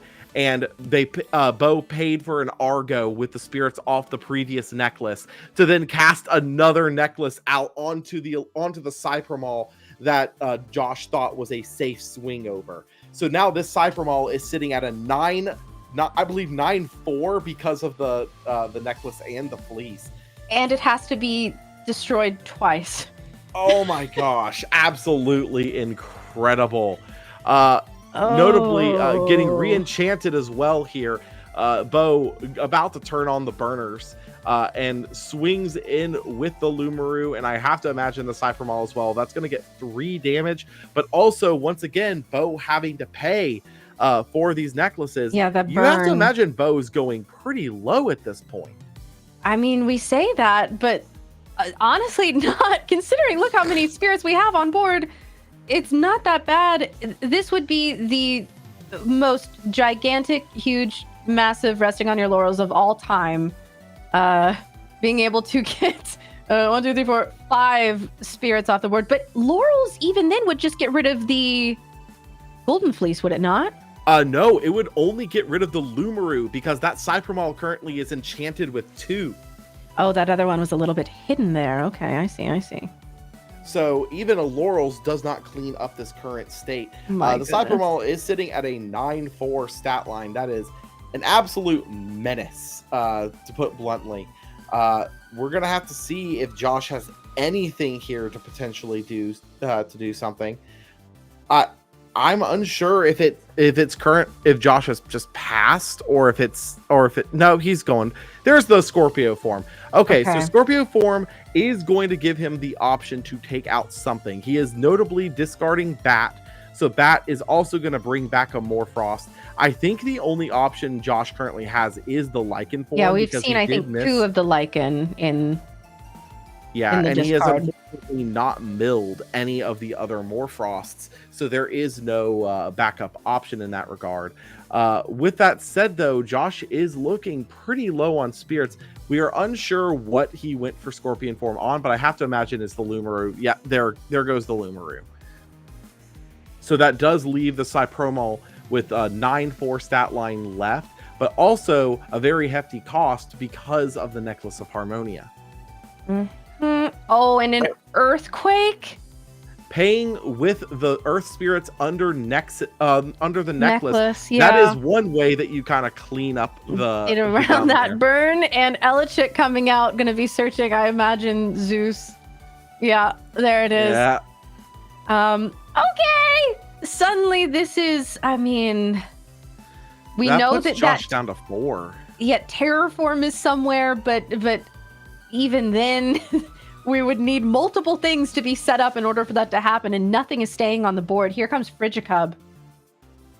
Could Frigicub be the one to do it? A Mountains of Boreas coming down afterward. This might actually be something. Frigicub able to swing, but that's going to eat the shield. Oh, no, and that is a scoop out of Josh. Oh, my God. This... I don't know what it is. Every time I see solar artifacts, I'm like, oh, okay, this isn't going to go far unless it is specifically being piloted by Bo. And then Bo comes and pilots it with such beauty and finesse that you swear that this is an amazing deck. No, it's got to be the greatest deck of all time. Well, aside from Bo.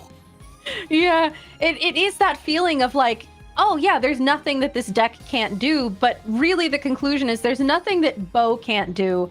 And it's a combination of Bo being an excellent player, but also someone who has put in hours and hours and hours of practice. And Bean Soldier is also, I mean, the fact that we got to that board state with Mountains of Boreas up, we had Chivalror, we had Frigicub. It looked like that was about to be the endless loop of bringing things from the underworld, being able to get the frost spirits. But then all of a sudden, that's just cleaned up. Yeah. In a blink, really. Yeah. I will say, kind of going back to Bo winning Dallas, there is actually there is an out of context clip that I recently took from one of my streams where Bo is like, got it, I'll just play Lustragon and win the whole thing. And I said, you know what, Bo, if you want to prove Lustragon is truly the play, go win Dallas with it. And then Bo went and won Dallas with it. So that's so really you kind of manifested that also. And this is just a fun detail, apparently, and it was slightly off camera, so I didn't, and you didn't get to see it. But Bo had a Reverse Stellar Voldusk just chilling on the desk there that entire time. The good luck I see. charm. Bo trying to bring the commentator's favor upon Yes. him. Unfortunately, I'm very susceptible to bribes. So, keep that in mind. Absolutely. And though Josh is unfortunately out of contention for top 8 with that match, he is still in contention for top 16. And we are kind of getting to that point where we are soon going to know who our top 16 and our top 8 players are, and who is going to be taking home that stellar carry-off champion of these top 16 stamp. Yes.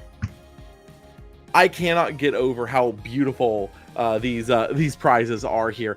And also, just because you're not in the top 16 doesn't mean you're not walking home with something amazing, as every one of our participants today is going to be getting two copies of the Premier Pack 1 for our tournament pack series that has all the Premier Pack frame cards in it, the 8 different ones that you can get as your main pulls, between the 2 spirits, the Lycoris and the Vipyro, the two big Elestrals for the current meta being the Viserys and the Eddy, as well as the 4 Firestorm preview cards, which are all incredible.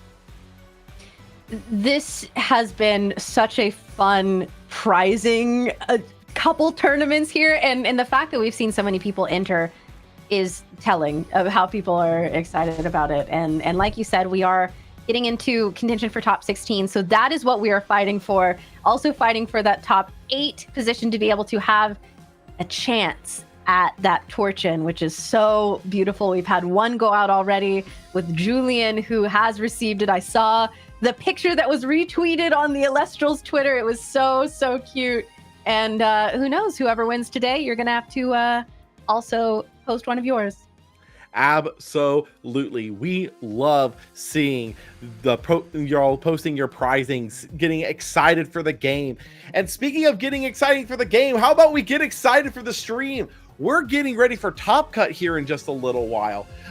So why don't y'all go ahead and drop a like down below, get the stream absolutely popping. We want to make sure as many people as possible get to experience the high level play of Elestrals that you all have been able to experience today. And I cannot believe it, but as we are wrapping up our Swiss rounds, we have gotten to commentate over 14 different decks in our 7 rounds of Swiss.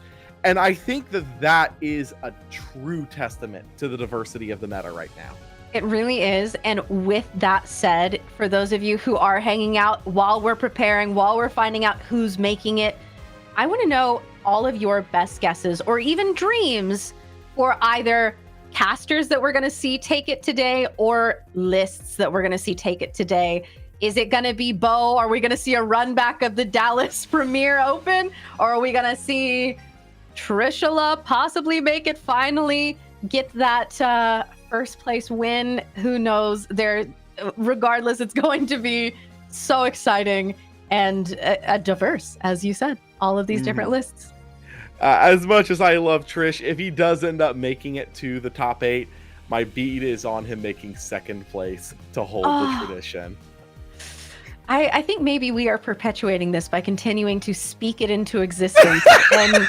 And maybe just the tournament that we decide to keep it to ourselves, maybe that's the one that it's going to happen, you know? Fair enough. Sorry. Didn't mean to curse you, buddy. But regardless of which, as we are kind of wrapping up our Moonrise here, we are still... we have so much good Elestrals coming down the pipeline over this next month. For starters, we have our weekly casual tournament nights. Those are every Tuesday, to where you can come by, play, get casters coins just for playing, and try out whatever off-the-wall strategy you think you want to test. We've got one coming up this upcoming week on April 29th, as well as 2 more on May 6th and 13th, as we gear up for the final premier event of the Moonrise metagame. And with these casual tournaments, anything can happen. You could play some of the best players that you've ever seen. You could find some of the most off the wall, just interesting decks that you didn't even think were possible. You could play A-Drive, who is always bringing something unreleased to the table. And on top of all of that, this will get you plenty of practice for our final Moonrise Premier event coming down the pipeline on May 17th. And once again, this is going to be an absolute testament to the diversity of the Moonrise metagame. On top of the fact that we get a little bit of a preview of the Firestorm metagame, with the Shattered Stars Ares cards becoming legal and Champions of Hephaestus coming down. And with that said, Kay, is there anything else you are looking forward to with this upcoming insane month of Elestrals that's coming down? This is, as you said, the final Moonrise. I said it earlier, whoever takes this next one wins Moonrise. And I am just excited to see what that list is, who that caster is. It could be a veteran who we've seen over and over and over again. It could be someone who's never played in an event before. This is not unheard of for Elestrals. No matter what happens, what I'm excited about is the storyline and just the conclusion. We have had I have to say that Moonrise has probably been my favorite meta that we've had so far. It's just been so exciting. I felt so invested in it, and I never have known what's coming next. We just saw Shiveror. For goodness sakes, we saw properly enchanted Cryo Scorch. We saw maybe Brontowisp at some point. For the first time since Frostfall, we saw the animation for Chains of Prometheus, not once, not twice, but my dear friends watching at home, 3 times on this A lot screen. happened in the match that I clearly missed there. Good grief. What is this about Chains of Prometheus? Okay, all right, Law, let me tell it to you. So, in the game of Soren versus Trish, Soren twice activated Chains of Prometheus in response to Argo. Oh. It was beautiful. I have to say, I was living for it. I was so excited. And just looking back at all of the matches today, because there have been so many and they've all been so different, do you have a favorite or a favorite moment or favorite play? I mean, can you really take it away from Cryo Scorch? Coming down, burning those spirits and absolutely decimating the game off of a surprise Cryoburn properly enchanted. After the misenchanted ones coming down the whole game, one getting shielded back, another getting PTA'd. Finally, one sticks and it's properly enchanted. And that is the absolute, oh no, this might get really bad kind of moment. That was beautiful. Yes, I love, again, I am a Team Cryo Scorch veteran. Go Cryo Scorch! Only PK, I think, is a bigger Cryo Scorch fan than we are here today. And that was beautiful.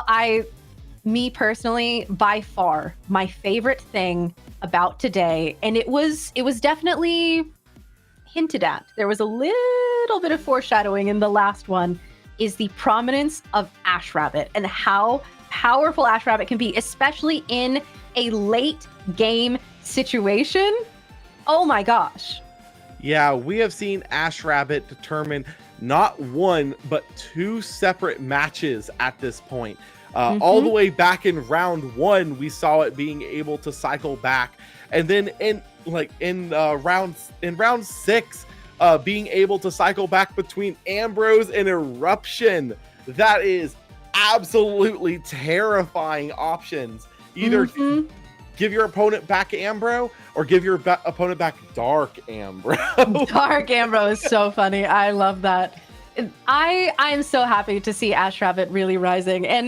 And even when we weren't in an ideal situation, Trishula being able to say, okay, either you're going to give me Fire Spirits or you're going to give me Ambrosia.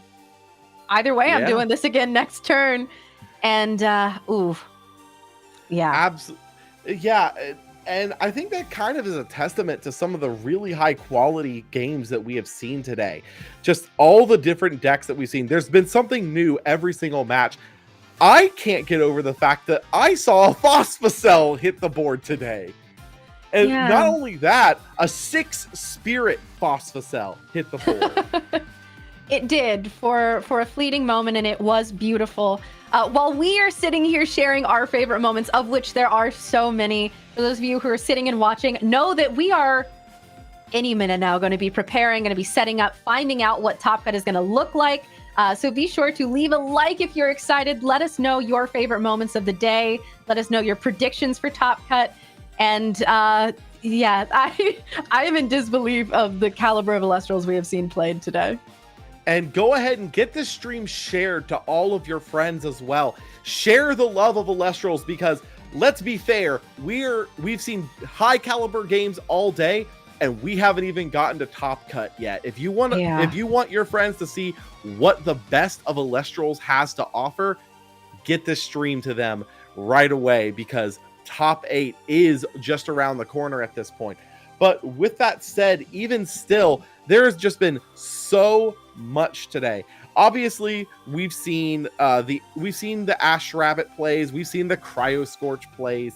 Okay, if you had to pick one specific match to take away from this tournament and show someone who is maybe not into the Elestral space too much to kind of get the excitement for what you want out of this game, what match would you be showing? That's so hard. I know, it is a really hard one. By all means, take your time on it.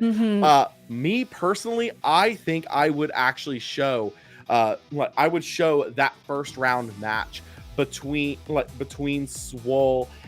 Good grief, it has been such a long day already. It's been a lot, yeah. I'm trying to go back here and pull, because I remember the match so much, but I cannot remember. It was a heal list, yeah, and yeah. Good grief. It was. I'm not gonna hear the end of it. It was actually Zane from my local Zane Pachi. It was gonna be Zane Pachi and Swole's match from the beginning of the day. The heal control versus what we assume is a Bronto Wisp deck. And the absolute back and forth that we saw through there. It going down to time, being such a nail biter game as our start to the day. Yeah. That one stuck in my mind personally. With one of my favorite turns of the day, which was Swolax with double eruption, Ambrosia, despite not having the princess slot of turn 1 in overtime, and just saying, there's really not anything you can do about this. I'm so sorry. Hard ascend into... Oh, I think there was also a full moon activation that turn, if I am remembering correctly. That was another lifetime ago. That was the full moon enchant onto Necruff to get the damage in, to say you either have all the heal options or you're done. Yeah, double eruption, Ambrosia, full moon activation. Oh, that was it. Yeah, no, it was beautiful. And I think it's really hard for me to say any other match other than Soren versus Trishula. That's was fair. It's one of those that, like, I don't know if you know this about me, chat, but I can yap. I am someone who is very seldom left speechless, but that match, there were multiple times where I was just mouth agape, just in disbelief at what I was watching, the high caliber of gameplay. And, you know, I feel like that is really inspiring to me. I would love to eventually be able to play on that level, but also I think that that's just a talent thing when you get to that point, being able to play those mind games, being able to predict what you're going to see in the next few turns, thinking 15 steps ahead. It was one of the best games of Elestrals that I've ever seen. Absolutely. And it does look like we are solidifying our Top Cut here. Now, obviously, there's going to be 2 X2s that will make top cut here. We are still not set on which ones those are going to be, as we still have games playing out. There are still tiebreakers that need to come down the line. But at this particular stage, we have 6 players, we have 4 players that are absolute locks currently for our top cut. Okay. And with that said, the first lock is our undefeated player that is still left in contention, Dymax. And Dymax, no stranger to this stage. We have not gotten to see him on stream yet today, but he did share with me what he is playing, and I have to say, I am surprised to see him at 7-0, but I'm not surprised to see the fact that any player who could make this strategy work, it's Dymax. Okay, that I don't know what Dymax is on, and now I am intrigued and a little nervous. I'm gonna be honest. Dymax can be kind of scary. Absolutely, and our second lock for the top cut is Ari. Ari, no stranger to this stage, top player from Dallas. And let's just be completely fair. I don't know Ari's list. I have not looked at it. I do not know what they're on, but I could hazard a guess. I'm going to quote Ari directly and say Pent best deck. That is a direct quote that we have seen from Ari many times across many platforms. And I would be shocked if our third place Dallas place caster is not on their classic deck, but who's to say? Fair enough. Our third lock for the top 8 is going to be none other than always the bridesmaid, never the bride, Trishula. What we just saw Trish on stream last round, and absolute incredible player, very well deserved top cut performance there. He is on the pet shop deck that I have mentioned a couple of times at this point. I'm very excited to see a couple more games out of that. And if Trishula continues to play the way that he has been playing for the rest of this day, this could be his moment. And I think that's absolutely. And our fourth lock for top cut is going to be Y Rebellion. I believe we just saw them on stream a couple rounds ago, didn't we? Y Rebellion was on stream, yes. Absolutely incredible. Once again, players that are no strangers to this stage. Yes, Y Rebellion was back from our round 3 feature on the Lego deck. So Lego in Top Cut, okay. Lego still in one Top of the best Cut. decks. And with that said, we are actually going to cut to a short break here. We're going to leave those last 4 players that have made the top cut a secret until you guys are ready for them as we get back. But let us cut to a quick break. We're going to get MBT back in here, let Kay rest her voice for a little bit, and we will be back with you all with more Elestrals action right after this.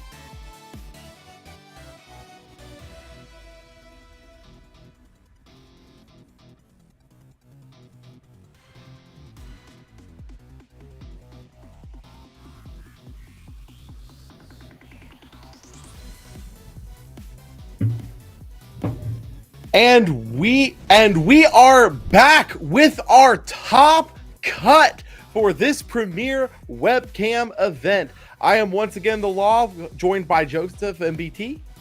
Hey, what's up? And we have got a real interesting top cut for us today. I can't believe I'm saying this after saying it the whole day, but we've got a real diverse one. Not going to spoil what everyone's on quite yet, but I believe we have somewhere in the realm of 7 unique decks in Top Cut for this time around. Really, really solid looking. Kind of going through the brackets here real quick. Over on the left side there, we've got Dimax versus Doom Raider. We've got Bo versus Y Rebellion. And then over on the right side, we've got Ari versus Distant Coder and Sir Tractor versus Trishula. We've seen most of these players throughout the day, and I think everyone in those bottom brackets we've seen at least once on stream today. The top brackets, not so much. Glad to see that there are still some of the top players that we haven't gotten a chance to look at yet. I will be honest, I think I have cast literally everyone on this list today, with the exception of Doom Raider and Ari, and who knows what Ari's on? Could be anything. Fair enough. But yeah, obviously most of these players are no stranger to the top tables here. Pretty much all of these players have accolades under their belts that we could go through. But with that said, a very diverse cut here. Our undefeated going into this, as we do only have one, is Dimax, which is player that we're both very familiar with at this stage, I think. Yeah, Dimax has been telling me for the last couple of days that he's broken the format. He knows the singular deck that's going to be so much more powerful than anything else, that nothing will be able to stop it, and that he was bringing it to this event. When I heard what that deck was, I laughed in his face. I thought he was out of his mind. But actually, it turns out you have to be a certain level of delusional to make it to undefeated at an Elestrals event, and he has the mandate of Zeus, has unbelievably gone undefeated over 7 rounds. Hopefully we'll be able to continue his dominance throughout this top cut, though that remains to be seen, of course. Yeah, and with in that same regard, I have come to learn not to underestimate Dimax. Ever since he topped with Barabog, I said, okay, this man can make anything top as long as he is insane enough to pilot it well. Yeah. The other individuals in Top Cut, really impressive too. Of course, Bo has won the Dallas Premier event. Probably the most impressive finish of anyone who is still there. Trishula did make it into top 8, which means he will have the shot at becoming the bride for once. And of course, I never want to count out a Distant Coder. Won the first 3 or 4 Premier events without really any competition whatsoever. Still an incredible player, and really excited to see if he's able to make it happen. Absolutely, and as we've mentioned, all these players, we've commentated most of them throughout the day. Ari is one that we have not. I don't believe we've commentated today, but at the same time, Ari is Ari, top finisher from Dallas. Very clear what they brought with them today. If I had to wager. On top of that, Y Rebellion, we got to see them earlier with that Lunar Earth aggro list on stream. Really powerful. Sir Tractor, we got to see earlier today as well on, I believe it was that it was the Cryo Scorch that we got to see take the burn out there. As well as Doom Raider, who I am personally not familiar with, but judging by the title underneath Doom Raider's name there, I think you might be familiar with them, Joseph. I was going to say, we have no idea what Doom Raider's playing, but they are a local. They go to Comics to Astonish, and for that reason, despite the fact that they're up against Dimax at Table 1, I'm going to have to root for them. Absolutely, and that is going to be the match we are bringing to you guys today. Will be Dimax versus Doom Raider for our top 8 here. We are still waiting on the players to kind of finish up. I think we're getting ready to go here, though, as the players have been given the go-ahead, and I believe we are good to go on this. With that said, top 8 of the Elestrals Premier begins now, and I guess we're starting with Dimax with the Astrabbit here. The Funny Bunny gonna get a look at the top 3 and pick. If you're unfamiliar, Elestral's Top Cut rules function a little different than other games. The individual with the higher seed gets to select if they go first or second. So Dimax is the undefeated in today's event, was able to select the ability to go first, despite the fact that no die roll actually occurred. One of the most powerful turn 1 plays in the game, of course. We'll see if he follows it up with any back row, but I'd imagine 2 set. Yeah, we haven't, I mentioned Kay, seen pretty much anyone respect the Hurricane here today. Why would we stop in Top Cut? Absolutely, and Doom Raider going to follow up with a Funny Bunny of their own, going to be able to look at the top 3 of their deck and pick one there.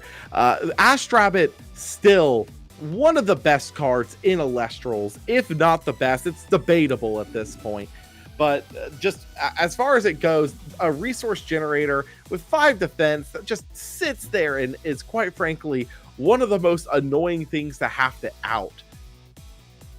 Yeah, no. I will say I've played a significant number of games against Doom Raider at Comics to Astonish, and they strike me, not to talk down on the quality of the local, but they're certainly a top player at that local. They're one of the individuals who can really easily take an event if they're rolling hot. And despite the fact that Dimax is an incredible player, this is not going to be an easy one for them for sure. Elechik into Gorgon's Gaze is exactly where you want to be able to deploy that powerful back row rune. And I guess we will see if it ends up making a difference. Absolutely, and it does look like Dimax is just going to pass after that. Unfortunately, Elechik, one of the most Gorgon's Gazeable Elestrals in the game currently. Gonna see Doom Raider follow that up with a Spectaris here. Gonna be something that can actually contest the Elechik on board. Basically gonna test the waters, see if Dimax's back row is real. With that said, it looks like he is going to be declaring into the Elechik. We're going to have to see if Dimax has any kind of a response. And it looks like it is going to be a Gorgon's Gaze in the, I believe, the battle step there. So they're just going to crash. Notably, though, Dimax did bleed the other back row there. So we do kind of have an idea of what's coming up. But a re-enchant onto Rabbit is going to allow him to try and build up his resources just a little bit more. Before we see anything else trigger. I've said a significant number of times, I think that Elechik is really just Breaker the Magical Warrior for Gorgon's Gaze. And after you see the Elechik get Gorgon's Gazed, it really doesn't serve a lot of function on the board. 4 is not a very impressive attacker. And for that reason, frequently you're just happy to take that Spectaris hit. But any opportunity to leverage Gorgon's Gaze as a removal spell rather than a mechanism to prevent an effect activation is totally fine. I'm pretty sure Doom Raider's the player that I'm thinking of, but if they are, one thing that I want to point out about my time playing this individual is that they were really well known for playing Thunder decks, way after Thunder was clearly the best strategy. And so this board state, the negotiating Elechiks and Astrabbits and utility Elestrals, that's something that they are intimately familiar with and something that they would prefer the game to continue to revolve around. As long as they can keep the game state in their wheelhouse, then they're going to be able to walk with this. If Dimax is able to do some Dimax craziness, that's a recipe for Doom Raider to get off their blocks, I guess I would say. Absolutely. Kind of looking over the board state here. Dimax still sitting with just the one back row with the Astrabbit. 2 enchants under it does mean that he would be able to potentially fund whatever that back row is with the Astrabbit. I believe there's a little bit of discussion going on between the players. I'm not entirely sure what is going on, what might be the delay here. But in the meantime, just whatever Doom Raider is, I do not know what Doom Raider is on. I am like I just hope for a good game here. I do know what Dimax is on though, and while I will not spoil what that is for our viewing audience, it is beyond incredible that Dimax has not only made it to Top Cut with this, but also made it undefeated with this file so far. And I will say, if anyone can bring something unique into Top Cut, it is Dimax. Yeah, for sure. I don't think that he's ever really brought the same deck twice, or even a normal deck twice. I expect we're seeing a quick judge call here. The unfortunate reality of playing games over Discord is that the sort of faulty connection on Discord's end can get into a lot of scenarios in which like one profile becomes pixelated, and if that's occurring during an Astrabbit search, it can feel kind of scummy to say, hey, you know, I'm not exactly sure that the shuffling was done properly. So I imagine we're just negotiating a situation like that, waiting for a judge ruling. Doom Raider kind of fingering a card here, I believe might telegraph that they've got a Gorgon's Gaze they wanted to deploy, but because of delay or some other reason weren't able to until the Astrabbit had resolved. I think we've got Dimax isolating the individual card picked off the Astrabbit, and we'll see if we can either repair this game state or get to a position that resolves the outstanding issue momentarily. In the meantime, I do not believe that is actually a set back row. That is not an isolated card here. I believe the issue is that oh, okay. So Doom Raider had accidentally set an Elestral in their back row. I see. That's where the confusion is. Okay, so I believe we're just trying to repair the game state at this point. Making sure that it was called to attention the second it became relevant was definitely the correct thing to do. And at this stage, we can try and repair, I believe. I will say there's no lawn chairs in the format. It's not like setting an Elestral into the rune row will actually accomplish anything for Doom Raider. It's wholly just a misapplication of a card. Maybe playing a little too fast, maybe Top Cut nerves getting to you. For a player like Dimax, you're operating on two fronts with which Doom Raider doesn't have a lot of experience. Here comes the Werepup that was erroneously played in the rune row right now. Firstly, Dimax is well acquainted with Top Cut. If they have nerves, it's something that has been resolved a long time ago. And secondly, Dimax is an insane person, and as a result, the normal brainwaves that one would expect as a result of getting to Top Cut probably don't apply here. You know, I think Dimax is more realistically wondering what GIF they can use in their results thread, win or lose, rather than what the game state looks like. Absolutely. And very notably, a 4-minute time extension has been given for this round due to the delay there. With that said, it looks like an Argo has been flipped on Werepup attacking into this 2-spirit Astrabbit.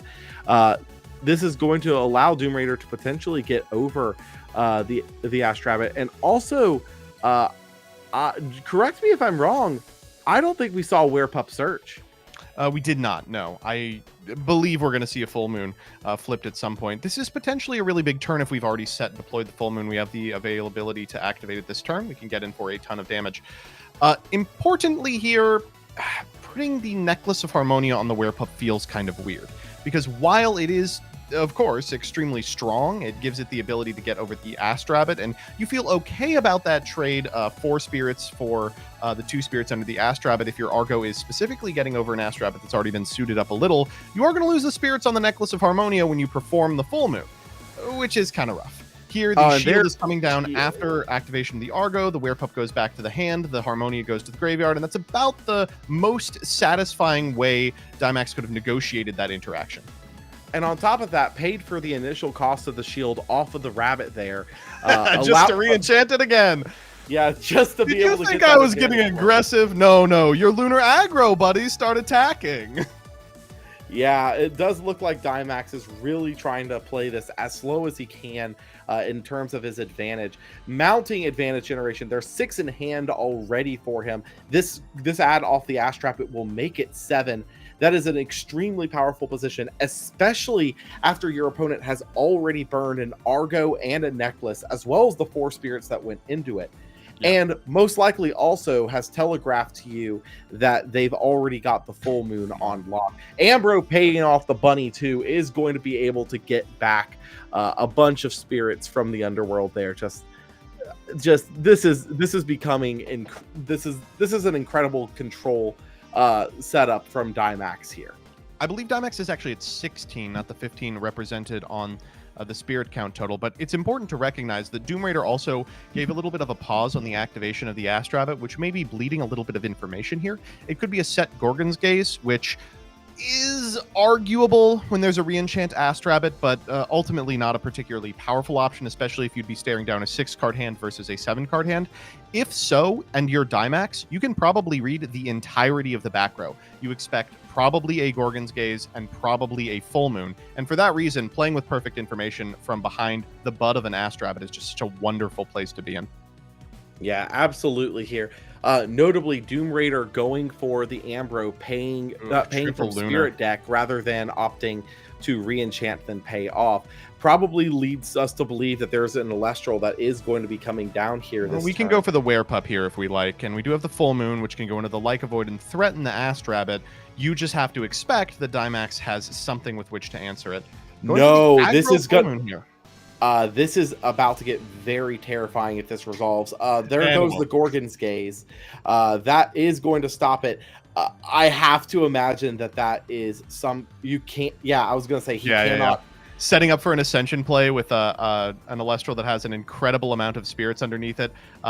If you cast the full moon and then cast the Lyca Void is then immune to counter runes upon cast, which is crazy strong. Preventing that by Gorgon's Gazing means that not only does the Astrabbit not retain the spirits, but it can't ascend per the text on Gorgon's Gaze, and you just got to look at them. That also potentially locks Doom Raider out. Maybe it's a Lyca Void, but it also has the potential to be one of the massive Lunar 3-drops that we've known up until this point, whether that be Postamoose or Pharaohgeist. That is absolutely is very scary. Yeah, a Pharaohgeist in this position would be devastating. It does look like all you have to contend with is an expend to draw, and woof, at a 10 down to 9 spirit count to Dimax's 14, you're in the driver's seat with the 7-card hand. Yeah, Dimax dropping a Galaxy here, quite notably. Screws officially on. Follows it up with the Zeus. That is going to let the Galaxy walk over this Astrabbit here. If this will connect through Doom Raider's back row. And this is definitely where Dimax wants to get aggressive. So Galaxy being able to swing in here basically puts Doom Raider on answer this or you are going to be taking damage. I think it's got to be the Gorgon's Gaze. The bleed earlier makes me believe it, but the Gorgon's Gaze on the Galaxy here is really unprofitable. It doesn't stop the Galaxy from being at 5. The Zeus always contests the Astrabbit regardless, and as a result, you're not going to be able to wield that Gorgon's Gaze the way you want to against Galaxy, which is using it in battle step to ensure that your 5-attack Elestral can get over their now 2-attack Galaxy. Instead, you're using it to stop an attack on your Astrabbit and maybe force through an Ascension play into known online back row and a Zeus that will contest whatever you ascend into regardless. It's a really miserable position to be in for Doom Raider, but I think also a position that you have to take. When your back's against the wall, sometimes you make plays that look bad, but there's no other option. So notably, none of Dimax's Elestrals are going to be able to get past this Rabbit. The Gorgon's Gaze on the Galaxy stops that, and the Rabbit has 2 to the other Rabbits 2. So there will be no get over here from Dimax's end. Doom Raider now has an opportunity to try and maybe efficiently get out of the situation, but again, that Zeus sitting in the back row does mean that Dimax is going to have another way to contest the Rabbit on the following turn. So Doom Raider is going to need some way to either protect the Rabbit here or just to develop something else, and it looks like he's going to try and dig with the Astrabbit to find some option to answer the incoming turn. It's so clunky too. You got to read the Like Void here if you're Dimax based on the kind of misascension last turn. That's not going to survive a Zeus if you have any Elestral worth its salt in your 6-card hand. Re-enchanting the Astrabbit puts you in a weird position because now resting on your laurels versus the one activation Zeus isn't going to be able to function. You're not going to be able to potentially crash and eat the galaxy at the same time because you're 2 to your opponent's 3. It's got to be a specifically targeted removal rune like Earthquake, plus defensive options for your Astrabbit to ensure that whatever Dimax plays next turn, it won't be able to get over the Astrabbit. Here, a Scythe. I guess the Scythe increases the butt on the Astrabbit here to a 7, which means that it will actually be to an 8. Which means that it won't get eaten by the galaxy, but you're taking a lot of spirits in so doing and getting to a position where an effective deployment of almost anything deals with it. Here's something that's frustrating. Taking the Zeus off puts you at 2 to your opponent's 4 thanks to the Scythe. Means you get a really profitable resting there at 5. You haven't used your enchant this turn. Might as well use it on the Astrabbit. You test for a Gorgons because you probably take that with the assumption you'd be taking 2 anyway. You put them to 3, and then they're at the devastating 2 spirit count with 1 back row. No individual back row is fantastic to activate when you're at 2. It feels all but lights out for Doom Raider. Sans like triple Ambro in the grip. Yeah, absolutely here. Dimax going to be getting in for 3, putting Doom Raider to 2, like you mentioned. I have to imagine that based on how Doom Raider played this previous turn, there's a shield on the bunny. You're going to be taking 2 anyways. Might as well take the spirits off the board. But that also is not really the greatest because now Dimax has the bunny back in hand to where he can just play it again and get the spirits up with it. Doom Raider he's maybe not got Zaptors left. I think at this point that's what you have to be playing for. A quick scoop out of Doom Raider, and unsurprisingly, Dimax is going to take that first game. While I want to laud Dimax and his incredible ability to play the game Elestrals, we didn't see the linear play that his deck is known for. What really happened that game was Doom Raider just didn't find theirs. This happens a lot with Lunar Aggro. You have to draw Werepup before Full Moon. You have to draw Argo before the artifact runes in order to get the most effective amount of efficiency out of each individual card. And if you can't do that, you're just playing a bunch of cards that are just a little bit less good than your opponents. Their upside is that they replace themselves in some way. But if they no longer function in that way, you can really easily get run over by just galaxies and Astrabbits. We saw nothing deployed from Dimax there, but removal spells and a guy who sits in defense. Yeah, and on top of that, that's probably a really good thing for Dimax because his deck is a little bit different from what we've kind of come to expect from the metagame thus far. So kind of keep... A little different is putting it a little, is mildly. We don't want to reveal too much, though. Keeping it a secret, though, as he has not been on the stream so far and has not shown what his deck's game plan is thus far, is probably going to work to his advantage a little bit because there's a chance that Doom Raider has no clue what Dimax is on here. I'd say there's more than a chance. I think it's all but inevitable that Doom Raider is flying blind. Yeah, and with that in mind, that does mean that side decking is going to be done suboptimally into Dimax here, who already has a 1-game advantage and very clearly does know what Doom Raider is on because of the full moon reveals, because of the Argos. Just it's pretty clear to Dimax what he needs to prepare for, whereas Doom Raider, it's kind of still muddy. You can maybe make some arguments that Doom Raider can obfuscate if they're on like Lego or potentially Pet Shop, but your sideboard plan against those decks is the same. You're worried about the Werepup and the Like Void, and you'll be prepared against those regardless. We're ready to hop into game 2, and Doom Raider is starting it off with one of the most powerful plays in Elestrals, an Elechick that cannot be Gorgon's gazed. Absolutely incredible turn 1 play here. That is notably grabbing the Demeter. So that does also kind of bleed a little bit of knowledge there.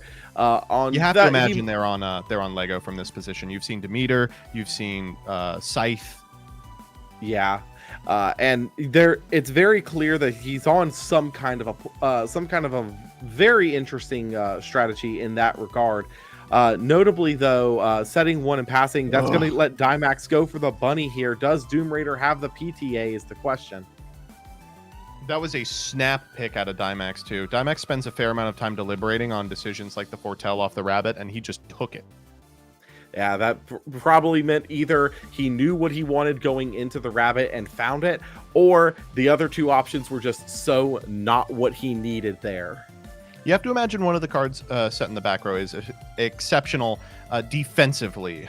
You would never deploy the rabbit into a known Demeter unless you had a way to protect it. Importantly, Demeter isn't Zeus, and that means that deploying an additional Elestral here from Doom Raider doesn't even necessarily beat the rabbit because it's only the pumped one you have to worry about. Yeah, absolutely here. And Demeter, while powerful, just like you mentioned, is not all powerful here. And with that said, that means that if Dynamax even has one defensive rune, even with the developing Spectaris here, if Dynamax has one defensive rune to be able to answer this Elechic swing, he is still going to be able to come out of the turn with his rabbit. And as we saw last time, that is absolutely terrifying. Looks like Tsunami probably a worst case scenario for Doom Raider. So if you're Dynamax, what you're expecting here is next turn we'll see an Equilinx deployed that'll contest to the last back row, and then Doom Raider will get a huge value turn where they're specifically able to beat over everything you've got.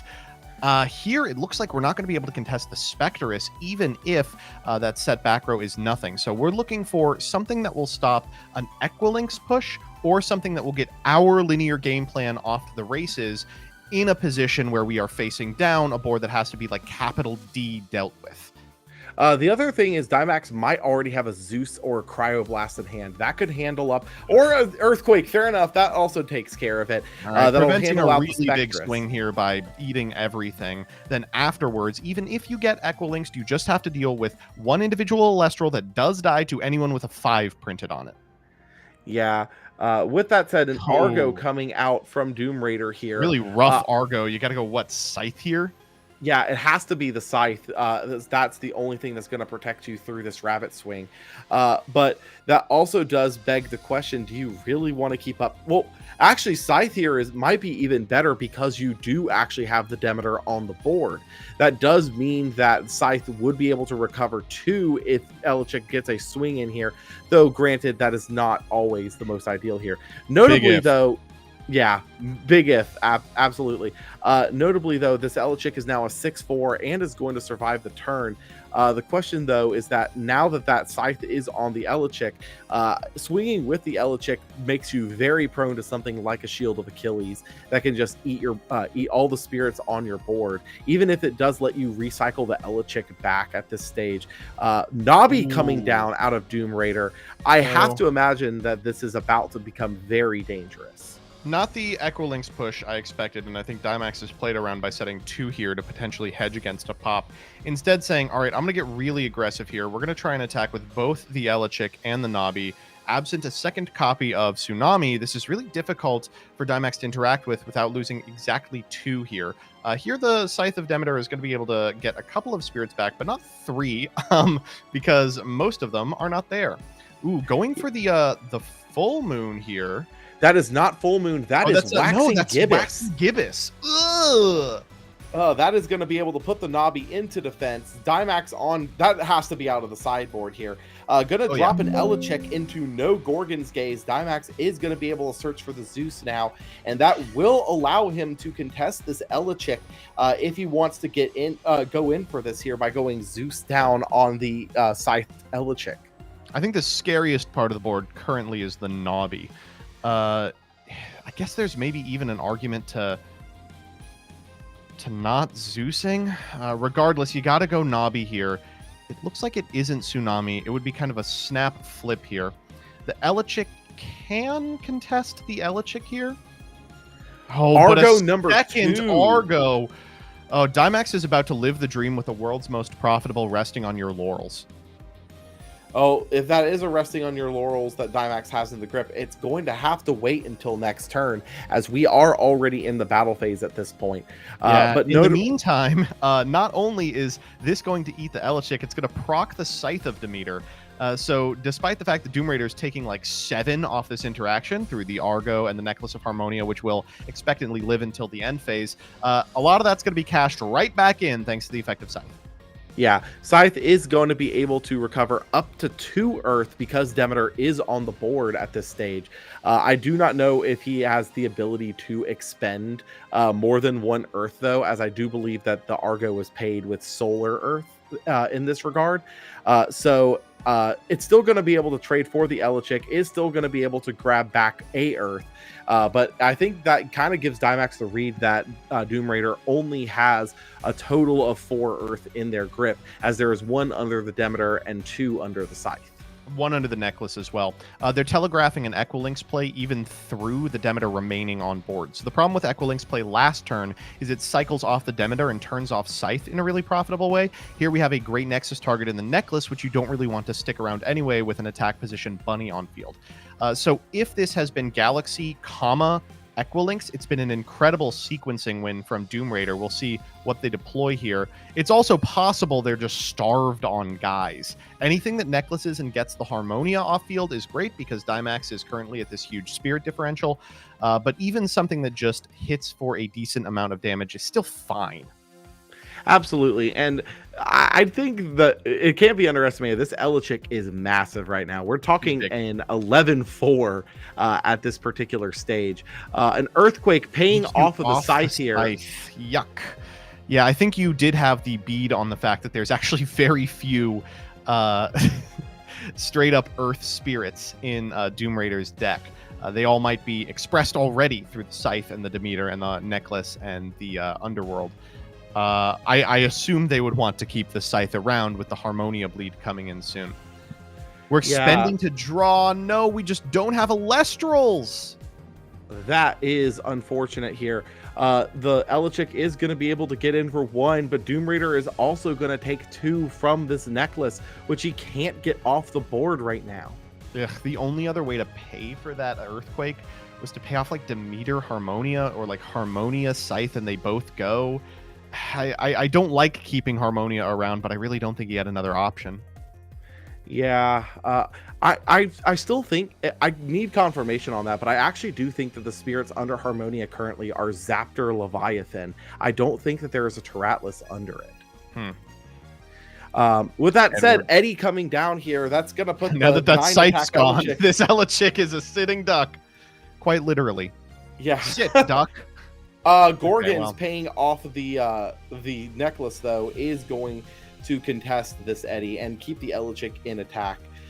With that said, I think if you're Dynamax, you're totally fine with that position. Oh, cool. The Eddie is going to trade for a Gorgons and a Necklace and a Demeter activation, if you insist.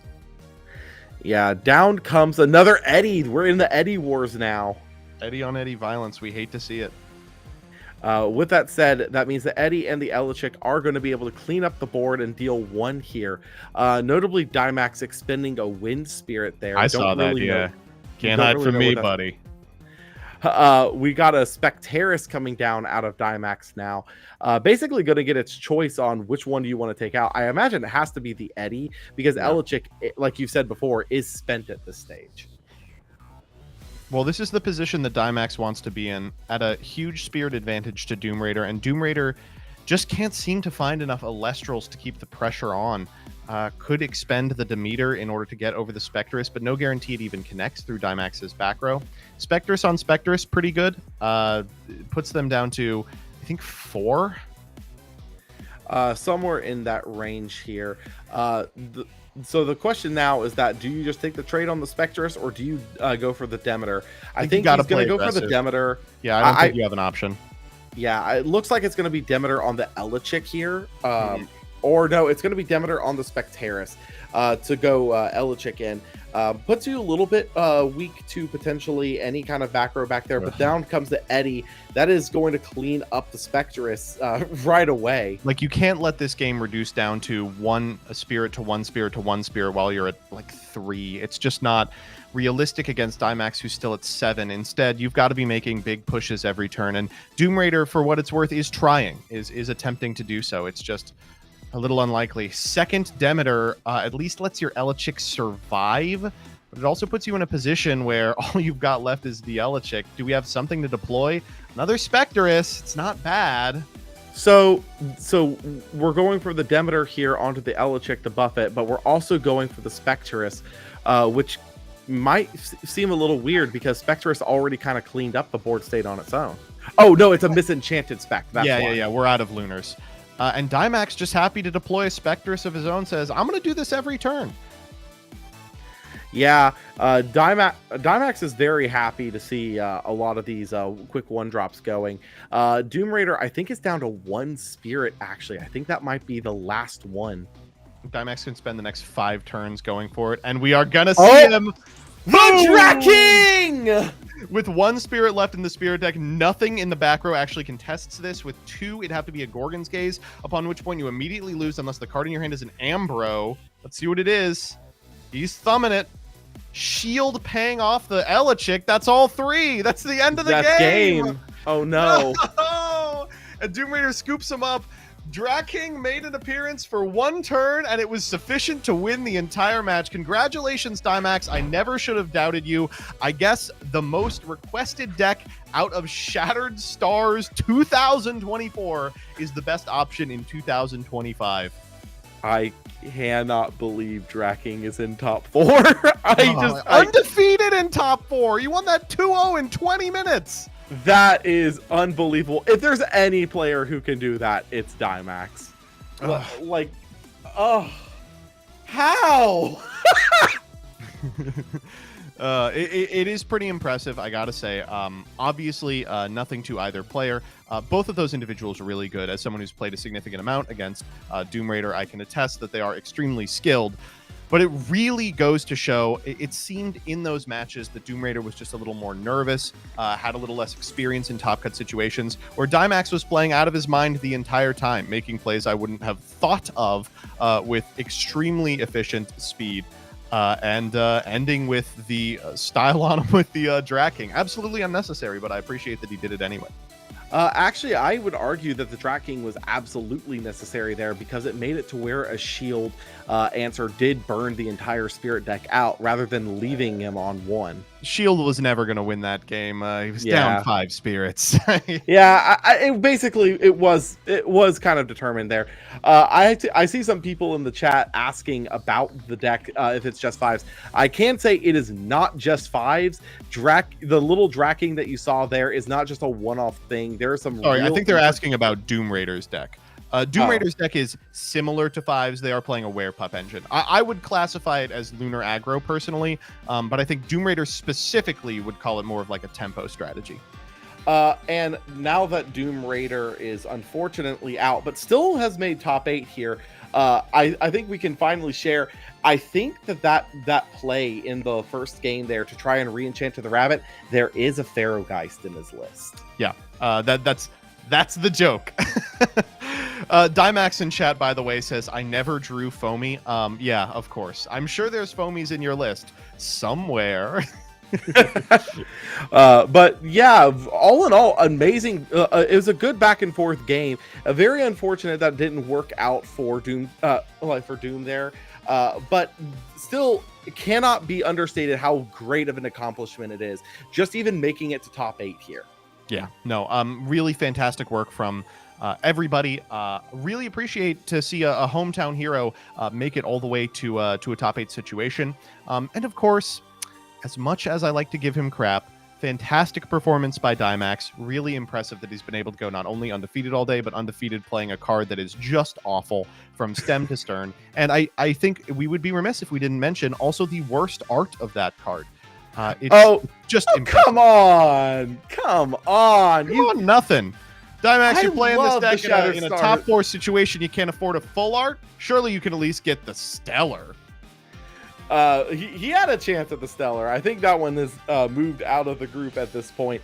But good grief, I mean, come on, the Shattered Stars art's good. I like it.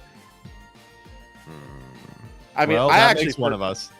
I mean, I personally actually do like the Shattered Stars art more than the Moonrise art. I don't like it more than the full art. I do think the full art still absolutely takes the cake there. What's your opinion on the Reverse Stellar?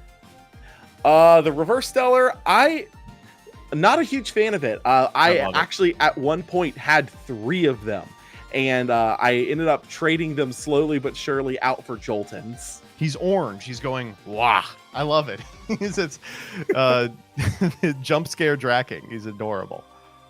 Yeah, I will say, though, I am really excited to see some of the other matches we have coming down the pipeline. We're still waiting on some of these top 8 games to play out. But in the meantime, glad we finally got to see what our undefeated in Swiss is up to. I do not think chat was ready for Draking, though. No, well, we'll see if they're ready in future games. Remember, what we saw Draking as was just a finisher. It could have been anything. It could have been a Like a Void. It could have been a Bear Bong.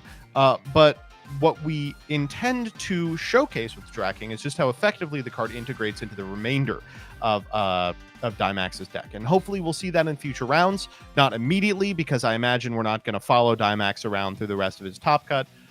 Maybe we will reconvene for finals if he's able to get there. Yeah, absolutely. I believe we are going to look at something on the other side of the bracket coming up here. I imagine we're probably not going to be following Daimax all the way up as we go here, just to kind of give a little bit of variety to the stream here.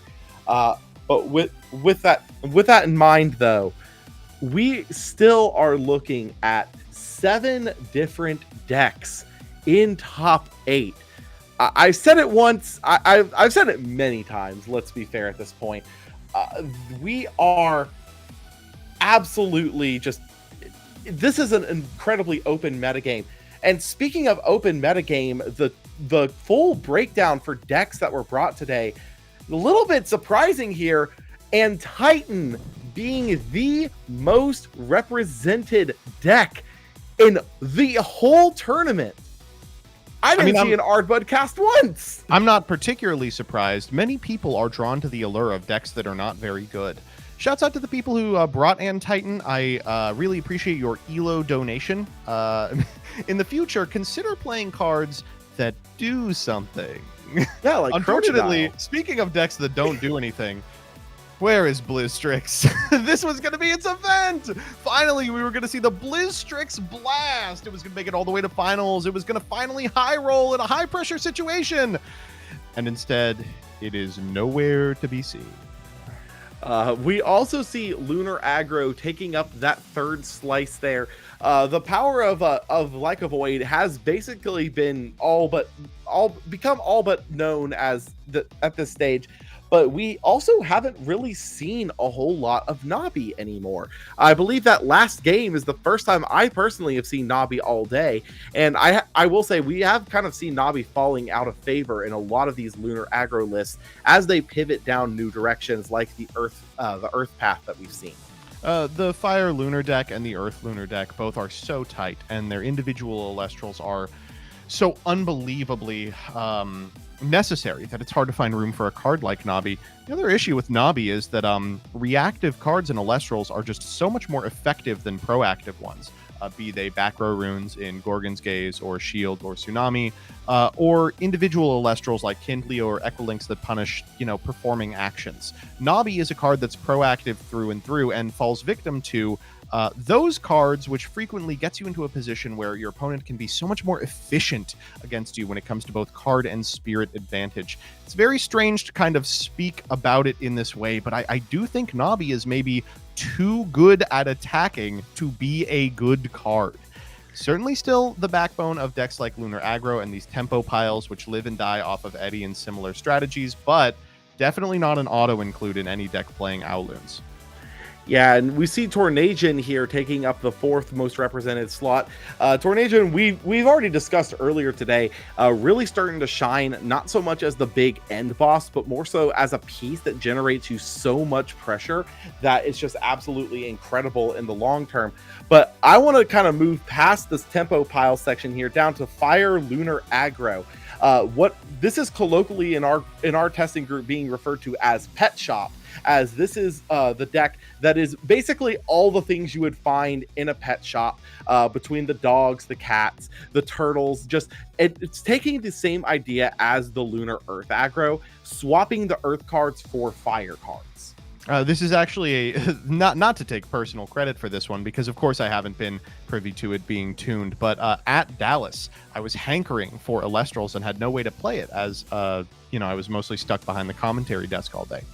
And during the 15 minutes that I had to engage with some people and play some games, I called over Shurit, who was waiting on a side eventifier, and said, I want to play the Lunar Earth aggro deck.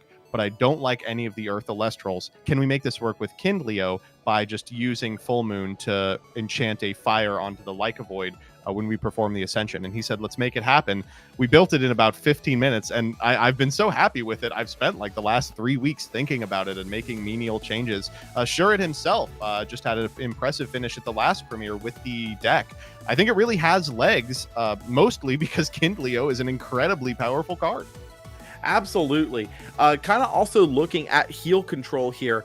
I'm not entirely positive if this is exclusively the Sluggle Quackle version, or if this also takes into account the Quackle Calfmel version that I know that Julian took to first place in the last event.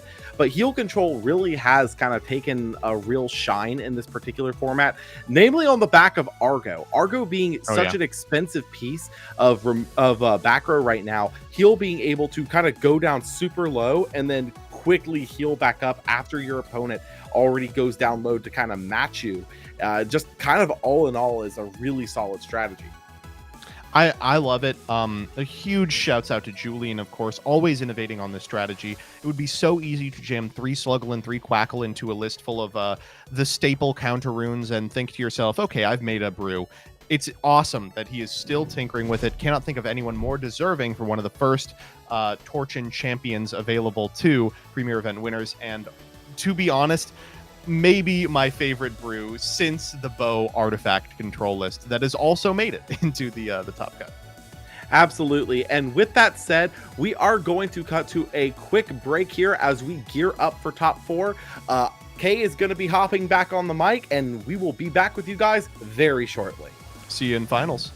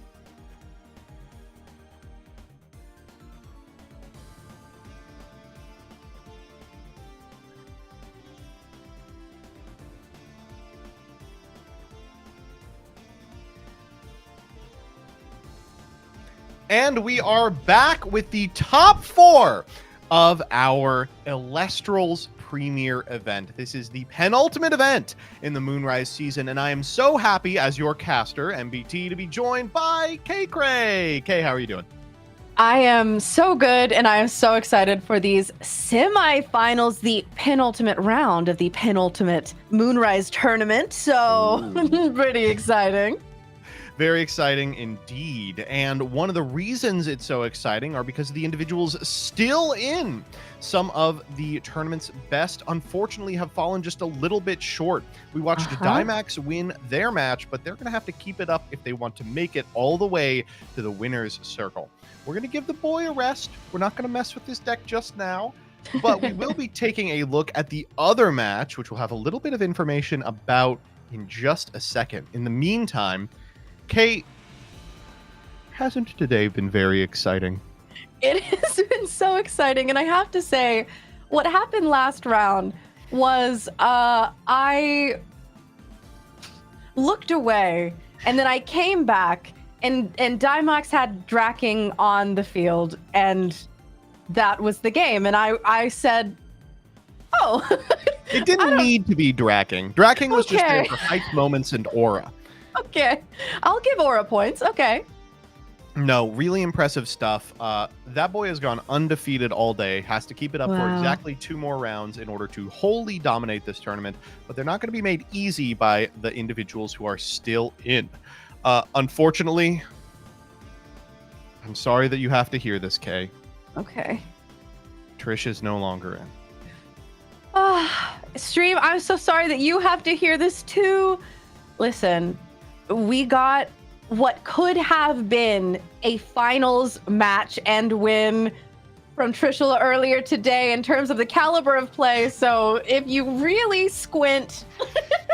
Fought so hard in that game. Yeah. If we had cast that one, if it had been you and me casting that one last time, he would have pulled through. He would have pulled through for us. I think so. And even with that hit there, we have some amazing casters that are going to be moving forward, and this is shaping up to be an amazing top cut. Semifinals, and who's to say what finals look like? If Dimax is able to keep up this undefeated streak, then we will get a run back of a Dimax finals as well, which could be fun. And I cannot wait to see that. The other good news here is that one of the 2 individuals that we are casting for this round is the only person in Top Cut that I think we haven't had a chance to look at yet. Ari from, let me just read their title here, The Penthouse. Will be one of our 2 casters. And one guess as to what they are playing. I'm going to say End Titan. Yeah, I think that's probably it. We don't have their individual list. We're just making an educated guess here. But if I don't see the Dallas Pen Terror make an appearance today, I will be so upset. The $3,000 top end. Yeah, not only that, but we need to see the mat as well. We need to see the mat. Kind of, or else. Yeah. Ari, this is a threat. So yeah. we're gonna pan over, and they're gonna be playing on just absolutely nothing. We've got the bracket built for you right here. In the semifinal spot on the left side, we've got Dimax and Y Rebellion. We got to watch both of them over the course of today. Y Rebellion, an incredibly powerful player, was able to overcome Bo, the Dallas champion, in the last round in a very tight 2-1. On the other side, we've got Ari, who just prevailed over Kevin. Distant Coder falling to the might of the big boy. And Sir Tractor taking a quick 2-0 over Trishula. I have to imagine that he just bricked. There's no other way that a duelist of his caliber could clash so inefficiently.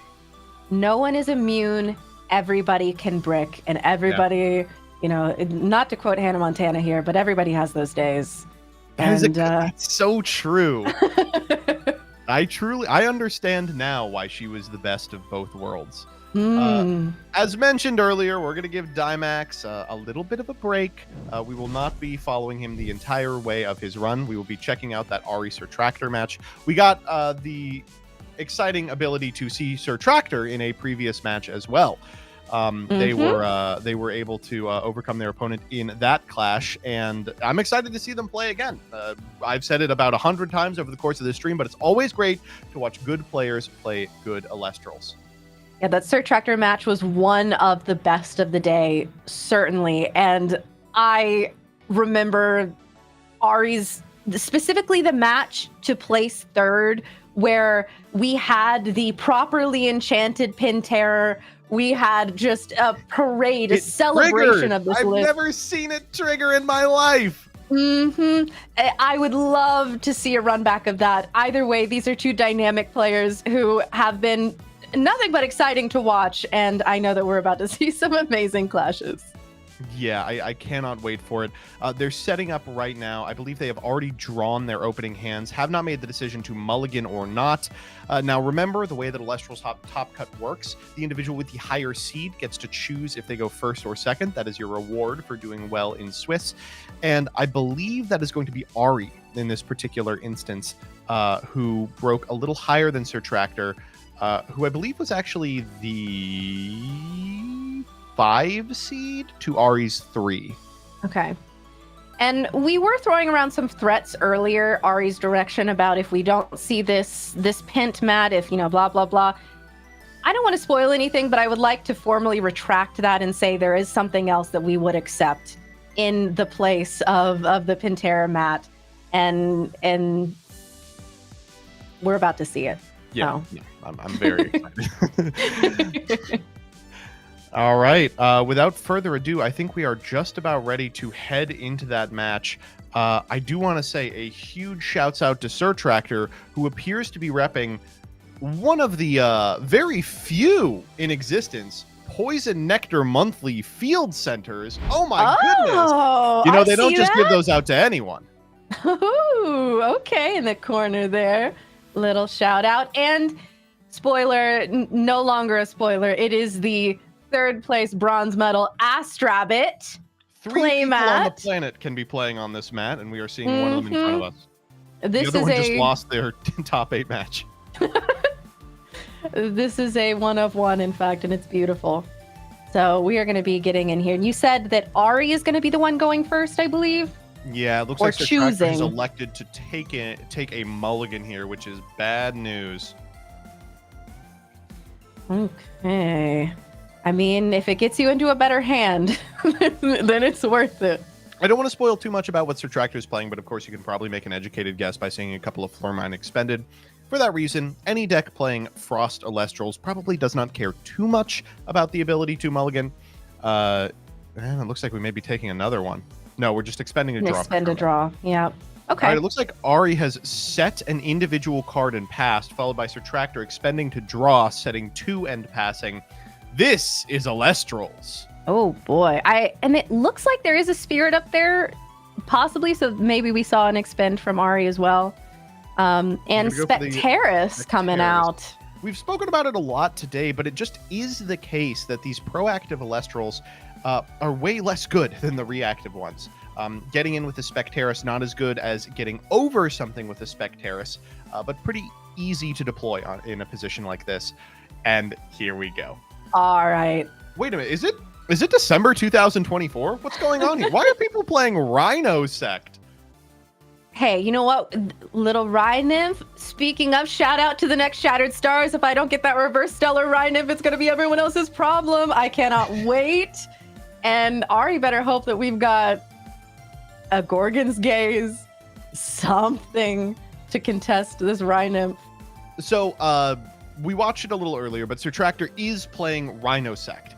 I know them on this deck from the Poison Nectar Monthly when they had an incredible finish at the last one. I remember reading the list of decks that were doing well, and I thought to myself, there's just no way.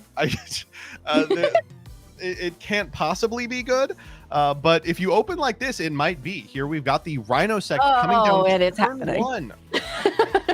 Now recall There this it is a very powerful Elestral for a number of reasons. 8 attack means that it can get over almost everything. Has the ability to target and destroy an empowered Elestral. Here going to be the Spectaris empowered with the Rhinymph in the back row. This is also a special cast, so if you have multiple Rhino Sects, you can do something about it. You can ascend over this card because it hasn't used your cast for the turn. You can play it on the same turn you play the Rhinymph because the Rhinymph is your normal cast and this is a special. Here we're going to use it to eat our opponent's Elestral and get in, and getting in feels so bad because then they can develop another Rhinymph and make it happen again. Are you going to take the 2? But if there's any deck that doesn't care about Rhinosect, it's the one that wants to crash into it multiple times. Very true. And it is fun to see because Sir Tractor was on stream earlier and we saw the Cryo Scorch identity of this list. Oh, yeah. Now being able to see it do its other counterpart, the Rhinosect stuff. There were so many times in Ari's games back in Dallas where it was like, if you have Hydrake, you win here. Oh, but in fact, we just have the Cryoburn coming out. It's funny that the name of the game of a significant amount of powerful Elestrals decks is a little guy that takes a minus in terms of card or spirit advantage in order to make a 2-drop. And that's just what's happening here. Cards like Rhinosect are only playable because of the ability to recoup the loss of the spirits in the bin by something like a Cryoling or, of course, the Rhinosect proper. Here we're able to go into the correct rarity, by the way, of our 2-drop on the way to a Cryo Scorch, potentially hit for 4, and threaten to make one every turn, or multiples per turn if we're able to find Frostics.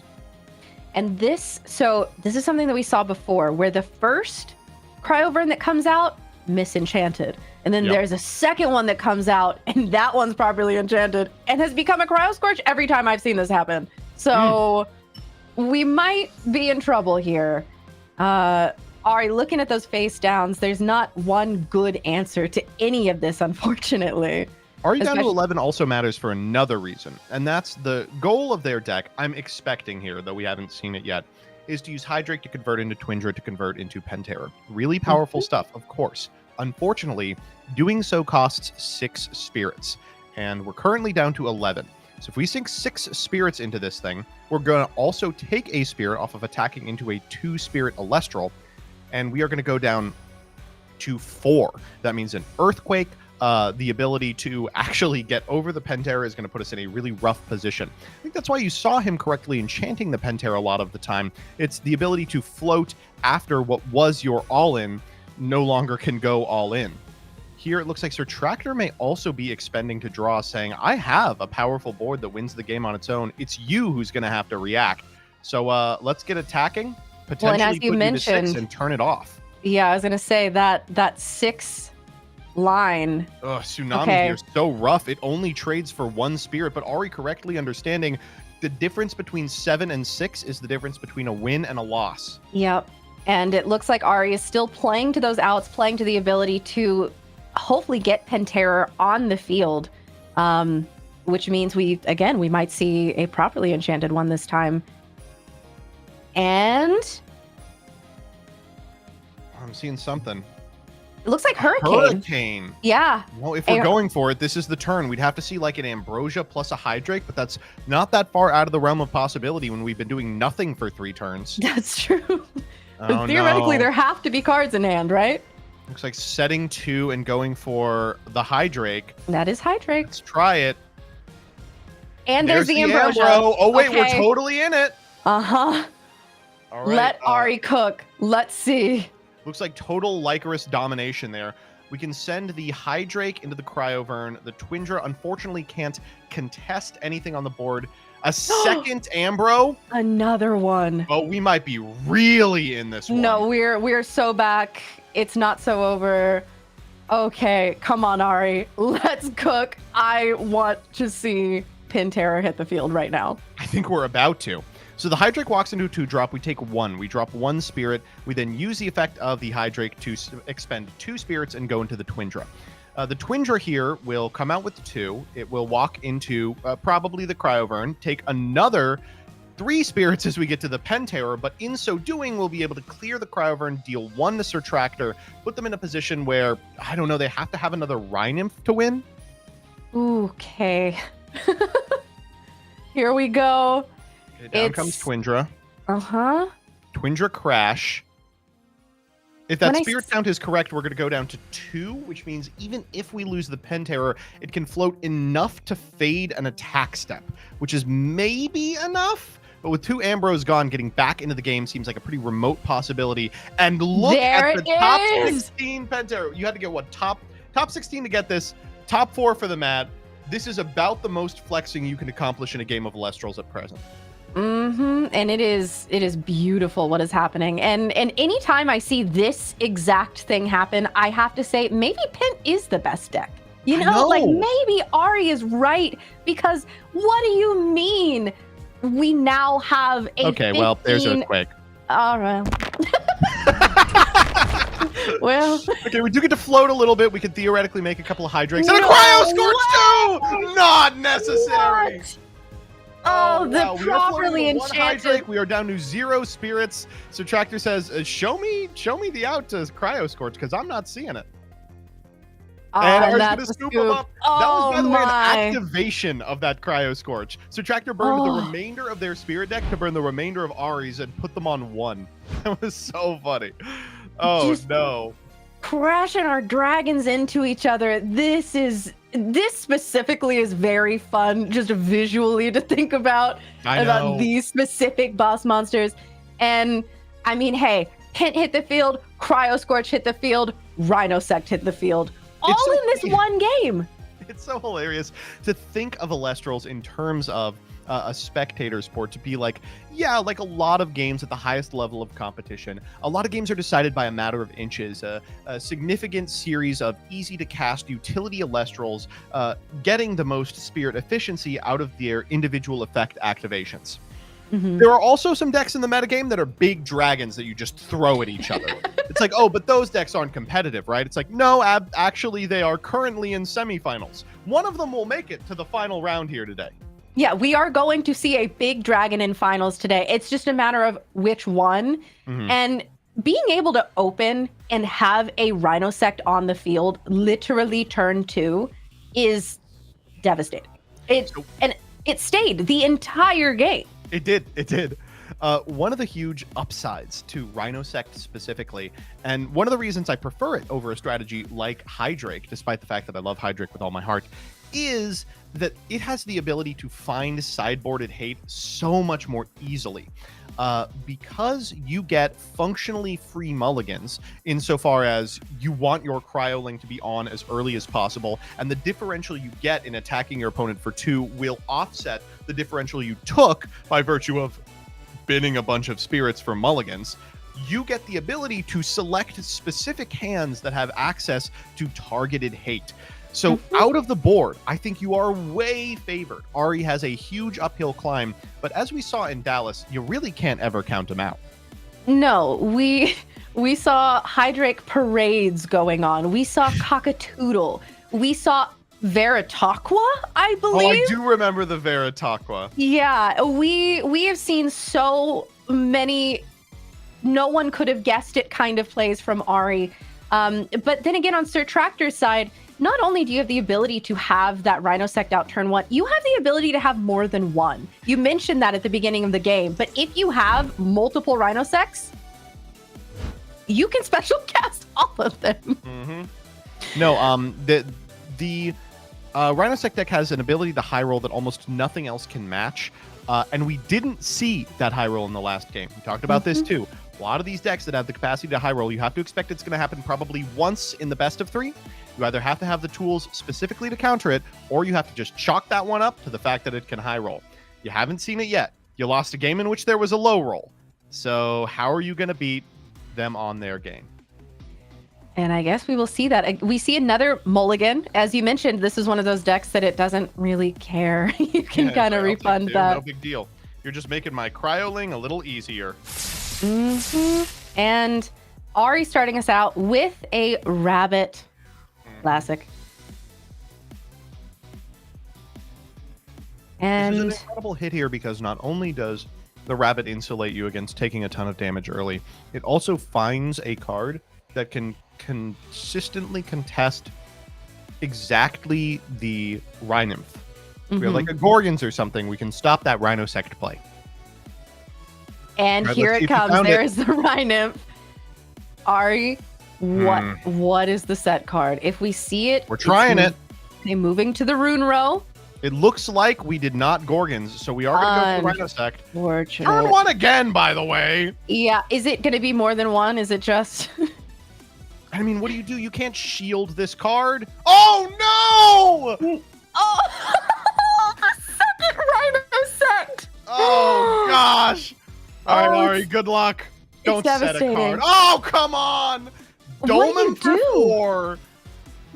What do you do? I mean, I guess if that were... You can do stuff. You can do stuff. We are 14. That's not 0. We can mount a really fantastic Pentair play. If the set card is a pro set Hurricane, eat the last back row, consume almost the entire board, courtesy of Hydrake. I mean, these are big, slingy decks. Boombat's fine. Okay. But the thing that Boombat doesn't do is kill both Rhinosects. No, but you know what, Ari? It is the correct Boombat. That's my favorite. You like that one? Yeah. Oh gosh, and a Narpoon coming down next. That's a Narpoon from the Clash set as well. Love the art on this card. Though I'm also partial to the, I think, Artist Collection Narpoon, or maybe a Shadowed Stars one, where he just looks so happy. Yeah, the cutie one. Oh, and a Gorgon's Gaze. Where was that last turn? Come on! I mean, it was set. It's just Gorgon's Gazing a Rhinosect doesn't really do a lot. It stops the pop, but they still exist on the field. You have to remove them. Yeah. I think the Narpoon Gorgon's Gaze is probably correct here to prevent further nonsense from occurring. The Sorlet is good in that it gets over the Narpoon, but it can't contest the Rhinosect, which has 5 defense. They're going to go for it, though. Do we have like an Island of Aeolia? That would do it. Yeah, we're thinking about it. Maybe like a Zeus? Or, you know, we've seen Necklace Can't be a be set Cryoblast. multiple times. Cryoblast would be very fun. Well, no, it can't be Cryoblast because we're Frost Enchanted. Okay. It looks like they're just going to pass here. Oh, no. Maybe thought it had less defense than it actually did. Oh, I saw. Speaking of Cryoblast. Oh. Okay, so first and foremost, we're going to go for a copy of Cryoling. Okay. Looks like that is going to resolve. We're going to go from Cryoling into Cryovern. That's going to be misenchanted with the water, most likely. Yep. Yep. Okay. And revealing all 6 says, no, I got all these. Been doing this all day. I know exactly how many I have in graveyard right now. This deck, the only thing preventing this deck from being wholly dominant in the metagame is that sometimes it bricks. And we just haven't seen that today. No, Sir Tractor has been having an incredible run. And says, you know what, I actually don't need to expend the Cryoblast here. I'm just going to do like 5 damage. We take 4 here, go down to 5. We can no longer do the Penterror play. Unless Ambrosia. We saw 2 Ambro last time. And it seemed like Ari had been holding those until the critical moment, so it would not be a first. He wants to pent as late as possible. Yeah. No, the fact that he hasn't scooped makes me think we got something. There's an Ambro. There it is. It's going to take us from 3 back to 6, which is enough to go for it. Then we're one all lunar. the way in. Interesting. Oh no, because we can crash into the Narpoon. We're going for a Spectrus. Okay, that's what the lunar was for then. I mean, Spectrus eats the Narpoon, but it doesn't stop the bleeding. No, and unfortunately, unless we've got another Ambrosia or we're hoping for another Ambrosia. Shielding here? Oh, unnecessary. Totally unnecessary. Ari down to 6. Yeah, if we water enchant the Rhinosect here, I think there's nothing he can do. We're ascending for the second Cryovern with a Fire Spirit. Oh, guess what's happening next turn, guy? Uh-huh. And I think that is It's a scoop. A set Hurricane just didn't have the spirits to go for the Hydrake line. Sir Tractor wins the set in 7 minutes. Devastating. All right, folks. Wow. This really is, like you said, sometimes this licks bricks. Neither of these games were those times. Oh, wow. There's 30 minutes left in the round. Do we want to go see Dymac? Can we watch another game? What's going on here? Fair, those are the 2 most explosive decks in the format by a lot. Ari has the capacity to take over games almost immediately with the power of Penterror, especially the Dallas Penterror, which, if you're unfamiliar, has 2 extra attack.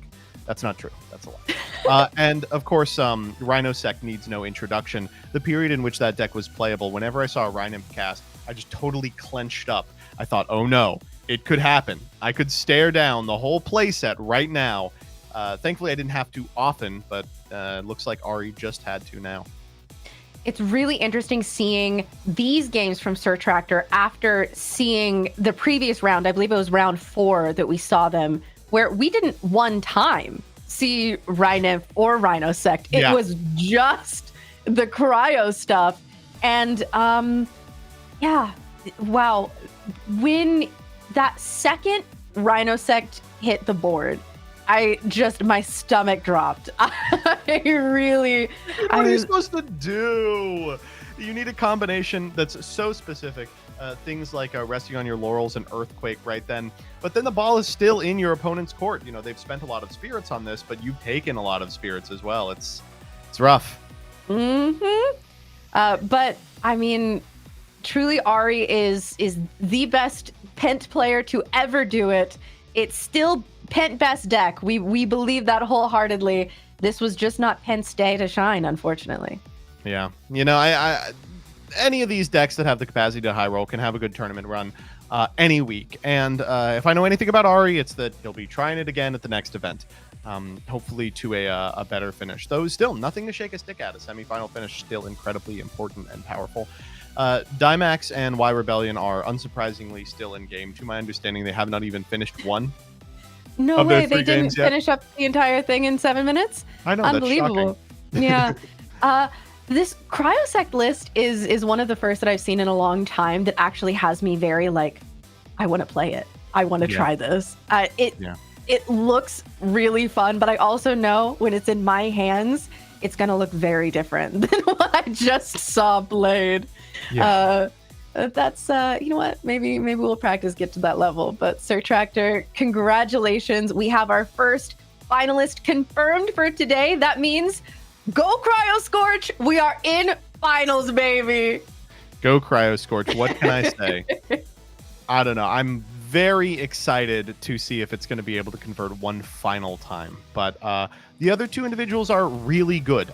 We watched Y a little earlier, had an absolutely dominant performance. Obviously, the Dimax performance was similarly dominant. These are some of the game's best, and it will be exciting to see if they can overcome one of the game's most explosive decks.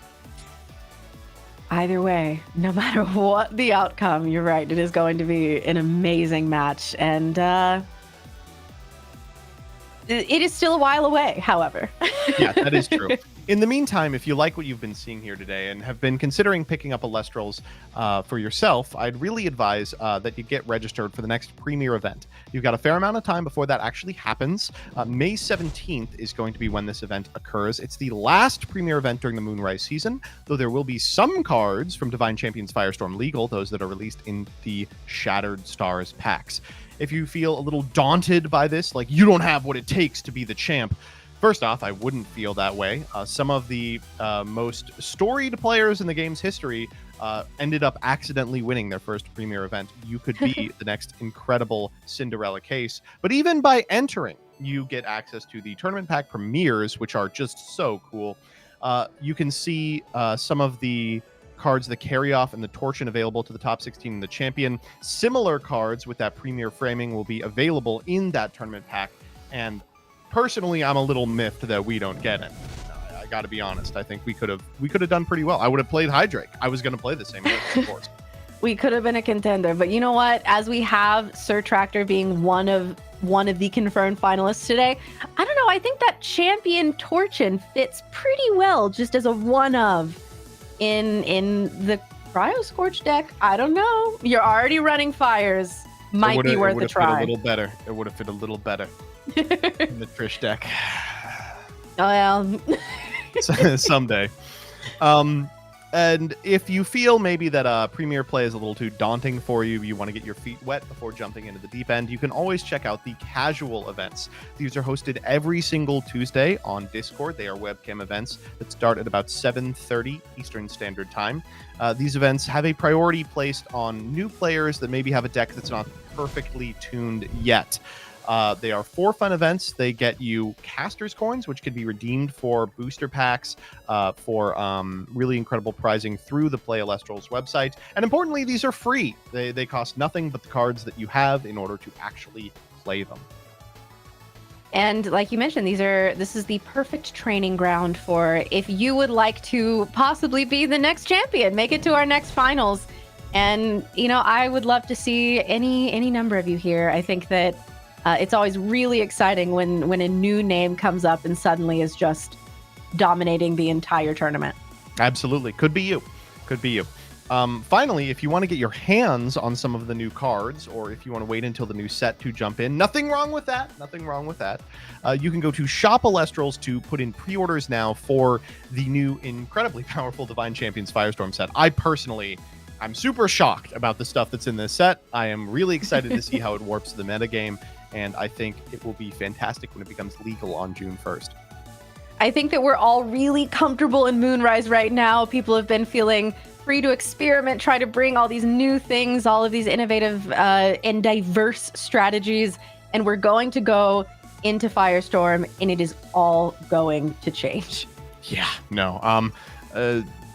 I will say, I don't think anyone's going to cast Werepup after Firestorm comes out.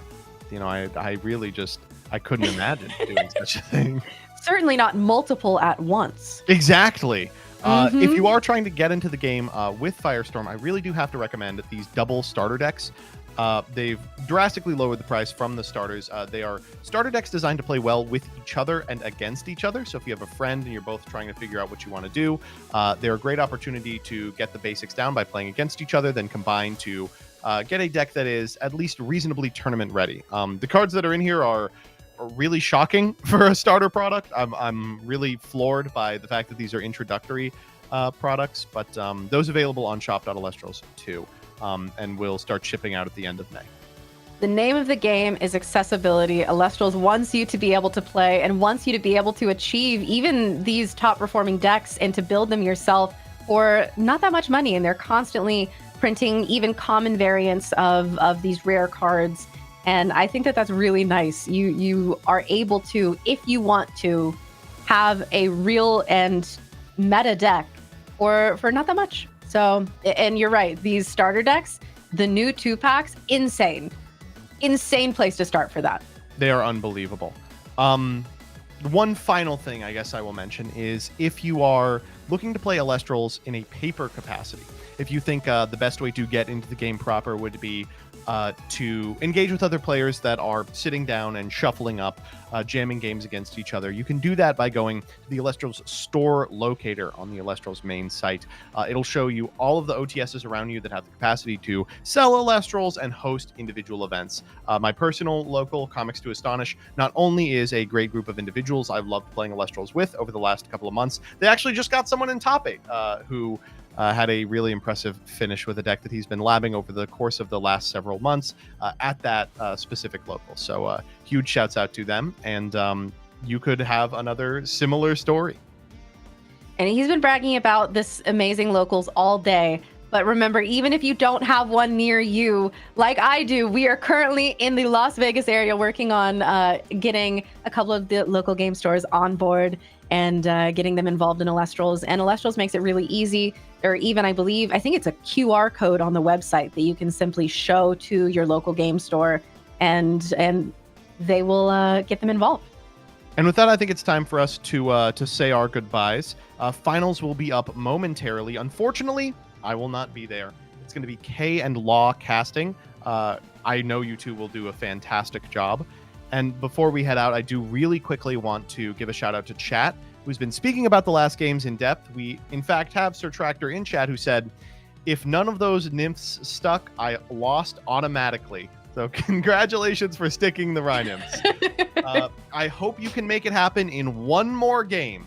If not, you're still going to be walking home with some fantastic prizing for coming in second. Either way, Kay and Law will be there to guide you through it. I'll see you all later, but Kay will see you momentarily.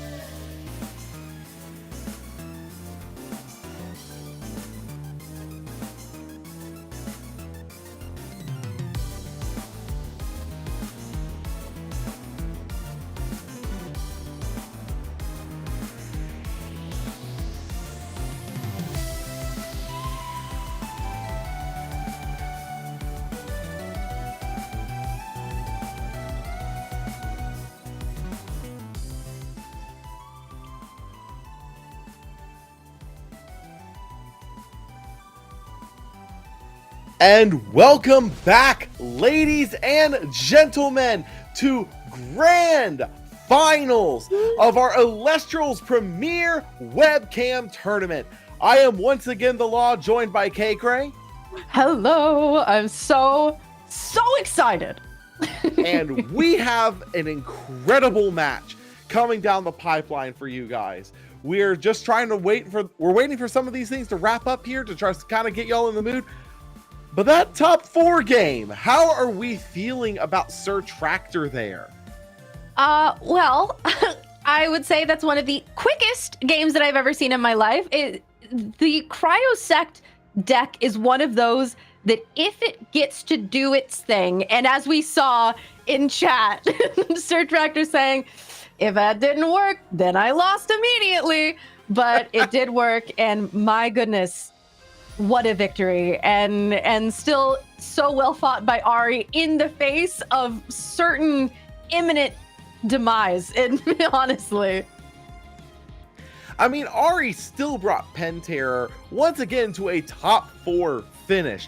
That cannot be scoffed at. That is absolutely incredible play, and a huge shout out to all of our top players for this event, and just all of our players in general. This has been an absolutely incredible tournament from start to finish, and I gotta say, I cannot wait to bring this finals match to you guys here very shortly. But in the meantime, we gotta hype this up a little bit. Let's drop some likes down below, share the match around. We are going to be getting into finals here in just a little bit. We are waiting on our players and judges to kind of get set up while we're going here. But in the meantime, I'd love to see some hype in the chat. Who do you guys want as your grand winner for this upcoming match?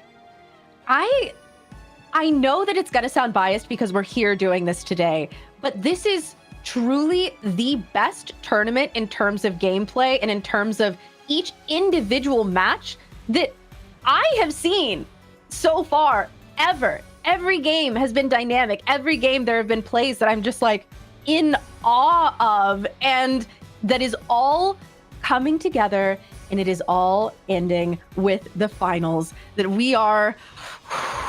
We know who it is now. Okay, we need official confirmation. We need to make sure that we can tell you. But what I can say is that this is going to be insane.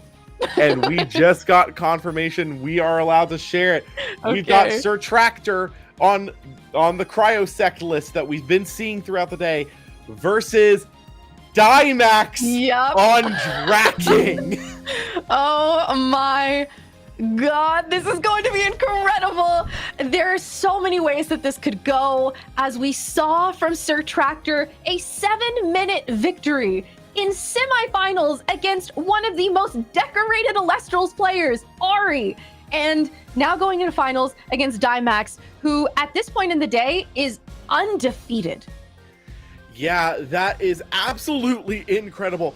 Undefeated on a deck, mind you, that so many people had written off for the longest time. I know I had written it off. I didn't think that Draking had the bones to make it all the way to finals. But if there's any player that can bring something off the wall and unexpected to finals, it is Dymax. For many reasons, this is hype. One of them being, oh my gosh, I've pulled so many full art Draking. Dymax, thank you. You're adding value to my collection. I will say, I do find it absolutely hilarious. We have gotten into such a diverse Moonrise meta that our finals is between 2 decks that were Daybreak decks. Yeah, with Moonrise, we have gone so far that the moon is starting to set. And day is in fact once again breaking, actually. Obviously, these decks are not on just like old cards.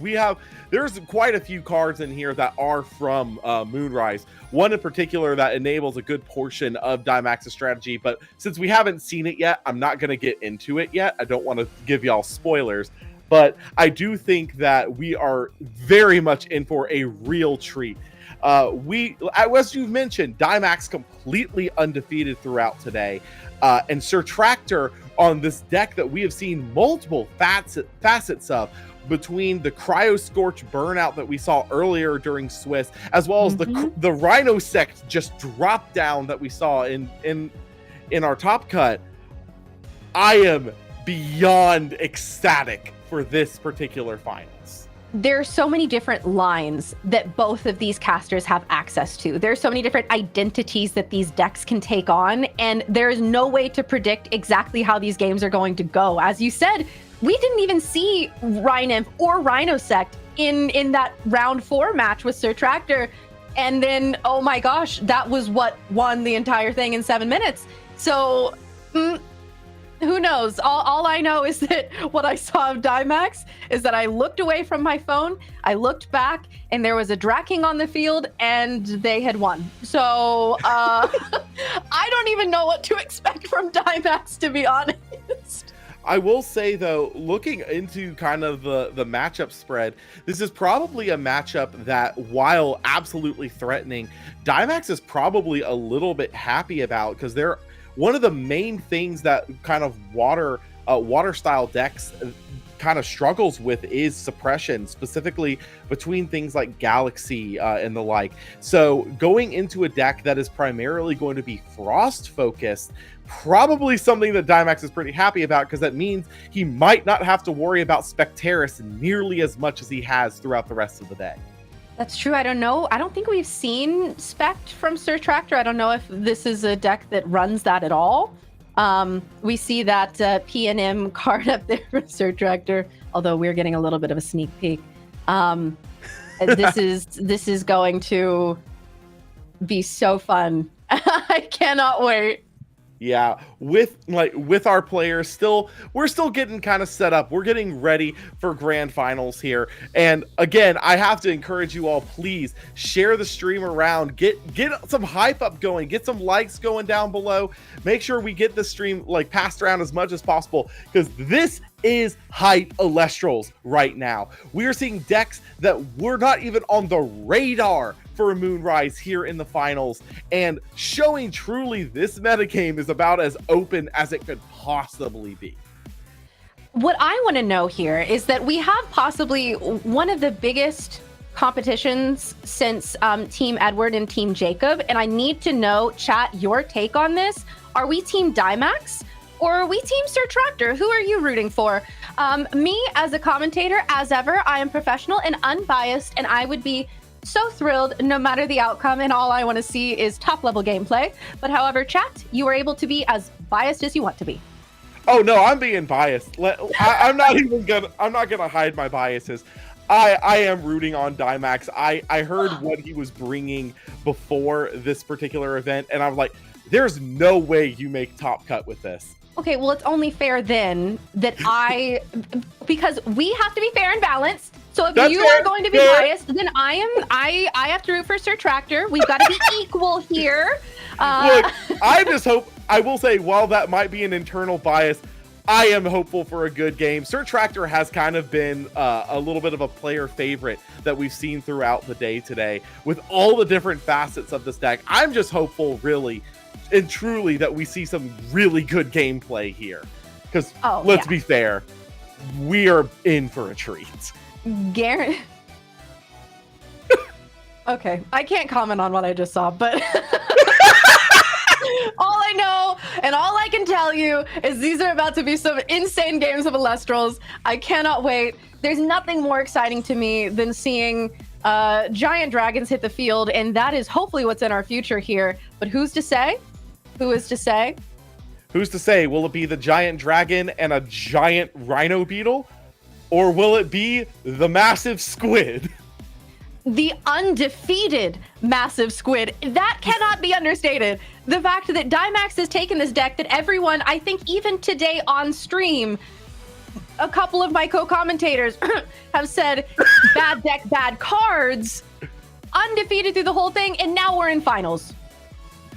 I can't get over The fact that this man has brought Draking, a card that so many wrote off all the way here. But then Sir Tractor has brought a card that so many wrote off in Cryo Scorch all the way here. We've got the Crack King versus the Frozen Dragon Grand Finals. Dimax versus Sir Tractor coming to you live right now as we get into game 1 of Grand Finals. Oh, and I am so excited.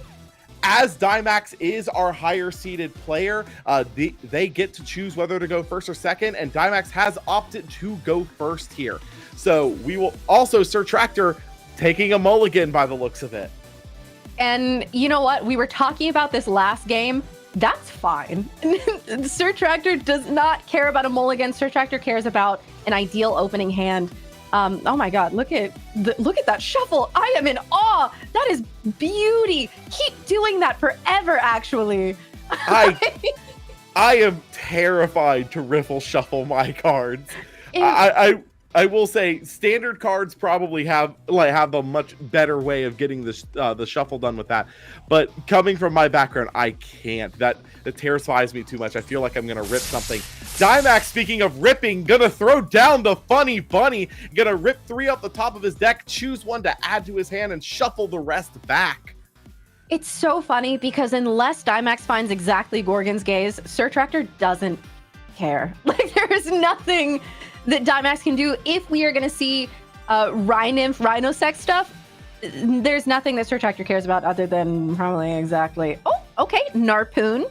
That is a good start. And I'm interested to know if we are going to be going for the Cryo line or the Rhino line.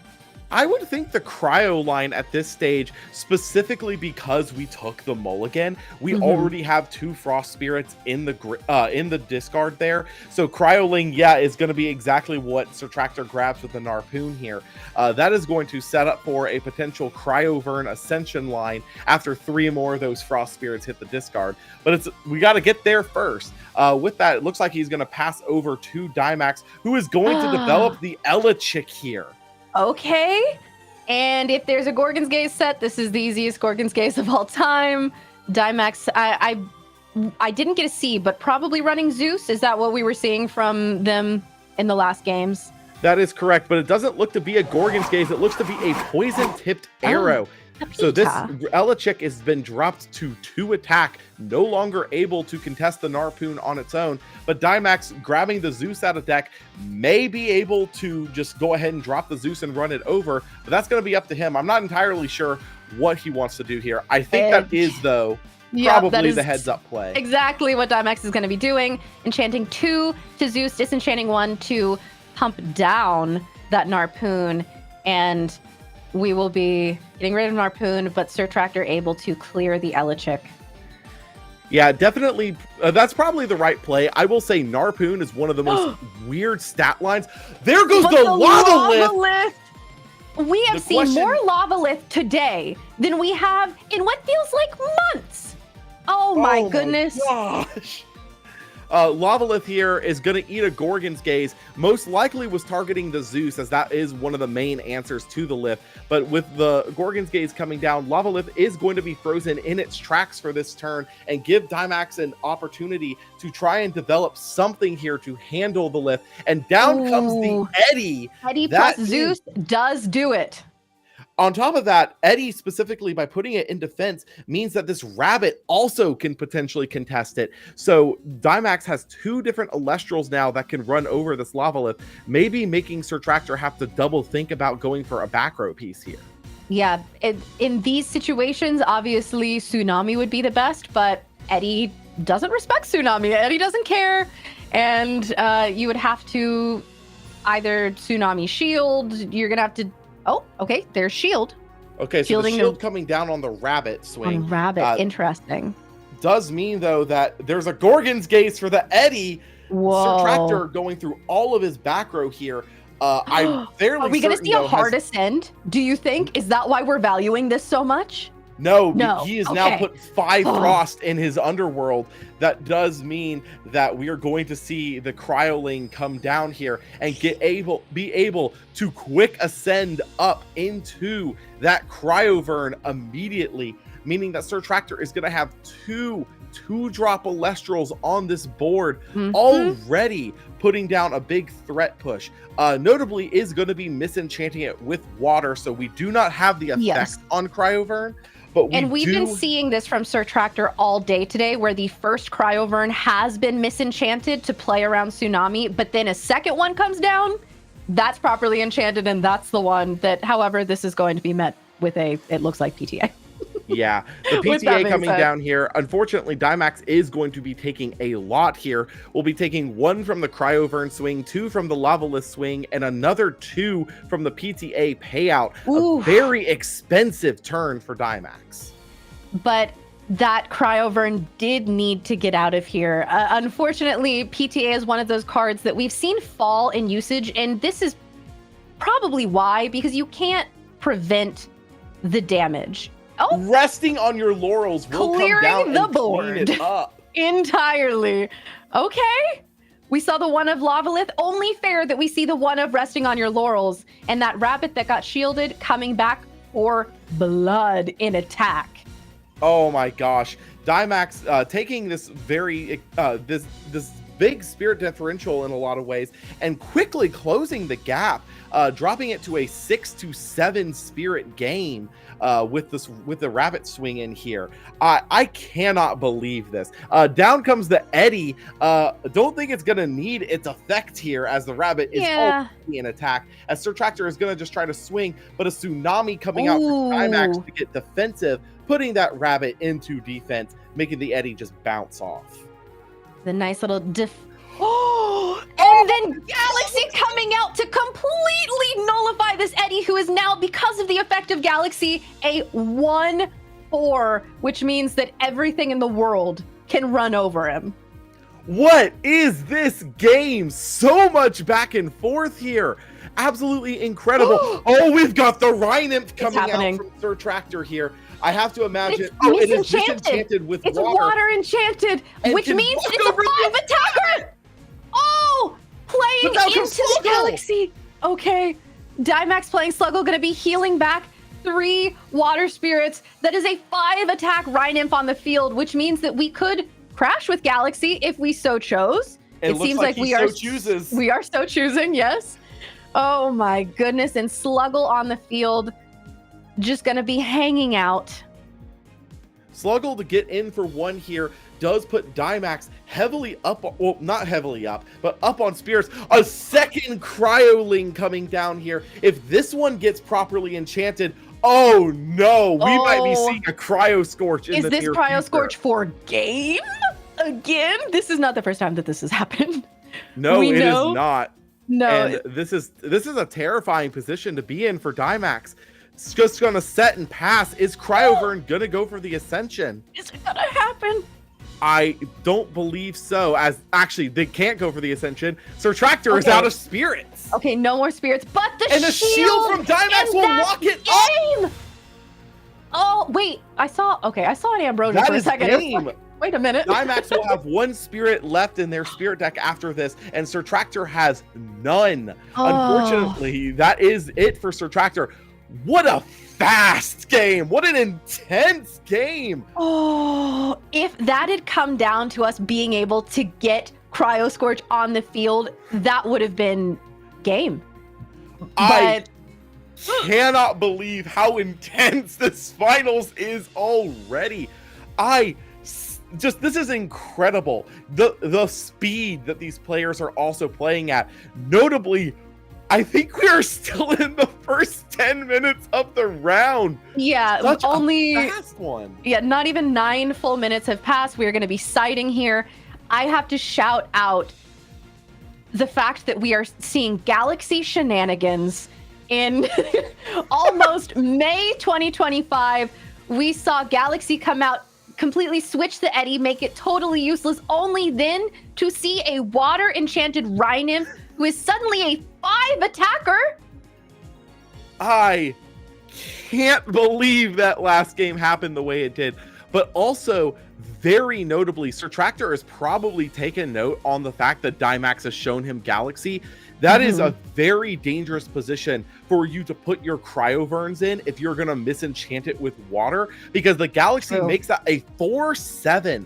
That is actually trivially easy for Dynamax to walk over if you leave it out like that. So maybe Sir Tractor, seeing the Galaxy in the grip, maybe is going to take it a little bit more, not even carefully, more aggressively with his Cryoverns here. That will be interesting to see, because we were just talking about this consistently from each game. We've seen the pattern of first Cryovern comes down, water enchanted. Second Cryovern comes down, properly enchanted, and that's the one that we maybe see turn into a Cryo Scorch. But you're right, with Galaxy, that's something to keep in mind. That being said, with Eddie and Zeus both in Dynamax's list, that is something that is always scary regardless. Yeah, it looks like our players are done siding and we are ready to jump into game 2. I'm still catching my breath after game 1. I have no clue how intense this is about to get. Starting off with a Nectar of the Gods out of Sir Tractor here, specifically using 2 Frosts. So that does mean that Cryoling is already getting started up. We've got a Narpoon that comes down directly after. I have to imagine that's going to search the lane. I think you're probably right, especially starting to load up that Underworld with the Frost Spirits. And for those of you watching... Oh, no! That's an Enfrostrix! Oh! So that is a play that we did see out of Sir Tractor back in, I believe, round 4. Yes. Where he went through the Cryoling Ascension into Cryovern, followed it with the Enfrostrix to bring it back and immediately get a second Vern onto the board. That is absolutely intense. Down comes the Eddie out of Dynamax. That is going to... Oh, it's going to eat the PTA is what it's going to do. Which means that Eddie can no longer run over this Narpoon? Yeah. Okay. Dynamax does this wonderful thing where he likes to swing at a defense position to show dominance and then pass the turn. Okay. And you know what? It was so confident that it had me doubting my math.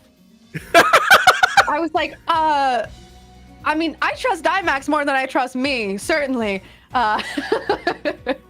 We're going to be going back to Sir Tractor here. And expend a draw. Oh, okay. And notably, though, I think that is 5 Frost already in Sir Tractor's Underworld. That is a very terrifying position to be in. A Galaxy coming down out of Dynamax will put this Narpoon to a 3/4 as well.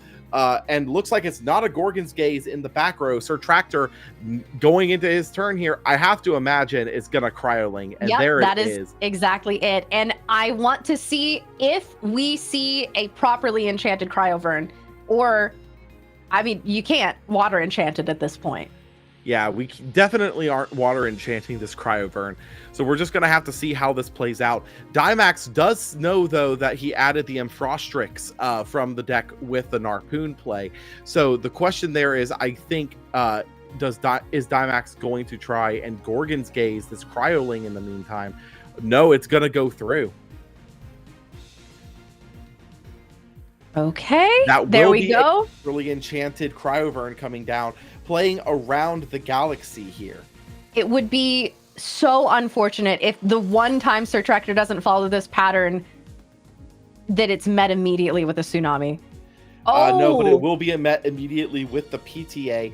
That does drop this Cryovern down to a 5. Still able to crash with the Whale. If, crash and deal the 1 damage, which is and down comes and there's the Enfrostrix that we were just mentioning, going to bring back the Cryoling and attempt to ascend again.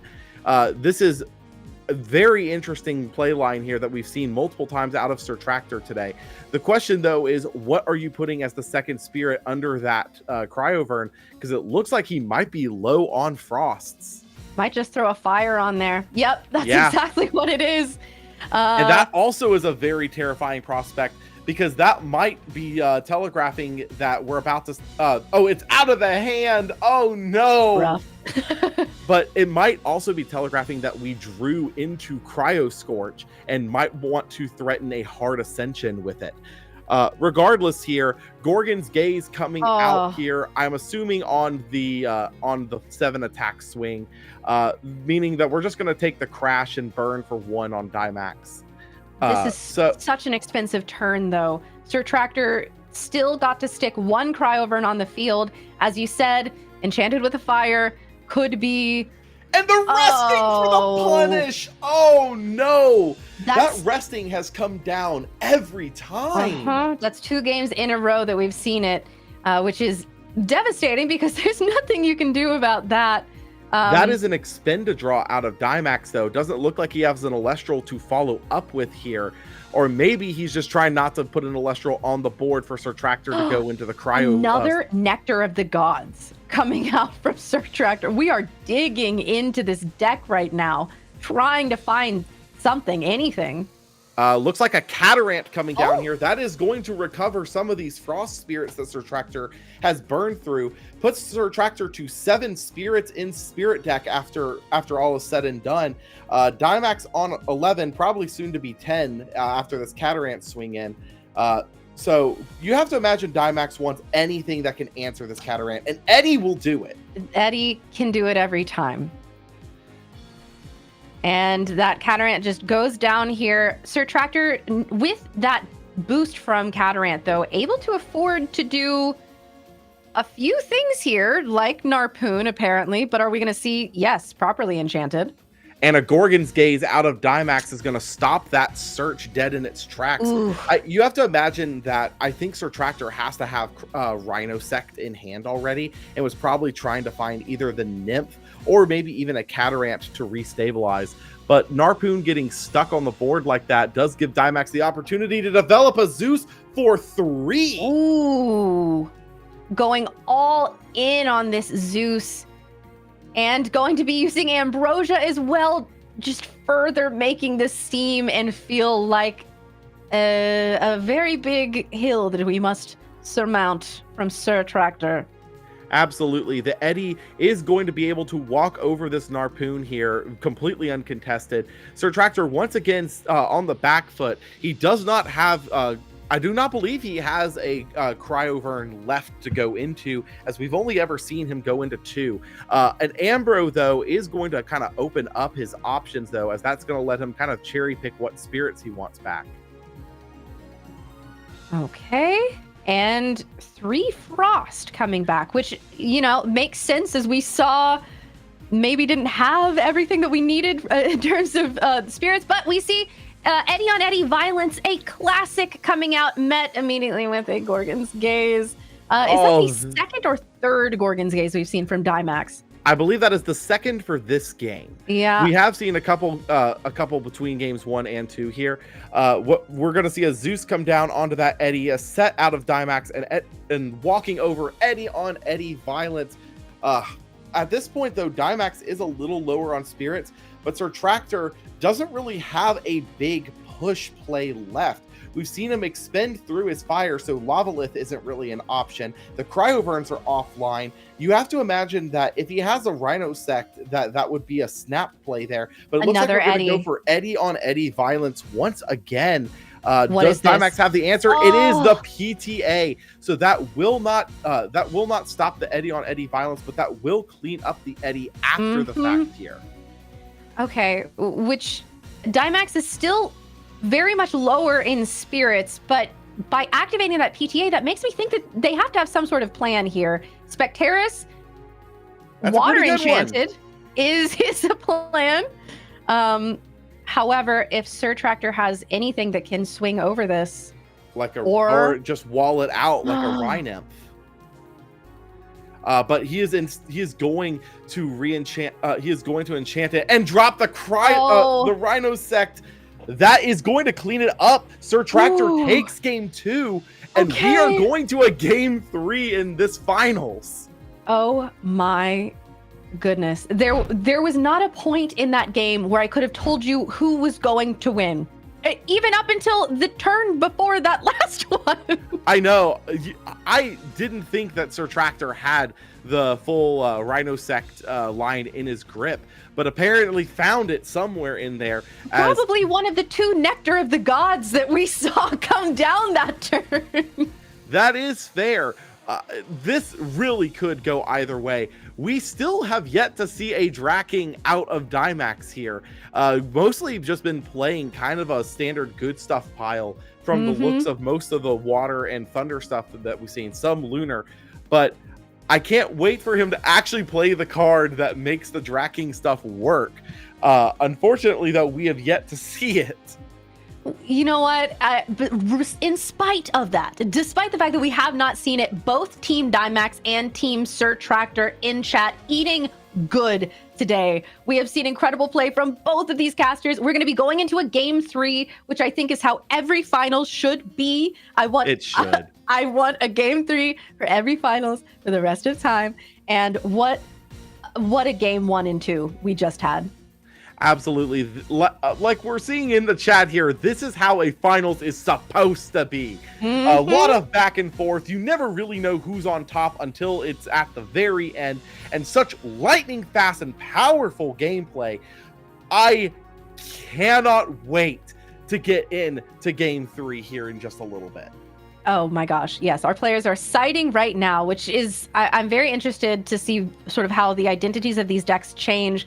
As soon as we're done here, I am going to be going and looking at these lists from both of these casters just to see what on earth we're actually working with here, especially this Dynamax brew that I keep hearing you all talk about as if there's just things lurking in this list that are like eldritch horrors beyond my comprehension.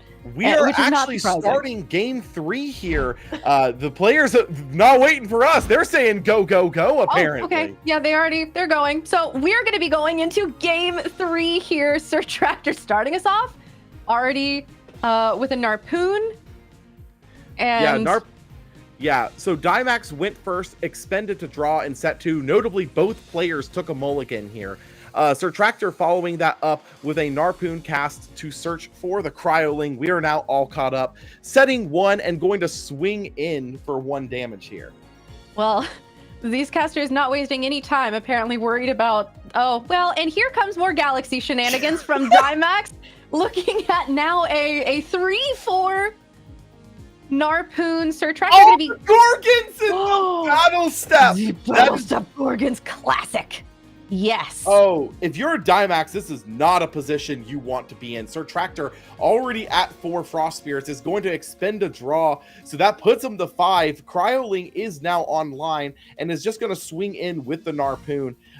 If you're Dynamax, you need to find something to get yourself ready for this Cryoling Cryovern that is absolutely on the horizon.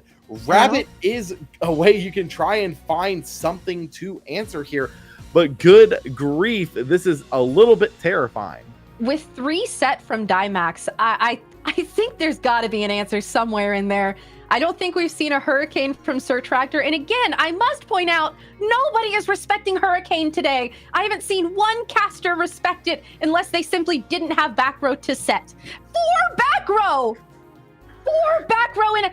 Okay, if I don't see a Gloombat next tournament, you will all hear from me. Rhynymph coming down here from Sir Tractor, going to get the Expend Frost in order to try and put itself down as a artifact on this Astrabbit. Going to drop the Astrabbit, I believe, to 3 defense here. Immediately, Dynamax is going to pay Tsunami Misenchanted with a Thunder off that Astrabbit to take the Rhynymph off the board before it becomes a problem. And that's so I played Rhynymph for a little bit, and that was a move that it was simply spoken of as if in lore and legend that, you could have a Tsunami set and sort of like misenchanted and to do this. And it's so cool to see it actually happen. It's like meeting a celebrity. Thank you, Dynamax, for that. That was really, really cool, actually. So notably, Sir Tractor played an Ambrosia there and got back 3 Frost Spirits. I believe he is still at 5 in Underworld. Dynamax once again needs to find an answer. Spectaris might be a pretty solid one if it wasn't for the PTA. No! But then Zeus coming down saying, I am going to get over this Narpoon regardless. And yeah, there he that goes. will in fact do it. Sir Tractor, though, now staring down 3 back row going into his turn. He has And the a option Zeus. to go for, 3 back row and a Zeus. He has the option for the Cryoling line. It looks like he is going to take it here. Cryoling going to be able to just absolutely go nuts here if allowed. Notably, let's see here if he's going to go for the proper enchant or the water. It's going to be the water, not respecting the whale. Not respecting the whale. We saw one galaxy, which have we seen more than one hit the board any time in these past 2 games? I do not believe we have seen more than one galaxy on the board at any given point. So maybe Sir Tractor calling a bluff, calling I don't even know if you have more than one in this list of yours, or simply just saying one of those back row has to be Tsunami and I can't do anything about that. Yeah, absolutely here. Notably, no answers from Dymax on this Cryovern cast. Looks like Sir Tractor is just going to take what he can get here. Is going to swing in, but there's the shield. Dymax paying off the Zeus for the shield here. Going to drop an additional 2 in order to bump it back to hand. That does mean that we have to deal with that sometime in the future. But down comes the Spectaris from Dymax, saying, "Okay, you're already low on spirits. I'm just gonna put the screws on, see how this goes." Dymax isn't an advantage here because everything that Sir Tractor wants to do that is going to be game winning costs a lot of spirits. Dymax is playing a game where, I mean, we've heard about this Draking, we saw it hit the field, but they don't need to play Draking or these big multiple drop Elestrals in order to win. They can play this low to the ground sort of wide board strategy as well. Yeah, so there's the 1 damage into Sir Tractor there, expending a fire for that damage. Cryoling number 2 coming down. Oh no, this might be terrifying. And there it is, the Gorgon's Gaze. So the way this works, because Cryoling will leave the turn suppressed and not be able to go into one of the big things, it will go to Dymax's turn, still on the board, getting all the attack from the Frost Spirits in Underworld. Meaning that Dymax will still need to have an answer for the Cryoling, as in Sir Tractor's draw. I believe it's Sir Tractor's draw phase, or whenever it'll go up. Oh, for a Rhynymph.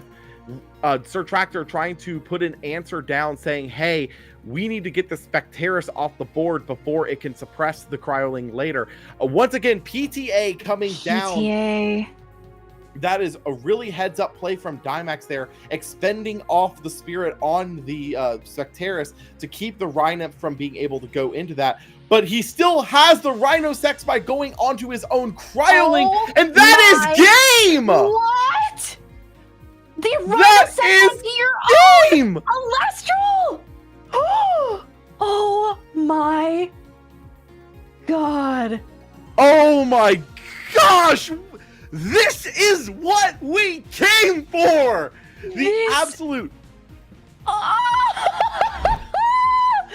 Oh my gosh. Sir Tractor said, I can't let you get away with that twice. So instead, I am simply going to get around that by Rhynymphing my own Cryoburn! Oh my gosh. Sir Tractor that is a heads up new champion. Sir Tractor is your champion for today's premier webcam event. Now, I was trying to play a little bit coy on it. I knew what Dymax's big play was for Draking. It is specifically Foamy. So, Foamy getting run over can float into Schnark, who can then search the Draking, and because your opponent has already gone through battle, you can the next turn ascend over the Schnark for Draking.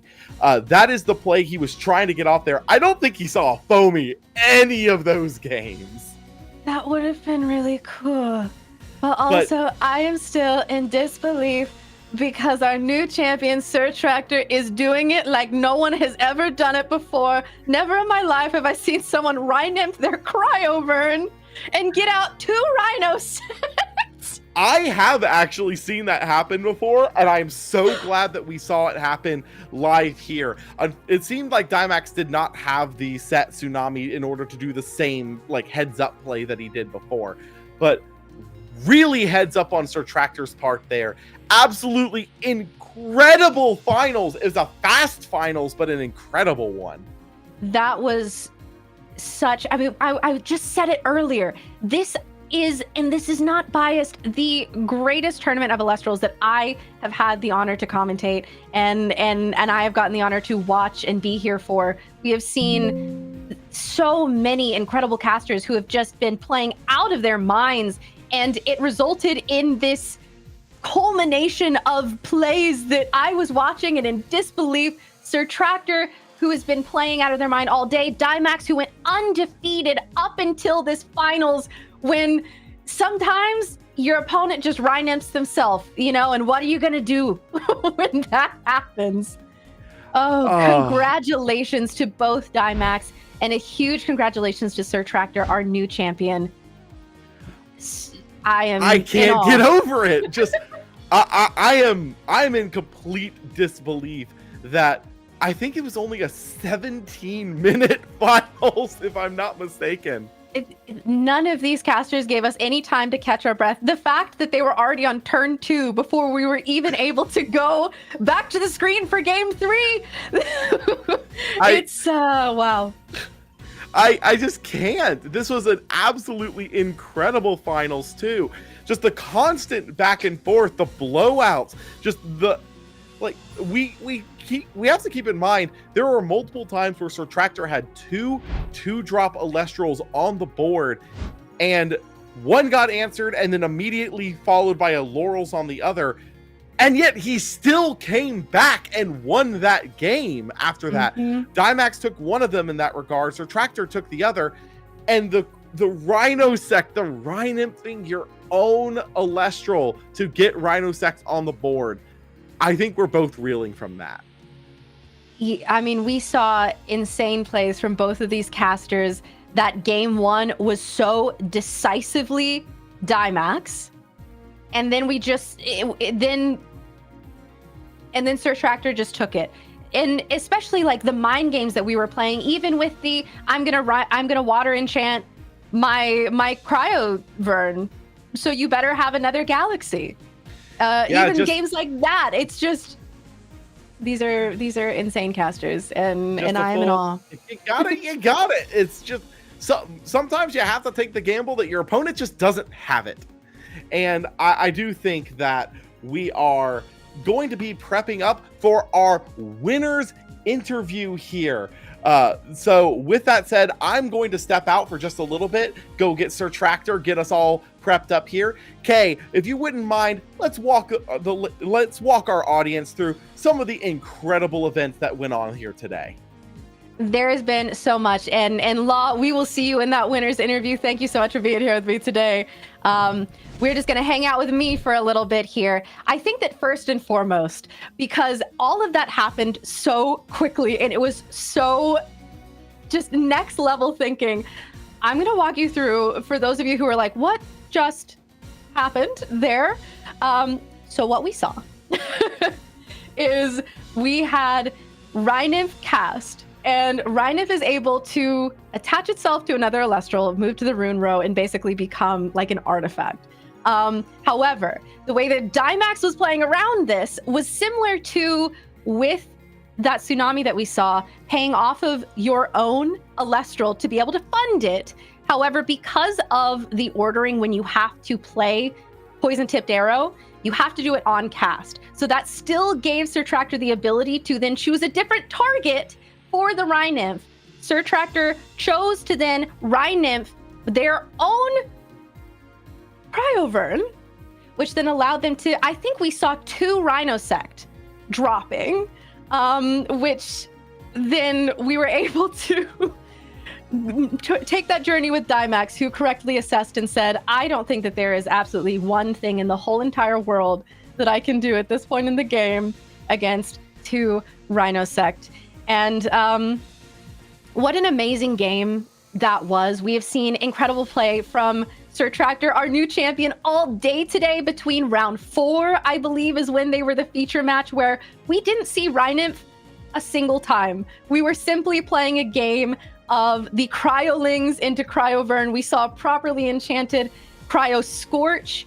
It was stunning. And then, of course, in that semifinal round against Ari, we had all of these dragons fighting each other. We had Pintera hit the board, but despite that, we had what I would like to say is possibly the fastest game of Elestrals, not just games of Elestrals I've ever seen, closing out 2 games in 7 minutes in the semifinals. And that is especially impressive when you consider the fact that Ari was a 3rd place caster at the biggest Elestrals event of all time, the Dallas Open.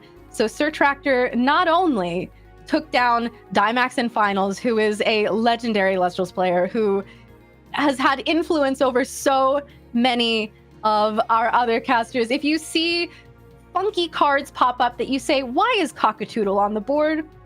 It's probably a Dimax special. But Sir Tractor also took down so many other incredibly talented casters, and this has been such a beautiful run and so hype. If you all are still here, be sure to hang out because we're going to be going into our winner's interview with Sir Tractor. I know that I need to hear the thought processes, the practice that went into this, the development of this list, and we are going to be getting into that very, very shortly. However, I have to say that this Cryosect list has inspired me. I need to build it myself. I don't know about all of you, but I need to give that a try. I know that possibly piloted by someone who isn't at this tier of gameplay might be a little bit different, but you know, I'm hoping maybe this winner's interview will be illuminating. Maybe we can see a little bit of insight into how to play this list.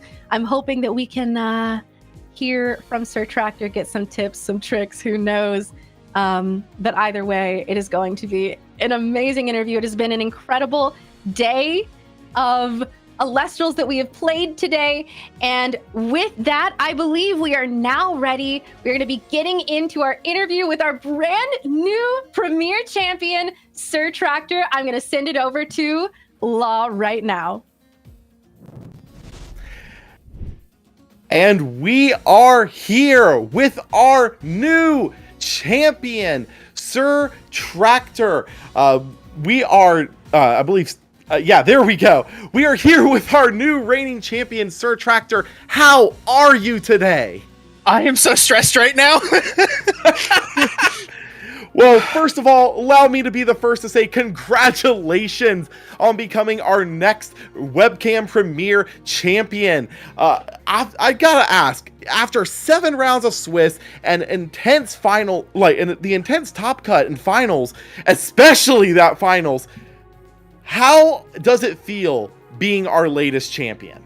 I am super excited. Little stressed right now, definitely a little overwhelmed, but I'm so excited. Extremely. I would imagine so. And obviously you brought a deck here that a lot of people, quite frankly, had written off. Just not many people had put Cryosect in the limelight in a lot of ways. How much time and effort did it take kind of going into this to prepare for this tournament? So specifically for the tournament, I didn't prepare too much. But I have been playing this deck since like middle of Daybreak format. And I when I first picked up the deck, I put in so many hours. I was testing every night with my local Discord. So I was testing every night for quite a while there, and I take it to locals a lot. It's my favorite deck. It's really fun. Yeah, I mean, you clearly showed the power of it. we saw so many different unique plays out of it. From back in round 4 when we had you on feature, you had the cryo scorch that basically set the burn up to actually take the game there. We saw the Rhino Sex coming down, absolutely wiping your top 4 match there, and just the incredible back and forth that you had in that finals. Clearly, this deck has power, and you have demonstrated it very well for us. Oh yeah. With that said, though, we have a new upcoming set just a month away, Divine Champions Firestorm, that's going to be adding a bunch of new cards. Have you been able to take a look through the set, and is there anything in particular that you're looking forward to coming down the pipeline? Yeah, so I'm looking forward to all the Hephaestus stuff. I really want to play the Volcaries deck. It's just looks like a ton of fun. And then the other cards I'm looking at is the Brummelings, Champion of Keon. It's really good. Like, in this deck, I don't know if I'll play it main. I gotta test. But it's really good in the sideboard.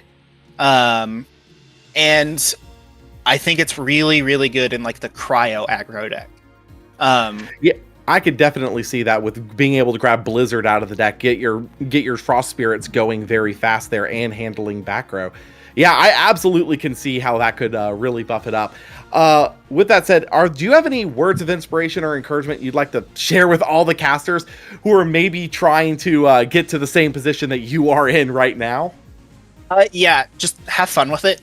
Test, or you can test a lot, but also go to your locals every chance you get. Whenever you have the chance, play the webcams, and then just show up for these tournaments. Just putting in the time will net you so much. Absolutely. And thank you again for jumping on with us. Congratulations again. And before we let you go, is there anyone you'd like to thank or shout out for helping you reach this incredible milestone? Yeah, first and foremost, my wife. She keeps me fed during this because I will forget to eat while I'm playing tournaments. Other than that, I would like to thank all my locals. So we have Adumadam is also at my locals.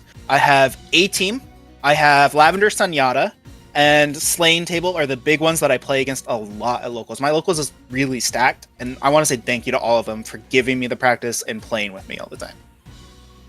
Absolutely. Well, thank you again. Congratulations again. Obviously, you're going to be getting the Torchin Champion of Hestia, champion first place card there. I really hope that you enjoy it, and congratulations again. This is a absolutely massive achievement. Thank you. And with that said, I do believe we are going to be tossing it back over to K-Cray here for a little bit. With that said, thank you all for tuning in. We've got just a little bit left here. Please stick around here, and K-Cray, back to you. So we are back. I have to say, Yeah. Sir Tractor, congratulations, the new champion, but also new star of this entire stream. That baby puppy in the background, I need to know the name. Sir Tractor, drop details. Tell me everything that there is to know about that sweet, sweet baby.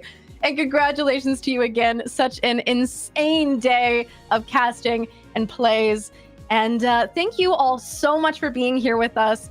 We'll be, as soon as we're ready, going back. I'm going to be joined by Law again. But I do want to, while I have time, say thank you so much to all of you who have been here supporting and watching all day. I think we are ready to get my co-host back on with me. Hello, Hey, Law. Kay. How was So, that? It was absolutely wonderful, but again, cannot stress enough how incredible that finals was. Like, you want to have finals like that. A lot of back and forth. Either player can come out on top, and Sir Tractor absolutely deserves the massive win that he won today. Oh, of course. It was so decisive. It was so, I mean, the fact that we had a 7-minute victory in semifinals today, I mean, there is no doubt in my mind that this was deserved. And I cannot wait to get a picture of that Torchin Champion of Hestia with the dog. I am manifesting that. That's the picture that I need. Sir Tractor, please, we need that to happen. Thank you. Yeah, absolutely. Just incredible games that we saw here today. 7 rounds of Swiss, full top 8 there. I believe we've been at this for what, 10 games on stream here at this point, and I don't think a single one of these matches were lacking. The hype has not been dropped for 1 second. We unlocked animations today that have been in the vault since Frostfall, and I am once again issuing my challenge to everyone watching right now. Your goal for the next tournament is to unlock as many new animations as possible. We have to collect them all. Yeah, and speaking of those unlocked animations, your next chance to get those animations unlocked is coming up here in just a few weeks with our final Premier Tournament of the Moonrise metagame. That is going to be on May 17th. There is a QR code on the screen right now that you can scan and sign up and register for, because we've seen that a lot of these events do fill up. It is better to get in sooner rather than later. I cannot wait to see what the casters cook up for the next tournament. As you said, it has been an amazing day of Elestrals, and I want to give a huge thank you not only to all of you who have been here watching with us, who have been supporting all day, but also to our casters today for putting on what has been an insane show, keeping, to be honest, us entertained all day. They've been doing all of the work here. And I also want to shout out all of the judges who make sure that this runs smoothly. They put in so much work, so much time. And speaking of that, our production team who have been keeping the stream going, I want to do a special shout out to Silver Beanie, who is just the best to ever do it. That's our captain right there. So special love in the chat to Silver, who has just been working at this all day. And thank you, Law, for being such a fun and amazing co-host. And thank you, Kay. The energy you bring to the stream is absolutely incredible. And another huge thank you to MBT, who unfortunately is not here with us for finals, but he's here with us in spirit. And with that said, I think that about wraps it up for today. Absolutely incredible tournament. Cannot wait for the next one. It is shaping up to be the best one yet, if this is anything to go by. With all that said, thank you all for joining us today for such a wonderful day of casting. We cannot wait to see you guys on May 17th for the next Premier event. Until then, take care.